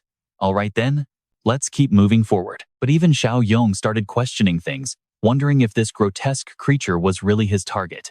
Its bizarre, mutated form sent shivers down everyone's spines. Drawing on his vast knowledge of mutated insects, he quickly analyzed it. No, this monster was actually a sky threadworm. This was the first time Xiaoyong had ever heard of it. A sky threadworm? The blue jacket guy nodded, pointing out its traits. Just look at its rear. He closed his eyes, recalling his past memories. I once saw antenna-like feelers growing right out of its tail. That clue made things click instantly. Seriously? Who designed these monsters to have a feature like that? My guess is they use it to control the rest of the swarm. The blue jacket guy stated with absolute confidence. Exactly. Don't startle it, or the entire swarm will tear us to shreds. But before he could finish, Xiaoyong was already making a move. What are you doing? The blue jacket guy yelled in panic. What on earth is that in your hand? Sharp, thorny vines erupted from Xiaoyong's hand, launching straight at the sky threadworm. The creature shivered as it sensed the deadly threat closing in. With zero time to react, the beast was instantly impaled by the razor-sharp thorns, dying a brutal, agonizing death. The bystanders watching from the sidelines were utterly traumatized. Heads spun and jaws dropped as they wondered if this guy was even human. Suddenly, a bizarre, echoing sound rumbled from deep within the cave, sending chills straight down everyone's spine. What was that noise? Someone yelled, sensing the danger. An army of those deadly threadworms was gearing up to strike. A massive swarm of guard bugs rushed out to defend their nest. A sharp-eyed guy pointed ahead, screaming, "Boss, we have a major situation here." He calmly drew his hand back. Out of his open palm, thick, thorny vines erupted and shot directly toward the enemies. The crowd watched in absolute awe, terrified but amazed as the attack brushed right past them. The razor-sharp vines snaked through every single corner of the cave, locking directly onto the oncoming bug swarm. The lead monster tried to break in panic, but in a mere split second, the entire horde was bound tightly, unable to move a muscle. Watching this terrifying display of power, one survivor couldn't help but wonder which side was actually the real monster. Moments later, the nest fell back into an eerie, suffocating silence. Xiaoyong's eyes flashed with a brilliant light as he grinned. It was time to clear out this nest and absorb all their energy. He raised his foot and stomped down hard, triggering a massive earthquake that cracked the ground into massive fragments. Everyone standing near him went into a sudden free fall down the dark abyss. Luckily, once the dust settled, no one was seriously hurt. As they struggled to stand, a guy in a turtleneck stammered in confusion, asking where the mother bug was. They had landed in a pitch-black cavern. Xiaoyong gave a cold look and prepared to stomp the ground once again, but sensing a strange vibration, he suddenly stopped. Right in front of them lay a bizarre structure resembling a pile of dirt. Xiaoyong immediately put his guard up as a colossal, venomous insect monster emerged right before his eyes. The massive mother bug let out a terrifying screech, charging straight at Xiaoyong like a runaway freight train. Someone screamed that these monsters just kept coming. At the same time, the ground beneath them began to cave in from the immense pressure. Just as they were about to plummet, a thick, protective cage of thorny vines shot up, keeping everyone safely locked inside. Xiaoyong was looking out for them. He told them to stay put while he cleared out the annoying pests. Just wait inside the cage for a bit. The survivors quickly nodded, saying they were completely fine with that. Right then, dozens of bugs formed a ranks, preparing to charge. Xiaoyong pulled his hand back, ready to unleash a fresh storm of razor-sharp vines. At this moment, Xiaoyong skillfully deploys his winding thorny vines, easily binding the tiny enemies rushing eagerly toward him. Suddenly, a stark white projectile resembling a cannonball fires straight toward him. Xiaoyong quickly scans the area, and luckily, his agile dodge helps him avoid the incoming attack.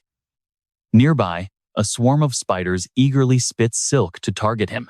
He strides forward with sharp movements, slipping through the web of sticky spider silk while dragging his hand along the dusty ground. It seems he is ready to unleash a new technique. Clutching a heavy stone in his hand, Xiaoyong confidently declares, "If I can destroy your entire nest, then wiping out a few bugs like you will be effortless." With those decisive words, he hurls the boulder toward the swarm. Fueled by unmatched power, the stone pierces right through the defense of the insects, crushing them into dust.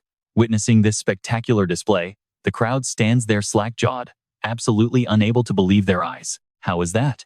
As expected of a powerhouse, he never loses ground. Great, we are finally saved. Sensing this overwhelming strength, the weak broodmother shrieks to show dominance. But in the very next second, her massive body trembles and retreats in fear. Xiaoyong calmly walks over and scolds it. "Why are you screaming? I do not plan to kill you yet." Suddenly, his hands summon endless thorny vines that shoot forward. With just a single strike, Xiaoyong tightly wraps the broodmother up like a bundle. The vines tighten around her body as sharp thorns pierce through her thick flesh. Feeling the excruciating pain, the broodmother screams in absolute agony. Xiaoyong coldly threatens, The vines of mutated Baozi have already pierced your brain. If you dare to struggle, you will die instantly. Though his words sound threatening, anxiety is secretly eating away at him. This queen is the only one of her kind, and if this fails, all his efforts will go down the drain. Suddenly, an unexpected change startles him. What? The broodmother finally stops struggling violently. Xiaoyong quietly observes that under the pressure of his threats, she has chosen to back down and show submission. This hive queen definitely possesses a level of intelligence that cannot be underestimated. The system immediately displays a notification of quest progress, rewarding him 300 points. His current total points are 961. Xiaoyong is surprised to see both quests completed, instantly earning him 700 points. Stroking his chin, he plans his next move. If that is the case, he should completely bring this 8-legged hive insect under his control to avoid any future trouble. Activating the system shop, a wide range of options appears before him. He continues to weigh his choices, intending to purchase any ability awakening he sees. Then manually refresh until his points are fully depleted. After thinking it over, Xiaoyong decides to go with the manual refresh. The system provides 2 new options along with a warning, but he does not stop there. In a serious tone, Xiaoyong commands to open the full information panel. With his remaining points sitting at just 59, countless items stretch out before his eyes, including physical overload, high-voltage bioelectricity, and the enslavement mark. Xiaoyong decisively chooses one treasure, and a smile finally appears on his lips. Just as he predicted, the enslavement mark has upgraded to level 2, meaning he can now enslave 2 entities. Next, he turns to the broodmother and says, "You are in luck. Follow me, and I will ensure you thrive." Even though she is reluctant, she ultimately bows in submission. He begins branding the mark onto her body. Meanwhile, outside the cave, the sky is clear and bright. In the distance, someone shouts arrogantly, "Just 2 of you occupying this massive warehouse? Are you too smart, or just incredibly stupid? Do you even understand what it means to be targeted simply for holding onto a treasure?" The bearded man licks his lips and praises the red-haired woman, noting that her plan worked perfectly to lure these fools right into their trap. Below them, the angry crowd continues to curse loudly, asking if this couple lost their minds from living such a wild lifestyle. Given the massive difference in power, did this crowd really think they could win? Nearby, another man watches with growing interest. Licking his lips with a sleazy grin, he tries to seduce her, promising to let her experience pure heaven before her time runs out. The moment he stops talking, the woman behind him strikes. Blood splatters everywhere as the red-haired woman laughs in mockery. "All right, let me see how a junkie like you plans to show me a heavenly time." Terrified, he frantically asks his companions if they saw her movements. No one did. With just a few swift whip strikes, she has already eliminated almost everyone there. Right at this moment, the red-haired woman leaps down as fast as lightning. Her sudden appearance in the crowd terrifies them. Oh no, she is too fast. Pointing her sword downward, the tip rests right against the man's throat, leaving him trembling uncontrollably. She flicks her sword, lifting his chin to mock him. "Now, explain to me, how exactly do I experience heaven?" He quickly stammers out an apology. Elsewhere, 3 survivors struggle to stand, demanding answers. "How are you 2 so incredibly strong? How did you do that?" The bearded man standing behind them replies in a deep voice, "I do not mind telling you. In times like these, the only people who could possibly be stronger than us are those guys." While the blood-soaked man racks his brain wondering who those people are, the one standing right behind him suddenly gasps in sheer terror. Bugs. In the distance, creatures are storming forward like a wild hurricane. Everyone is clueless. What is that terrifying noise? Someone guesses it is a massive swarm. The bearded guy and the red-haired woman also look back to investigate. Everyone looks up, turning pale with sheer terror. The sky is completely blocked by the swarm, casting a massive, ominous shadow. Thousands of flying insects are surging forward in one direction. Suddenly, the black-haired guy notices another massive army of ground-dwelling monsters marching straight toward them. They look identical, crawling forward in endless waves. The red-haired woman panics and flees first, shouting to head for high ground. In a flash, she and the bearded guy leap onto a skyscraper, escaping without leaving a single trace behind. The group below is chased closely by the swarm, screaming and crying in agony. Those who cannot keep up are trampled mercilessly. The red-haired woman and the evolved bearded guy hide inside a ruined building. He cautiously pokes his head out, having no clue where these monsters came from. Meanwhile, in another area, massive trouble is brewing. The local leader is so utterly terrified he practically wets his pants. What is wrong? The subordinate, after scouting with binoculars, stutters out a terrifying report. A swarm this massive means we are absolutely dead meat. The leader trembles in fear, having no clue how to survive. Didn't leader Xiaoyong go down to deal with the bugs? Did he actually fail? Suddenly, a deafening roar echoes through the entire area. What was that? They suddenly realize it is the Sea of Flesh. The Sea of Flesh will protect them. Exactly, they have the Sea of Flesh, so the swarm will not dare to attack. Get lost, bugs. We are protected by a monster. That sense of security is cut short.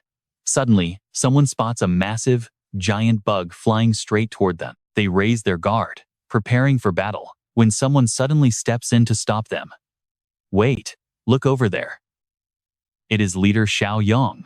He stands calmly with folded arms on the back of the giant bug, looking down at everyone. After landing safely, Xiao Ping shyly approaches him. Leader Xiaoyong. At the same time, Zhao Feng also speaks up, asking about the current situation. He replies that things went smoothly, but there is a group of survivors they need to rescue. Zhao Feng confidently says it will be easy. However, one issue keeps worrying Xiao Ping, especially when it comes to the food supply. Hearing this, he reassures her to stay calm, because the flower carriage is expanding, and they also have farms over in Che City. This is more than enough to feed everyone, and soon, all of S City will become their personal agricultural land. Back in S City, Elder He gently touches a dark blue mark on the side of a man's waist. The condition is progressing incredibly well, and should be fully cured soon. The man is overjoyed, realizing he can finally escape that monster's control forever. Right at this moment, an army of monsters appears in the sky. Look! What on earth is that? Giant bugs. Elder He quickly runs back to a safe area, shouting hoarsely for everyone to prepare for battle and close the doors immediately. However, the flying monsters suddenly change direction, leaving everyone completely baffled. Are these bugs bypassing our crop fields? A moment later, Elder He looks into the distance where Xiaoyong is standing, his eyes shining with pure joy. Xiaoyong's plan actually worked. Meanwhile, a horde of zombies spots the strange creatures in the sky and stares up intently. The commander of this massive insect army is none other than Xiaoyong himself. He coldly orders his swarm to start their feast. Hearing his command, the insects dive down like mad, surrounding the helpless zombies to devour them entirely. At the same time, the ant insect army joins the battle. They form a sweeping line, trampling the zombies to pieces before tearing their bodies into hundreds of tiny shreds. The remaining zombies quickly form a protective circle around the central tree, roaring in sheer anger, demanding to know what he wants. Xiaoyong maintains his ice-cold expression as he replies, demanding they submit and become symbiotic creatures for his flower carriage. This demand makes them deeply resentful. Are they supposed to submit to him? No way. Their leader claims his size is far superior, asserting that he is the true master of the forest, while calling Xiaoyong a failure. He dismisses their claim with disgust, reminding them that they are the failures now. With one swift strike, Xiaoyong slices off half of the giant tree trunk. Instantly, the massive tree trunk crashes down to the ground with a thunderous boom, leaving a chaotic scene of total destruction. This is the fate of anyone who resists. The mighty tree has already been cut down. Next, he will pull up their roots, offering them one final chance. He demands they submit. He watches his own plant creature grow stronger and taller, eventually crystallizing into a powerful seed that had been incubating for a long time. Noticing the seed, Xiaoyong walks straight toward it and commands it to merge into one body. Immediately, a network of vines perfectly wraps around the sprout. Once the integration is complete, the system immediately notifies him that the mission has been successfully finished. The mission to eliminate the weed threat is complete, awarding him 100 points. Meanwhile, the Utopia quest is ongoing, requiring him to expand the community and clear out neighboring threats. Another 20 evaluation points acquired. His score is now 92, adding 80 points to hit 239. Down below, Elder He and the anxious crowd call out in worry, asking if he is all right. Looking at the scene, the crowd begins to guess. The insect swarm is returning, so Xiaoyong must have finished the job. Xiaoyong rides a giant insect back to the rendezvous point, and the moment he lands safely, the old man rushes over to ask what happened. Did he destroy that giant monster plant? Xiaoyong proudly responds that the massive beast has now become a part of his own body. But a confused Elder He questions him. A part of your body? What does that mean? Shifting out of his human form, he tells them it means exactly this. Instantly, Xiaoyong unleashes his newly acquired power for everyone to see. The crowd gasps in absolute shock at this terrifying display. He continues to explain, revealing that the power of the flower carriage inside his body has now increased threefold. Standing proudly before them, he boldly declares that every single plant in S City is now under his command. The next day, in coastal Hen City, the atmosphere is lively as people celebrate a massive harvest. Local fishermen gather to count their catch, wondering why there are so many fish today. Times are truly changing. But as they work, a bizarre sound suddenly cuts through the air. What was that noise? One man spots a terrifying sight and swears out loud. Seeing his reaction, the crew below yells up, asking what is making all that noise. Towering right before them is a monstrous tsunami combined with a giant tornado about to swallow everything, forcing them to run for their lives as a crewmate screams, "Turn back right now and run into the building. Hurry." But one greedy worker panics, asking, "What about all the fish? Leave them." Another yells back, asking who cares about fish when staying behind even a second longer means certain death. Realizing the fierce storm is right on their heels, they urge each other to run faster into the building. One greedy guy slows down to grab more fish, but as he tries to flee, the towering wave closes in fast. It is a matter of inches, and he curses in anger. Ultimately, his endless greed gets him swallowed up by the raging water. The destructive power of the massive deluge is so extreme that it submerges nearly the entire area. Watching the devastation from high ground, the lucky survivors are paralyzed with fear, finally realizing why there were so many fish earlier. The captain takes charge, ordering everyone to head down and search for survivors who were swept away. Hurry, and recover the bodies for cremation. But looking at the ruins, someone points out that the scaffolding has collapsed. Hearing this, he falls to his knees in utter despair, wondering what to do. Outside, the sky remains dark and heavy, pouring down endless rain. Sitting with the group, Li Cheng analyzes the grim situation and predicts the worst. If the heavy rain continues like this, the nearby fields will drown. He turns to Elder. He asking how the flower carriage crops are holding up. The Elder evaluates the situation, noting that the flower carriage plants are highly adaptable. While the rain has little impact now, endless downpours will definitely lower the harvest. Meanwhile, Xiaoyong remains silent, deep in thought. Noticing this, Li Cheng asks him what is wrong. Instead of answering, Xiaoyong signals for silence and presses his ear to the ground under their watchful eyes. After listening intently for a while, Xiaoyong seems to have detected something. Connecting the clues, he urgently warns the group to get everyone from the nearby towns inside the fortress immediately. Move fast, everyone. Arriving at the scene, Xiaoyong shouts to the citizens to leave their belongings and run as fast as they can. Feeling highly suspicious, Jiang Qi approaches him and asks what is going on. Is there an enemy out there that they cannot defeat? Suddenly, a guard on the watchtower spots an anomaly and screams a warning. A massive flood is coming. Hearing the terrifying news, Jiang Qi gasps in panic. There is absolutely no time left to waste. Jiang Qi and the frantic crowd scramble to higher ground. Once safe, Li Cheng looks down, completely speechless at the sight. A violent flash flood has surged all the way here, sweeping in directly from the ocean. He frowns in utter helplessness as the water rises past 1 meter, fearing what will happen once it crashes into H City. Even the insect swarm sends an urgent warning, indicating that their defensive walls might not withstand this powerful force. At this critical, life-or-death moment, Xiaoyong drops his mutated form and steps forward to everyone's absolute shock. Their leader, Xiaoyong, is overflowing with power and ready to face the impending threat. The crowd backs away in terror as the raging torrent surges closer. But Xiaoyong quickly sends out massive thorny vines to block the violent flood. Thick layers of thorns weave together into a massive barrier, wrapping around the entire perimeter of the fortress to protect the helpless citizens from drowning. His massive barrier holds strong against the terrifying power of the rushing floodwaters. They witness the apocalyptic flood being successfully held back by the massive protective thorn barriers. The crowd erupted in pure joy.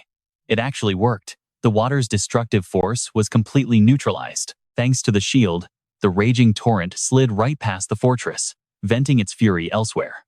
However, the surrounding landscape was left completely devastated after the sweep. Grateful survivors thanked their lucky stars. Without their leader Xiaoyong, they surely would have drowned on the spot. That was true, but a lingering dread about the next wave still weighed heavily on everyone's minds. Putting all their faith in Xiaoyong, they worried. With fields ruined by the massive flood, How would they survive? But others kept their hope alive. Why worry when leader Xiaoyong would surely find a way out? Xiaoyong listened to the chatter, feeling deeply perplexed. What on earth was going on with this flood? Lost in his chaotic thoughts, Xiaoyong was suddenly jolted by a system notification that left him utterly shocked. Torrential rain poured like waterfalls as the entire patrol team assembled to confront the coming tide. A second, even more violent wave was already rolling in. Raging waves crashed, swallowing everything in a vast ocean. Crops were submerged, while a giant mutated flesh mass absorbed massive amounts of floodwater. Jiang Xiaoyong nodded as the pieces finally came together. All right, I understand, Xiaoyong muttered. Li Cheng asked anxiously about the situation, and Xiaoyong explained the outer wall of the Shifeng factory had taken damage. The insect nest facing the shore also suffered some heavy hits, though it wasn't a major disaster. While Li Cheng hoped the water would recede quickly, Old He stepped forward with a grim update. His research showed the salty seawater would kill most crops, and recovery could take several years at least. Li Cheng panicked, but Jiang Xiaoyong was confident. He held enough food reserves to last 3 long years. Besides, City S was already planning to clear a massive area for farming in the next 6 months. His main worry was the dark secret behind this sudden catastrophic flood. Outside, the rising sea level had already swallowed half of the high-rise buildings. Huddled on the rooftop, refugees panicked. One young man anxiously theorized that the dead were turning into ghouls, waiting right beneath the surface. Another man stared intensely at the water, noting that it had only been one night, so probably not yet. The youth scrambled up and pointed frantically at the water. Look closely. The surface is completely calm, yet there is not a single floating corpse in sight. A long-haired man shivered in terror, realizing that if sea monsters actually showed up, they were completely doomed. Their rooftop was too narrow and totally isolated. Suddenly, a distant voice echoed through the air. Did you hear that? The crowd gasped and looked over. Someone on a distant tower shouted frantically, telling them to get over there before the sea monsters arrived and slaughtered everyone. What do we do now? A short-haired man panicked. Beside him, the long-haired guy said they had to risk it if they wanted to live. Soon after, the long-haired man volunteered to lead the way, while his teammates quickly secured his safety gear. He warned them to pull him up instantly if any monsters appeared. With that, he took a deep breath and dived into the sea. He swam through the murky depths to scout. Just as he feared, terrifying water demons slowly began to emerge. These hideous beasts were gathering in overwhelming, aggressive numbers. Horrified to his very soul, the long-haired man nearly choked on the water as absolute panic took over. The water demons swarmed him, desperately paddling upward with all his might. His head finally broke the surface. His teammates on the roof yelled out, asking how it was. The terrified man screamed back, begging them to pull him up immediately. The team yanked the rope with everything they had. But it was too late. A hideous monster grabbed him from behind. He was dragged down into the abyss. Though the crew kept pulling desperately, human strength stood no chance against the monster's raw power. The inevitable happened. The man was pulled deep into the pitch-black ocean. A dark, crimson stain spread rapidly across the water. Tragically, his hopes of seeing dry land again vanished forever. As the rope suddenly snapped, the helpers tumbled backward. The short-haired youth slumped in despair, muttering that their friend was dead and it was completely over. Suddenly, someone pointed and shrieked. Over there, the lifeless body of the long-haired man floated helplessly, turning the sea into a gruesome crimson pool as another survivor spiraled into complete hysteria. No, I don't want to drown. I don't want to be eaten alive. Meanwhile, refugees sheltering in the adjacent building watched the horror unfold, overwhelmed with grief. Just then, a sharp-eyed survivor spotted strange shapes approaching in the sky, resembling a massive swarm of flying insects. Despite the distance, their monstrous size was already painfully obvious. Up on the roof, they stared down at the rising tides as terror gripped them tighter. Some cried out in despair. With monsters in the water and giant insects in the sky, was there any hope left for survival? Others saw the ocean churning into violent waves and pointed in sheer terror, screaming that the sea monsters were here. Deep underwater, terrifying silhouettes were tearing through the sea at absolute breakneck speed. The sea splits open, revealing razor-sharp fins slicing through the waves directly toward the tower. Spotting the anomaly, the panicked crowd erupts into chaos, shouting for everyone to watch out as a frowning young man warily backs away from the impending danger.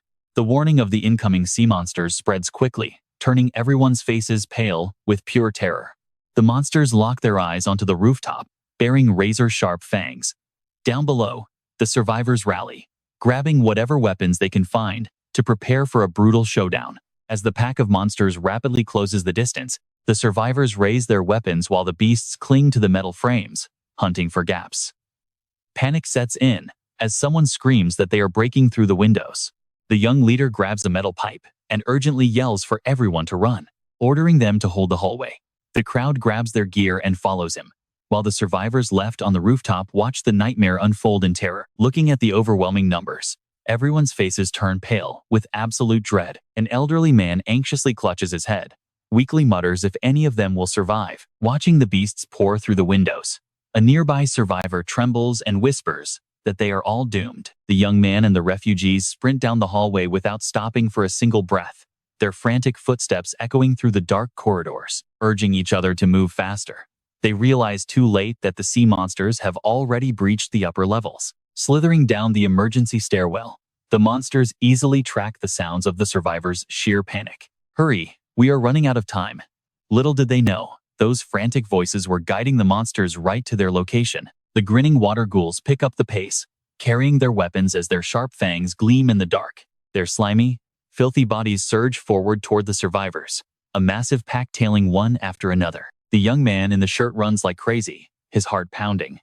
Reaching the emergency exit, he grabs the handle and slides to a sudden halt. With no time to waste, he twists the handle and uses all his strength to slam the door shut. But just as the heavy door is about to close, a monster suddenly lunges forward, paralyzing him with fear. Narrowly escaping the Grim Reaper, his survival instincts kick in, and he slams the door shut with a loud bang. Barricading himself is his only option.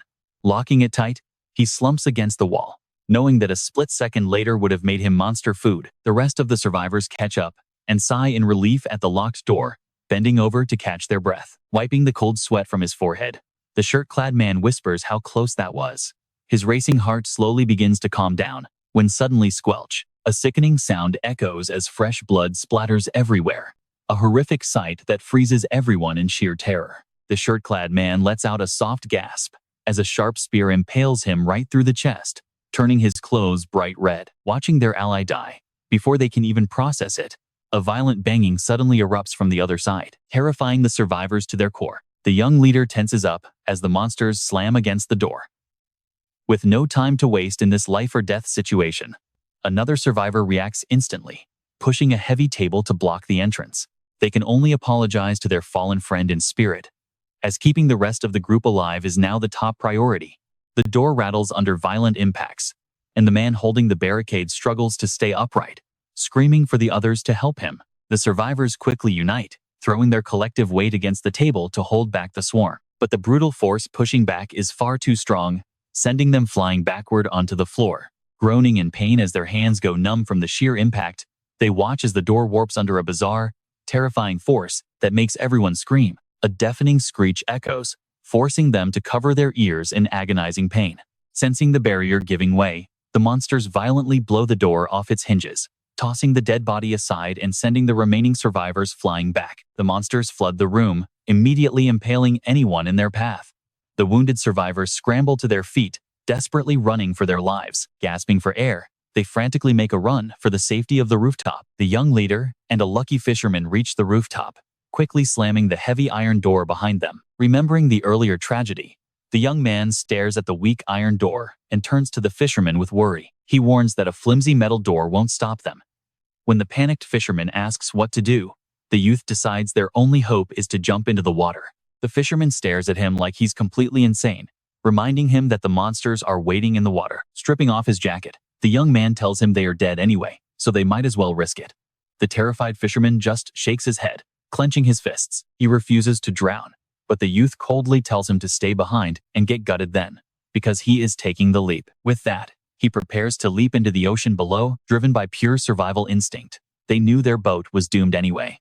The fisherman quickly tore off his shirt and jumped in right after the young man. Screw it, might as well jump together and leave their survival to fate. With that, both of them plunged straight into the vast, deep ocean. 2 splashes echoed. They snapped back to reality, fully submerged in the dark blue. Waiting for them below was a swarm of ravenous water ghouls.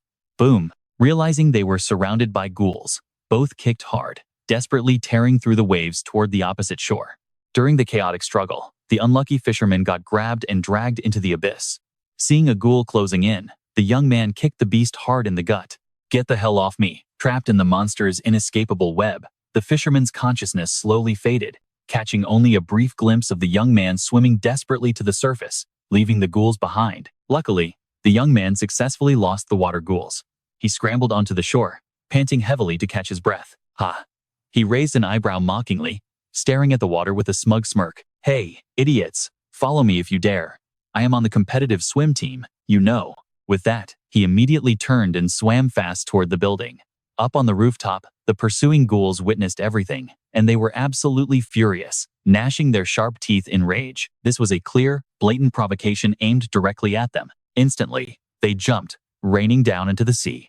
The survivors stranded on the rooftop saw the young man approaching and yelled, "Hurry, they are chasing you." But unexpectedly, a heavily armed horde of water ghouls had already formed a battle line. Their eyes glowed fiercely like torches, and their razor-sharp jaws clamped open as they charged forward. It was a hopeless situation. No matter how great of a swimmer he was, there was no outrunning monsters in their own territory. This time, Xiaosong was completely doomed. Any struggle would just be a waste of effort. Hearing the warning, the young man kicked even faster, but his stamina was completely shot.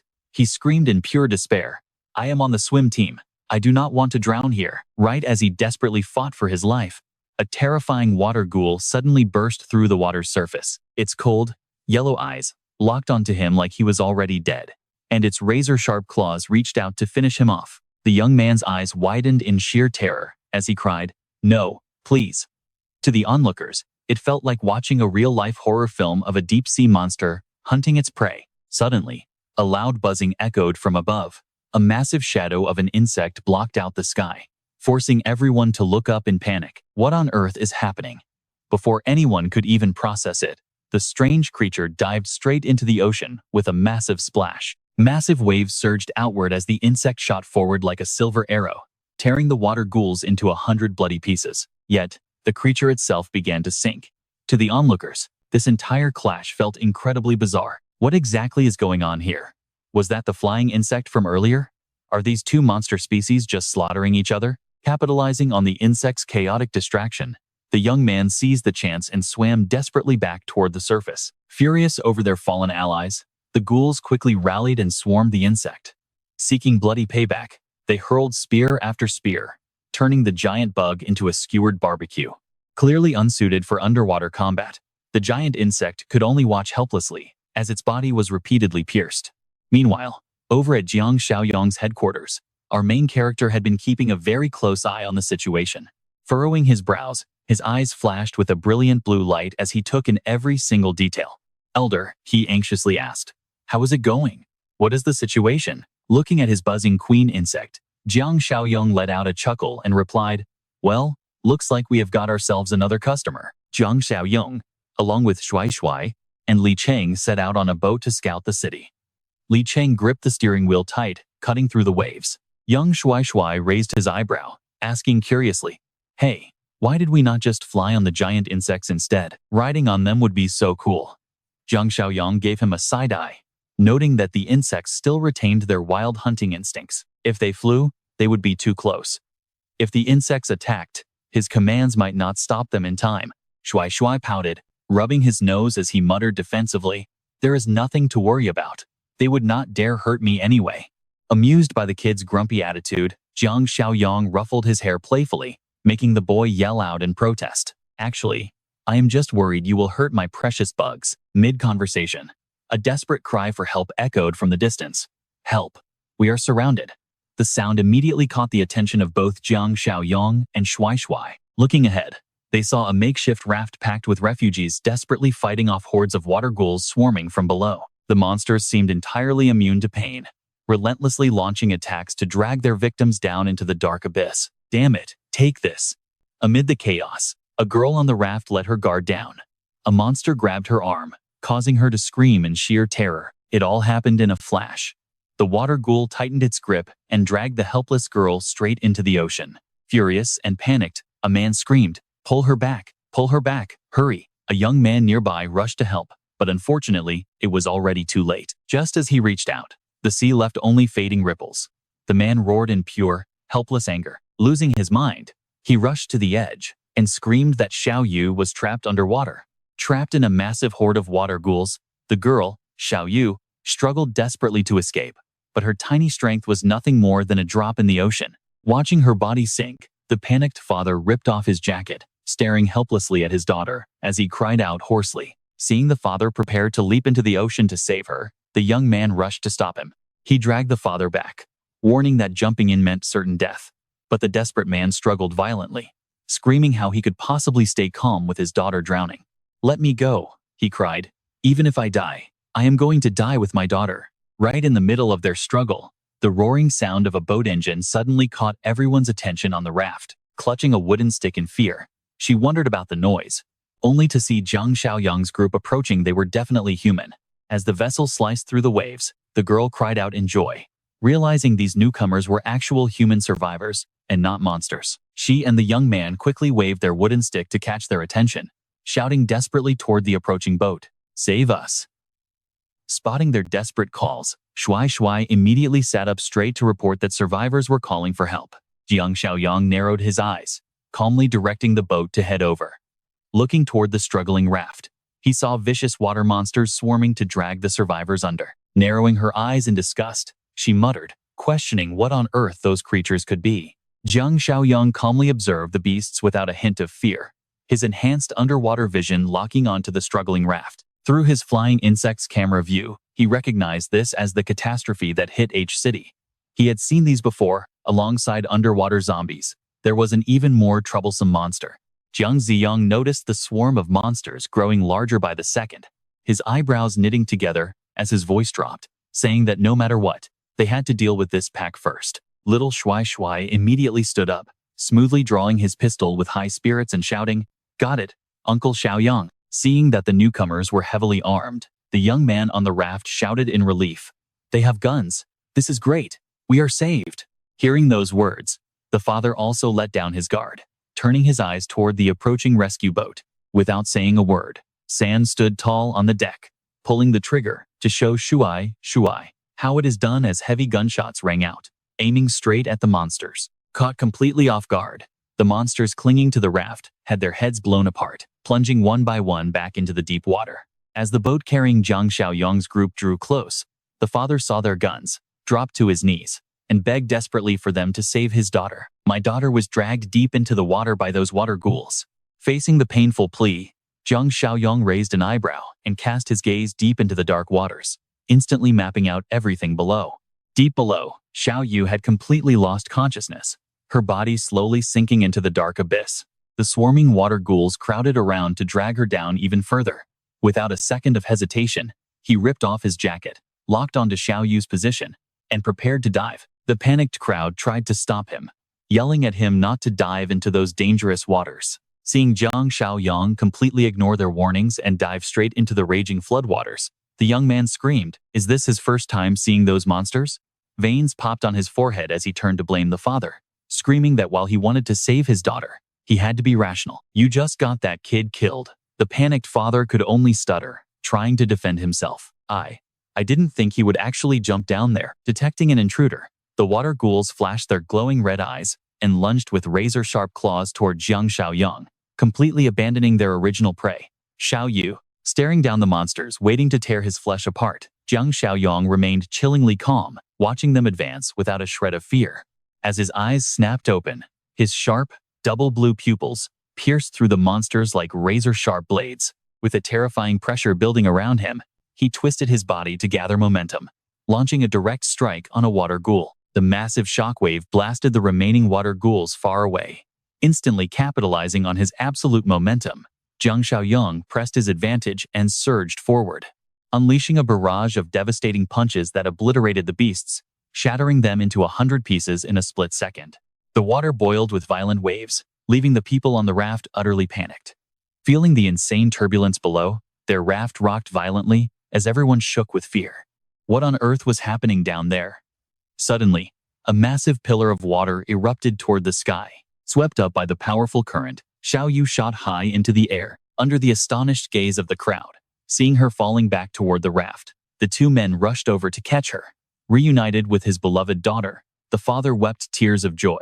Overcome with both panic and joy, he held her close, crying out her name, while the rest of the survivors quickly gathered around. When they suddenly heard a strange, heavy sound land nearby. Turning around, they are shocked to see the young man has returned, putting the other two on high alert.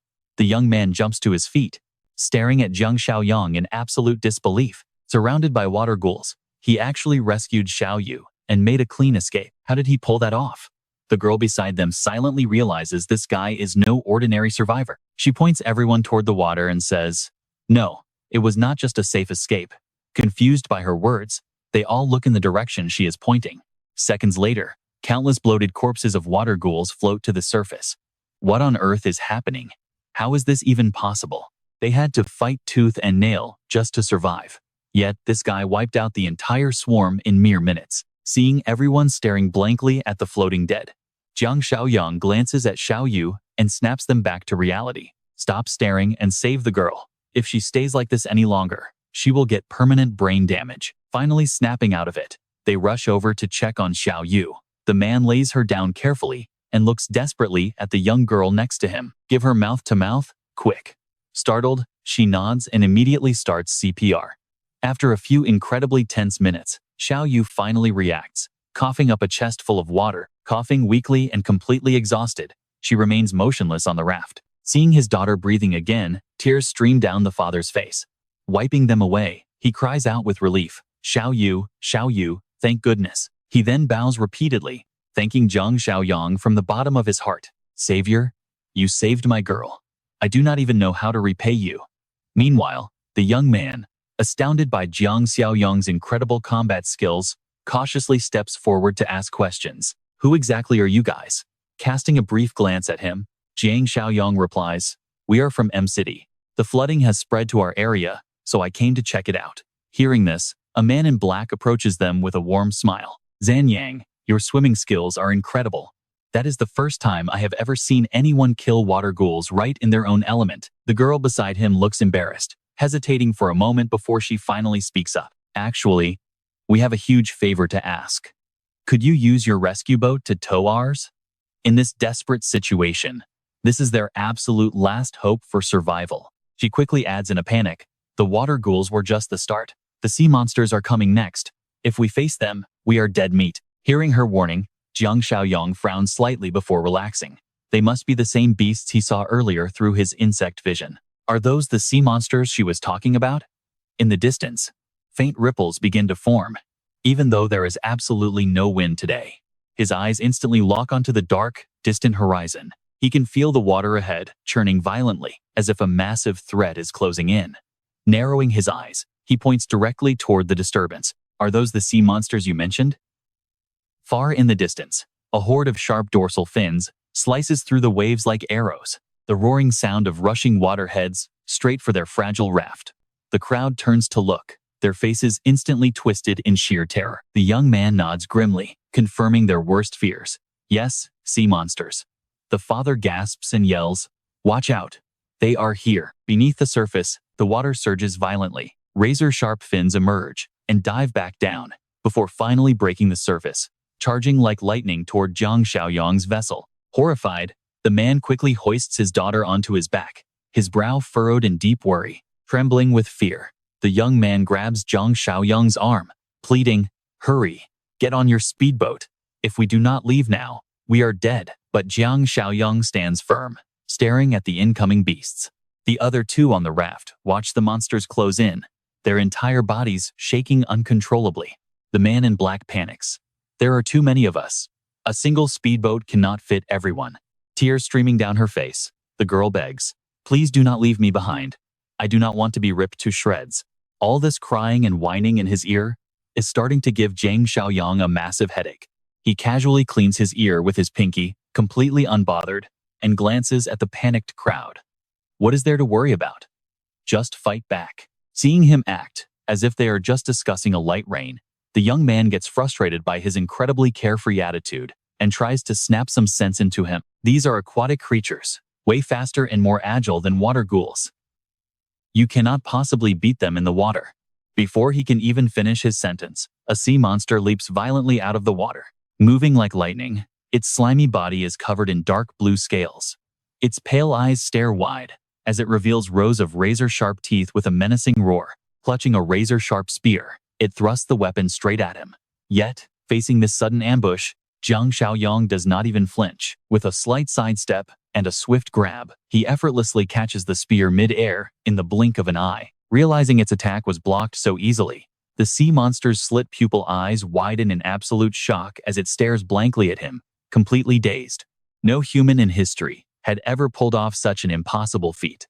But before its brain can even process what is happening, Jiang Xiaoyong's hand flashes forward, grabbing it so fast that it freezes completely. Before it could even process its own death, its throat was already locked in his grip. He squeezed harder, crushing its windpipe and cutting off its breath completely. A desperate, muffled shriek echoed out. Its pale, terrified eyes stared blankly at Jiang Xiaoyong, but he did not care about its pathetic, desperate struggle. To him, it was just a low life form. A second later, a sickening crack echoed. The sea demon's neck snapped, and its life completely faded. Sensing its death, he tossed the lifeless body backward with sheer disgust, as if throwing away garbage. Without a moment of hesitation, he calmly turned his focus back to the dark water below. The man in black and the girl shrieked in absolute terror, cautiously stepping forward to look. Horrified, they cried out, "What is this? What on earth just happened?" He snapped the sea demon's neck with his bare hands. Suddenly, a dark shadow lunged at their speedboat with blinding speed. Shui gasped in shock. Instantly dodging backward, he barely managed to evade the sea demon's deadly spear by an inch. The beast glared at the boy with the cold eyes of a predator, before instantly vanishing back into the deep water. White foam splashed everywhere, and the monster was gone. Shui frowned as a terrible sense of dread washed over him. Looking at Jiang Xiaoyong, the boy shouted, "Uncle Xiaoyong, these things are way faster than those cannibal mutants from the western suburbs." Jiang Xiaoyong simply smiled, looking back at the boat as he casually replied, "Well, they are water creatures after all. Naturally, they are fast." Before he could finish, a frantic scream tore through the air, warning him to look out. Everyone on the raft watched in absolute horror as a sea demon exploded from the water, lunging right at him, too fast to dodge. Right at that moment, Jiang Xiaoyong glanced back, spotting the beast instantly. The sea demon grabbed him, dragging him down into the pitch-black ocean depths. A massive splash echoed as the water churned into violent, swirling whirlpools. Witnessing this horror, Shui rushed to the edge, screaming, "Uncle Xiaoyong!" The young man who saw him get dragged under froze in place, his voice trembling violently. "Damn it! What was I even hoping for? I told you, fighting a sea demon underwater is pure suicide." Behind him, the girl's eyes turned red from crying. "Are we still going to die?" she sobbed. The man in black panicked, yelling, "Drive the boat. We should have known survival was impossible. Now we are all dead meat." Meanwhile, deep underwater, Jiang Xiaoyong's body sank heavily into the dark. Sensing that the killer of their kind was finally trapped, the swarm of sea demons closed in from all directions, raising their deadly spears. With pale eyes burning with venomous, boiling hatred, their coordinated attack was lightning fast and dead accurate, targeting his vital points. The cold steel of their weapons gleamed as they thrust forward, mercilessly. Sharp, cruel blades pierced directly into his left chest. Right where his heart was beating, the brutal force increased, tearing through his flesh and plunging deeper inside. Yet, he remained completely calm, showing absolutely no painful reaction. The monsters stared in utter disbelief, their minds going completely blank. What kind of monster is this? Why isn't he dead yet? Should we stab him again? While the bewildered beasts stared at each other, Jiang Xiaoyong's body began to glow with a strange, blinding light. Thick, tangled vines suddenly erupted from his bleeding spear wounds, while his eyes shot out a mysterious, glowing blue-white energy. Seeing this bizarre anomaly for the first time, the terrified demons lost all will to fight. But as they tried to flee, the spreading web of vines tightly bound them. The more they struggled, the tighter the trap became, sealing off all escape. Jiang Xiaoyong opened his eyes, veins bulging across his face. His left pupil shifted ominously, glowing with a deep green light. Squinting, his lips curled into a mocking smirk. "Do you know the absolute worst way to deal with fish? Without keeping them waiting." A massive surge of bioelectric energy coursed through his body and erupted outward. Blinding yellow lightning surged directly through their bodies. Every cell and muscle felt like it was frying in boiling oil. Their flesh convulsed violently in agonizing pain, as muffled screams echoed through the deep. In an instant, the cries faded into silence. Their bodies went completely limp, and their breathing stopped entirely. Only the tight vines holding their lifeless corpses remained, with faint yellow sparks crackling occasionally. On the surface, the onlookers stared at the dead, silent water. You and I can feel their absolute anxiety. The sharp-eyed young man spotted something unusual and pointed frantically ahead. Over there. Instantly, every single eye locked onto the spot. A charred, blackened corpse floated to the surface, but it definitely did not look like Jiang Xiaoyong. It looks like the monster. Thinking their eyes were playing tricks, they squinted closer. It was indeed a dead sea demon, not their friend. One after another, dozens of charred bodies began floating up, prompting someone to scream in absolute shock. There were more of them over there, all sea demons. Looking at the fashionable group, Li Cheng seemed to have long expected this outcome. They kept their cool, smiling toward the raft. Li Cheng gently patted the little boy's head, and the kid who was terrified earlier was now grinning widely. Do not worry. Now that you have run into us, you definitely will not die. While they were still reeling from the dozens of floating corpses, the raft suddenly began to rock violently. A mass of tangled vines suddenly clung tightly to the raft's edge, sending the terrified crowd scrambling back. What on earth is that? Just as they feared another sea demon was attacking, a mysterious figure emerged from the crashing waves, stepping leisurely, using the vines to climb his way up onto the raft. The sight of several wriggling vines wrapped around this newcomer left the entire crowd completely petrified. Once on board, Jiang Xiaoyong completely ignored the terrified, bewildered, and panicked stares of the crowd. He silently pulled the swaying vines back into his own body. This bizarre sight left the crowd utterly speechless, staring at him as if he were some kind of alien creature. Despite being absolutely terrified, one young man tried to compose himself enough to demand answers. What on earth are you? Are you even human? Jiang Xiaoyong did not even bother to answer, simply cracking his wrists while staring back in silence. After a long pause, he finally spoke, telling them if they want to live, they should follow him. The young man trembled, asking where to. He replied flatly. A man struggling to carry his daughter on his back frantically tried to stop them upon hearing about heading into the city, crying that they barely escaped and wanted to reach an inland town. Jiang Xiaoyong glanced over the crowd, shaking his head as he gave his honest assessment. Trust him. In their current condition, they would never survive in the interior. Those blunt words left the young man completely stunned, demanding to know what he meant by that. Seeing his completely clueless and lost expression, San spoke up to clear things up for him. Zombies, mutants, cannibals, and man-eating plants. The endless monsters in the interior are not any easier to handle than these sea demons. Hearing this, the crowd collectively gasped, feeling a chilling dread wash over them like falling into an icy abyss. They thought escaping this godforsaken wasteland would lead to a promised land, but who knew they were just falling straight into another living hell. Seeing their utterly miserable and panicked faces, Jiang Xiaoyong spoke up, telling them to just follow along. He assured them keeping everyone safe was actually pretty easy. The entire group stared in absolute shock, asking in unison how anything could be easy during this brutal apocalypse. Now, shifting back to the skyscraper, where you and I can see survivors gathering along the corridors, staring down anxiously. On one of the floors, a few men seemed to notice something strange. Squinting and frowning, their faces were filled with suspicion. Dark shadows lurked beneath the surface. Sea demons with eyes glowing like searchlights patrolled the flooded area right under the building. They showed absolutely no signs of leaving. While the crowd on the balcony was consumed by worry, one man smiled to reassure them. Do not worry, this building is tall and has long corridors. Once those things stay out of the water, their power drops, so they cannot reach us. Someone else quickly shut that down, pointing out that they were also completely trapped here and unable to leave. Is staying in one place really safe? Another survivor frowned, staring intently at the menacing black shapes under the water. Exactly. We cannot fish or gather supplies. Sooner or later, we will starve to death here. It is really just a matter of time now. The dread of running out of food while being besieged quickly plunged the entire crowd into absolute despair. Suddenly, the loud roar of a motor echoed from the distance, drawing everyone's eyes toward the horizon to see what was coming. A moment later, someone pointed toward the horizon, yelling that there were survivors out there. The entire crowd quickly followed his gaze. About 100 meters away, a motorboat towing a raft was heading straight toward their building. Following the directions of the people on the raft, Jiang Xiaoyong finally reached the destination, looking up at the high-rise to announce their arrival. The survivors traveling with him stood up together, staring toward the building and confirming that this was indeed the correct place, without a doubt.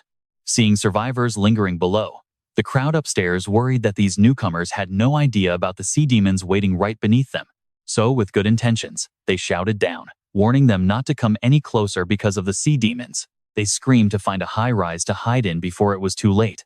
Hearing the commotion from above, Jiang Xiaoyong looked confused and asked the young man about hiding in a tall building. The young man was also incredibly anxious at this moment, explaining that those monsters are deadly in water, but their strength drops sharply if they stay dry for too long. To make it clear, he added that the higher floors are always the safest option for survivors. Jiang Xiaoyong nodded in understanding, staring at him. So, if we just force them out of the water, they become a lot easier to deal with, right? The young man stared blankly in absolute shock, looking at him like he was insane, and stammered out, "Force them out of the water? How is that even possible?"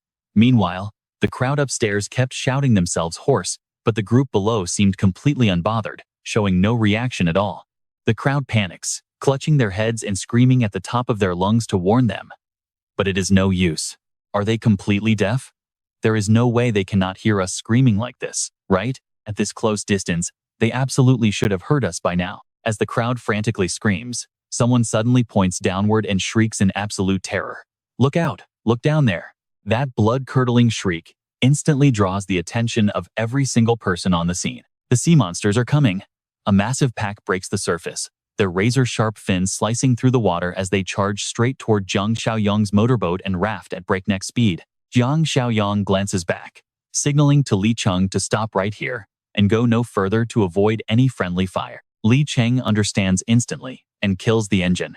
The kid jumps up, looking at him with deep worry, and asks, "Uncle Xiaoyong, what are you planning to do?" Before the kid can even process what is happening, Jiang Xiaoyong steps right to the edge, planting a foot on the railing to dive in.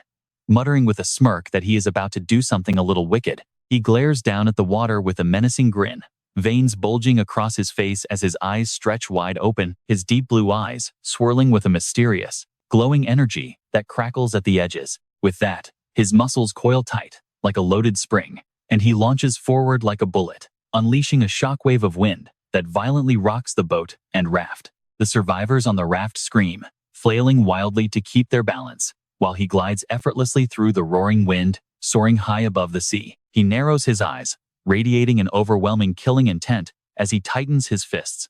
Staring down at the approaching swarm of fins, Jiang Xiaoyong twists his body midair, generating a massive vortex that whips up violent winds and massive waves. Reaching peak speed, he thrusts his hands forward, slowing his descent in an instant, spinning his body as countless massive vines erupt from his palms, rapidly multiplying and thickening until they are as wide as an adult's leg in seconds. The thick vines dive straight into the deep water, instantly rooting deep into the ocean as their reach expands.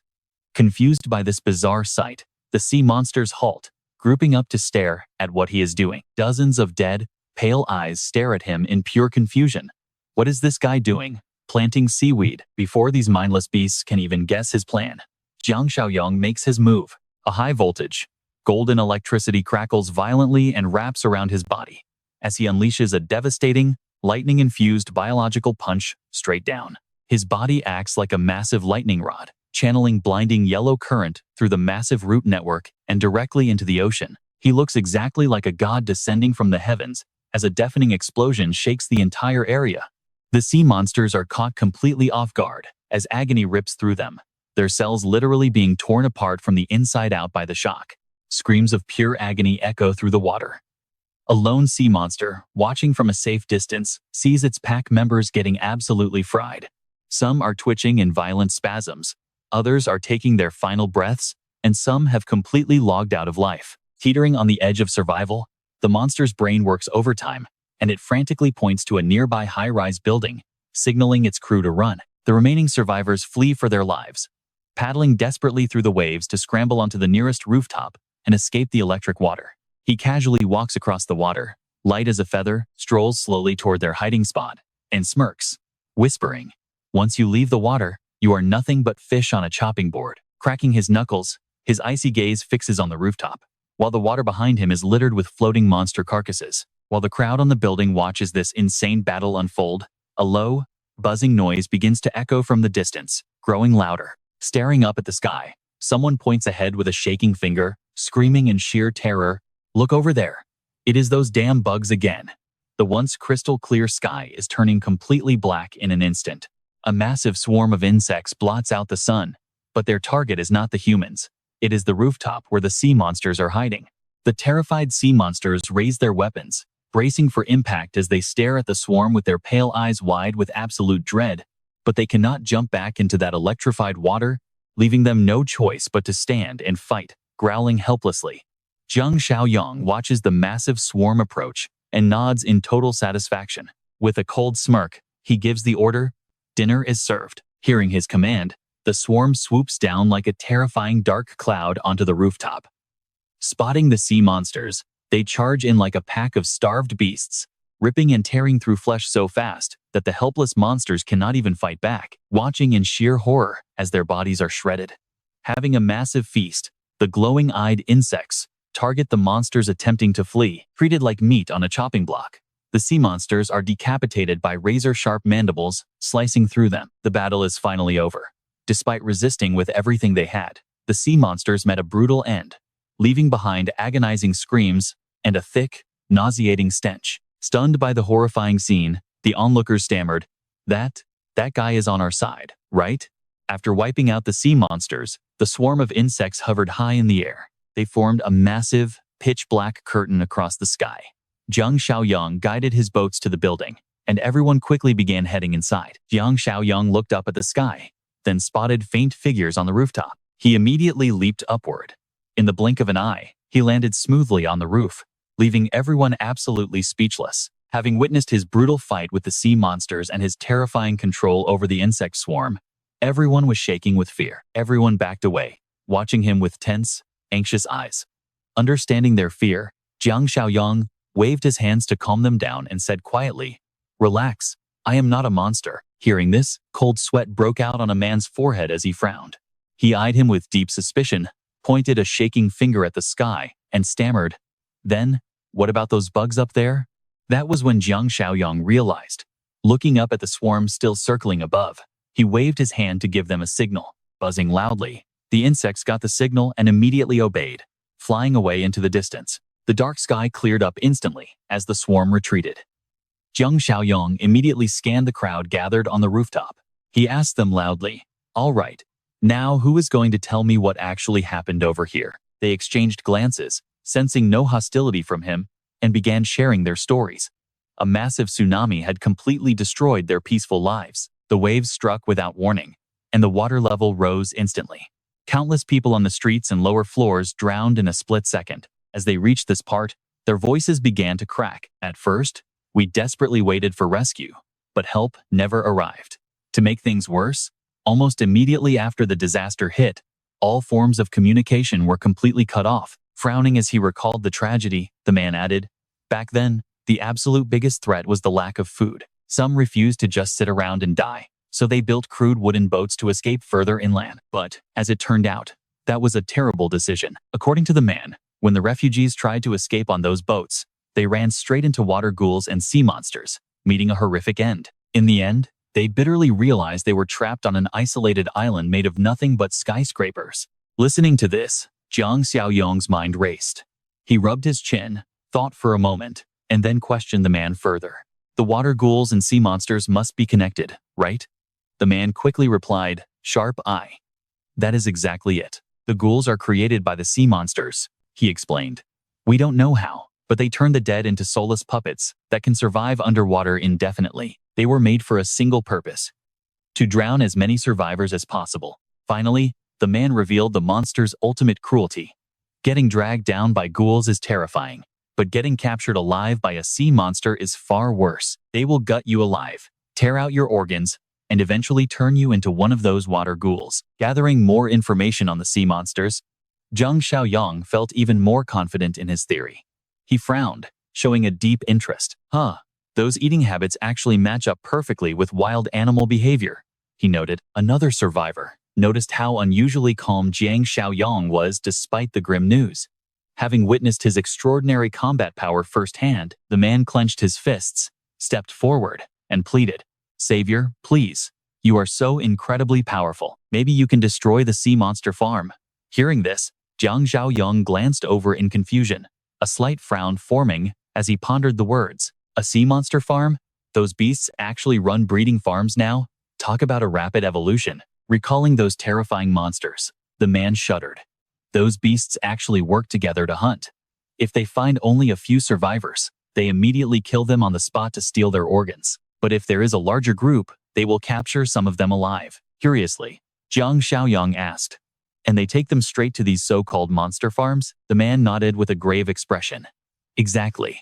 These farms are usually set up on small islands not too far from the coastline. They drag everyone there. Surrounded by water, escape is impossible, especially with monsters constantly patrolling the waves. They lock people up like cattle, ready to harvest fresh organs whenever they want. The captive prisoners huddled together in small groups, with hollow eyes, pale faces, and chapped, blue lips. Their exhausted bodies were hidden deep in the bushes. One man slowly parted the leaves with his hand, staring intently at the crowd from a distance. Suddenly, faint footsteps began drawing closer. He looked around defensively, stepping back on instinct. Recognizing a familiar face, he whispered urgently, "On ping, on ping." He gestured for silence. Moving with incredible agility, he quickly scrambled over the fence, and Bin rushed over, gripping a sharp, hand-carved stone to furiously saw through the thick ropes. Freeing the captive, and Bin handed him the rock and whispered, "Use this to untie everyone else. I will go start the fishing boat for our escape." The man took the stone, his voice trembling with fear. "Will this really work?" Bin gave him a firm, unwavering look and replied sharply, "Didn't someone else escape successfully before? We can do it. We must do it. Besides, dying here is only a matter of time, so why not take a gamble?" With that, Bin turned and slipped away. Before leaving, he warned them to keep quiet and avoid detection. Behind him, his deep footprints in the sand were slowly washed away by the incoming waves. The boat's engine roared, and Bin looked back at the island, steering slowly as they drifted across the dark water. While intensely focused, a sudden sickening squelch echoed. An agonizing pain hit Bin so fast, it made him scream in pure terror. Ah! A metallic, foul liquid welled up in his throat. The gut-wrenching agony sent violent spasms, racking through his entire body. Veins bulged on his face, his pupils shrinking in terror, as a bloody, foul spear tip appeared right in front of him, bringing a brutal realization of his tragic end. He shrieked as sharp claws violently yanked his hair. A grotesque monster leaned in close, its lifeless, milky white eyes staring directly into his terrified, trembling gaze. He weakly whimpered, "Please, no." Back on shore, the captives nervously looked around, terrified of a sudden sea monster ambush. The man desperately sawed faster. While struggling to free the next prisoner, he grumbled in frustration, "Damn it, this jagged stone is barely sharp enough to cut through." As he worked, a woman suddenly glanced toward the water, her face turning pale with pure horror, tears streaming down as she shrieked, "No, no." Her terrifying scream instantly alerted everyone on the beach. Hard at work, the man frowned and snapped at the noise. "Shut up. What are you screaming?" But before he could finish, his face completely lost all color. His pale face twisted in utter dread, completely silent. Before their eyes, a sea monster grabbed Bin by the head, lifted him high, and dumped him onto the white sand. A dull, heavy thud echoed, like a dropped sack of grain, freezing everyone in shock. The furious monster leader growled, his hostile eyes locking onto the prisoners trying to escape. He waved his hand, and his vicious underlings swarmed out like angry hornets. They lunged forward, charging like wild arrows toward the fleeing captives. Terrified cries for help echoed through the night. "Save me!" After just a few steps, a rain of spears tore through the dark, skewering their bodies. Ah! Off balance and completely exhausted, they collapsed onto the sand. The sea monster leader raised his jagged dagger, its cold metal gleaming wickedly, his eyes ablaze with savage fury. Without a word, he plunged the blade deep into the man's chest. A nauseating, copper stench immediately filled the air, as everyone ran for their lives in total futility. Sharp spears, relentlessly piercing through body after body, agonizing, blood-curdling screams of sheer pain filled the night. Ah, no! The desperate cries abruptly cut short, as dark blood stained the white sand, leaving a gruesome scene. The few survivors stared in absolute horror at the monsters, their bodies trembling violently as they huddled in a corner. "They're all dead." Every single person who got untied was brutally slaughtered. The monster leader ripped out the man's liver, leaping in sick celebration, his milky eyes scanning the mutilated bodies scattered across the beach. From deep within his throat, the creature suddenly let out a bizarre, deafening click. Suddenly, the dead man's corpse began to twitch, and the other bodies slowly stood up one by one, moving with jerky, unnatural strides. Their eyes were completely hollow, just like puppets on strings. Dragging their heavy feet across the sand, they marched toward the ocean, muttering mindless, eerie sounds. Ugh. One by one, the corpses threw themselves into the water. They walked into the sea in a grim parade of suicide, leaving only ripples on the surface. They drowned themselves in the deep ocean, their eyes completely vacant and lifeless. Their severe wounds kept gushing dark blood, but they felt absolutely no pain. The terrified survivors left on the shore watched this horrific tragedy unfold. So that's how water ghouls are born. It's my first time seeing these sea monsters turn people into mindless puppets that drown themselves, and yet they still show no sign of leaving. The remaining prisoners shuddered in fear. Are they staying behind to guard us? The scene shifts to Jiang Xiaoyong. The system chimed. Mission progress updated. The disaster collector quest has entered its next phase, requiring the player to use every resource to fully analyze this new threat. Quest progress. Spore, loving marine superphage virus, utilizing a mimetic camouflage. 8 ancestral merman spore hosts. Reward, 500 points. Looking at the screen, he smirked. Oh, so a new disaster really has been triggered. Reading through, he rubbed his chin thoughtfully. These ancestral mermen must be the sea monsters they saw. Jiang Xiaoyong stared at the trembling man before him and asked suspiciously, "Tell me, how do you know all this in such detail? Did you see it yourself?" The man pointed at his chest, declaring he did not just see it, he actually escaped from that sea monster farm. Those sea monsters definitely have the ability to learn. To catch more survivors, they even learned how to pilot boats. He rambled on, explaining how he stole a motorboat and used a violent storm to make his escape. Recalling that terrifying stormy night with roaring thunder, he could only pray to survive. Hearing the man's story, Jiang Xiaoyong pieced together the whole picture. So, you actually know where this place is? The man nodded eagerly, saying he roughly knew. Jiang Xiaoyong stepped closer and asked if he dared to go back and rescue those people. The man replied joyfully, admitting he would never have dared before, but now with his savior there, hope was alive. Clenching his fist with determination, he solemnly swore to fight to the very end. Jiang Xiaoyong smiled with satisfaction at the man's determination, gazing into the distance as a new plan began to take shape. He held up 2 fingers, announcing they would set off in 2 days. The man stood stunned, wondering why they had to wait. Nodding slightly, Jiang Xiaoyong strode over to the edge of the building to look down at the scene below. He planned to reinforce their base first, while also setting up some defensive guards to keep everyone safe. Looking at the corpses floating on the water, a calculating gleam flashed in his eyes. Utilizing this dead weight would actually be a brilliant move. They might be mindless zombies, but their pure destructive power was top tier. Meanwhile, the confused crowd began whispering in hushed tones. Guards? A second later, they watched in awe as a strange vine sprouted right out of his palm, leaving them completely baffled. Before they could even process it, the vine began multiplying at a breakneck speed, quickly sprouting fresh, vibrant flower buds. They hesitantly asked what he was planning to do. Jiang Xiaoyong simply ignored their questions, lightly flicking his wrist, so the massive vine whipped forward, scattering those glowing flower buds all across the water. The buds rained down like tiny flares, creating endless ripples across the surface. Upon impact, they bloomed brilliantly, releasing a massive cloud of glowing green pollen. As the pollen settled on the dead sea monsters, the plant seeds suddenly sprouted, growing rapidly right out of the decaying flesh. Thick roots dug deep, wrapping tightly around the bloated, lifeless bodies. The lifeless corpses suddenly began to twitch, slowly moving their limbs in a chilling, mechanical way. Flesh torn apart by swarms of insects and severe burns from previous electric shocks. Now, fueled by the magical power of the pollen, the torn flesh began regenerating right before their eyes, healing completely as if they had never been damaged at all. Watching this bizarre spectacle from the rooftop, the speechless refugees could only stammer in pure shock, wondering what on earth he had just thrown down. Moments later, a terrifying horde of sea monsters stood tall right before them. This terrified the crowd, forcing them to stumble back in sheer panic as they stammered out, Sea monsters." With pale white eyes glowing like bright headlights, the beasts slowly marched forward, bringing with them a foul, nauseating stench of death and decay. Weak and helpless, facing these beasts meant certain death forcing the terrified crowd to scream for Jiang Xiaoyong to save them. They begged for their lives, terrified of where this sudden, massive horde had come from.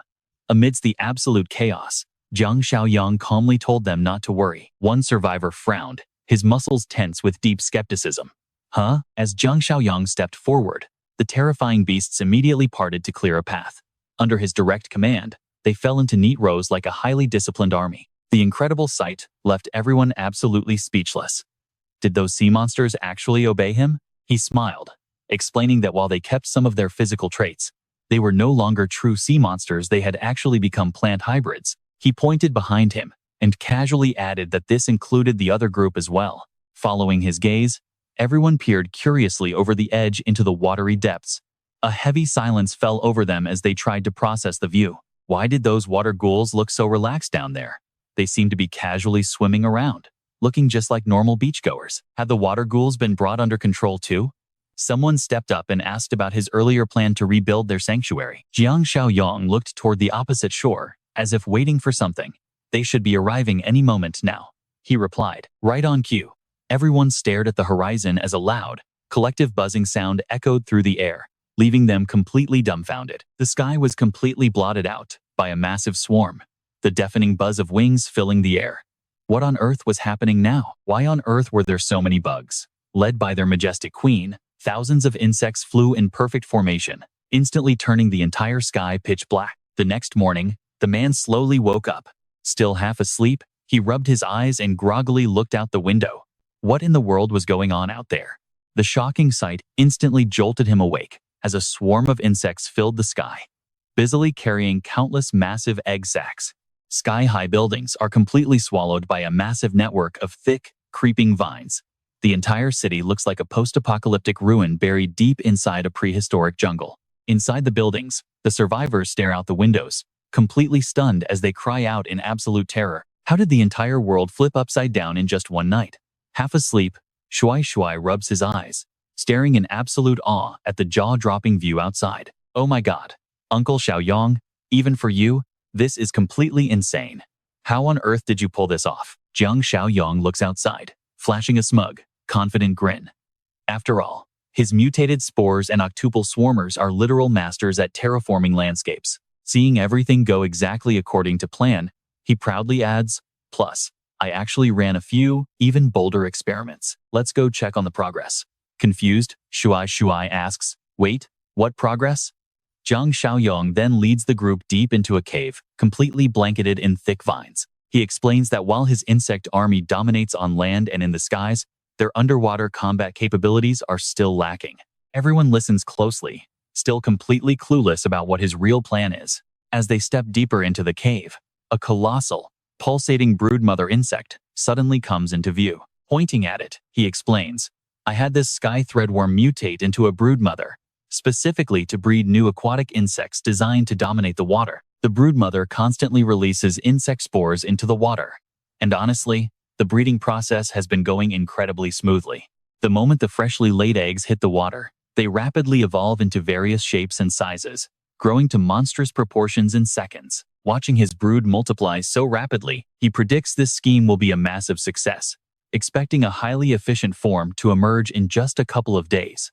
Jiang Xiaoyong genuinely feels like an absolute genius. San, on the other hand, gets total goosebumps, feeling like she is watching some mad scientist grafting monsters in a sci-fi horror flick. She nervously rubs her face and mutters, why does it feel like we are turning into the villains of this story? 2 days later, out on the vast, open ocean, a tiny, fragile wooden boat drifts aimlessly. Waves lap gently against the hull as a tense, hushed whisper echoes from inside the cabin. Did anyone check if those things are finally gone? Peering out cautiously, someone mutters, looks like they left. Knowing it is safe, Ding Ning and the crew jump up, grabbing the oars. Row, everyone, row for your lives. With the shoreline finally appearing in the distance, they focus every ounce of energy into rowing. We are almost there. Suddenly, a sharp-eyed guy notices something weird about the island ahead and speaks up. Wait, that island does not look like anything humans could make. Could it actually be a nest for those dreaded ocean sirens? Another survivor scans the horizon and shakes his head. If it were their nest, we would have been spotted ages ago. Besides, nothing can be worse than getting captured by them. But right as they ride a wave, someone screams, pointing at the ripples. "Look over there." That panicked shout instantly alerts everyone. Seeing dozens of terrifying fins slice through the water, they panic. It is the sirens. They never left. Watching the pack of monsters close the distance with terrifying speed, everyone freezes in sheer horror. They row frantically, but how could they ever outrun sirens? Damn it, are these monsters just playing with us right now? Row, row, row. Despite their frantic efforts, the sea monsters are already right next to the boat, making them scream in pure despair. "This is it. We are dead." Suddenly, a siren leaps straight out of the water, sending the entire crew screaming in absolute terror. Oars slip from their hands as they accept their grim fate. But right at the edge of death, a bizarre shadow with razor-sharp teeth bursts from the deep, lunging straight at the siren. Shooting forward like a silver arrow, the ambush is so insanely fast, the siren cannot even react before vanishing into thin air. Before they can process it, a deafening crash echoes across the water, sending white waves churning violently. The terrified crew is completely baffled, unable to comprehend what just went down, as they stare fearfully into the deep. What was that? Having just escaped death, they are still trembling with utter shock. One of them points a shaking finger and screams, "Look over there." The crowd gasps, freezing in their tracks. It is an insect. Following his gaze, they see the aggressive sirens, eyes glowing as they thrust their spears directly into the tail of a giant sea bug. The sea bug thrashes in agony, letting out an eerie, chilling hiss. Met with such fierce resistance, the siren's pupils slit in anger. It opens its maw wide, flashing sharp, cold fangs and letting out a menacing, guttural hiss to threaten its prey. Just as it prepares to finish off the sea bug, the siren senses danger approaching. Its gills twitch, and it instantly whips around to investigate. And what it sees scares it half to death. Its pale eyes flare with panic, teeth clenching as its entire body freezes. For a few seconds, it is paralyzed. In the distance, hundreds of dark shadows are swarming in. One by one, more massive sea bugs emerge. What in the world is happening? The sirens stand frozen, staring in disbelief at the massive swarm of sea bugs emerging from everywhere, numbering in the hundreds. They swim in perfect battle formation at breakneck speed. They say survival of the fittest is real. The sirens thought they could bully a single sea bug to show off, but who knew its entire family would show up for a beatdown? As the sea insects closed in, the terrified sea monsters scrambled to escape in pure panic. They hissed in utter panic, well aware that trying to fight back now would only invite disaster. On the boat, the survivors watched a massive, pitch-black wave of insects hunt down their prey. What on earth was happening down there? The swarm was actually chasing the sea monsters. What was going on? Deep beneath the surface, a brutal hunt was unfolding as a terrifying hissing sound drew closer. Tens of thousands of sea insects roared together, sending the horrified monsters fleeing for their lives. Seeing no way out, one monster gripped its spear for a desperate final stand, but before it could even strike, the swarm engulfed it, tearing it apart mercilessly. Within a minute, the ocean turned deep crimson. The monster's body was ripped to shreds and devoured instantly by the ravenous swarm. Gripping his oar with tense, trembling muscles, a man stared in absolute horror at the spreading pool of blood and stammered, "Are we saved? Or did we just go from being monster prey to insect food?" Seeing dark shadows creeping toward their boat, the man let out a terrified scream. That scream instantly alerted the swarm. Turning toward the boat, they paddled rapidly to the surface, sending the terrified crew into a frantic scramble to grab their oars. Suddenly, a massive splash echoed as a heavy impact hit the boat from behind, terrifying everyone.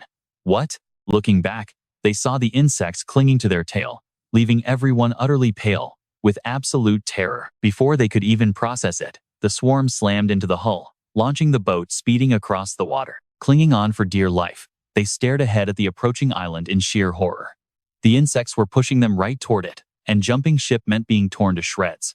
It turned out this was not a monster nest at all, but a massive insect lair. Someone at the back noticed something, pointing ahead and shouting, "Hey, look over there." Everyone turned their gaze forward. Standing on the island, Jiang Xiaoyong and his group were waiting alongside the sea monsters. The man scanned the shore, gasping in complete disbelief. Are those humans and monsters? How are they standing together? What was going on here? As the wooden boat hit the shore, the survivors cautiously stepped off, staring suspiciously at Jiang Xiaoyong and his beastly companions. Ignoring their wariness, Jiang Xiaoyong simply offered them a warm, friendly smile. He welcomed them warmly, They curiously examined Jiang Xiaoyong, confirming he was indeed human, but then they froze upon seeing a massive sea monster wrapped in vines standing right behind him. The terrifying sight panicked them, causing everyone to instinctively take a few steps back. He smiled, reassuringly. No need to fear. They are under my control. Could he actually control monsters? This was absolutely mind-blowing. Realizing the young man meant no harm, the leader tried to calm his nerves, stammering, Who are you? Actually, what are you? Jiang Xiaoyong gestured toward the island, smiling as he replied, I am the one who built this sanctuary for humanity. The man gasped in shock. A sanctuary for humans? They exchanged glances, then looked down at the water ghouls and sea insects swimming playfully. They shared highly skeptical looks, because this place did not look like a human sanctuary at all. Scanning the area, massive vines wrapped tightly around everything.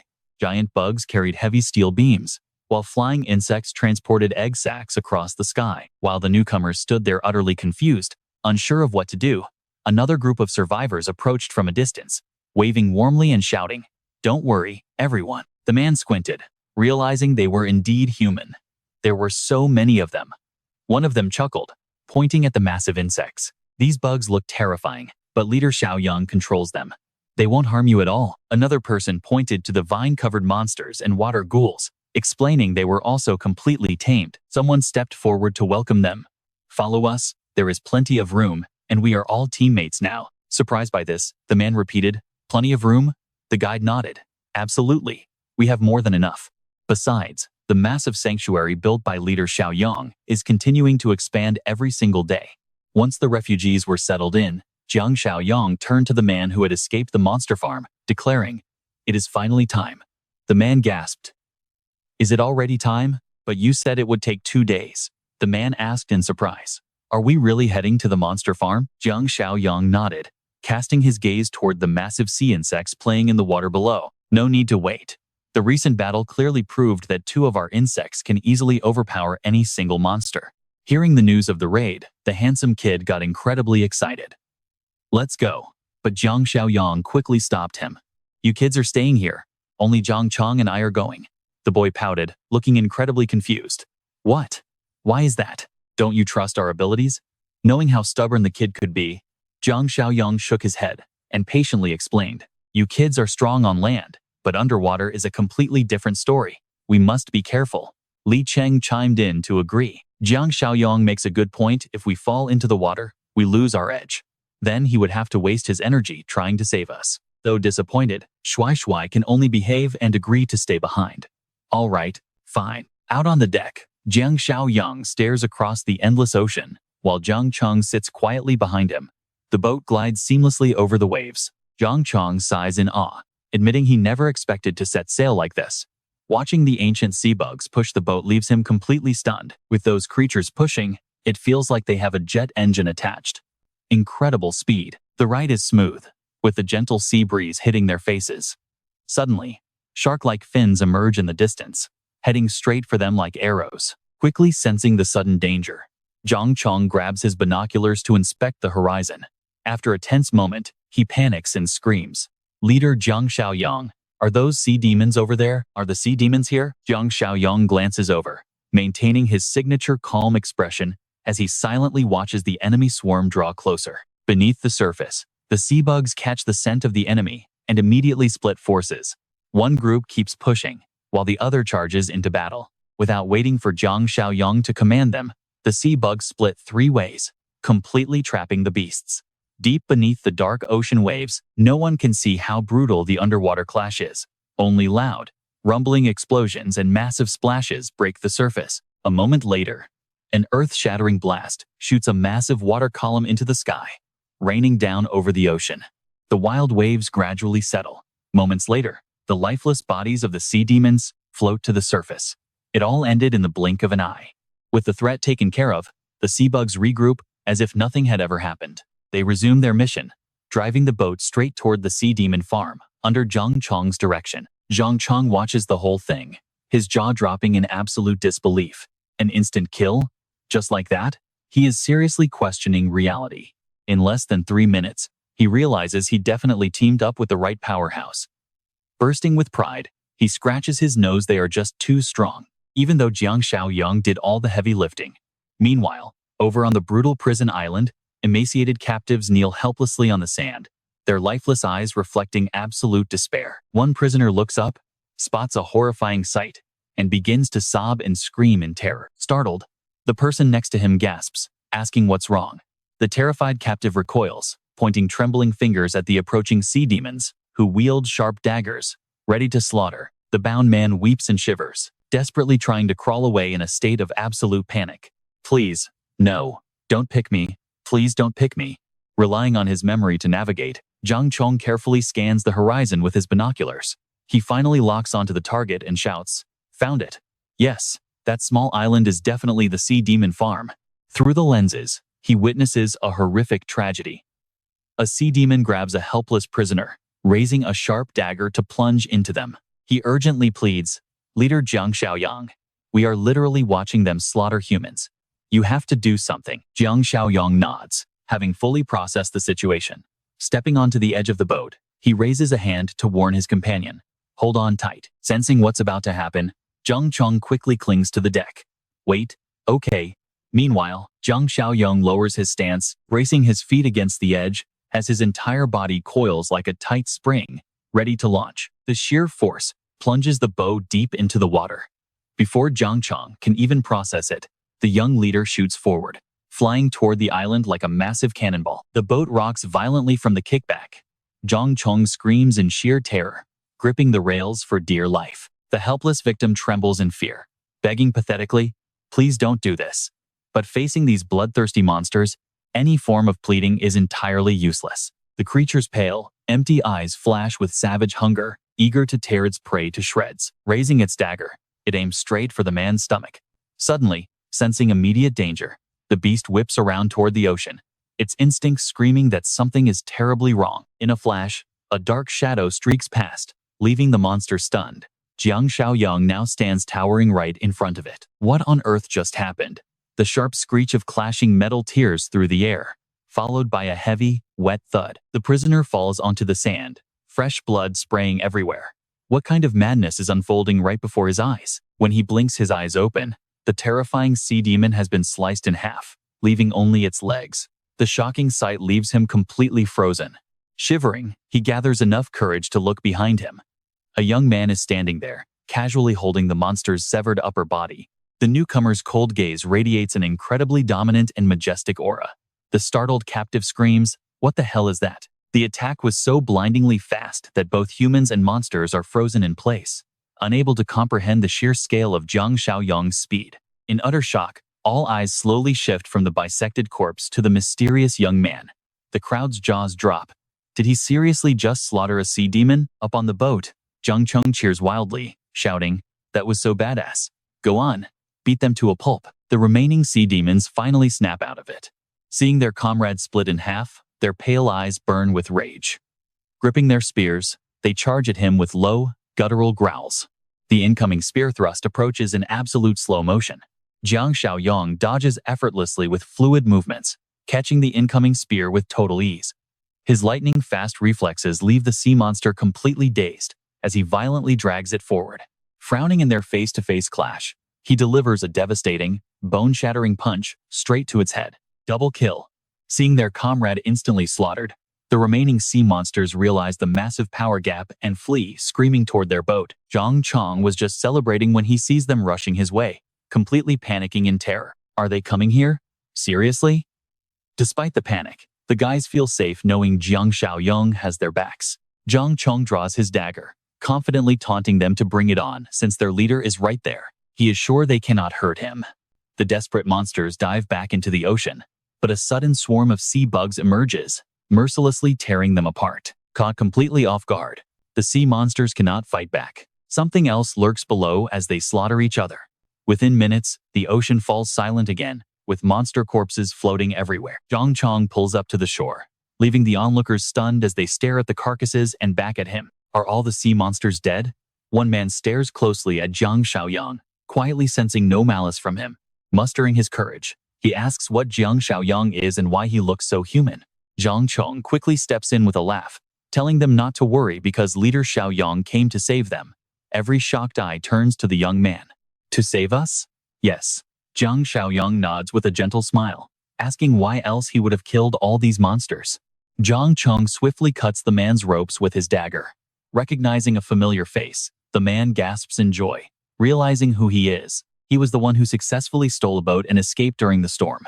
Zhang Cheng asks if they were captured together. The man smiles bitterly, explaining that yes, they were, but most of those captured back then are already dead. Scanning the surrounding islands, Jiang Xiaoyong narrows his eyes, guessing that this sea monster farm is likely not the only one around here. The man nods in agreement, saying there are definitely others.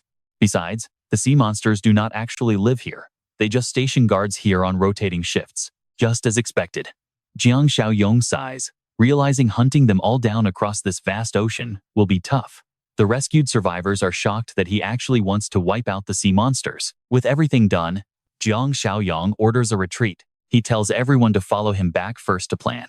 If all else fails, they will use their most basic method, the broodmother tactic. With those words, his eyes flash with cold, ruthless determination to purge this entire sea. Fortunately, their journey back goes smoothly without any trouble. Half a day later, their boat docks safely. Hearing the engine, young Shuai grabs his binoculars, jumps for joy, and shouts that Uncle Xiaoyong is back before running out to meet him. His eager eyes search for the man, amazed at such a quick, successful trip. Smiling back, Jiang Xiaoyong gives orders to Zhang Cheng. Zhang Cheng is told to help these survivors from the monster farm and get them settled in. Shuai eagerly volunteers, telling them to follow him and leave everything to him. Jiang Xiaoyong then instructs Shan and Li Cheng. After thanking them for their hard work, he asks them to fetch Old He and Zhao Xiaoping. There are things to discuss. The two acknowledge the order in unison and set off immediately. As the sea breeze blows on their way to the lab, the boat suddenly collides with some empty metal drums. Shan frowns, realizing the water is too shallow to steer. Li Cheng keeps a steady grip, noting that the tide was bound to recede after all these days. Luckily, they are almost there. Recognizing them, the guard happily shouts to open the gates because Shan and big brother Li Cheng are back. Inside the lab, Shan does not see Old He and asks where he is. Xiaoyong needs his advice. The guard explains that there was an incident at the Flesh Sea yesterday, so Old He went there to help. Word is someone fell critically ill and might not make it. Li Cheng urges they head over, since they also need to find Zhao Xiaoping there. Meanwhile, Old He sighs helplessly at the patient, confirming without a doubt that it is severe acute pancreatitis. Even with top-tier medical facilities, the mortality rate is extremely high. Under these current conditions, her death is certain. Both Old He and Yang Bing look sadly at Zhao Xiaoping. She lies gasping on the bed, her body emaciated, drenched in sweat, with dry, cracked lips. Zhao Feng stands frozen outside the glass, watching his daughter fight for her life with absolute helplessness written all over his face. Yang Bing urgently suggests they find leader Xiaoyong, believing he will have a solution, but Old He shakes his head, saying there is no time. She is already in shock and will die within half a day. Suddenly, Zhao Feng speaks up, claiming there is still one way left. His words instantly draw everyone's attention. After a tense, internal struggle, he makes a bold decision to let his daughter be infected by the simulated flesh. Elder, he warned that to save her life now, her entire pancreas had to be replaced with simulated biomimetic flesh. Can you control it precisely? Zhao Feng gave an honest reply. No. We can only trigger a widespread infection to fully cover her pancreas. Elder, he warned that she would no longer be human, and even Xiaoyong couldn't save her then. But Zhao Feng remained firm, knowing any survival was better than letting her die. Elder, he gave up, saying, she is your daughter, you decide. Zhao Feng agonized over whether his decision was right or wrong, and if it crossed moral lines. Suddenly, Yang Bing charged straight toward Zhao Feng. Elder, he was shocked. Yang Bing, what are you doing? Yang Bing pushed past, firmly backing Zhao Feng. Old Zhao, get in there and do it your way. Zhao Feng froze as their leader quickly intervened. Bro, he has not even decided yet, and you are making the call? Yang Bing snapped back, calling those educated folks completely absurd. In his mind, scraping by was always far better than dying. Save her first. If she regrets it later, she can just end it. Elder, he scratched his head, admitting that made perfect sense. From a human perspective, that was undeniably true. Unable to argue, Elder, he watched Zhao Feng approach the bed to begin the infection. Hold her arms and legs. The horrific fleshy tissue began creeping into Xiaoping's body through her natural orifices. She struggled violently, her eyes rolling back as bright red veins pulsed with blood. Soon, her body stiffened and swelled. Though everyone panicked, Zhao Feng urged them to be patient. Suddenly, her fingers twitched, and she coughed up thick black blood. "Elder," he cheered, seeing it had worked. He immediately urged the other two to help her sit up. Zhao Feng quickly stopped them, telling them to look closely. The areas they were about to touch suddenly sprouted mouths, bristling with sharp fangs. Only then did they realize they would have died without Zhao Feng's warning. Xiaoping was now infected, just like Zhao Feng. When Zhao Feng asked if they wanted to be infected too, both vehemently refused. Half a day later, Xiaoping finally woke up. "Elder," he asked how she felt, and she dreamily mentioned a strange, wondrous sensation. When asked about her emotions and thoughts, she innocently wondered, "Do I really need those?" Zhao Feng explained that those feelings would return after a week of adaptation. Xiaoping was still confused about her altered brain structure. As elder, he explained the entire truth. Xiaoping's expression completely changed. "So that means I am." Before she could finish, her arm mutated into a wild mass of grotesque red and black tentacles before slowly retracting. Zhao Feng told her to master her powers, but Xiaoping feared losing her humanity. Just then, Chen Xiong called out to them. Chen Xiong happily announced their return. As Li Cheng asked what had happened, "Elder," he caught them up on everything. He also asked about their trip to the county. Li Cheng sighed, admitting it hadn't gone well. Leader Xiaoyong and his team had requested Elder He and Xiaoping's support. Agreeing immediately, Elder He urged them to move, hoping Xiaoyong could help Xiaoping. The group quickly boarded a speedboat and soon met up with Jiang Xiaoyong. "Elder," he explained Xiaoping's dire situation. While she was depressed over her tragic fate, Xiaoyong remained optimistic, assuring them everything would be fine. Numerous plant roots sprouted from his hand. "This might hurt a bit," he murmured, "so please bear with it." Instantly, those sharp roots pierced her facial cavities, leaving her writhing in agony.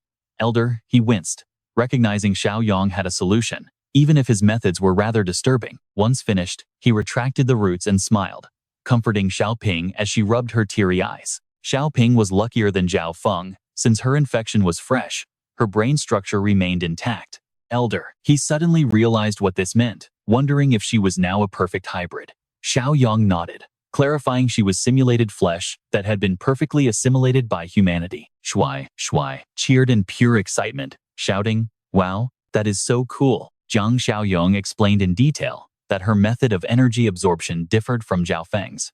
She would simply consume and digest regular food to replenish her power. With everything settled, he turned to consult Elder He, mentioning a certain hostile species that was currently running rampant and causing chaos. Xiaoyong wanted to locate their nest and wipe them out completely, though tracking down their lair was incredibly difficult. Hearing this, Elder He coughed slightly to catch his breath. Before he could even offer his thoughts, Xiaoping spoke up with a clever plan of her own. "Do you know how traditional beekeepers manage to track down and exterminate these giant hornets? Normally, these hornets prey on innocent honeybees, which always gave local farmers a massive headache. To solve it, they tied a tiny strip of white paper to the hornet's leg, released it, and tracked it back to the nest." San instantly understood her point, asking if she meant tagging the monsters. Li Cheng noted that executing this plan would not be simple. However, Xiaoping already had a solution, suggesting they use a miniature tracking device, similar to the specialized tags researchers attach to marine creatures. Xiaoyong immediately asked, "Where can we find a device like that?" "Elder," he replied, "there is a biological research institute in the southwestern suburbs of the city. They should have some there." Xiaoyong quickly set off, his motorboat roaring to life as he sped across the water toward the distant suburbs. This entire area was swallowed by the endless sea, and out of nowhere, a water demon signal flashed on their radar. Countless water demons patrolled the territory, but the currents here seemed unusually calm. Elder, he quietly explained to the group that the water was peaceful because this area was located deep inland, far from the rough sea. Li Cheng suddenly noticed something strange, a stark white skeleton floating quietly on the surface of the sea. Xiaoyong Jiang extended his vines to pull the object aboard.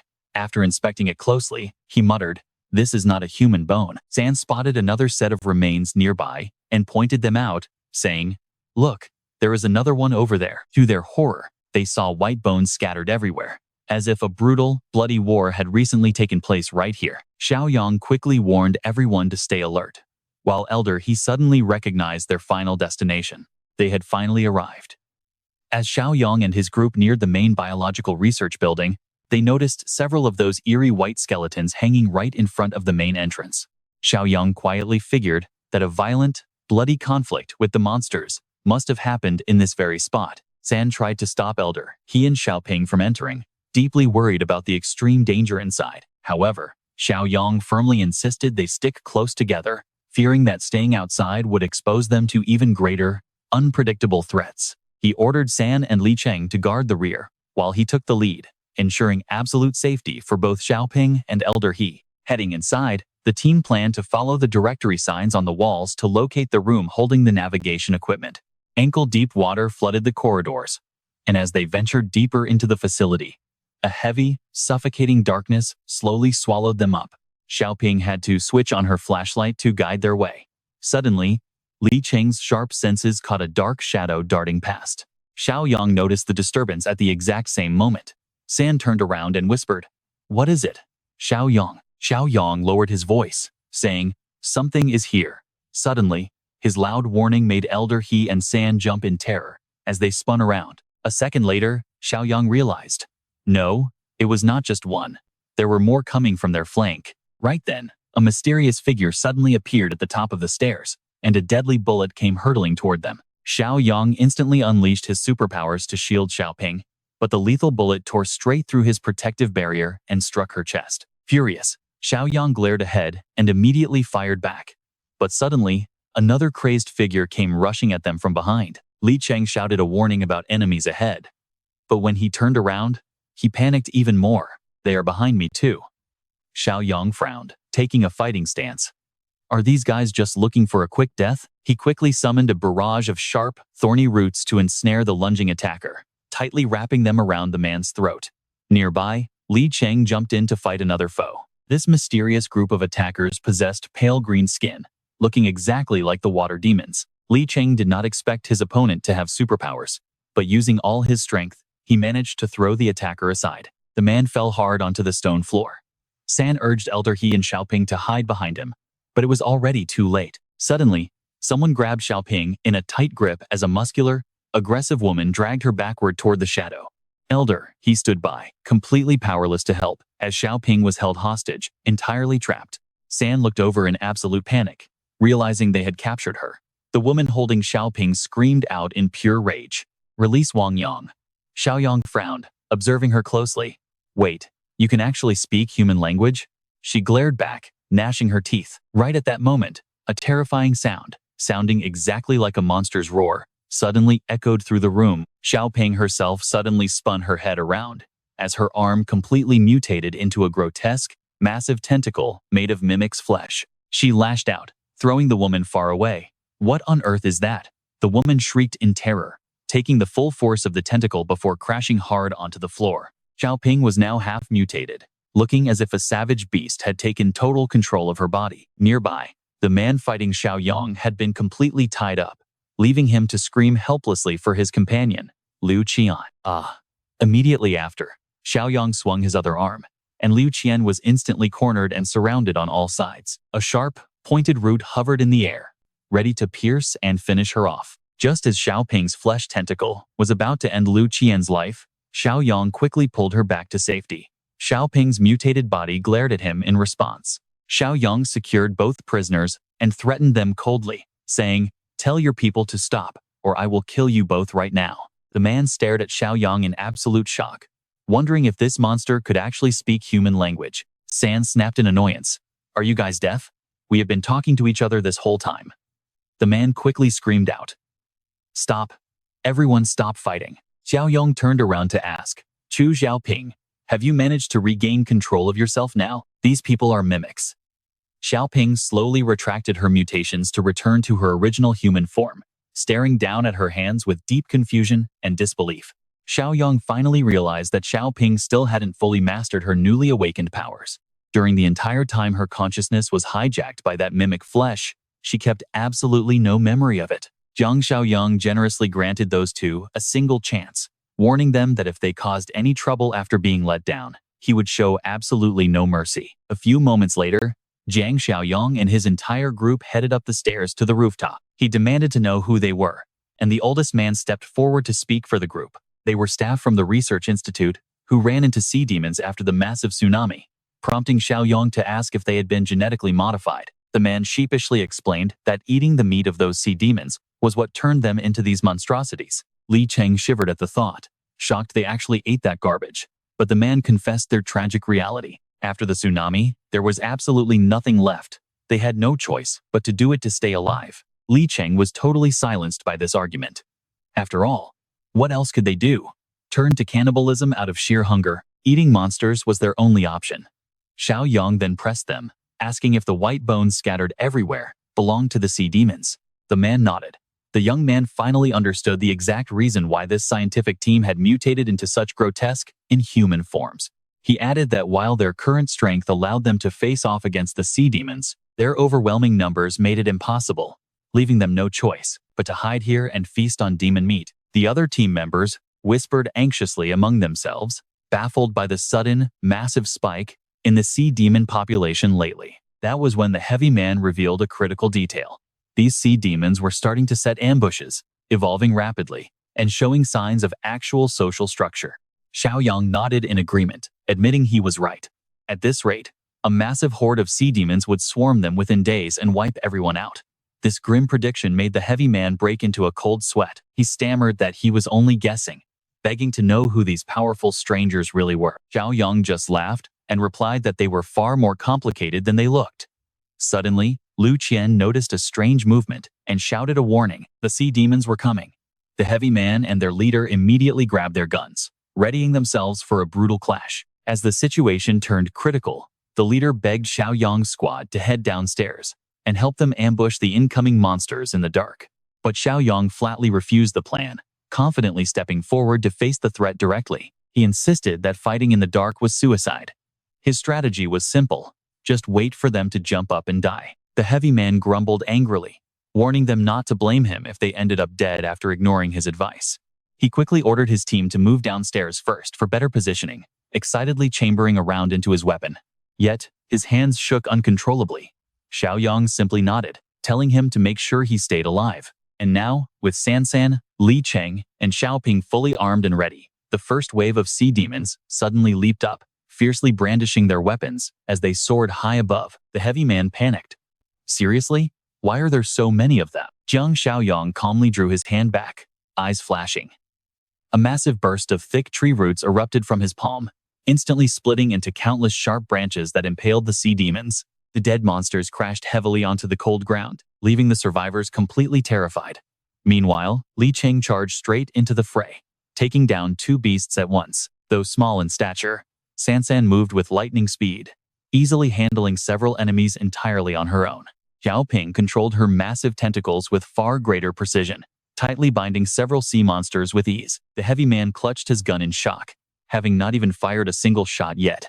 What kind of monsters were these people? Jiang Xiaoyong's squad fought fiercely against the sea demon horde, unleashing their full power to end the battle quickly. Despite being girls, Xiaoping and Sansan were absolutely not to be underestimated, especially with Xiaoping now controlling her tentacles like a seasoned pro, and in the blink of an eye, Jiang Xiaoyong's group sliced the entire horde to pieces, leaving no survivors intact. He turned to the lead researcher and calmly told him to call his companions out. The research staff was utterly flabbergasted, never expecting these mysterious strangers to wipe out the entire demon horde so effortlessly. Jiang Xiaoyong pointed at the pile of dead monsters, jokingly asking if they wanted to turn this glowing blue meat into hot pot. The leader of the researchers was stunned to see that Xiaoyong's squad didn't care about the monster meat at all. He tried to convince them it was a rare source of energy. But when Jiang Xiaoyong waved him off, the older man's eyes went wide. Then he nodded to himself, realizing that with power like theirs, they could hunt and feed whenever they pleased. Taking advantage of the moment, Jiang Xiaoyong asked them for a small favor as payment for saving their lives. The big-bellied man was incredibly eager to help, promising to do whatever it took to assist with any request. Jiang Xiaoyong gestured for Elder He to take over the negotiations. That was when the heavy-set man finally focused on Elder He, vaguely recognizing him. Could you be He Qifeng, the legendary Elder He from the Academy of Agricultural and Forestry Sciences? Elder He was absolutely stunned. He never expected this random stranger to actually recognize him. The heavy-set guy then introduced himself to everyone as Chen Jiangkang. They actually knew each other. But the side effects of eating too much sea monster meat had drastically altered Chen Jiangkang's face, making him completely unrecognizable to the old man. Elder, he gasped in realization. Wait, are you Director Chen from the Biodiversity Center? The man nodded his head eagerly in confirmation. Yes, that is me. You actually still remember me? Jiang Xiaoyong was genuinely surprised to learn they were old acquaintances. Elder, he explained that the two of them had previously collaborated on environmental projects. By total coincidence, Director Chen's department happened to be the Marine Ecological Diversity Research Center. Having him on board meant their difficult search mission was about to get a whole lot easier. Elder. He then got straight to the point, explaining that their entire goal here was to find tracking devices for marine life. The chubby man looked completely baffled. Why would anyone need those things nowadays? Elder, he patiently explained the whole plan. They needed the trackers to pinpoint the sea monster's main lair and wipe them out all at once. Since the beasts were too strong, this was their only option. Chen Jiangkang was completely horrified to hear that they actually planned on wiping out the monster's lair.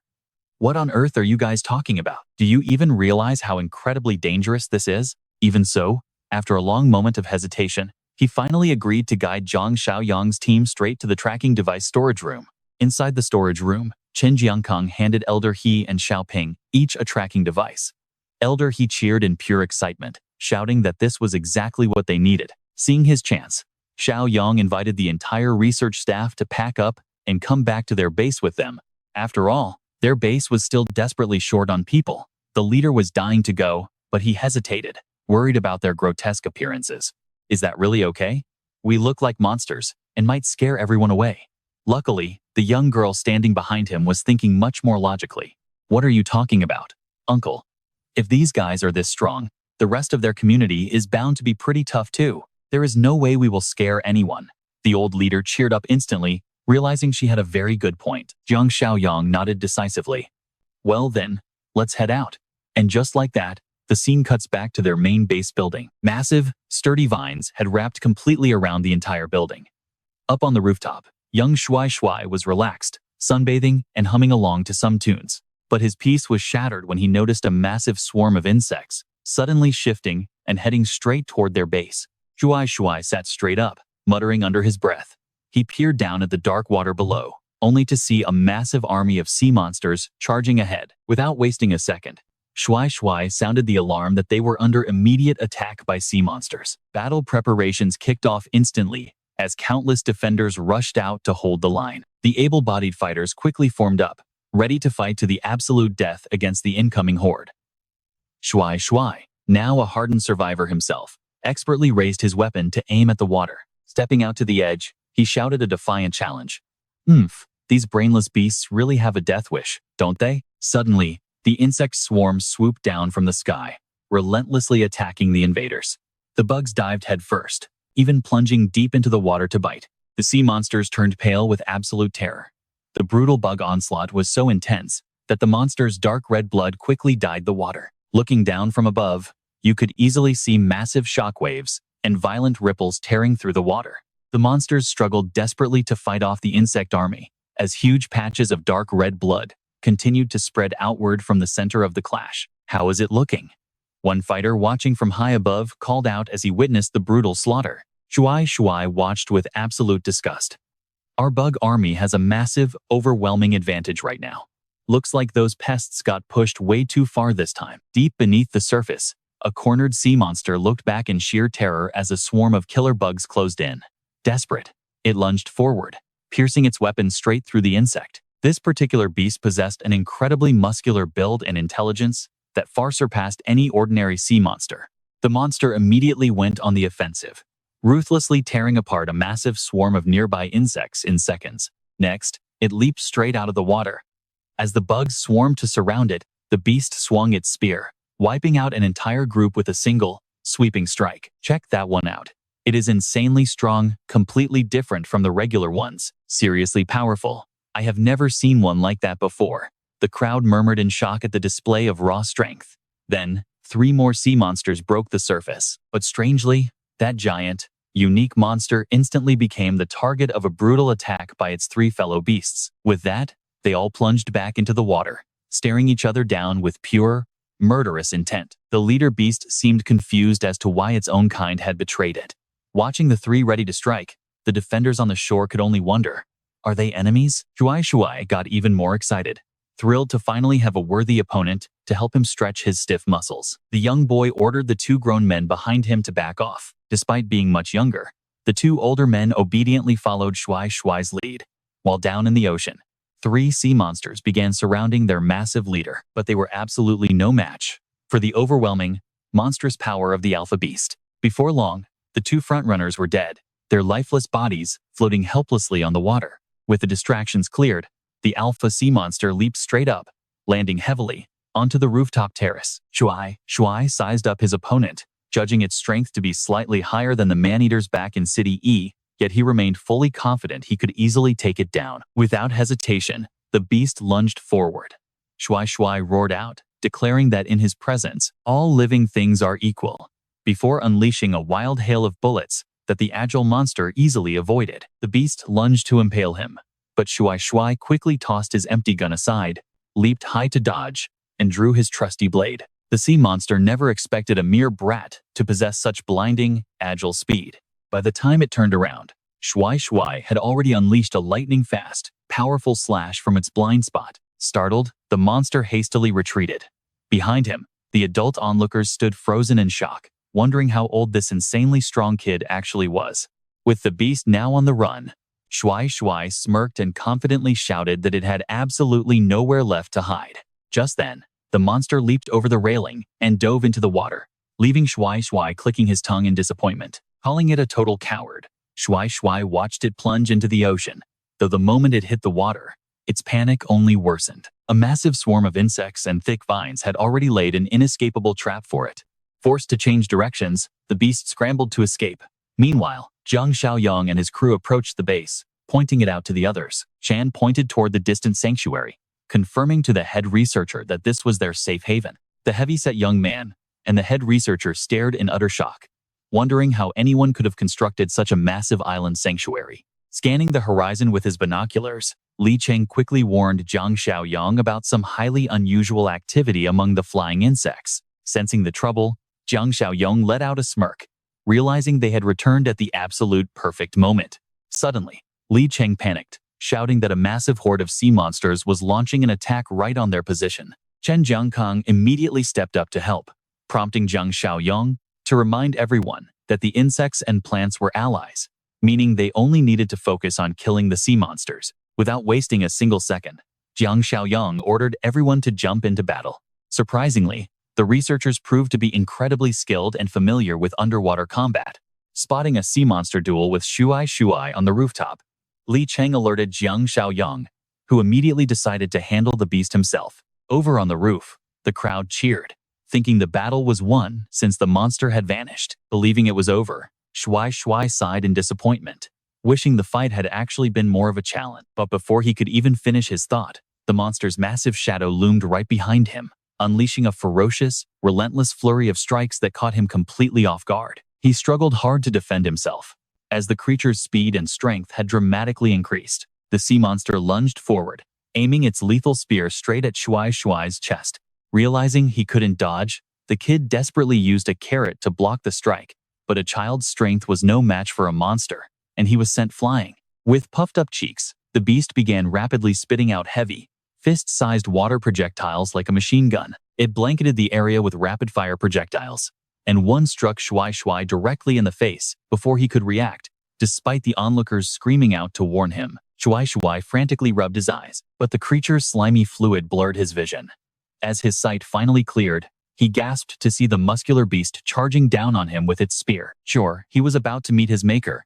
The boy closed his eyes, but the monster suddenly hesitated. Jiang Xiaoyong arrived just in time, warning the beast that hurting the kid would make him look bad to the boy's father. Blocked in its tracks, the confused monster couldn't comprehend where this powerful newcomer had suddenly come from.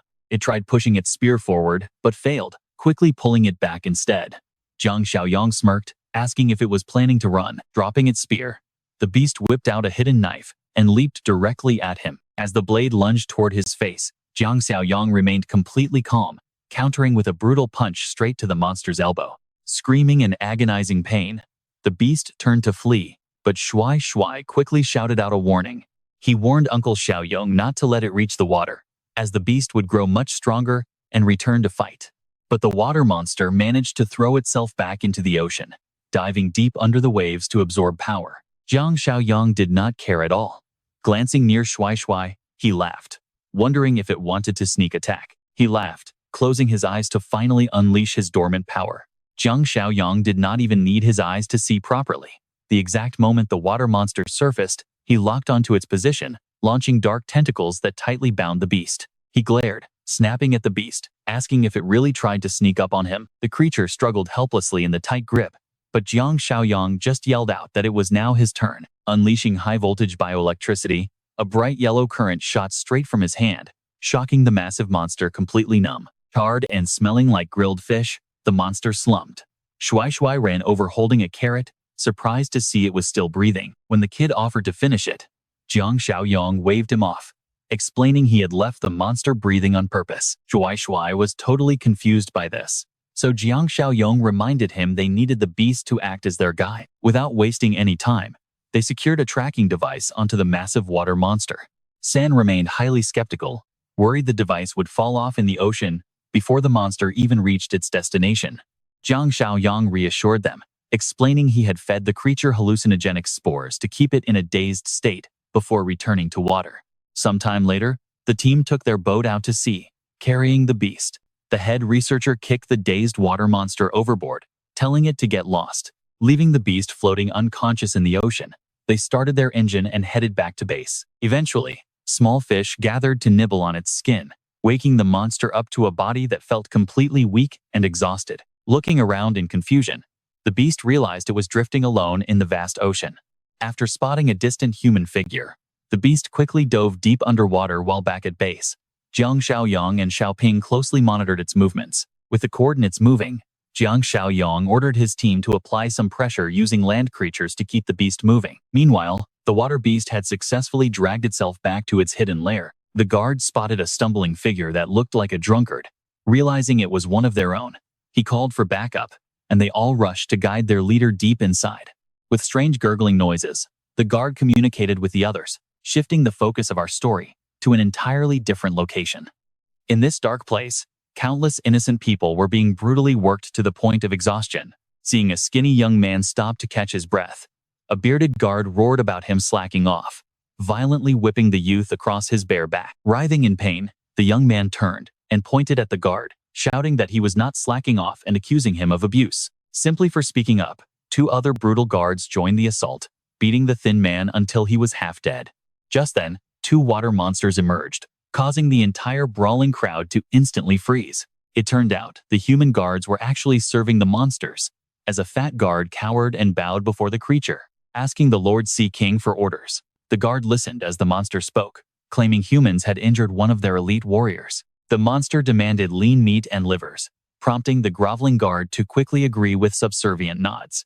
He promised to take care of it and set off immediately. Pointing directly at the peasants, the cruel guard ordered his men to slaughter the children of these workers, specifically choosing the plumpest ones to feed their masters. The helpless workers could only close their eyes and swallow their rage, bitterly cursing these absolute monsters in silence. Betraying humanity to serve monsters was unforgivable. Meanwhile, back at base, Xiaoping kept her eyes glued to the tracking signal. Pinpointing the beast's location, she announced it was 10 kilometers to the east. Chen Jiangkang recognized the area, identifying it as the Crab Islands, which surprised Jiang Xiaoyong, who asked if he was truly familiar with the place. After hearing that their database mapped all nearby islands, an excited Jiang Xiaoyong praised the team and prepared to issue orders. Later on, a highly annoyed Shuai confronted Jiang Xiaoyong, asking if he was seriously being left behind at the base. He patiently explained that because they would be fighting in the deep ocean, he could only bring along expert swimmers. Shuai complained, pointing out that while others might be fine, Sister Xiaoping was definitely not a strong swimmer. Jiang Xiaoyong chuckled, asking if the kid had already forgotten about Xiaoping's incredible body simulation ability. Turning directly to Xiaoping, he noted this would be a perfect opportunity to test his theory and give Shuai a major wake-up call. The group soon gathered by the water's edge, where Xiaoping stepped forward, offered to try, and stretched out her arm. In an instant, Her arm morphed into a terrifying monster, swelling into a giant mouth with a massive, long tongue. Her tongue shot into the water, instantly capturing a water monster. This display terrified the researchers, leaving them wondering if the monsters were the real evil here, or if it was Xiaoyong's group. Xiaoping swallowed the horrific monster whole. Jiang Xiaoyong walked over to check on her, and she casually replied that she needed to eat a few more.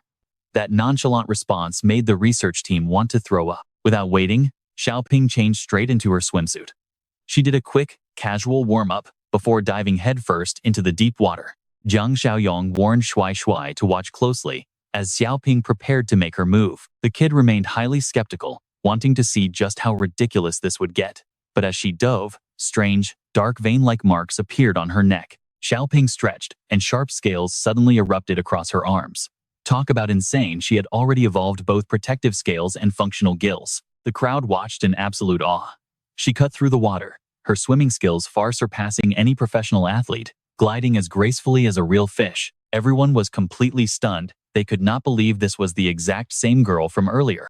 With a powerful flick of her new tail, Xiaoping surged upward, her body transforming fully into a mermaid with completely altered skin and features. Jiang Xiaoyong crossed his arms with a smirk, asking if he was convinced yet. Naturally, Shuai immediately began begging for the exact same kind of upgrade. The scene shifts to an island 10 kilometers away from Jiang Xiaoyong, where a ruthless warden snatched a helpless woman's child to feed the water monster warriors. When the desperate mother tried to fight back, he kicked her away. She wept in utter despair, begging for her child. But the heartless warden just pointed to a wooden cage stuffed with kidnapped kids, ordering his thugs to haul them off. Another woman approached to comfort the grieving mother, telling her that this was simply their tragic fate now. She warned the newcomer to get used to it. Meanwhile, after testing their new abilities, Jiang Xiaoyong, Xiaoping, and 4 others set sail for the island. Xiaoping checked the tracker, confirming that their target was finally close by. The big-bellied guy shouted that he spotted the island, while the cautious research leader quietly suggested they should dive down and scope out the area first. But Jiang Xiaoyong immediately dismissed the idea. He pointed directly ahead, confidently ordering the crew to charge straight toward their visible target without hesitation. As their boat slowly docked, Jiang Xiaoyong spotted 3 figures leaning against a palm tree. On the shore, a fat warden noticed the strange vessel and grew highly suspicious. Yet instead of panicking, the thugs actually rejoiced at the sight of humans, gleefully thinking that their masters were about to receive fresh livestock. Nearby, 2 exhausted slaves working hard began whispering quietly to each other. They cursed the traitorous warden, who colluded with the water monsters and treated fellow humans like livestock for meat, calling him absolute scum. The other man quickly warned him to shut up before they got whipped, but the fat warden caught the whispering and whipped around instantly. The 2 workers trembled in fear, shocked by the beast's sharp ears. Clutching his heavy whip, the fat warden marched over, ready to strike them down. He barked that they were testing him right before the masters returned, asking if they wanted to die. He threatened to add them to the slaughter list, but as his whip slashed down, Jiang Xiaoyong's hand suddenly shot out and caught it midair. He demanded to know what they were doing and why there were only humans here, asking where the water monsters were. Jiang Xiaoyong was utterly confused by the situation, but his protective instinct forced him to step in. The dazed fat warden stared at him, asking who he was. The warden muttered that he looked familiar, asking if he had visited before, leaving Jiang Xiaoyong completely baffled by the nonsense. Denying he had ever been there, Xiaoyong ordered his crew to anchor the ship nearby while he went ahead to inspect the situation himself. Infuriated, the fat warden charged forward, screaming at Xiaoyong for daring to play mind games with him. He demanded Xiaoyong let go so he could beat him, but Xiaoyong held his grip, completely unfazed by the raging maniac. Xiaoyong firmly asked again where the water monsters were, which outraged the warden's lackeys, who barked at him for insulting their masters. The fat boss roared to stop wasting breath and teach him a lesson. Instantly, 2 henchmen lunged forward with their whips, striking Xiaoyong's back with absolute fury. Yet, the attacks did absolutely nothing to him. The watching slaves gasped in disbelief, wondering if this newcomer was even human or some kind of monster. Feeling zero pain, Xiaoyong easily snatched both whips out of the air and coldly declared that enough was enough. He told them he had no desire to fight such harmless weaklings. With a single, powerful yank on the ropes, he sent all 3 wardens stumbling backward. Tossing the whips aside, he warned them to stop. The guards panicked, absolutely terrified by how ridiculously strong he was. The fat warden grimaced, Realizing this guy must have trained in martial arts before the apocalypse even began, he instantly turned tail and fled, ordering his goons to hold him off. Jiang Xiaoyong simply watched, letting him go call for backup. Xiaoyong felt utterly baffled by their worship of these sea kings. He wondered if these humans had actually made peace and learned to communicate with the monsters. Finally, one of the abused slaves snapped and yelled out to reveal the horrible truth. He warned him that these traitors were lackeys for the water monsters, actively helping them slaughter humans. Jiang Xiaoyong was deeply shocked and disgusted by such betrayal. By now, their boat had safely reached the shore. The big-bellied guy waved, calling out to ask Xiaoyong how the situation looked. He shouted back, "Get ashore right now. There are not only water demons here, but some traitors too." The henchmen started backing away in fear when they saw the research team's bizarre forms. What on earth are they? Half human, half sea monster? Xiaoyong instantly grabbed the bearded thug standing nearest to him by the collar, threatening him coldly. "Sea monster this, sea monster that. Shut up, you are getting on my nerves." His lightning-fast moves left the other two goons completely frozen in shock. The fat boss scrambled backward, desperately blowing a loud warning on his horn. Hearing the noise, Xiaoyong turned his head to watch him. A skinny man rushed over to break the news, asking, "Boss, is that boat out there yours?" Xiaoyong quickly pressed him. "What about it?" the man replied. "That scumbag blew the horn, and the sea monsters are coming ashore. We should grab your boat and run, if we want to live." Seeing Xiaoyong's group casually walking down, the guy panicked, crying out, "Why are you heading down there? Are you crazy? Get back here." The fat boss laughed maniacally, gloating. "Just wait. The Sea King is coming.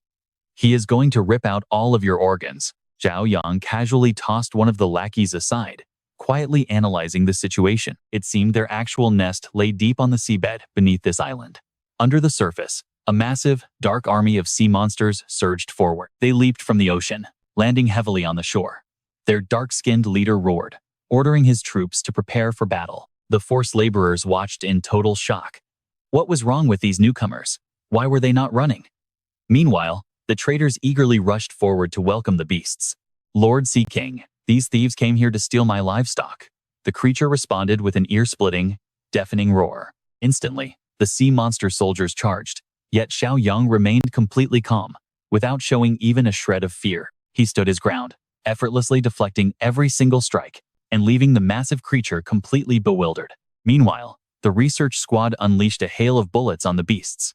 "Come on then, taste the power of real weapons." The monsters took heavy fire, with one round tearing straight through the head of the beast right next to Xiaoyong. The laborers cheered. "They have guns! We are saved!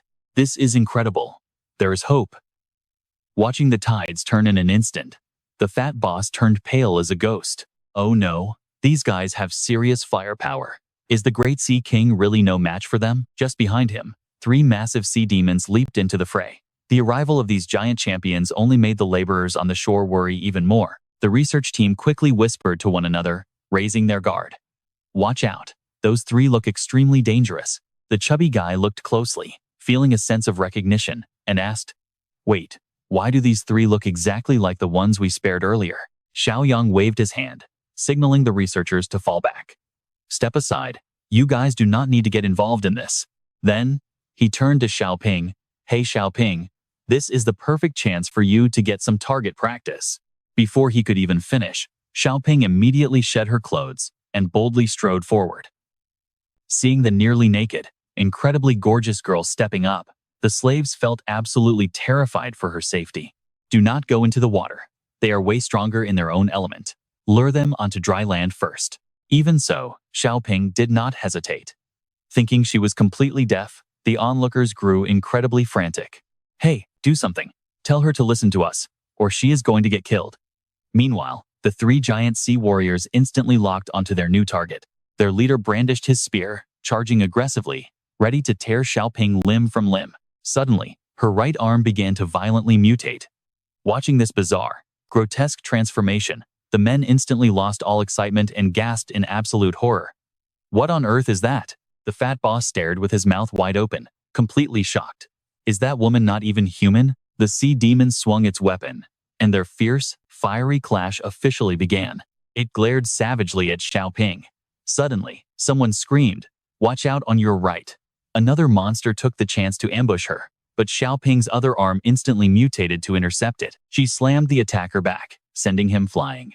Suddenly, her own head split right down the middle, transforming into a massive, hideous maw. Her jaw expanded to an immense size, ready to swallow the sea demon whole. Her first strike barely missed, as the beast managed to dodge backward just in time. For the first time, the three champions tasted true fear. Not daring to make another reckless move, the fat boss cheered them on frantically. "My lords, take turns diving into the water to recharge. We can wear her down with a battle of attrition." The Sea King agreed, growling as he ordered a retreat, offering a weak defense. They jumped back into the sea. Xiaoping prepared to give chase, but Xiaoyong called her back. "Wait, do not go after them. Let them return to the water and recover their peak strength." The fat boss continued to boast loudly. "You arrogant brat, do you have a death wish? Just wait until the Sea King returns to rip out your heart and liver." After absorbing energy from the sea, the beasts emerged once again, their health and power completely restored. They launched a massive, coordinated attack, but Xiaoping fought back, transforming both of her arms and her mutated head into gigantic, biting mouths that expertly deflected every single incoming strike. The slaves behind them rubbed their eyes in disbelief. For the first time, they witnessed a woman holding her own against three giant sea monster warriors. Meanwhile, the fat villain was already plotting his next cowardly move, urging the Sea Emperor to take out their leader first. The fat man's poison worked. The beast roared, ordering its three elite warriors to charge straight at Xiaoyong instead. One monster lunged forward, eager to tear him apart, but it picked the wrong opponent. Without even moving, countless deadly tentacles burst from Xiaoyong's body, instantly skewering the beast right on the spot. Sensing the tide turning, the Sea Emperor hastily ordered a retreat, leaving the fat mastermind completely flabbergasted. Speechless and panicked, he realized they actually lost. Roaring in sheer panic, the beastly leader signaled a full retreat. The terrified horde scrambled to flee, not once daring to look back as they ran. Splash, splash, splash. The three elite warriors dove into the ocean, with the remaining monsters swimming right behind them. With the monsters gone, only the miserable traders remained on the empty shore, begging the Sea Emperor not to abandon them. But the beasts vanished into the dark waters, completely ignoring their desperate cries. That was when Xiaoping approached in her terrifying, mutated form, radiating a chilling, murderous aura. Her expression was bone-chillingly cold, with grotesque, mutated flesh covering her entire body. With a single move, she knocked the three traitors to the ground. Terrified out of their minds, they began groveling and begging for mercy. They claimed they were forced, begging for their lives, but Xiaoyong approached with a freezing glare, telling them to save their breath. He refused to waste his energy on spineless insects like them. Relief washed over the fat traitor, as he claimed he would be forever grateful. Xiaoyong simply smirked and delivered his final judgment, saying he would not stop the other survivors from dealing with them. Fueled by years of brutal abuse, the former slaves finally rose up. Unleashing their pent-up rage, they fiercely turned on their tormentors to get revenge. The three traitors were beaten to a pulp, finally paying a brutal price for their atrocious crimes. What goes around comes around. The agonizing pain they suffered was well-deserved justice for their heinous acts. Soon, nothing but shattered remnants remained where those three once stood. Reverting to her human form, Xiaoping discussed with the others whether they should evacuate all the islanders back to their main base. Chen Jiangkong pointed out that with so many survivors and limited boat space, they might have to split the evacuation into two separate trips. While a single trip would be incredibly cramped, Xiaoyong made the executive call to evacuate everyone at once, gesturing for them to board immediately. Suddenly, Xiaoyong glanced out at the ocean and froze in shock. The research leader shrieked in horror as their boat was destroyed. Realizing they could not beat Jiang Xiaoyong in direct combat, the sneaky sea monsters had sabotaged their only ride. The monster leader emerged from the waves, sneering with absolute arrogance that they were going nowhere. He taunted that they would all rot on this island. Fury burned hot inside Jiang Xiaoyong as he stepped to the front lines. He roared, asking if pulling a stunt like this meant they were begging him to wipe out their entire species. Chen Jiangkang anxiously rushed over to ask for their next move, but Xiaoyong remained completely cool, telling him not to worry. Near the island, Jiang Xiaoyong's massive swarm of insects materialized, just 2 kilometers away from the sea monster's main stronghold. Jiang Xiaoyong instructed them to hijack the enemy boat docked there, though the research leader was highly hesitant. Stealing it was easy, but he feared the sea monster guards would tear them to shreds the moment they set foot in the water. Xiaoyong assured him that he would personally clear a path for everyone. The moment he finished speaking, his eyes glowed with power. Up in the sky, a massive insect soared, its abdomen glowing brilliantly as it let out a bizarre screech that made everyone look up in panic. Confused by the sound, a shirtless young man pointed toward the clouds, yelling for everyone to look. Deep below, giant waves surged violently as the monster sensed impending doom. The deadly insect swarm summoned by Jiang Xiaoyong had finally arrived. The beasts whipped around, raising their spears to fight, as the incoming swarm whipped up a massive, raging storm across the sea. Clueless survivors shrieked in absolute terror, crying out at the sight of the giant insects. Even the researchers were stunned, watching bugs clash with sea monsters. They had seen it once before, but the scale of this war still terrified them. Xiaoyong instructed Xiaoping to lead the survivors, while he focused on controlling his swarm to guide their path home. While the crowd wondered what she was doing, Xiaoping fearlessly dove straight into the monster-infested waters. In a flash, she breached the surface in her mermaid hybrid form, holding the severed heads of several slain monsters. The researchers quickly urged everyone to follow her, but the terrified civilians still hesitated, paralyzed by fear. They wondered what was happening as dead monster bodies floated to the surface, but the traumatized survivors were still deeply haunted by the horrors of their past captivity. They timidly asked Xiaoyong if his group ate humans, which only made him burst into a hearty laugh. Laughing, he assured them he had much better food than humans, and quickly asked them to explain the island's situation. Deep underwater, Xiaoping took the lead, guiding the entire group as they swam deeper into the abyss. On the nearby island, just 2 kilometers away, the remaining refugees panicked, terrified that they were about to become monster food once again. Please do not eat us. Years of bottled-up fear finally pushed them over the edge. After all, if they do not fight back today, tomorrow will bring the exact same deadly fate. Fed up with the horror, one brave soul steps forward, daring to challenge those hideous monsters head-on. Come on, you bastards. Target me instead.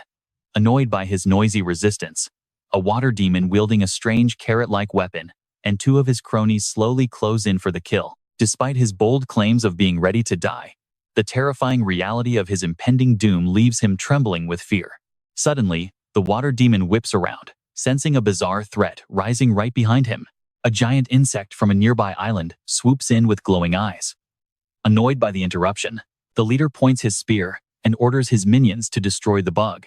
At that exact moment, Xiaoping and her group charge in, weapons raised and ready for battle. On the shore, the pale refugees wonder who these mysterious saviors are, as the research team unleashes a hail of bullets on the beasts. Whispered questions ripple through the crowd.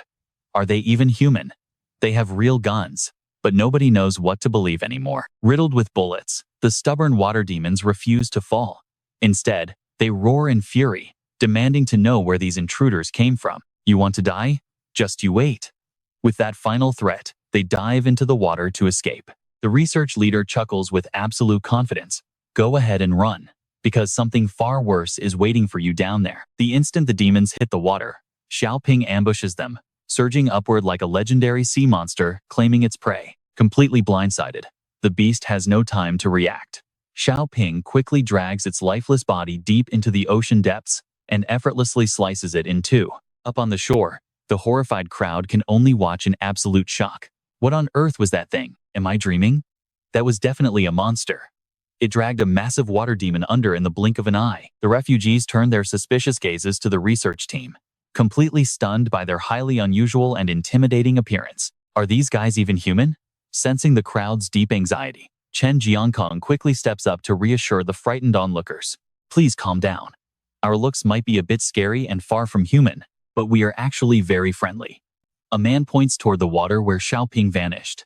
Then what about that terrifying thing down there? Right on cue, Xiaoping resurfaces, finishing off the second water demon. Watching her butcher the beast without even blinking, the crowd mutters, is she really one of the good guys? Chen Jiangkong scratches his head awkwardly, admitting she might not look friendly, but she is definitely on their side. Right after that, Xiaoping deactivates her beast form, shedding her terrifying mutated outer layer and stepping onto the shore as a stunning, gorgeous young woman. She approaches the crowd and signals that the coast is clear, telling them to board the boat immediately. Confused, the islanders ask where they are supposed to go. A chubby young man proudly answers that they are heading to their main base. Seeing the lingering doubt in their eyes, Xiaoping gently reassures them. Do not worry. In our eyes, you are not food, but fellow human beings. Meanwhile, Jiang Xiaoyong is guided through the farming area by the locals, where he decides to pull up a bizarre plant. He asks if this is the crop the demons use to feed their human captives. Honestly, Jiang Xiaoyong has never seen anything like it before. One of the captives sighs, admitting he had never seen it either before being forced into slavery. This plant is pure evil. If eaten long enough, a normal 10-month pregnancy gets unnaturally fast-tracked to just one single month. Even worse, if a newborn baby eats this for a year, they will rapidly balloon into a 10-year-old kid. Jiang Xiaoyong asks in disbelief if these artificially aged children can at least speak and walk. The man smiles bitterly, replying, "There is no need for them to learn because they are eaten by the demons within a single year anyway." Hearing this disturbing truth makes Jiang Xiaoyong grimace in absolute disgust at the bizarre, twisted crop. Just then, panicked shouts echo out, "Chief! Chief!" Jiang Xiaoyong whips around to find two of his men dragging the captured water demon leader over, proudly reporting that he is still very much alive. Jiang Xiaoyong turns to ask the crowd, "Is this the only demon around here that can actually speak human language?" They nod, confirming that this one speaks human tongue the clearest, though its orders usually come from their overseers. But even as a hostage, the arrogant beast refuses to back down. The monster curses them, warning that anyone who dares defy the Great Sea King clan is bound to end up dead.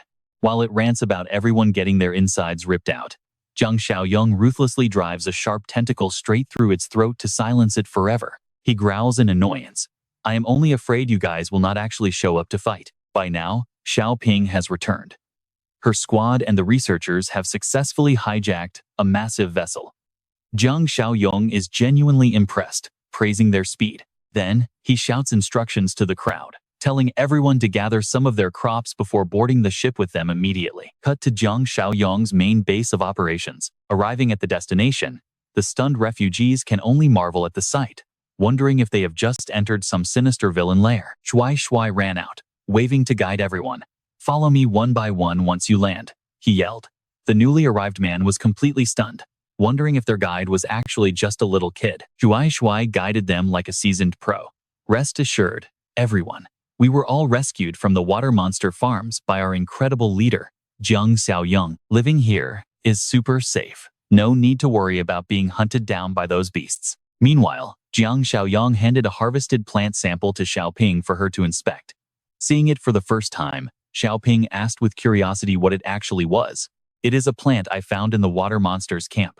They use this strange herb to shorten their pregnancy cycles by 10 times. Xiaoping suggested bringing the sample to the research center to have Elder he analyze it. Jiang Xiaoyong fully agreed and decided to take action right away. Inside the city CA research facility, Elder he happily announced their massive success, prompting Jiang Xiaoyong to clap in admiration. This medical research facility is truly amazing. Despite being abandoned for so long, the electricity still works perfectly fine. Xiaoping explained that the facility was originally built to withstand major natural disasters and various emergency situations. An idea suddenly struck Xiaoyong. He suggested bringing some survivors here to turn this secure lab into a brand new base. Elder he nodded, agreeing that it was the best option since it would let him focus entirely on his research. Xiaoping then eagerly asked if he had found anything yet. After pondering for a moment, the old scientist admitted he had never seen anything like it before, suggesting the plant might not even be from Earth. Because of this, he proposed conducting real-world experiments to fully evaluate the side effects of humans consuming this bizarre type of food. He explained that he had spotted several rooms with holding cages while they were underwater earlier. If they could catch some uninfected rats, they could reach a definitive conclusion. But hearing this, Xiaoping let out a heavy sigh. In a ruined world like this, finding a single healthy rat that was not infected seemed completely impossible. Jiang Xiaoyong confidently chimed in with a much better solution. He claimed they did not need rats, since their life cycles were not suitable for this specific experiment. Deep underwater, a lone water monster was swimming at full speed toward a specific destination when it was suddenly blocked. Two aggressive, red-skinned water monsters confronted the intruder, demanding to know its business. The terrified creature pleaded, desperately claiming to be a proud warrior from the Zana tribe. He requested to meet the leader of the old dynasty tribe. But the red-skinned guard only grumbled in annoyance. The guard demanded he speak to him instead, promising to relay the message. Feeling incredibly bitter, The survivor revealed that his entire tribe had been completely wiped out by those vile upright pigs. The red-skinned guard roared in absolute fury. What? He could not believe that a water monster tribe had been wiped out on land by mere humans. The survivor choked back tears, warning that those upright pigs were far stronger than they realized. The red monster burst into arrogant laughter, mocking him. They had every right to be confident, and a weak, tiny tribe like his deserved to be wiped out. With that, he spread his arms wide in the deep sea, shouting out with pure contempt, asking how a weak tribe could ever compare to them. And indeed, the sheer scale of this particular tribe far surpassed the blue-skinned water monsters they had encountered before. Jiang Xiaoyong led Elder He to the area containing the alternative species he had suggested. The old scientist was stunned, asking if this was his idea of a better option. He confidently confirmed it, explaining that these were actually domesticated wood termites, bred specifically to serve human needs. If this bizarre plant had minimal effects on these termites, it likely would not cause much harm to humans either. Besides, in this brutal apocalypse where food was extremely scarce, food safety could not be their top priority. Elder He nodded slowly, admitting the young man had a very valid point. Jiang Xiaoyong then added a warning, noting that these creatures were still highly dangerous. Additionally, with those vicious water monsters lurking around, he decided to stay behind and guard the area. He emphasized that Elder He was far too important to risk any tragic accidents. He expressed some deep concern about the vulnerable coast, but Jiang Xiaoyong reassured him that he had already perfectly arranged everything. Down at the coast, the lead researcher suddenly called out to Shuai, pointing out some figures approaching. Shuai guessed it was probably Uncle Xiaoyong's men returning. However, the gathered crowd still began to panic and whisper in fear. When Li Cheng, Chen Cheng, and Jiang Shengzai arrived, their incredibly bizarre appearances instantly terrified the people waiting on the shore. Li Cheng understood why they were so terrified. As their boat docked, Chen Yang waved his hands, signaling the crowd to stand back. As Jiang Shengzai stepped forward, a loud voice suddenly echoed. Seeing his father, Shuai cheered with absolute joy, asking why he had come here. Having been separated from his son for so long, Jiang Shengzai immediately responded with overwhelming warmth. He muttered bizarre things about wolf heads, making rockets, and using clamps to catch thorny fish. Because he was a zombie, his words were incredibly slurred and difficult to understand. Poor Shuai was left utterly confused, having no idea what his father was mumbling about. Li Cheng kindly explained that because leader Jiang Xiaoyong was currently studying a new plant with the research team, he was worried about potential monster attacks and sent them to fight and protect everyone. Shuai proudly beat his chest, boasting that nobody needed to worry with him around. The moment those words left his mouth, Jiang Shengzai gave him a painful smack on the head. His father mumbled about false advertising and unfinished products, trying to warn his son not to brag so much. He wanted him to stay cautious to avoid bringing disaster upon himself. Shuai rubbed his sore head, asking in total confusion, "What do you mean? Exaggerated advertising?" The crowd watched this bizarre scene and whispered, wondering how on earth the kid's dad could be a monster. What are we even watching right now? No wonder this kid fights like a total monster. Better stay alert. Amid the loud whispering, an annoyed man stepped up and barked. "Hey, what are you guys even talking about?" Shuai frowned, snapping, "I worked so hard to protect you, and you dare judge me?" The man quickly apologized. Sorry, my bad." Meanwhile, Li Cheng pointed ahead, noticing the swarming insects were starting to act very strangely. The bugs were locking onto some invisible target, making Shuai worry. They had spotted new sea demon scouts, but instead of being afraid, the boy got super excited, begging, "Dad, let me go up and show off my moves." Sure enough, red-skinned sea demons were looming right beneath the water's surface. Looking up at the swarming bugs, the blue sea demon realized their cover was blown, while the arrogant red ones still acted smug. "What are you afraid of? We've got this." They charged forward to mock them, ignoring the blue one's frantic warnings. One red sea demon leaped into the air, but the insect swarm immediately piled on to rip it apart. The red demon stabbed its spear straight into a giant insect's bloated belly.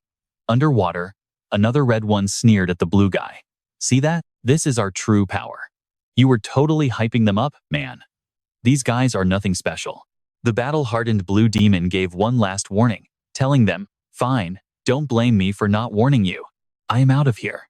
Leaving his allies behind, the coward bolted, while the three remaining red demons laughed and mocked him as a useless weakling. A proud water warrior running with his tail between his legs? What an absolute coward. These guys aren't dangerous at all. One spear does the trick. The leader waved his arms, summoning a massive, raging tidal wave. Suddenly, they noticed something weird happening nearby. Hey, look over there. They all turned and spotted a wooden boat approaching. Laughing, they sneered, haha, are they actually coming out here just to die? They immediately started plotting how to divide their prey. 4 targets? How do we split them? The leader claimed the toughest target. The guy with tentacles is the strongest, so he's mine. Divide the rest yourselves. Shuai chilled comfortably on the boat's edge like he was on vacation, asking sweetly, Aunt Xiaoping, can I join the Mimic Flesh superhero team? Xiaoping flatly refused. No way. The boy slumped, whining, huh? Why not? Before getting an answer, a sharp smack to the head from Jiang Xiaoyong shut him up. Dad preferred actions over words. Shuai whimpered. Dad, why'd you hit me? As Jiang Xiaoyong glared down at his naive son, that little rabbit is still too young, and if her memory is wiped, there will be no one left to sustain humanity. He was reminding him to call women big sister. How many times does he have to say it?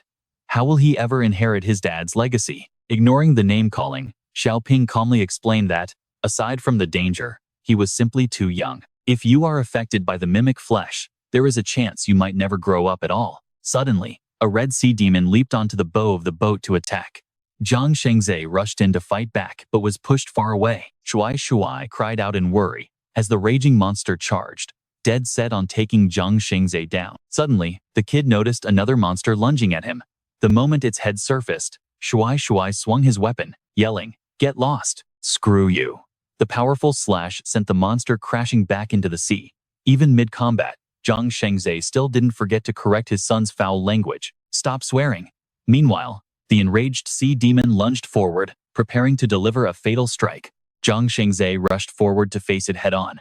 But suddenly, his own creepy tentacles wrapped tightly around the monster, locking it completely in place. The tentacles squeezed the monster's neck, crushing its throat with pure, suffocating force. Back on the boat, Xiaoping was about to jump in, but Shuai quickly grabbed her. Aunt Xiaoping, wait, don't do it. He absolutely refused to let her dive into the water. As a confused Xiaoping stared, Shuai just smiled and flashed a confident thumbs up. This is my dad's first time out here. Just sit back and let him show off his true talent. The lead scientist watched this brutal battle unfold, completely stunned, and could only shake his head. Seriously, how are they all